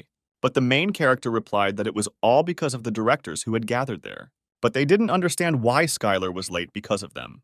Then the guy started listing various illnesses, such as anemia, hypertension, chronic fatigue, insomnia, and asked if there was anyone who didn't have at least one of them. The directors were surprised that the guy named these diseases and did not understand where he learned all this from, because information about their health and diseases was strictly classified. But there was nothing surprising about this because when you study martial arts, it becomes easier to get information about the environment and people with just one glance. But since he found out all this, he simply couldn't leave it as it was, because the future of the company directly depends on their health. And so, to capture the first meeting, the main character prepared dishes that could help with their problems, and it was a spicy beef soup, which could be called a unique medicine. After all, bracken helps with insomnia and heart problems, and bean sprouts remove toxins from the body, while beef strengthens the immune system and prevents anemia. And if you add rice to all this, which the main character specially grew, then this will create an ideal combination with spicy beef soup. The main character recommended to hurry up before the food gets cold and to let them know if anyone wants more. One of the directors thanked Skyler for his concern, but they weren't here for the food. Skyler understood what kind of person had approached him and advised him that since he occupied such an important position, he should first and foremost take care of his own health. The guy continued to convince the man that if something happened to him, their company would suffer huge losses, and he hoped that he would eat everything and that they were doing all this to continue living and eating. Even though the director loved Korean cuisine, he smelled an unusually pungent odor that began to fill his nose, and the aroma simply made the man's mouth water. He replied that it smelled really good, and even though he had no appetite, he would eat it because the guy had put a lot of effort into it. Having eaten one spoonful of spicy soup, he screamed from the taste because the vegetables were incredibly soft, and the tender beef complemented this charming aroma. And all this, together with the hot soup, went straight into his mouth and caused an explosion of unprecedented spiciness. It was really spicy, and so the man decided to wash it all down with rice so that it wouldn't be so noticeable, and it was incredibly delicious, because his other colleagues couldn't tear themselves away either. Their reaction was much better than Skyler imagined, since he knew that the cows and plants that the orcs grew had a mana-restoring effect. But just think that they also help ordinary people restore energy, and most likely the taste was really excellent, since even picky rich people ate it with great pleasure. Thanks to all this, the guy had a lot of useful information, and it was great that he prepared all this and was able to learn something. Sam thanked the guy for the delicious food, because he hadn't eaten like that for a long time, and the main character was glad that everyone liked everything. One of the directors said that the guy is the director of the dragon artifact, and for this, he lacks simple cooking skills, and so they decided to find out about his future plans. Then Skyler replied that of course they were all worried that the company would go down in value if it was headed by an ordinary hunter like him. And if they delved deeper and deeper into the details, then the rest would be pointless, and so he would promise one thing. If the new artifact they are about to release does not take first place in sales, he will personally resign from his post. And for everyone, this turned out to be a very bold decision, because no one thought that the main character would be indifferent to business. Sam couldn't have suspected that this guy had an ace up his sleeve, because he didn't think he could convince them otherwise. But still, the first place in this industry is not so easy to get, and he didn't understand what Skyler was thinking. At this time, a meeting was also held in Parker's office, and they discussed Joseph Grant's failure in the dungeon. They proposed to discuss some countermeasures that they had prepared in advance and were based on research into Parker Company artifacts. Recently, the number of walker hunters has been steadily increasing in order to gain combat experience. Representatives assume that there will be a high demand for artifacts soon, and therefore, based on this information, they are going to release new products. Parker was intrigued by all this and asked what exactly they were going to create, and his colleagues were in the process of discussing this issue. There was no exact time to give. There was also no information about the advertising strategy, when everything would be ready, and what about the production time, and there were still too many factors to consider before they could all come to a common decision. Then Parker couldn't stand it any longer and asked that they were all idiots, because discussing the plan without a single detail was their countermeasure. The man no longer had the patience to listen to the rest, since the plan of the one who had volunteered to speak first was so bad. And with that, they ended the meeting and hoped to collect a little more of some valuable plans by the next meeting. Each of his colleagues knew what would happen if nothing worked out, and he immediately ordered everyone to get lost, because he no longer wanted to see anyone. All the directors did not understand why they had to take the rap, because the contract with Joseph was signed by the chairman, and now it seems that the team of artifacts of today will have to work night shifts, and they began to walk on thin ice. Suddenly, one of the men saw Odaigan, who asked him why the meeting had ended so quickly. The man asked why he was standing like that. Odaigan said that he did not know how much longer he had to protect him, despite the fact that his master had ordered him to be watched, because so many days had already passed, and the man screamed in horror that he could not just leave, because who knew when the traitor would come for him? Odaigan was appointed as Jerry Cooper's bodyguard after he betrayed the traitor holding the poisonous dagger. The goblin wanted to follow Skyler everywhere and was very unhappy, but could not disobey the order of the master, because for him, it was simply unthinkable. The man was ready to steal all the company's top-secret files just so the guy wouldn't leave him alone. And Odaigan only agreed that he would leave him alone because he had to participate in great battles with his master, but was forced to stay here.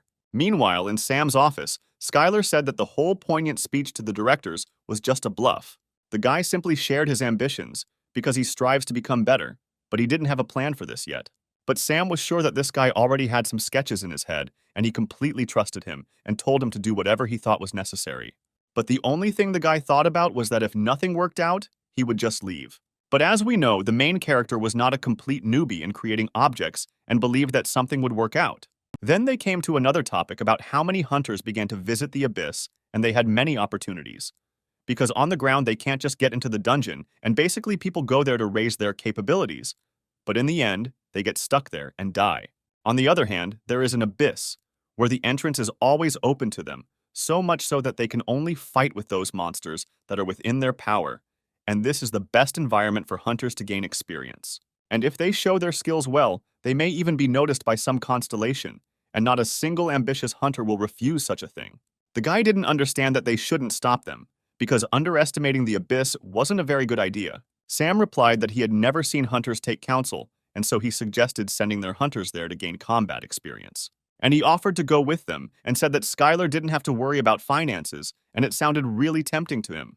But first, the main character needed to check something, and he saw 99 unread messages. These were the messages where the warrior of madness and blood complained several times that he lost because of other constellations that taught people magic. The protagonist wondered if the constellation would be wary after his defeat, but it seemed they didn't care much.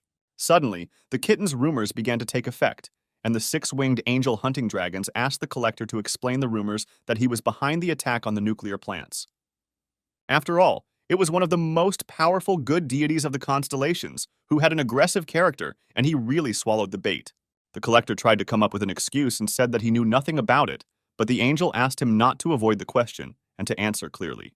The main character was waiting impatiently for them to start a fight, because at this rate the constellations would fight each other. And at that very moment, the angel said that he could not stand it any longer and replied that he would immediately attack the collector's territory on Earth. The protagonist was surprised that he would attack his territory on Earth, which meant that their servants would fight right in the middle of the cities, and this was very bad. As Skyler expected, the war between the constellations had serious consequences, and first of all, his shares fell in price again. At this time, anxiety was growing on Earth, because at this rate the Earth could be destroyed. Many problems bordering on a global crisis occurred. But the worst thing about this situation was that because of this, no one went on dungeon expeditions between the constellations. And the monsters that came out of them began to rage and attack peaceful people. The first sparks of this general catastrophe were in England, on the territory of the Collector, against whom war was declared. Many people thought so, but in fact they started in France. At this time, the president of France could not understand what was happening here, and why the monsters that came out of the dungeons of England attacked their territory. He ordered the Minister of Defense to explain himself immediately, but according to his analysis, the monsters felt threatened by the conflict between the two constellations and fled to the territories closest to them. That's why they sent all the hunters to the sea, and fortunately these monsters were all only C rank, and so they had no trouble dealing with them. But the problem was different, because they sent all the people there, and at the moment there was no one to defend the city. If an A rank monster appeared and broke through their line, things wouldn't go too well in that situation. And so they contacted various clans overseas and asked them to send hunters to help with the defense of their territory. And to prepare for the worst, they also asked for A-rank hunters to be sent out of the country. The president didn't understand why they needed their help if they had 3 A-rank hunters. The only one they kept in touch with was Adelina. These people lived in the most luxurious conditions for hunters, but at the same time, when it was necessary, it was impossible to contact them. Then the Minister of Defense pleased the president by saying that despite the fact that their hunters were not listening to them at all, one hunter did not refuse to help them and happily agreed. They received a report that he would be arriving soon, and he happily agreed to help them. This was a man who had achieved great success, who combined competence and excellent character, and who was now more popular than ever. At the airport, Skyler was eagerly awaited and thanked for the long journey he had made, and he really did get there comfortably, since they paid for his business class ticket. The protagonist immediately apologized for not being able to take his clanmates, but they were too busy in the Abyss territory, and so he had to go alone. But the guys were still incredibly happy that a hunter like him had come to their aid, and to begin with, they suggested stopping by the hotel that they had prepared especially for him. The guy didn't understand why he would go to the hotel if there was only going to be a strategy meeting there, because it seemed to him that he was required to destroy monsters. When the main character arrived at the hotel, he saw this mess, because all the hunters were relaxing and drinking alcohol, and he did not understand that they were not being paid for their help. Why were they all having fun and not working? Suddenly, Skyler saw a second acquaintance, who also recognized him and greeted him, and could not have imagined meeting him here. The guy suggested having a couple of drinks and talking about life, but Skyler wasn't interested in drinking and wanted to ask one more question. Why don't they all kill the monsters? But the guy replied that they are the saviors of this country that made a great decision to help them. And if it were about special monsters from which they can get excellent materials, then that would be a different matter. But France can take care of weak C-rank monsters on its own. Therefore, they are left to kill only those who penetrate the city. The French government will be furious when they find out about this, and it won't end that easily. Suddenly, a monster appeared in the sky on the streets of France, and numerous portals formed next to it. From these portals, dead people began to appear, entering this world, and it turned out to be an ambush. After all, the collector's servant Markle appeared before them and asked where their king was now. The president concluded that they were able to get support from foreign hunters, and he also has one A-rank hunter. They thought that they had taken care of all the pressing issues and that everything would be fine now, and there was no need to discuss anything else. The president wanted to end the meeting as quickly as possible, because his head was bursting at the seams from all these thoughts. But suddenly, a portal appeared right behind him, and his colleagues shouted at him to be careful. A huge and powerful shot flew towards him, which destroyed half of the building, and the Minister of Defense miraculously saved the president from death. And right in front of the King of France, there appeared a servant who addressed him and said that his master had business with him, and it would be excellent if he humbly listened to him. As the guard ran into the room where the hunters were, he shouted loudly that an emergency had occurred and all hunters needed to prepare for battle. But they weren't inspired by this, because they understood that it wasn't worth it to arrange all this farce because of C-rank monsters, and now monsters weren't a problem at all. Then the man couldn't take it anymore and shouted that their president had been taken hostage by the collector's servant. This excited the hunters a little, and they decided that now was the time not to fool around and began to quickly get ready to return back to the country as quickly as possible. The presidential aide began tearfully begging them to stay, because before they left, they first had to save the president. But the hunters understood that they were doomed to failure, because he himself said that there was a servant sent by the Constellation, and there was no way to fight him, since he was on a completely different level. The hunter added that if they wanted to send someone, then let them send their own, and left, because it was no longer his business. And suddenly their savior appeared. It was Skyler, because he had an A rank. For him, it was not a problem. Then the main character asked if he was on the front lines. Would they be able to fight him? And the second hunter did not believe that he was going to sort out this situation. The hunters thought that even an A-rank fighter would be in danger of confronting the servant of the Constellation, because they did not come here to give their lives. Then the main character realized that these guys were even more shameless than he thought, and he needed people to take care of the little monsters. And unexpectedly for everyone, an angel appeared in the air, who asked people to fight and not run away, because her master saw with his own eyes the hard work of these lands, and personally sent her here. It was the servant of the six-winged angel hunting dragons, and on the orders of the master, she came to them to help deal with the servant of the collector. And then the hunters realized how extensive this battle would be, since the Constellation sent a second servant here. She asked the hunters to take care of the little ones, and in the meantime, she would fight the collector's servant herself. But the hunters were not very happy about this, because even though she was a servant of the constellation, she could not give orders to do anything. And then the girl told them not to worry, because she had prepared an impressive reward for them for their help. And at that very second, she filled the room with the most precious artifacts, and all the hunters felt manna from just one look at them. And for each artifact, you could buy an entire building. She invited them to join, and then she would give these treasures to her owners. The servant added that in exchange, she would choose who would be the first to choose the items in the order in which they would swear to fight her. And after a few seconds, all the hunters immediately swore allegiance to the servant, because they were already ready to save France, since they were here. The servant thought that the people were too simple, just like her master had said, because those who joined were blinded by their own greed. And if she used these people to get rid of the collector's servants, then they would be able to greatly reduce the enemy's ranks without much loss. And at that moment, he asked one question: what exactly was the angel going to do? Because the president was being held hostage by the collector. He asked what the plan was, since she was so actively inviting hunters to join, and the servant was worried that the man was too calm in front of all the master's treasures. She saw that this man was too different from everyone else here and always remains human. And then the soldier said that there was no need to worry about it yet, and that it would be easier for her to show everything rather than explain it in words. This was the current situation at the Elysee Palace, where a barrier had been erected by the collector's servant. He needed it to use the return magic, because he absorbed a lot of mana to connect the earth and the abyss, so he uses it to buy some time. And then Skyler said whether he wanted it or not, he would have to stay here. Suddenly, the president's assistant ran into the room and shouted that new monsters had appeared in the city. The crazy dead attacked the entire city, and the main character did not understand where they came from, and most likely they were brought by the collector's servant. The guy decided to get rid of them first, and not go to the Elysee Palace, because if he left things as they were, there would be numerous victims.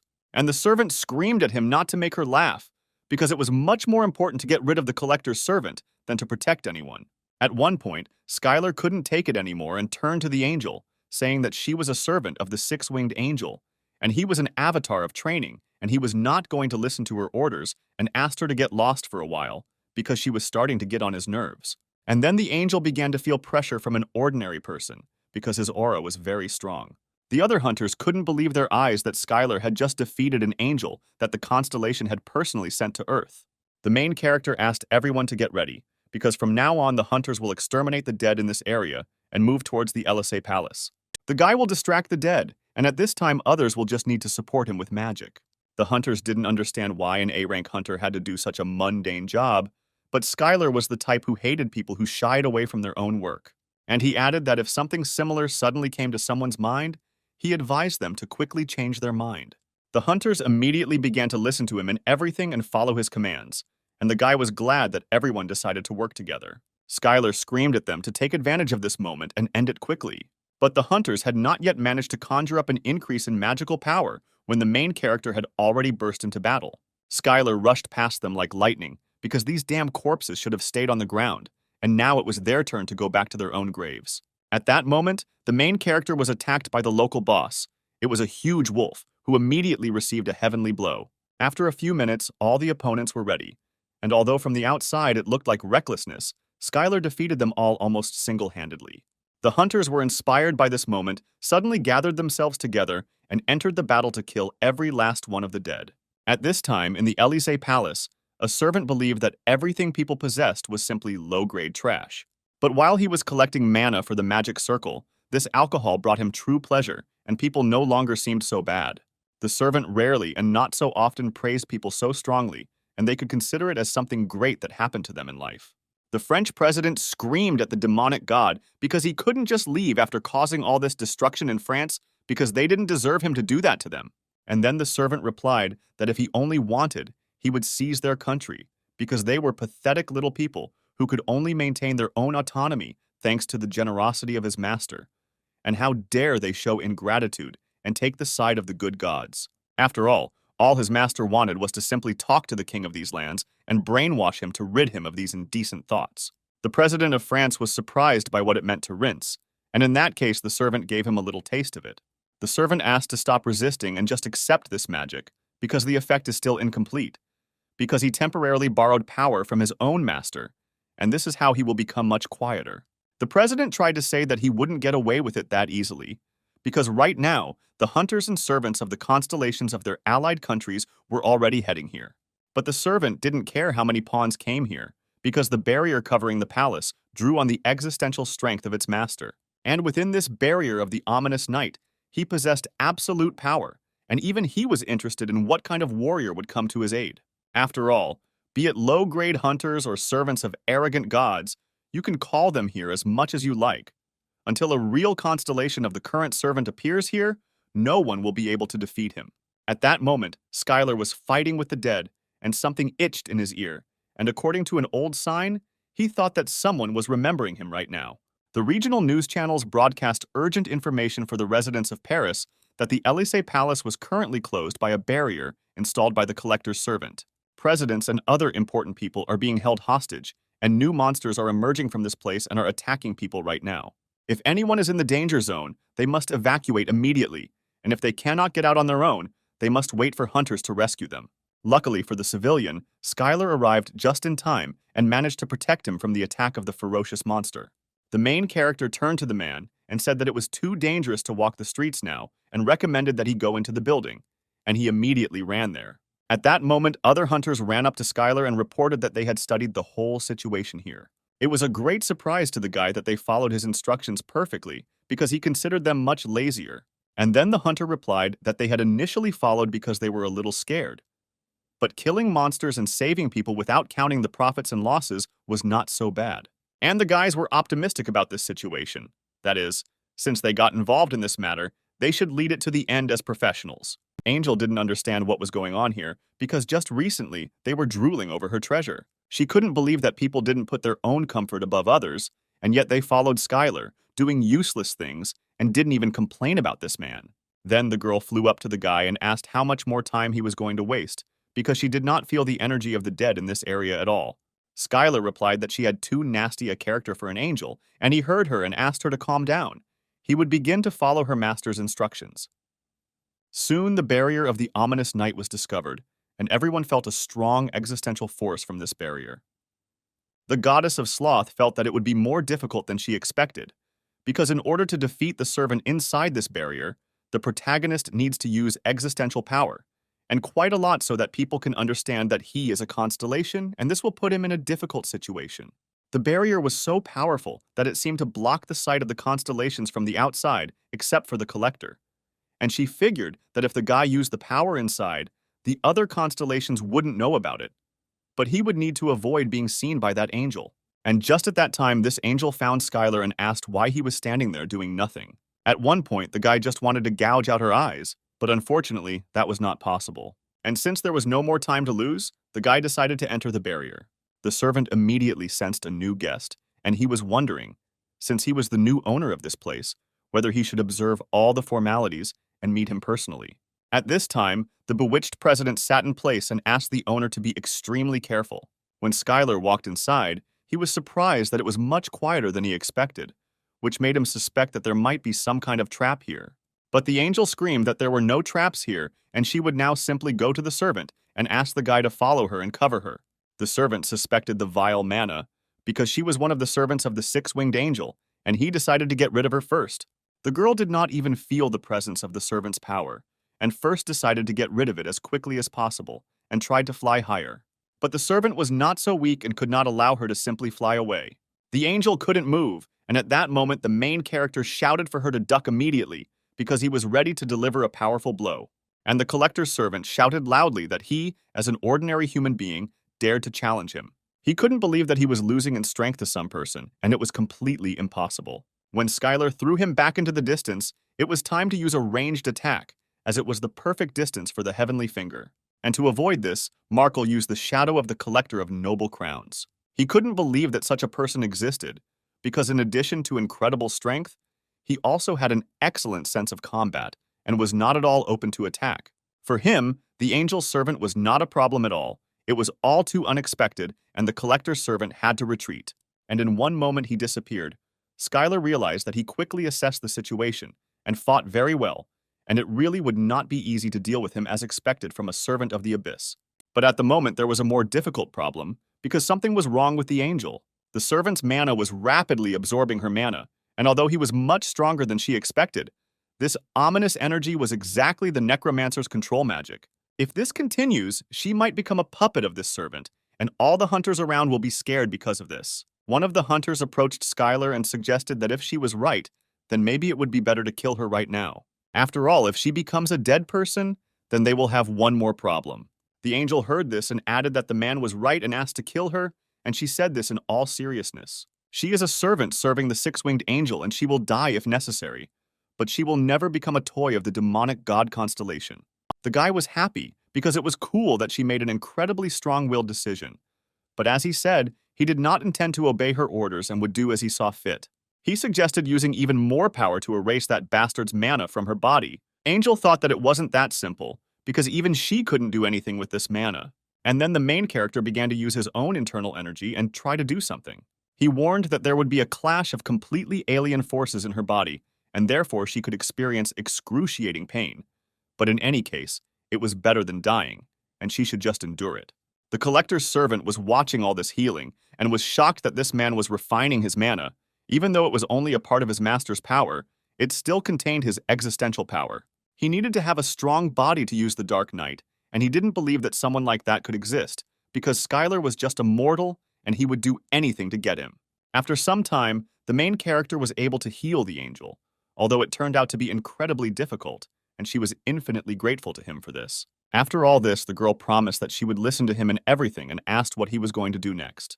The main character replied that since their goal was initially to free the hostages, they would simply break into the central area where this bastard was located. And at that moment, Skyler felt strong magic behind his back. It was a servant who thanked the people for the journey they had made, and now he wants to make them a very tempting offer. The servant said that since they were here to save the king and his subjects whom he had captured, he would release them right now so that they would not risk their own lives. But for this, he will have one special condition. He wants them to sacrifice the person who just fought him, and that was Skyler. For if they give him up, he swears by the name of his own master that he will return the hostages and all the others back safely, and then everyone will become heroes who saved the king of these lands. The servant was pleased to see the shocked face of the protagonist, because this was his perfect strategy for defeating people using their own ambitions. And now he was waiting for his comrades to grab him and throw him into the terrifying hell as a living sacrifice. And the servant will simply have to look down on all this and wait impatiently for victory. But everyone unanimously said that this was nonsense and that he would not receive any consent because it was too brazen to exchange politicians from another country for a rank a hunter. Even a truckload of these politicians wouldn't be enough to buy even one fingernail from Hunter Skyler. He couldn't believe that the king was completely unimportant to them and that Skyler was a being superior even to the king.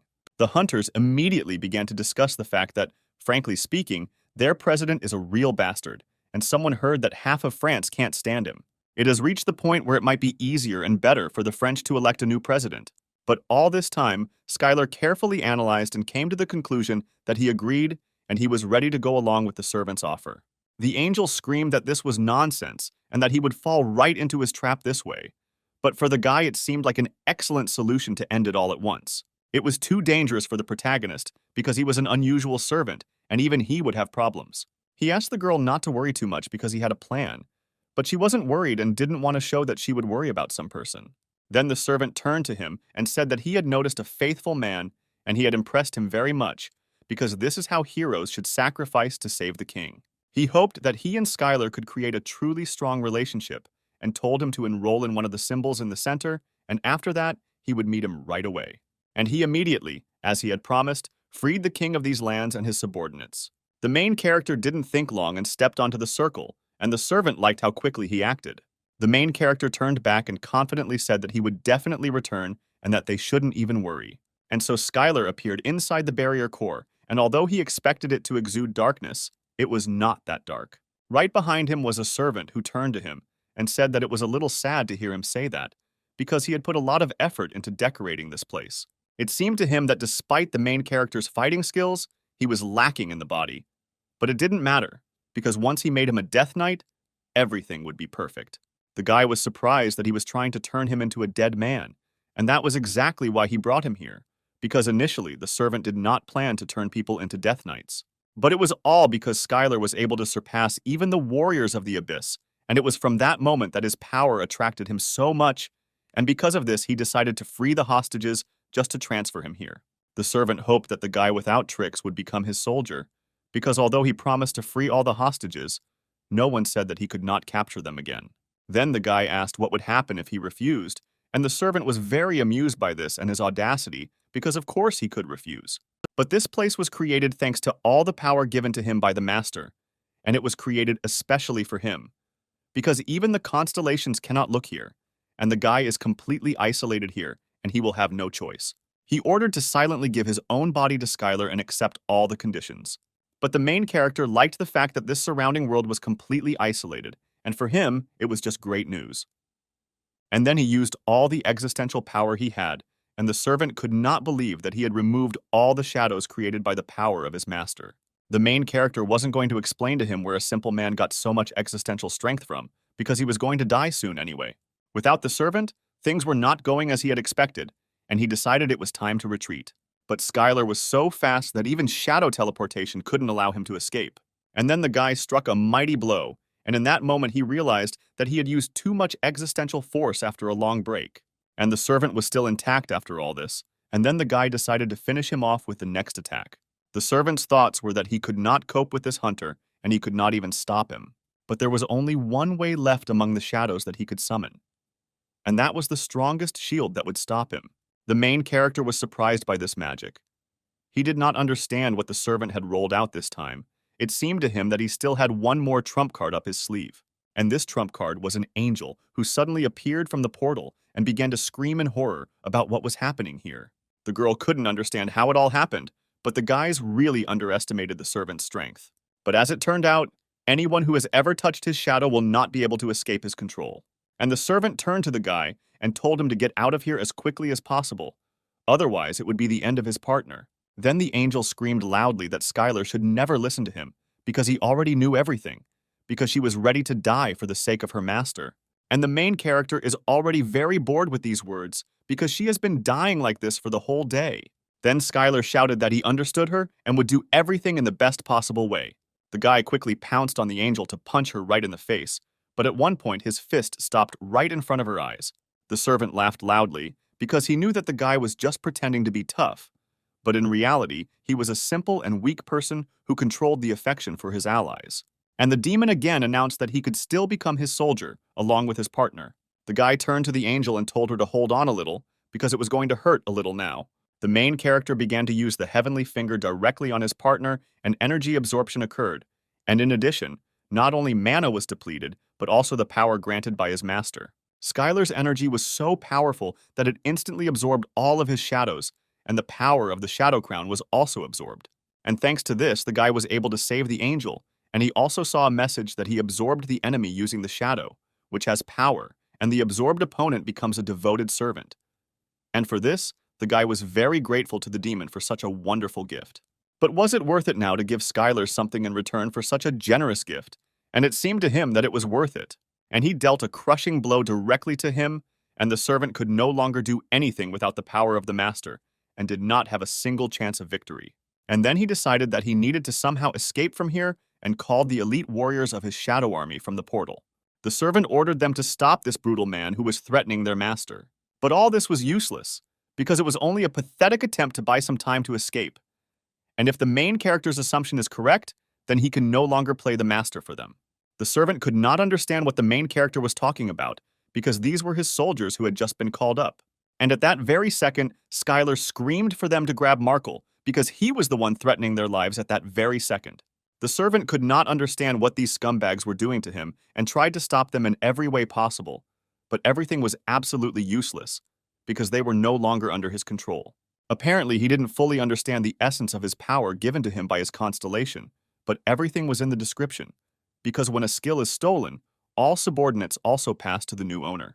The protagonist asked Markle not to be too upset, because he didn't care much about his puppets, and he was just going to finish him off along with them. At this moment, he noticed that the angel was unconscious due to the absorption art, and therefore there was no need to worry too much and use all the existential power. Markle screamed in horror, who was in front of him, and even the Lord of the Abyss did not possess such power. And Skyler told him that he had already told him before that he was not going to explain this to someone who was going to die anyway. And the owner of power, Markle, was killed. And at that very moment, the whole city began to clear itself of dark and gloomy shadows. Following this, the barrier of the ominous night also began to disappear. All the servants and monsters began to evaporate right before the eyes of the people. Suddenly, a man came out of the palace holding a girl in his arms, and all the hunters paid attention to this and looked there. As soon as the silhouette approached, they saw that it was Skyler, and they joyfully shouted that the main character had returned, and whether he alone could defeat the servant of the abyss. At that very moment, the angel woke up and started screaming that she remembered something had happened to her, how the collector's servant had grabbed her and the main character had calmed her down and asked her to relax because he had already defeated him. But the girl did not relax and asked the guy to let her go right away because she could walk on her own. One of the hunters was glad that the guy was okay and that he had returned to their ranks safe and sound. The protagonist reciprocated and asked if they had returned all the hostages, and the man replied that he had kept his promise, since it was quite unexpected for the servant of the demonic god. The hunter added that only the president was still in a strange state, but this was quite expected, because he almost died. All this could not be denied, because it was the greatest success. But the main character was worried about another question. What kind of cannonballs were lying all over the earth? These cores fell from the dead they killed while the protagonist was away. They didn't pick them up due to the commotion, so there should be a lot more of them out there. The main character asked everyone to look for these cores for him, because even though they were of so-so quality, it was just a shame to throw them away. Angel thought about why people are so greedy, and they need these simple cores, and at that moment when Skyler asked to find them and bring them to him, something seemed to click in her head. She snatched one core right from the hunter's hands and said that it belonged to her. It seemed to her that her body moved of its own accord and did not obey her in any way. She approached the guy and offered to take this core, and the main character was very surprised that this was happening to her. Why was she giving it to him? Skyler was wary of this, because it might have been because of the power he stole from that bastard. But when Markle used it, the effect was not as strong. Then the goddess of laziness told the guy that this was all because of the change in the user's power level, and he had taken possession of a very useful power, and while she could not observe him from behind the barrier. Most likely, this contract only worked at full power when the Constellations used it. This is probably why the collector tried to drag the president into the abyss, because brainwashing cannot be done by contract alone. His goal was to bring back the brainwashed president and use him to drag France into a war against the six-winged angel. But he could never have imagined that Skyler would eventually steal this power from him, and now he can only wait until this effect wears off. The goddess advised to first take this core, and then the girl would come to her senses, because she had fulfilled his order. And at that very second, the angel seemed to wake up and asked the guy what just happened. Skyler replied that all this was because he absorbed his power, and in the process, power over her also passed to him. And in other words, her body was no longer hers, but his too. The angel was horrified by what she heard and asked to stop it immediately, but the main character did not know how to remove this effect, because it can only pass with time, and asked her to calm down. And the girl immediately screamed for him to stop giving her orders and not force her to calm down. After this, the angel flew into the sky because she could not believe that this man had seen her in all her worst states, and now he was also commanding her. Skyler watched as the angel moved further and further away from him and thought that the distance between them was a great way to solve the problem, and they would definitely see each other again. At that moment, the president's advisor ran up to the main character and said that the president was behaving a little strangely because he was collecting every core he came across. And it seemed to him that his behavior was similar to that angel, and he came to the conclusion that the servant of the demonic god could do something to their president. And now the guy could control the president of France, and if he said something wrong, an international conflict could start. And in order not to create problems for everyone, Skyler asked them not to worry, because everything will be fine and he will just keep it a secret. The protagonist had no intention of ordering the president to do anything, so he should be fine and this A-rank hunter should be trusted. At that time, Skyler had no idea that the Shadow Crown had an additional effect, and it created strong feelings around the user among her servants. And all this could become the starting point for unprecedented decisions that will go down in French history for a long time. A few days later, restoration work began on the Élysée Palace building, and builders began actively repairing damaged areas. The French president read the news that a true miracle had occurred, and there were only 0 casualties thanks to the achievement of the American hunter Skyler. This incident was very serious for this country, and everyone realized how useless the selfish hunters of France are. And all this time, the president said that it was pointless to treat hunters with care. The presidential aide understood that he was starting to complain again about the uselessness of the hunters. But with each passing second, it was getting worse and worse. Although it made sense, considering that besides Adeline, no other A-rank hunters showed up. The French president admired Skyler because he came from another country to protect civilians and risked his life to defeat the servant of the demonic god and is a true hero. And so he ordered the preparation of the most honorable medal of France, which would be higher than the Legion of Honor. To give away a simple medal when he had saved the president and the representatives of the nation was a disgrace to all of France. At that moment, another assistant knocked on the door and said that all preparations for the medal ceremony were completed, and the hunter Skyler had already arrived at the scene. The French president proudly proceeded to present the medal to Skyler as a thank you to all the foreign hunters who protected French citizens. From the monsters that happened in the incident, they awarded the representative of the hunter Skyler with this medal. The president did not have enough words to describe the guy's character and brave act. But despite all these words, the main character was just doing his job. The president added that the guy is very modest because he cannot be compared with the hunters from France, because now the entire internet is teeming with such comments and texts. And the main character felt it too, because now he is famous throughout France, and therefore his existential strength has increased several times.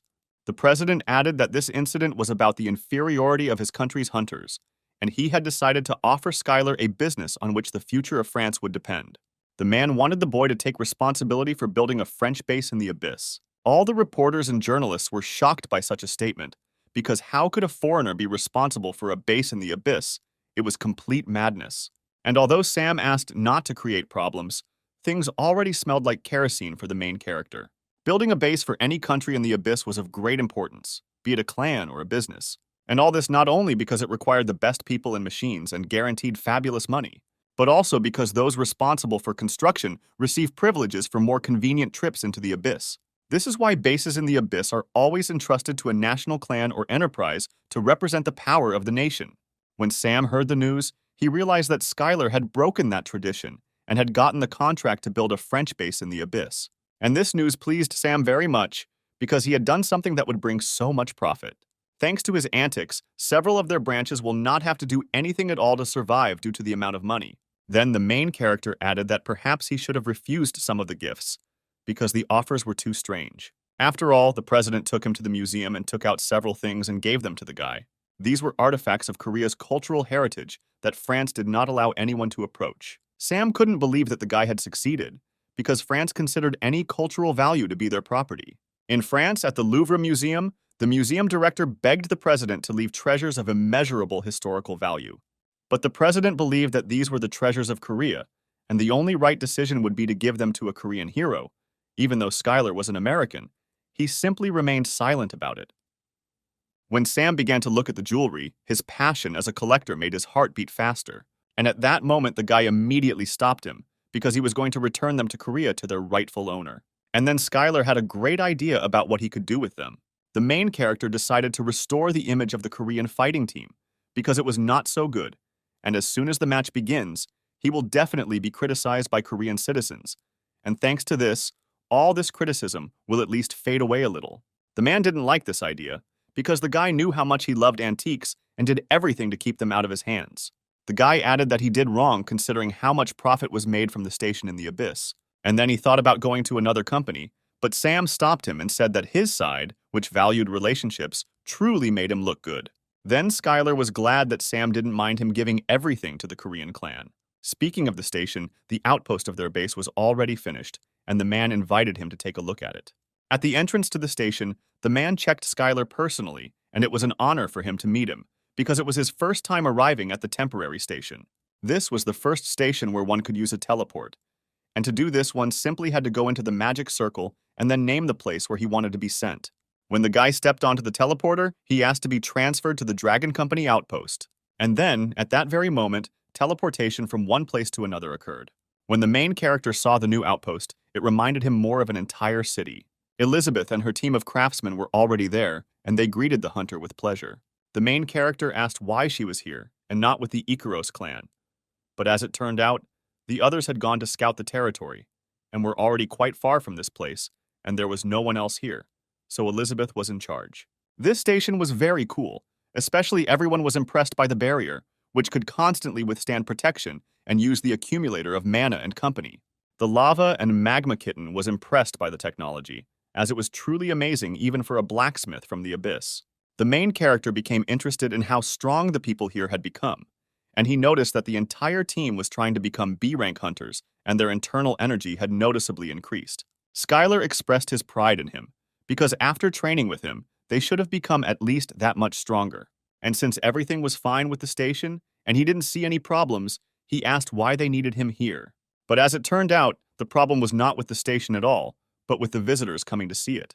The problem was the abyssal inhabitants who came here, although traveling through the lands of the abyss was difficult, but not impossible. And since they were seeing human civilization for the first time, there was nothing surprising in their curiosity. But the problem was not this at all, but that they were constantly getting into fights and were at odds with Earthlings. Not long ago, they secretly entered some establishments and tried to rob them, and if it were up to her, she would completely forbid them to leave. But this would deprive them of the opportunity to learn about the abyss and their technologies. In truth, the brawlers and robbers weren't as big a problem as the information brokers and scammers. There were too many of them here. At first, they purchased information about the location of the dungeon from the inhabitants of the abyss at a rather high price. And when they came there was nothing there at all. And now, although they don't fall for such tricks, they still feared deception. Then the guy asked her not to worry about it anymore because he knew one person for such a problem. He promised that she would see him soon, because he was the best who knew the abyss than anyone, and also very obedient. At this time, Odagon did not understand what he was doing on Earth, because he had to travel through the abyss with his master and participate in endless battles. He couldn't believe he had to defend this pathetic fool. At this time, the director did not understand why he had to do all this alone, because how could it be his fault? The financial hole arose due to stupid embezzlement of funds and accounting fraud. But the guy understood that it was his fault, because he was the one stealing all this money, and he did not understand how this man could become the owner of this company. Suddenly, Odaigon received a message on his phone from the main character, asking if he was busy right now. The guy was delighted and turned to the director and said that it had been very difficult until now, but of course not for him, but for the man. And the guy at that very second broke the glass and said that from that moment on it was all over and he was leaving. The man tearfully cried out where he was going without him, but Odaigon replied that he had already said everything and he needed to hurry. He showed the phone with the message and said that he was returning to the abyss to his owner, or rather to the hunter Skyler, who was waiting for him for the great battle. The president did not want to let the boy go, because he could not do this to him, but Odaigon shouted at him that he could continue to steal money just as he had been stealing before. Then the man asked if Skyler, whom he loved so much, hadn't told him to protect him, and how could he so irresponsibly abandon such a mission? The director added that if he really needed to go, he would go with him. The guy didn't understand how a Parker Group board member could go to someone else's outpost, since he could be caught there, but the director added that the guy shouldn't worry, since he could brush it off as a business trip. Odaigon underestimated him, because he was really cunning, and dragging him there in any case was not so difficult, and it was quite possible to do so. And then, at any moment, at the command of the owner, he will be able to get rid of it, and perhaps he will finally be able to get rid of this burden. Odaigon decided that the man would go with him, but he would keep a low profile, and most importantly, if he dared to stand out in front of the hunter Skyler, he would be punished. The director replied that he didn't want to attract attention at all, and the guy didn't even have to worry about it.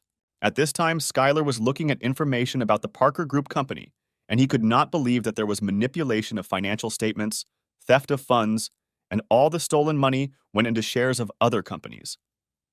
He approached the director and said that he was much more talented than he thought, but in any case, he thanked Cooper for coming to him, because now he would provide him with housing and security and offered to stay here as long as he wanted.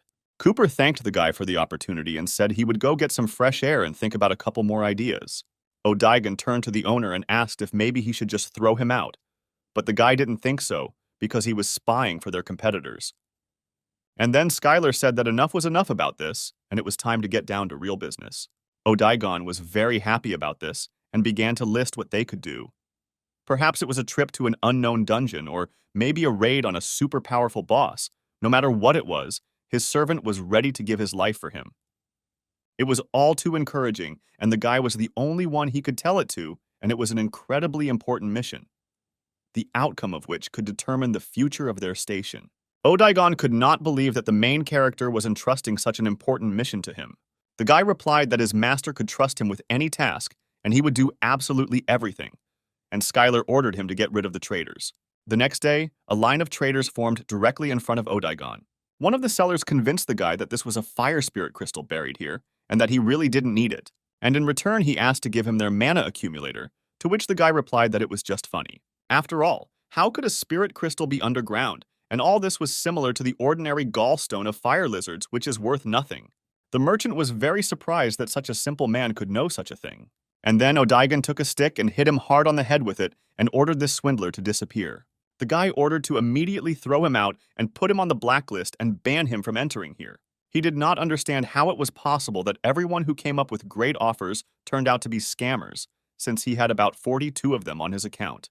Odaigon already had a trigger for the word offer, which got him going. And when once again a new merchant approached him with an excellent offer for Skyler, and it was about the possibility of mutual assistance. But the guy couldn't stand it and didn't even listen to him and hit him right on the head, because to him they all seemed like idiots from the abyss who decided to show up here, and he didn't understand why there were so many of them. But the man started shouting that he was a fraud, and that he was an official from China, and he was an ordinary person. Odaigon immediately stopped and apologized for all this, because he thought that the man was simply disguised as a human and should have reported it earlier. But he did not have the opportunity, because the guy did not even let him start a sentence. As Skyler walked towards him, he wondered what the Chinese official was doing here. The main character apologized for his subordinate's disrespect towards him and asked him to take it normally, since he had overworked himself a little. But the man started shouting that the guy had attacked him, and he would file a complaint with the American government. Then the guy replied that perhaps this would not be enough and suggested talking about his proposal over a cup of tea. The conversation was about how they had made a deal with a distant tribe and received information about a B-rank dungeon, and they were going to raid it with him and share the rewards. The man added that this is all exactly how it is, and that the contract is very profitable since they bear all the losses. But for the main character, all this was too suspicious, because the Chinese Hunters Association, which he knew, would never have incurred personal losses. And at that moment, Skyler became incredibly curious about what these bastards were up to. In today's hunting world, there is a customer whose requests will be rejected by even the most money-obsessed hunters, starting with false information to attract ignorant newcomers and ending with a contract leaving them with nothing. The infamous and strange requests coming from the Chinese Hunters Association. The Chinese government is behind all this, and they still go along with this proposal, and there was a whiff of something strange here. But it would be a shame for the guy to just give up on the B-rank dungeon without any evidence. Besides, it was a good opportunity to find out how strong the team of masters has become. And the main character accepted his offer, but warned that if he tried to pull something off, he could immediately prepare for the worst. The man replied that they couldn't do that to an A-rank hunter because it was simply unthinkable, and asked them not to worry, because something like that would never happen. At Skyler's request, the entire team of craftsmen gathered in one place. They discussed how to go on a campaign, and the girl suggested that they were plotting something against them or the elves. And this was also possible in principle, but in that case they would create enemies and a chain of first-class American hunters, and therefore they would be afraid to take such a step. That is why the main character asked the girl and the whole team to focus on gaining real experience. Suddenly, the boys heard the sound of buses, and Chinese hunters arrived at this place, who practically represented all of China. They were the hunters of the Shaolin clan, and they would unconditionally carry out any order that came to them from above. They were like the watchdogs of the Chinese government. One of the guys approached the girl and said that they hadn't seen each other in such a decent way, and she was spreading such vile rumors about her former comrades, and all this only because she left for America and turned her back on her homeland. The guy added that he was very surprised that she had achieved some success, considering that she had been included in such an important mission. The girl replied that she was doing great, unlike the government dogs who combined some kind of pseudo-magic and fake martial arts. The guy didn't like these words very much, and he replied that such a policy had been a great help for them for quite a long time. And thanks to it, they were able to learn both magic and martial arts. The protagonist had never seen Iris so agitated, as if they were each other's worst enemies. Skyler decided to intervene in the dialogue and told them to stop their idle chatter, because they needed to get to work, and the man apologized for being so rude because an A-rank hunter shouldn't see that. The young man introduced himself as the leader of this expedition and added that their client was not far from here and they could discuss all the details on the way. And as it turned out, their clients from the abyss are elves because they recently arrived from another territory and planned to settle in this forest. But they realized too late that there was a dungeon in the center of the forest. And although they wanted to go there, they didn't have the resources to do so. But it was hard for them to refuse such a good place, and they decided to hire them. For now, their camp is located on the outskirts of the forest because they have no access from the center and they want to finish the hike as soon as possible. But the Shaolin clan also had something to do, and there were not enough hunters for this, and that is why they turned to the main character. It was strange to the guy that they were trying so hard to please others. Maybe they wanted to make an alliance with the elves. After all, the elves were one of the strongest races, given their vast knowledge and excellent magic. And if China could form an alliance with them, thanks to this opportunity, then the reward for the dungeon will seem like child's play. Skyler wondered how reliable this information was, because he had heard a lot that there were a lot of scammers among the inhabitants of the abyss. The guy replied that it was true and that they had to work hard because of them, so they usually don't take requests from the inhabitants of the abyss unless it is 100% reliable like this time. It was strange for the protagonist that they were too sure about him, because there was some reason for all this, but as it turned out, they had already talked about it before. It turned out that their clients were elves, and Skyler was very surprised at this, because did they really not know anything at all? The guy added that the elven race values honor above all else, and they definitely wouldn't lie and everyone knew about it. Skyler was perplexed and did not understand what this guy was talking about, because among all the elves he met in the abyss, you can count the honest ones on the fingers of one hand. Because the true appearance of elves without a drop of doubt can deceive any other races, just as they deceive foreign hunters. The head of the clan said that it was nothing special, and for the hunters of the Chinese Republic it was absolutely nothing, and asked everyone to hurry, because he was sure that the elves already knew that they were here. And the main character knew that not all elves were swindlers, so he could relax a little, although this situation made him a little nervous. At this time, the elven camp received information from a patrol that human hunters had arrived in their forest. The head of the elves was delighted by this and asked to greet them personally, because they were very important guests. After all, for the sake of the home of their new tribe, they will enter the dungeon on their behalf, and they would sacrifice their own miserable lives, and therefore these guests had to be regarded as very important. Upon arrival at the camp, the tribal leader greeted the entire Shaolin clan. He asked to accept their gratitude for what they were doing for them, because it was difficult to express everything that he was experiencing, and for the Chinese hunters, it was nothing. The guy asked before going into the dungeon whether he would keep his promise regarding the rewards, and everything was exactly as they had agreed earlier, if they cleared it successfully. The main character still found the elves too suspicious and continued to wait for the guy from the moment he said that he would go and introduce them.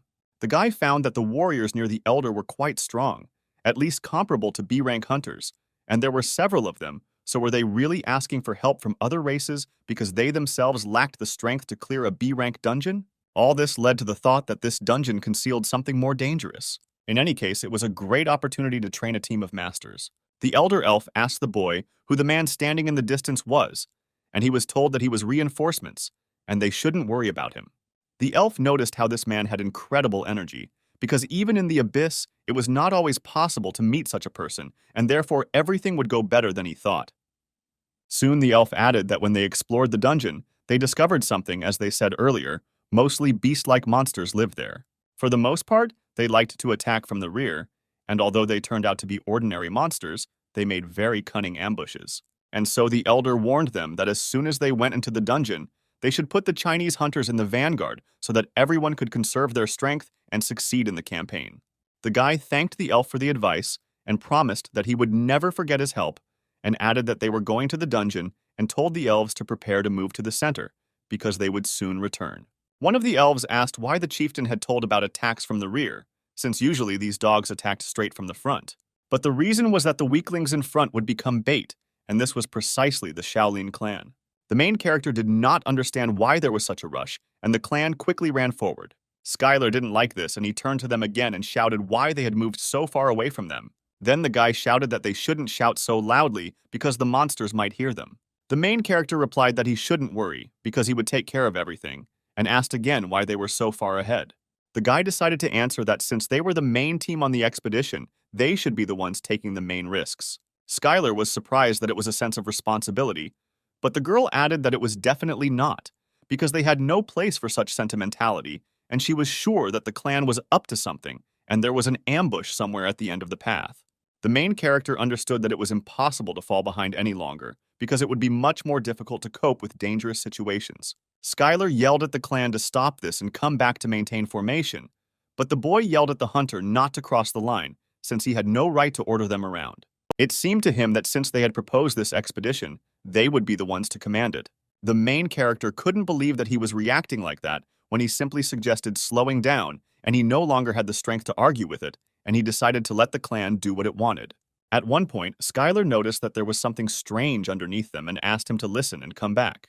But the guy stood his ground and shouted that he would be the only one giving orders here, and he was not going to repeat it again.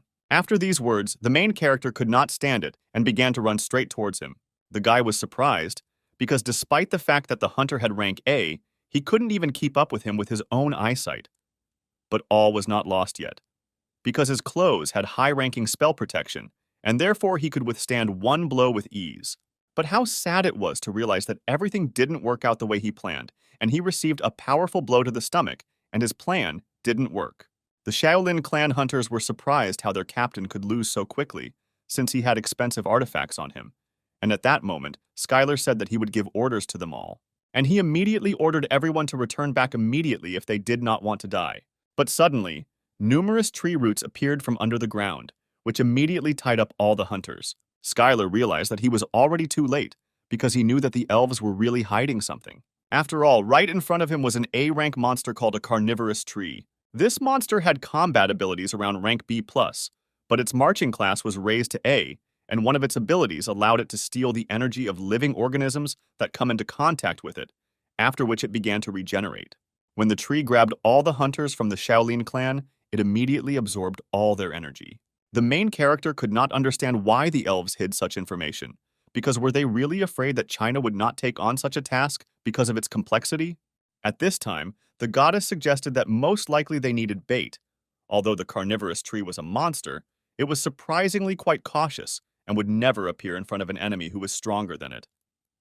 If the elves had revealed the true level of the dungeon, then an A-rank squad might have come to this place, and the carnivorous tree would not even have shown itself, and this expedition would have made no sense. Most likely they walked ahead precisely because the elf told them to, since the elves had planned to use them from the very beginning. One hunter from the Shaolin clan shouted for everyone to prepare for a general attack and destroy this vile tree. They activated the summoning of sword and fire and immediately pounced on the monster. The protagonist became curious about what they meant by combining magic and fire.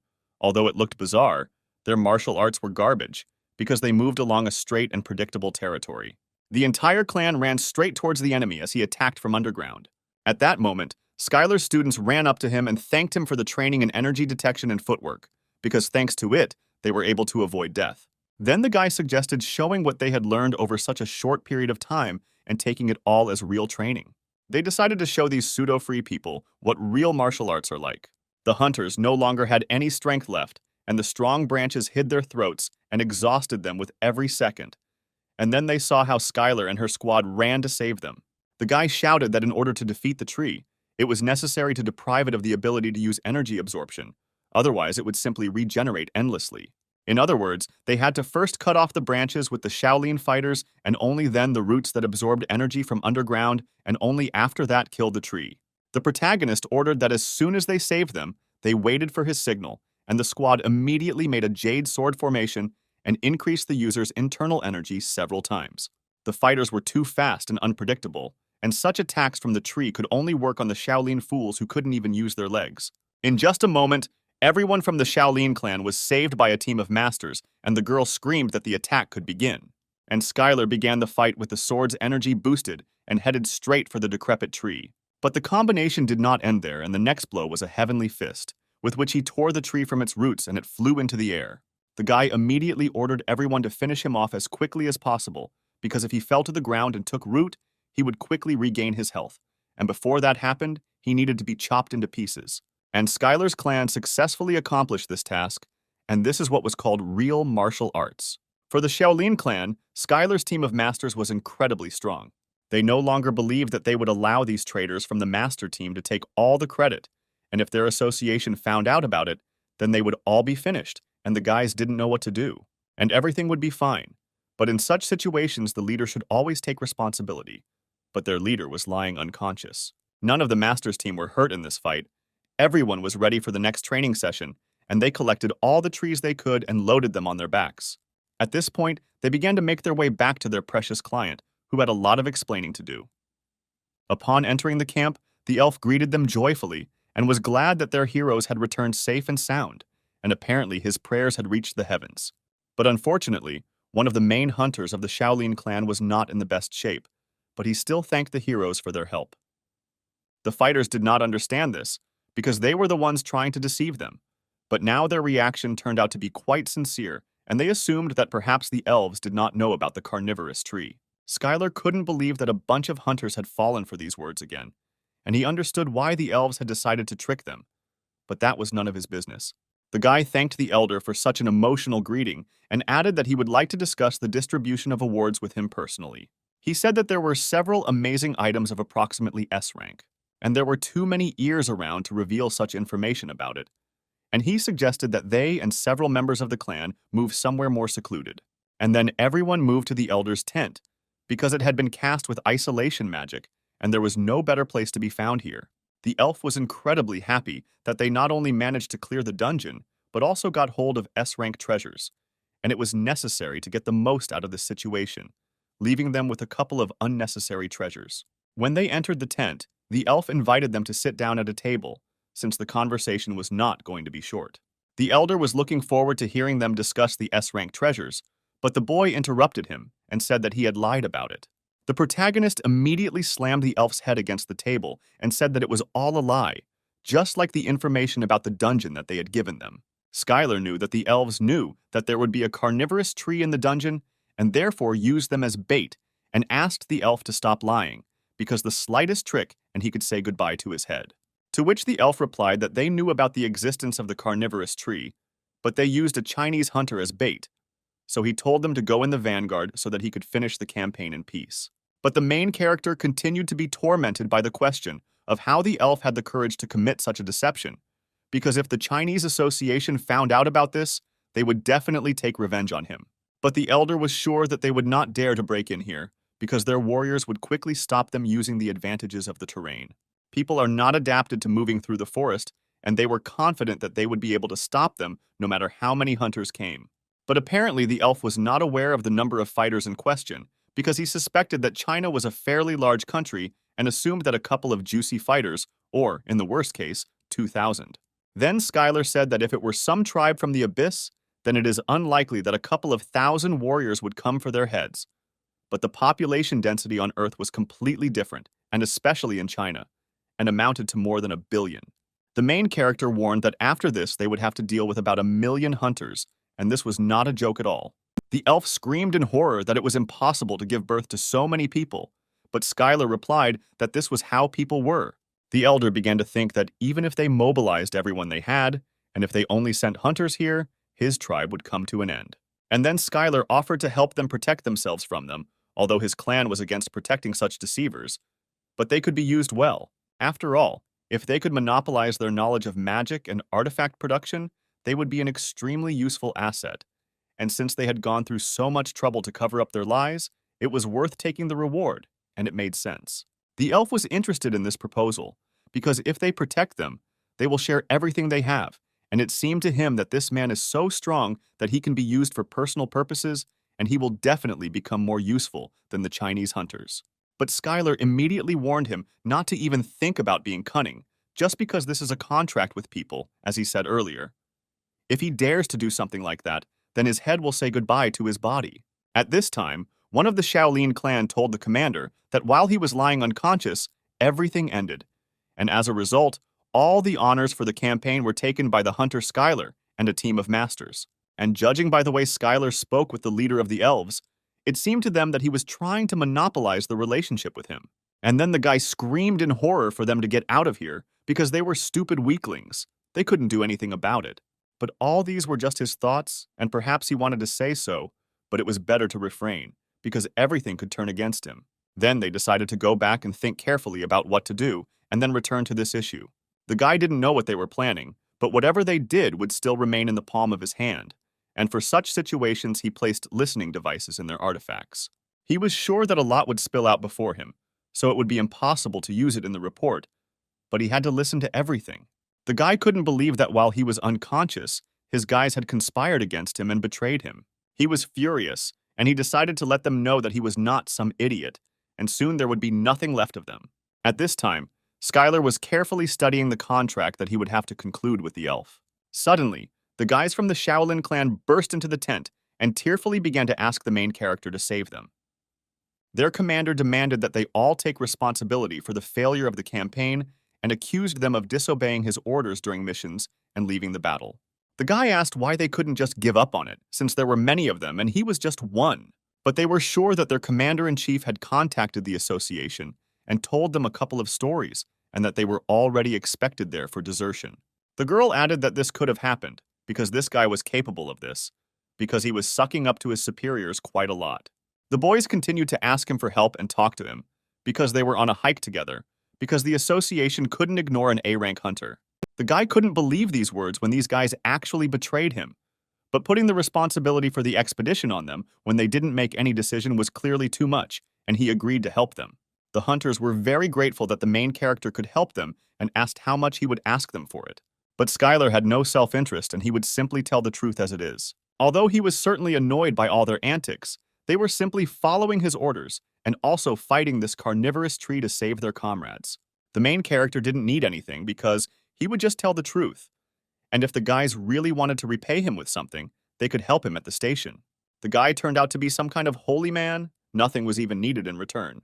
And at that moment, he saw a notification that he had received existential power. And so the march from the elf village came to an end, and Skyler acted as a witness and refuted the story of the Shaolin clan commander-in-chief, which he told to the Chinese association. The association was looking for someone to blame for everything, and made him a scapegoat and accused him of everything, and what happened to him later no one knows. After a few days, everything calmed down and a new legend began on Earth. At this time, in the laboratory of the Con Energy headquarters, a man thanked the rather famous hunters for their time. There were indeed 2 highly renowned A-rank hunters who showed up for this meeting. They were invited here to test one of the artifacts. After all, the procedure was such that before putting an artifact on the market, the laboratory usually invited hunters to check it. Jane wondered why shouldn't the manufacturer check it, and why should they do this? But this was a different case. This company doesn't just have one main production facility, they also had a bunch of contracts where they were choosing and testing to get a better contract. Even though Jane was one of the successors to this company, she was not particularly interested in it, and only came here because of her grandfather's request. And the man announced that they could start the show, and this time their precedents would be these 2. He showed some artifacts from the Parker group, which were always good. One of the artifacts was a bracelet, and the other was completely new and was called the Dragon Artifact. The hunters were very surprised by this, because they knew that Skyler became the new director, which meant that this was the first artifact he made. The girl was glad that the Dragon Artifact won, because Skyler was now incredibly popular. But the man didn't want to rush and suggested just watching it, because this time, he would be tested to remain objective. This artifact was being tested for the first time, as ordinary people were unable to test its power. The products were selected by the candidates based on the technical specifications stated in their documents, and because they had the best contract terms. The man immediately put on one of the bracelets and decided to test its functions, which he was looking forward to. He was invited to go into the testing room, where dummies had already been prepared that had the same durability as Class B monsters, and they should be perfect for artifacts. And everyone else was supposed to watch from an observation post. First of all, the man started with an artifact that was created by the Parker group. This artifact was truly better than he expected, and it simply incinerated almost all of the mannequins that were right in front of them in literally an instant. Only the main targets were partially destroyed, but the rest of the dummies remained unharmed. Such power required a small amount of mana, and the skill activation process was quite stable, and it seemed to him that the Parker group had gone out of their way this time.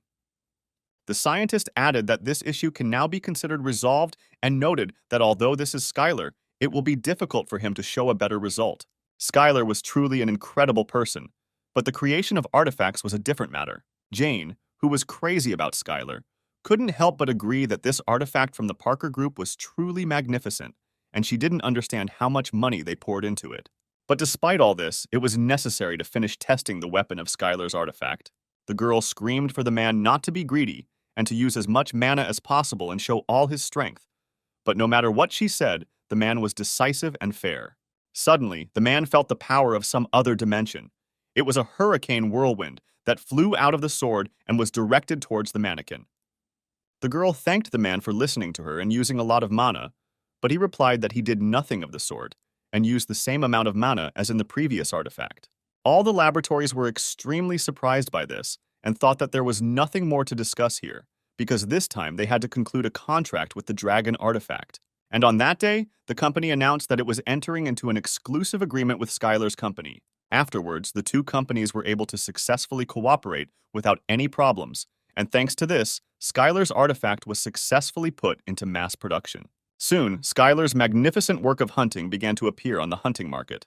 At this time, at headquarters, Skyler was reading the news and was not particularly sure that in the end, they were dealing with a company that had always occupied the first place in the artifact market, namely, the Parker Group.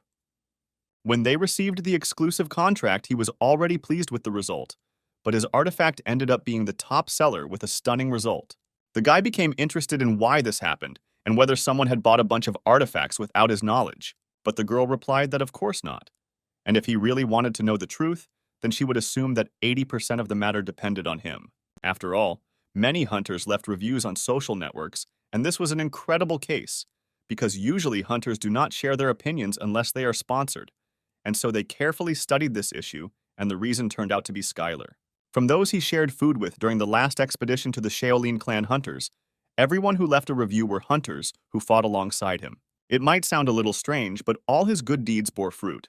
But the protagonist still wasn't very proud of it, because it was most likely a huge pile of money, and he knew that she would have a similar reaction, and so he moved on to the next question. And then there was an urgent call from Ikaros, where Eliza screamed where Skyler was now. Despite the important meeting, she interrupted it by saying that something had happened, and there was a warning about the discovery of a large wave of monsters. And this location was in his homeland right in Korea. When abyssal monsters invade the Earth through a crack in the dimension, the phenomenon is similar to a dungeon breakthrough. The only difference was that the monster emerging from the cracks was at least S-class. And one of these signs of such a wave was discovered in the Yellow Sea right in Korea. The Korean government has promised to generously reward every corner of the world that sends them hunters. All this only led to a huge wave of foreigners just because a monster showed up in Korea. But as it turned out later, most of them were here because of monetary rewards from the state or because of a thirst for fame. But Skyler came here even before the government made a request, and even gathered the elite of their clan and brought them here. The girl assumed that he was most likely doing everything possible because this was his homeland. But this was not the case, because he was simply taking part in the cleanup. He wanted to take advantage of the opportunity for the boys to gain experience. Suddenly, other hunters appeared on the beach, one of whom was Jane, who was incredibly happy to see Skyler, and he reciprocated. The girl ran to Skyler in her arms to announce that the artifact he had released onto the market was simply amazing. She was crazy about him, and even in this business he was good, and she gave him 5 stars when no one asked for it. She also took a photo and uploaded it to social networks, and made all her hunter friends buy him.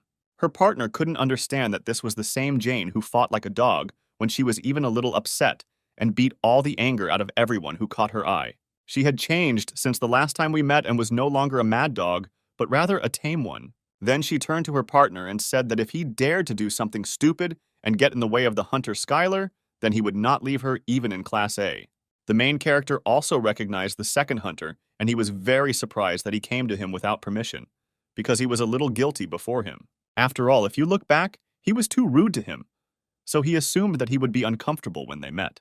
But if he came himself, it means he liked the main character's methods of education. But in the end, everything was not as Skyler thought. In the Six-Eyed Demon Clan, the boys attached themselves to Skyler in this monster wave. The CEO of the company and his father did not understand why his son was so surprised by this. He wanted the boy to fight alongside the most competent hunter class of the modern era. He didn't forget how the boy had complained about how difficult Skyler's hunter training had been during his last foray into the abyss. The guy wanted to prove that he was not a weakling and was not afraid to go through these training sessions again, and he promised that he would try. He added that after the last time he went through his training course, he realized how lazy he was. That's why he wanted to be with them and watch them fight and learn how to do it. And Skyler thought that Chuan would be happy to hear something like that. Suddenly, the boy saw bets on the monster wave, and it looked like a competition to see which of the servants participating in the campaign would make the biggest contribution. And since all the servants of the constellation will be involved this time, it will be a big event, because they want to take the opportunity to see whose servant is the strongest. The protagonist didn't understand that they were bored with life, although it was not bad considering how passionate they were about this bet.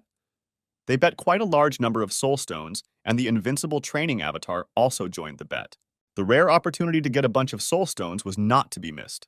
He suggested that everyone gather here, but now they have more people and so they need to discuss strategy again. Suddenly, the main character had a vision that one of the monsters would appear during this wave. But all this was rather strange, because this place was not even close to the sea. And if this is Korea, then why were people on the ground? And as it turned out, they were Chinese hunters. When the guy returned to his normal state, everyone around was scared and did not understand what had happened to him. But he said that he had just seen something. And at that moment, a sharp earthquake occurred on the beach, and there was no longer time to be distracted by extraneous things. After all, a truly huge turtle monster appeared, which no one could have expected here. It was a mountain tortoise with an extremely strong shell that covered all of its vital organs. It had a huge body that could destroy a building and was a Class A monster. She wasn't a C-class monster because she didn't have any special attack skills and moved quite slowly. But anyway, all the hunters who fought her complained about her category due to her incredible size. It was quite difficult to fight her at close range, so they tried to attack her with long-range magic. And by joining forces, they tried to do it at the same time. But unfortunately, this method did not work. At most, it could buy some time for further attacks, and the turtle began to attack people. After this magic, there was not a single scratch left on her, and besides, monsters lived in the holes of the shell, which pounced on the frightened prey. The hunters were not prepared for such a development of events and began to run away from the monster. The protagonist heard that when she appeared before, even hunters blessed by the constellations and leading the attack experienced difficulties. But they didn't have the fighting power comparable to this, and the hunters of higher classes began to play it safe and run away from the monsters. It was important for Skyler to study the situation at least a little more, but at this rate, everyone would die. The guy ordered the clan members to deal with the birds. This could lead to colossal casualties. And the Class A monster will be dealt with by hunters of the appropriate rank. Everyone fought with these idiotic pigeons with all their might and did not know how to stop this turtle. Skyler and his team of Class A hunters helped them with the birds, and they went straight to the main boss. On the one hand, the hunters were glad that Class A had started to move somehow, but on the other hand, they didn't understand what the three of them could do against such a monster. But the protagonist knew that killing the mountain tortoise was easier than it seemed, because the source of energy moving its huge body was a vital organ that was hidden deep in the shell. And after the legs stop moving, they will deliver a powerful blow to one point and break through the defense. The guy wanted each of them to take a leg and immobilize it for a while, and he would take care of the rest. Everyone understood Skyler's order, but the guy didn't understand how he was going to break through the turtle's shell alone. Then Jay couldn't take it anymore and screamed that Skyler had a plan, and that the guy should stop complaining and do what he was told. The girl used the magic of the highest class Flame Wolf and immediately summoned him, while the guy was using the Dimension Sword art, and thanks to teamwork, they were able to inflict significant damage on the turtle's legs. Skyler used air steps to get right above the turtle, as climbing a mountain turtle was nothing new to him, because he had fought her so many times in the abyss, and now it was his turn to attack. Of course, he never had any difficulty fighting her, and by applying a little extra existential force, he became so strong that he could break the shell with one blow. This time, he used too much force, so he decided to combine it with his own martial arts and used energy arts to protect his body and infuse power into it. He increased his own body weight by increasing his mass and increased his falling speed several hundred times. Along the way, he knocked down annoying pigeons, and one could say that Skyler had already become a projectile that was rushing straight into the turtle's shell. The hunters watched all this. The guy single-handedly killed the turtle with one blow. The guy showed everyone what kind of power lies in martial arts. After this victory, the boy saw a message that his trust and faith in martial arts had increased significantly, and his existential strength had increased, and his current rank had become 61. Because of this, he received the martial arts territory, and from that moment on, any faith and trust in martial arts would be transformed into his power. The territory, the medium of which becomes the source of the power of the constellation.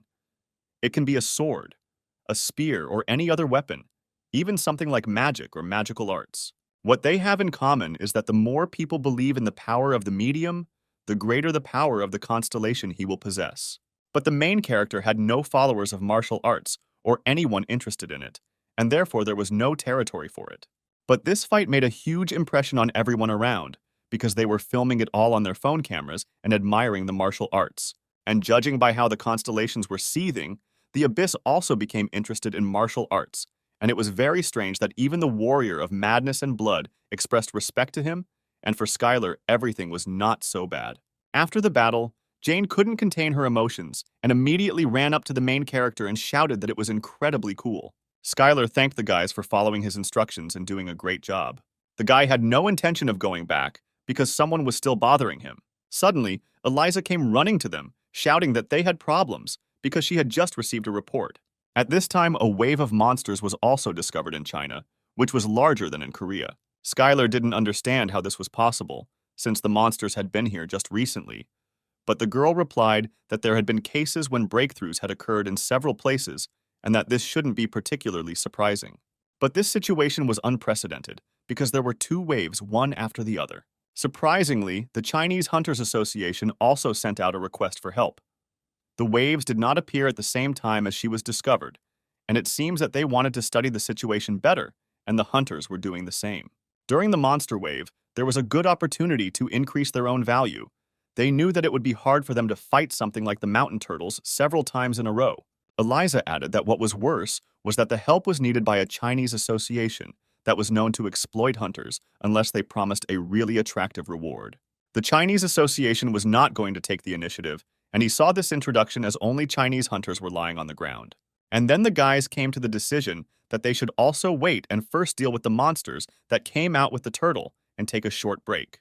At that moment, the warrior of madness and blood made an offer and asked Skyler for a personal conversation, and the guy did not understand what was happening to the constellation of the demonic god.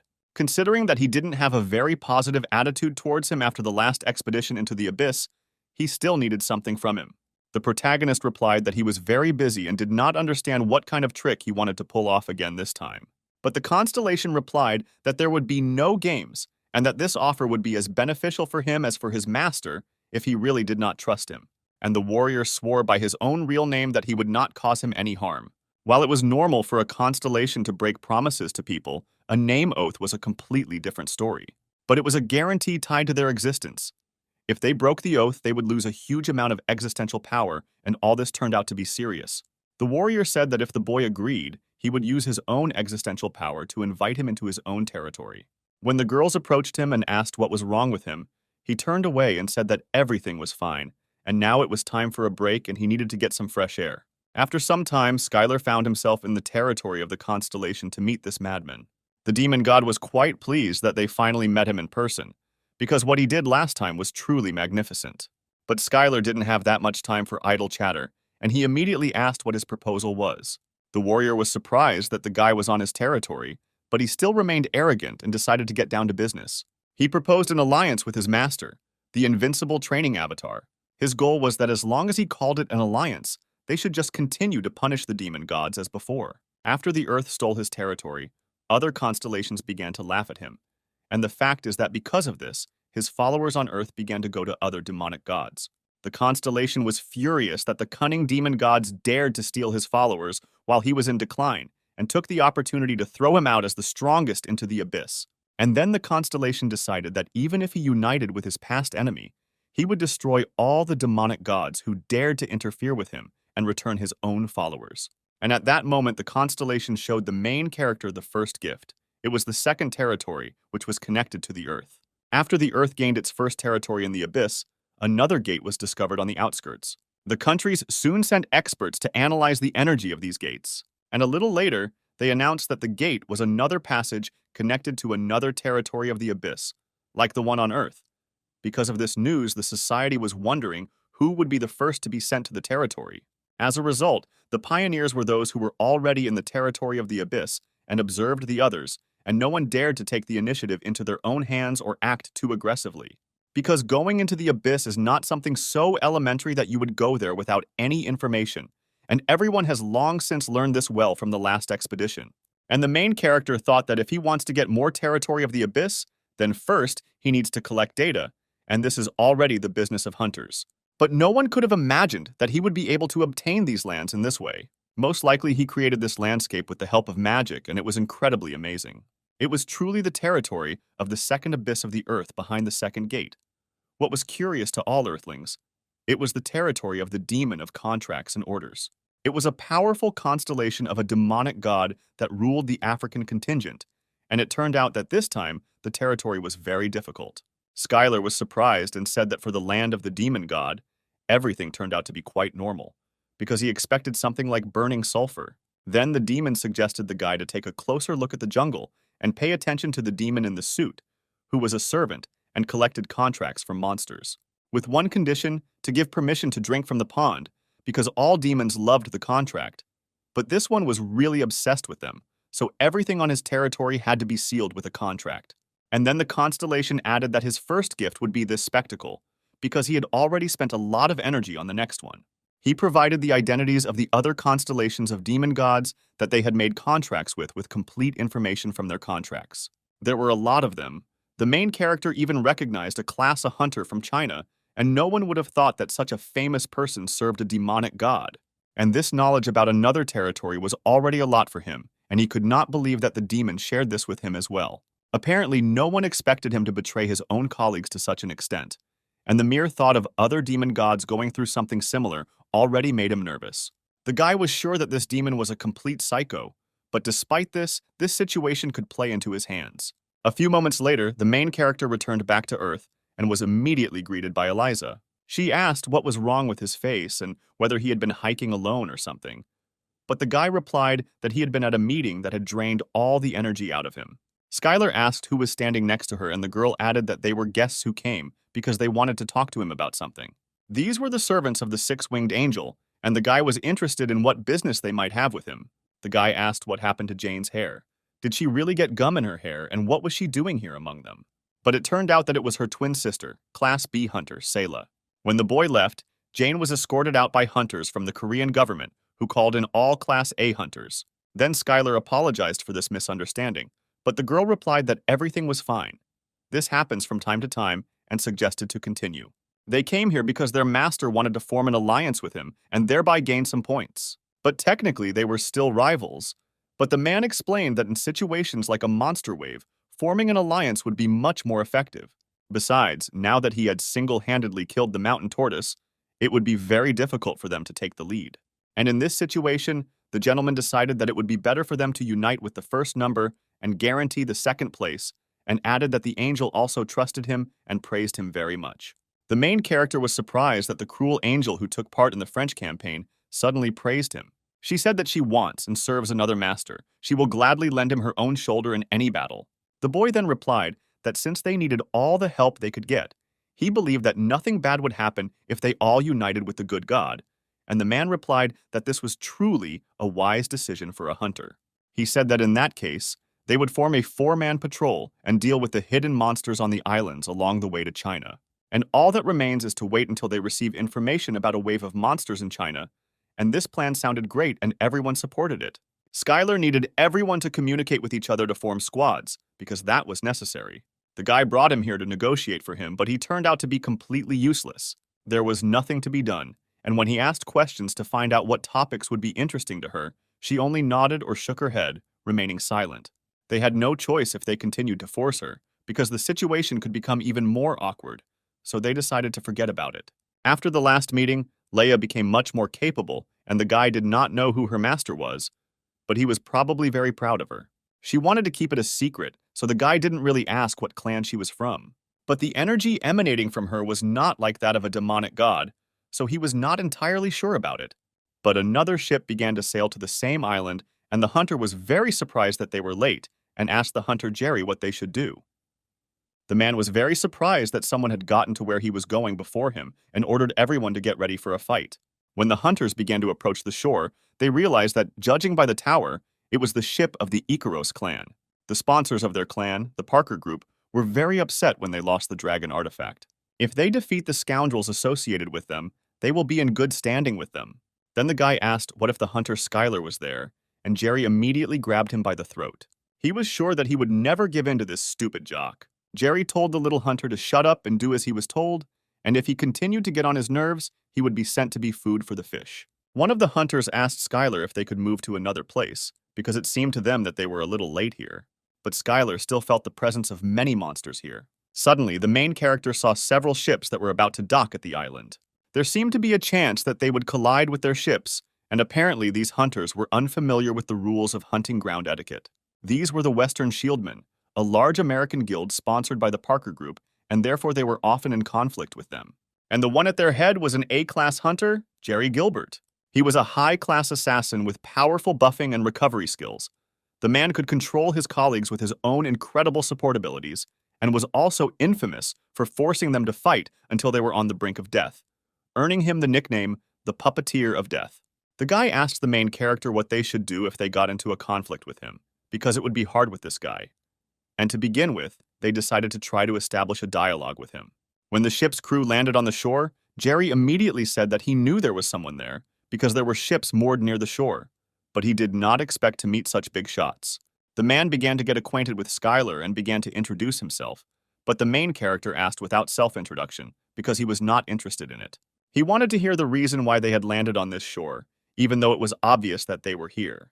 But Jerry replied that they didn't need reasons, because they were rivals and it was normal for them to steal each other's prey.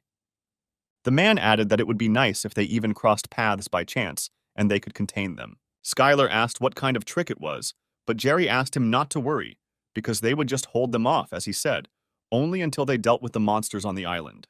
They were only interested in the smallest thing. They wanted to get all the points on this island. Although Skyler could have scattered them all, Jerry added that they were broadcasting live, which was transmitted directly to headquarters, and if they attacked first, he would send this video to the media. They will edit it so well that no one will ever guess how it all really was, and if this material is made public, the reputation of the main character will be tarnished, and he will no longer be able to become a hero. The boys couldn't believe how this hunter dared to threaten them so filthily. They asked Skyler what they should do, since he could very well do it, and then they would be at a disadvantage if they acted rashly. But the main character didn't think so, because they would be the ones who would end up in deep trouble if they did that. And at that very second, they began to attack the unfriendly clan. The hunter couldn't believe that Skyler didn't care what happened to his reputation. He replied that if he was asked, he would say that he dealt with the servant of the demonic god and his subordinates. But to the man, this sounded like some kind of nonsense. To the boss's surprise, their secret was revealed, and Skyler pointed to his partner, who served the demon. The hunter could not believe that he had been discovered, because he was sure, as the master had told him, that no one would ever guess. But fortunately, the main character had a bird that sang all this to him. Although she was a little eccentric, her abilities were quite useful. And he even knew that his master was the greedy master of the treasury. It was a constellation that owned the territory of greed. But after the abyss became connected to the earth, it absorbed the greed of the crowds of capitalist society and began to grow at a frightening rate, becoming a powerful constellation of the demonic god. Unlike other demonic gods who love destruction and dominance, this one preferred to wreak havoc in the world of money through economic crises, and was also known as the Constellation of Capitalism.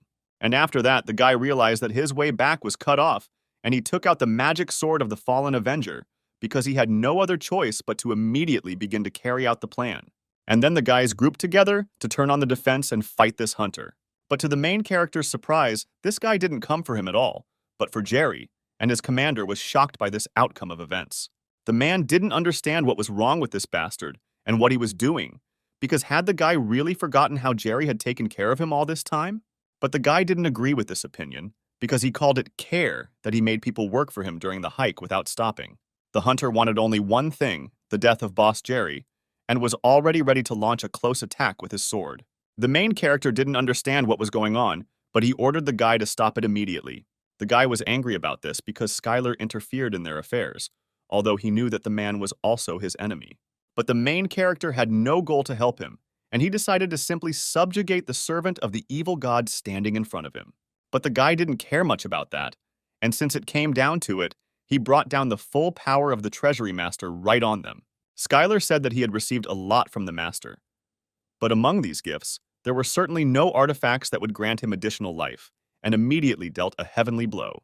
The rest of the hunters stood in horror, because the guy defeated this monster with one blow and no one even had time to stop him. At that moment, Jerry realized that he had disgraced himself in front of his own subordinates, and now he was completely helpless in comparison to him. The man was safe and sound, and he added that thanks to the main character they avoided a catastrophe, although of course he could have figured it out on his own, but he still thanked him. Hearing the words of gratitude, the guy was glad that everything went exactly like that, and after that he told him to get lost, because this was their place, and threw him straight into the sea. Skyler turned to the other hunters and said that if they ever got in his way again, he would suck the brains out of them, just like he did with their leader. The guy was glad that everything ended well for them, and his team thanked him for once again dealing with everyone cleanly. The protagonist was interested in the question of whether Sayla was interested in how he saved them, but the hunter answered that not really. She only asked why he was helping these bandits. But when he threw Jerry away, she seemed to be a little pleased, because when he helped them, she was very upset. But now she is better. The guy knew she wasn't like Jane, but they really were completely different. The main character decided to deal with the remaining monsters and quickly return, because they needed a rest.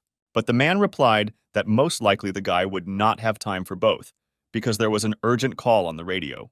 He added that China had finally contacted the overseas clan and other countries, and they had promised a very attractive reward and wanted them to send them Class A hunters. At this time, in the office of the head of the Chinese Hunters Association, the head of the Tao Association could not believe that they had to bow to other countries because of some monster. It was a great shame for them, but there was nothing they could do, because the monster that appeared during the wave was none other than a dragon monster of Class S. This dragon torch had already destroyed more than 10 villages and was not going to stop there. And if that were all they had, they could have handled it without any problems. But the real headache was that he was heading to where the foreign corporations were. The talk was about the heart of the Chinese market, Suzhou, which was famous in the economic market and was among the top 10 cities in the world. If it weren't for that, they would have allowed him to destroy as many villages as he wanted and head to other countries. But everything was getting worse with each passing minute. The man asked what the countries and clans they had contacted had responded with, and whether they had sent out Class A hunters. The countries were willing to accept the proposed reward, but wanted them to show sincerity first. Since they were sending out A-class hunters, everyone wanted them to level the playing field and send him out. And in this situation they had no choice, and the head asked to convey to the countries that put forward such a demand that if they send hunters, they will reciprocate. And they will send the strongest hunter, who was the symbol of the first-generation hunters, the S-class hunter, Chan. At this time, in the center of Suzhou City, there was a gathering point for overseas hunters. No one could have imagined that so many A-rank hunters would gather here, when usually there would be none. The guy thought it was normal, because in China they not only offer attractive compensation, but also the opportunity to meet with Chan. Jane wondered if he was really that good, since she had only heard his name, and the guy added that this hunter was exceptional among all the first generation. The boys were amazed at how Skyler praised this hunter, and he must really be incredible. But the main character heard that his whereabouts had been unknown for over 10 years, and the Hunters Association could simply be hiding him. But it was hard to imagine who the S-class hunter needed to be protected from. Suddenly, all the hunters turned their attention to the approaching motorcade. It seemed to them that it was precisely him. The long-awaited hunter of all times, Hunter Chan, stepped straight out of the car. It was indeed him, despite the fact that there were rumors that the man was dead, but he looked completely healthy. The protagonist couldn't believe that he was seeing the legend of the first-generation hunters with his own eyes, because frankly speaking, he considered him much weaker. But despite this, the huge amount of mana he emitted was like in his best years. And it was very strange for the guy that he used protection when he was so strong and there was possibly something they didn't know about. When the man came out, he immediately noticed the hunters and asked what they were doing there, because he had never seen them before. One of the hunters replied that they were sent here to help deal with the torch dragon monster. The hunter did not understand what they were talking about, and what kind of monster they were talking about. Then he began to look around and noticed that he was really in China. While he was speaking, a security guard was already running behind him, who kindly asked him to just be quiet and wait 1 minute. But there was a feeling that this great hunter was not here, and he immediately asked if anyone had any treats. S-class Hunter Chan had heightened senses so that no one could follow him, as well as a strong and modern body from endless training. On top of that, he had a noble heart and put life before other priorities, and some might say that all his stats reached the peak, but he remained a legendary first-generation hunter. The main character couldn't get his head around the fact that his idol had dementia and was not of sound mind. None of the guards understood what had happened to him, since everything had been fine in the morning, and why he had gone mad again. One of the guards couldn't stand it and yelled at him, reminding him that he had come to take part in a hunt for a monster on the orders of the Chinese Hunters Association. But these words made him very angry, because how dare he lie to him? Because Chan didn't look like the type to listen to these rotten bastards. And now he understood everything. Why there were so many unfamiliar faces here. They must all be spies from the Hunters Association, sent to kidnap him. And the old hunter could not allow this to happen and longed for only one thing, for all the spies around to die, and began to use magic against them. The main character did not understand what this crazy old man was doing because he was in a completely terrible state, but he could still move so perfectly, it seemed that this hunter was on a completely different level. But it was clear how strained his relationship with the hunting association was. And at this rate, all the hunters who had gathered with great difficulty could die at the hands of an S-class hunter, and not a monster. Skyler managed to slow him down a little and immediately asked Hunter Chan to calm down a little because they were not kidnappers from the Hunters Association. The guy added that they were rescuers from abroad who had come to get him out of here. The historian could not believe that they had come here for him. Skyler continued that he had taken out many hunters and there were many foreigners here, and if you looked closely, many had huge noses. He quietly whispered that they were under cover of the monster fighting squad and would take him back after the battle, and therefore asked him to cooperate with them, because they would not only save him, but also feed him delicious food. The old man liked this and said that first they would kill the torch dragon and then have a delicious dinner. The security couldn't understand what happened there and what the guy said to the hunter that made him calm down so quickly. Suddenly, one of the security guards received an urgent call from the department. He was told that the first Chinese detachment that was sent to stop the torch dragon had been defeated. The Chinese Hunters Association had developed a plan to defeat the dragon with a torch, which on paper was incredibly simple. They wanted to use world-class anti-aircraft weapons, and also gathering high-ranking hunters in China and beyond, who were divided into the first, second, and third squads for attacks. To gradually weaken him without leaving any chance, however, this plan failed even before the foreign hunters gathered together. After all, the first detachment that quickly set out on a journey with the aim of stopping the torch dragon was completely destroyed. The main character didn't know whether this was good or bad, because he thought that all the hunters were dead. But some of them were captured alive and held by some powerful magic called spatial confinement. It was one of the most powerful spells and captured the victim and absorbed their mana. No one could believe that the dragon was able to use it on multiple targets at once, and this monster was definitely on a completely different level. Skyler was asked what they should do, since there were so many hostages and the A-class hunters would not be able to attack, and China would not be able to use anti-aircraft weapons. And at that moment, the main character regretted 1,000 times that he took this hemorrhoid and probably should not have accepted their offer.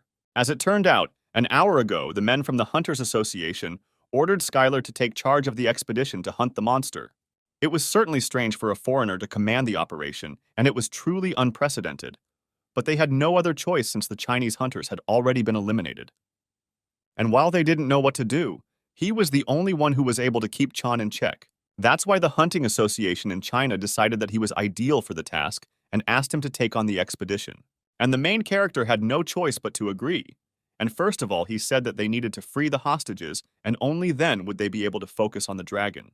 First, they will get closer and remove the spell and deal with it all together. Hunter Chang was looking forward to this, because once they killed the worm, they would be able to get out of this damned country.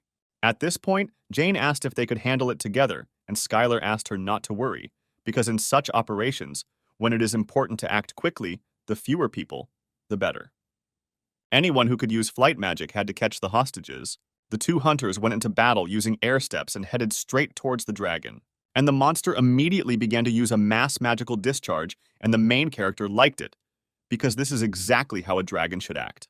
Skyler decided to strike back and use the divine finger, but Chan stopped him and said that he would handle it.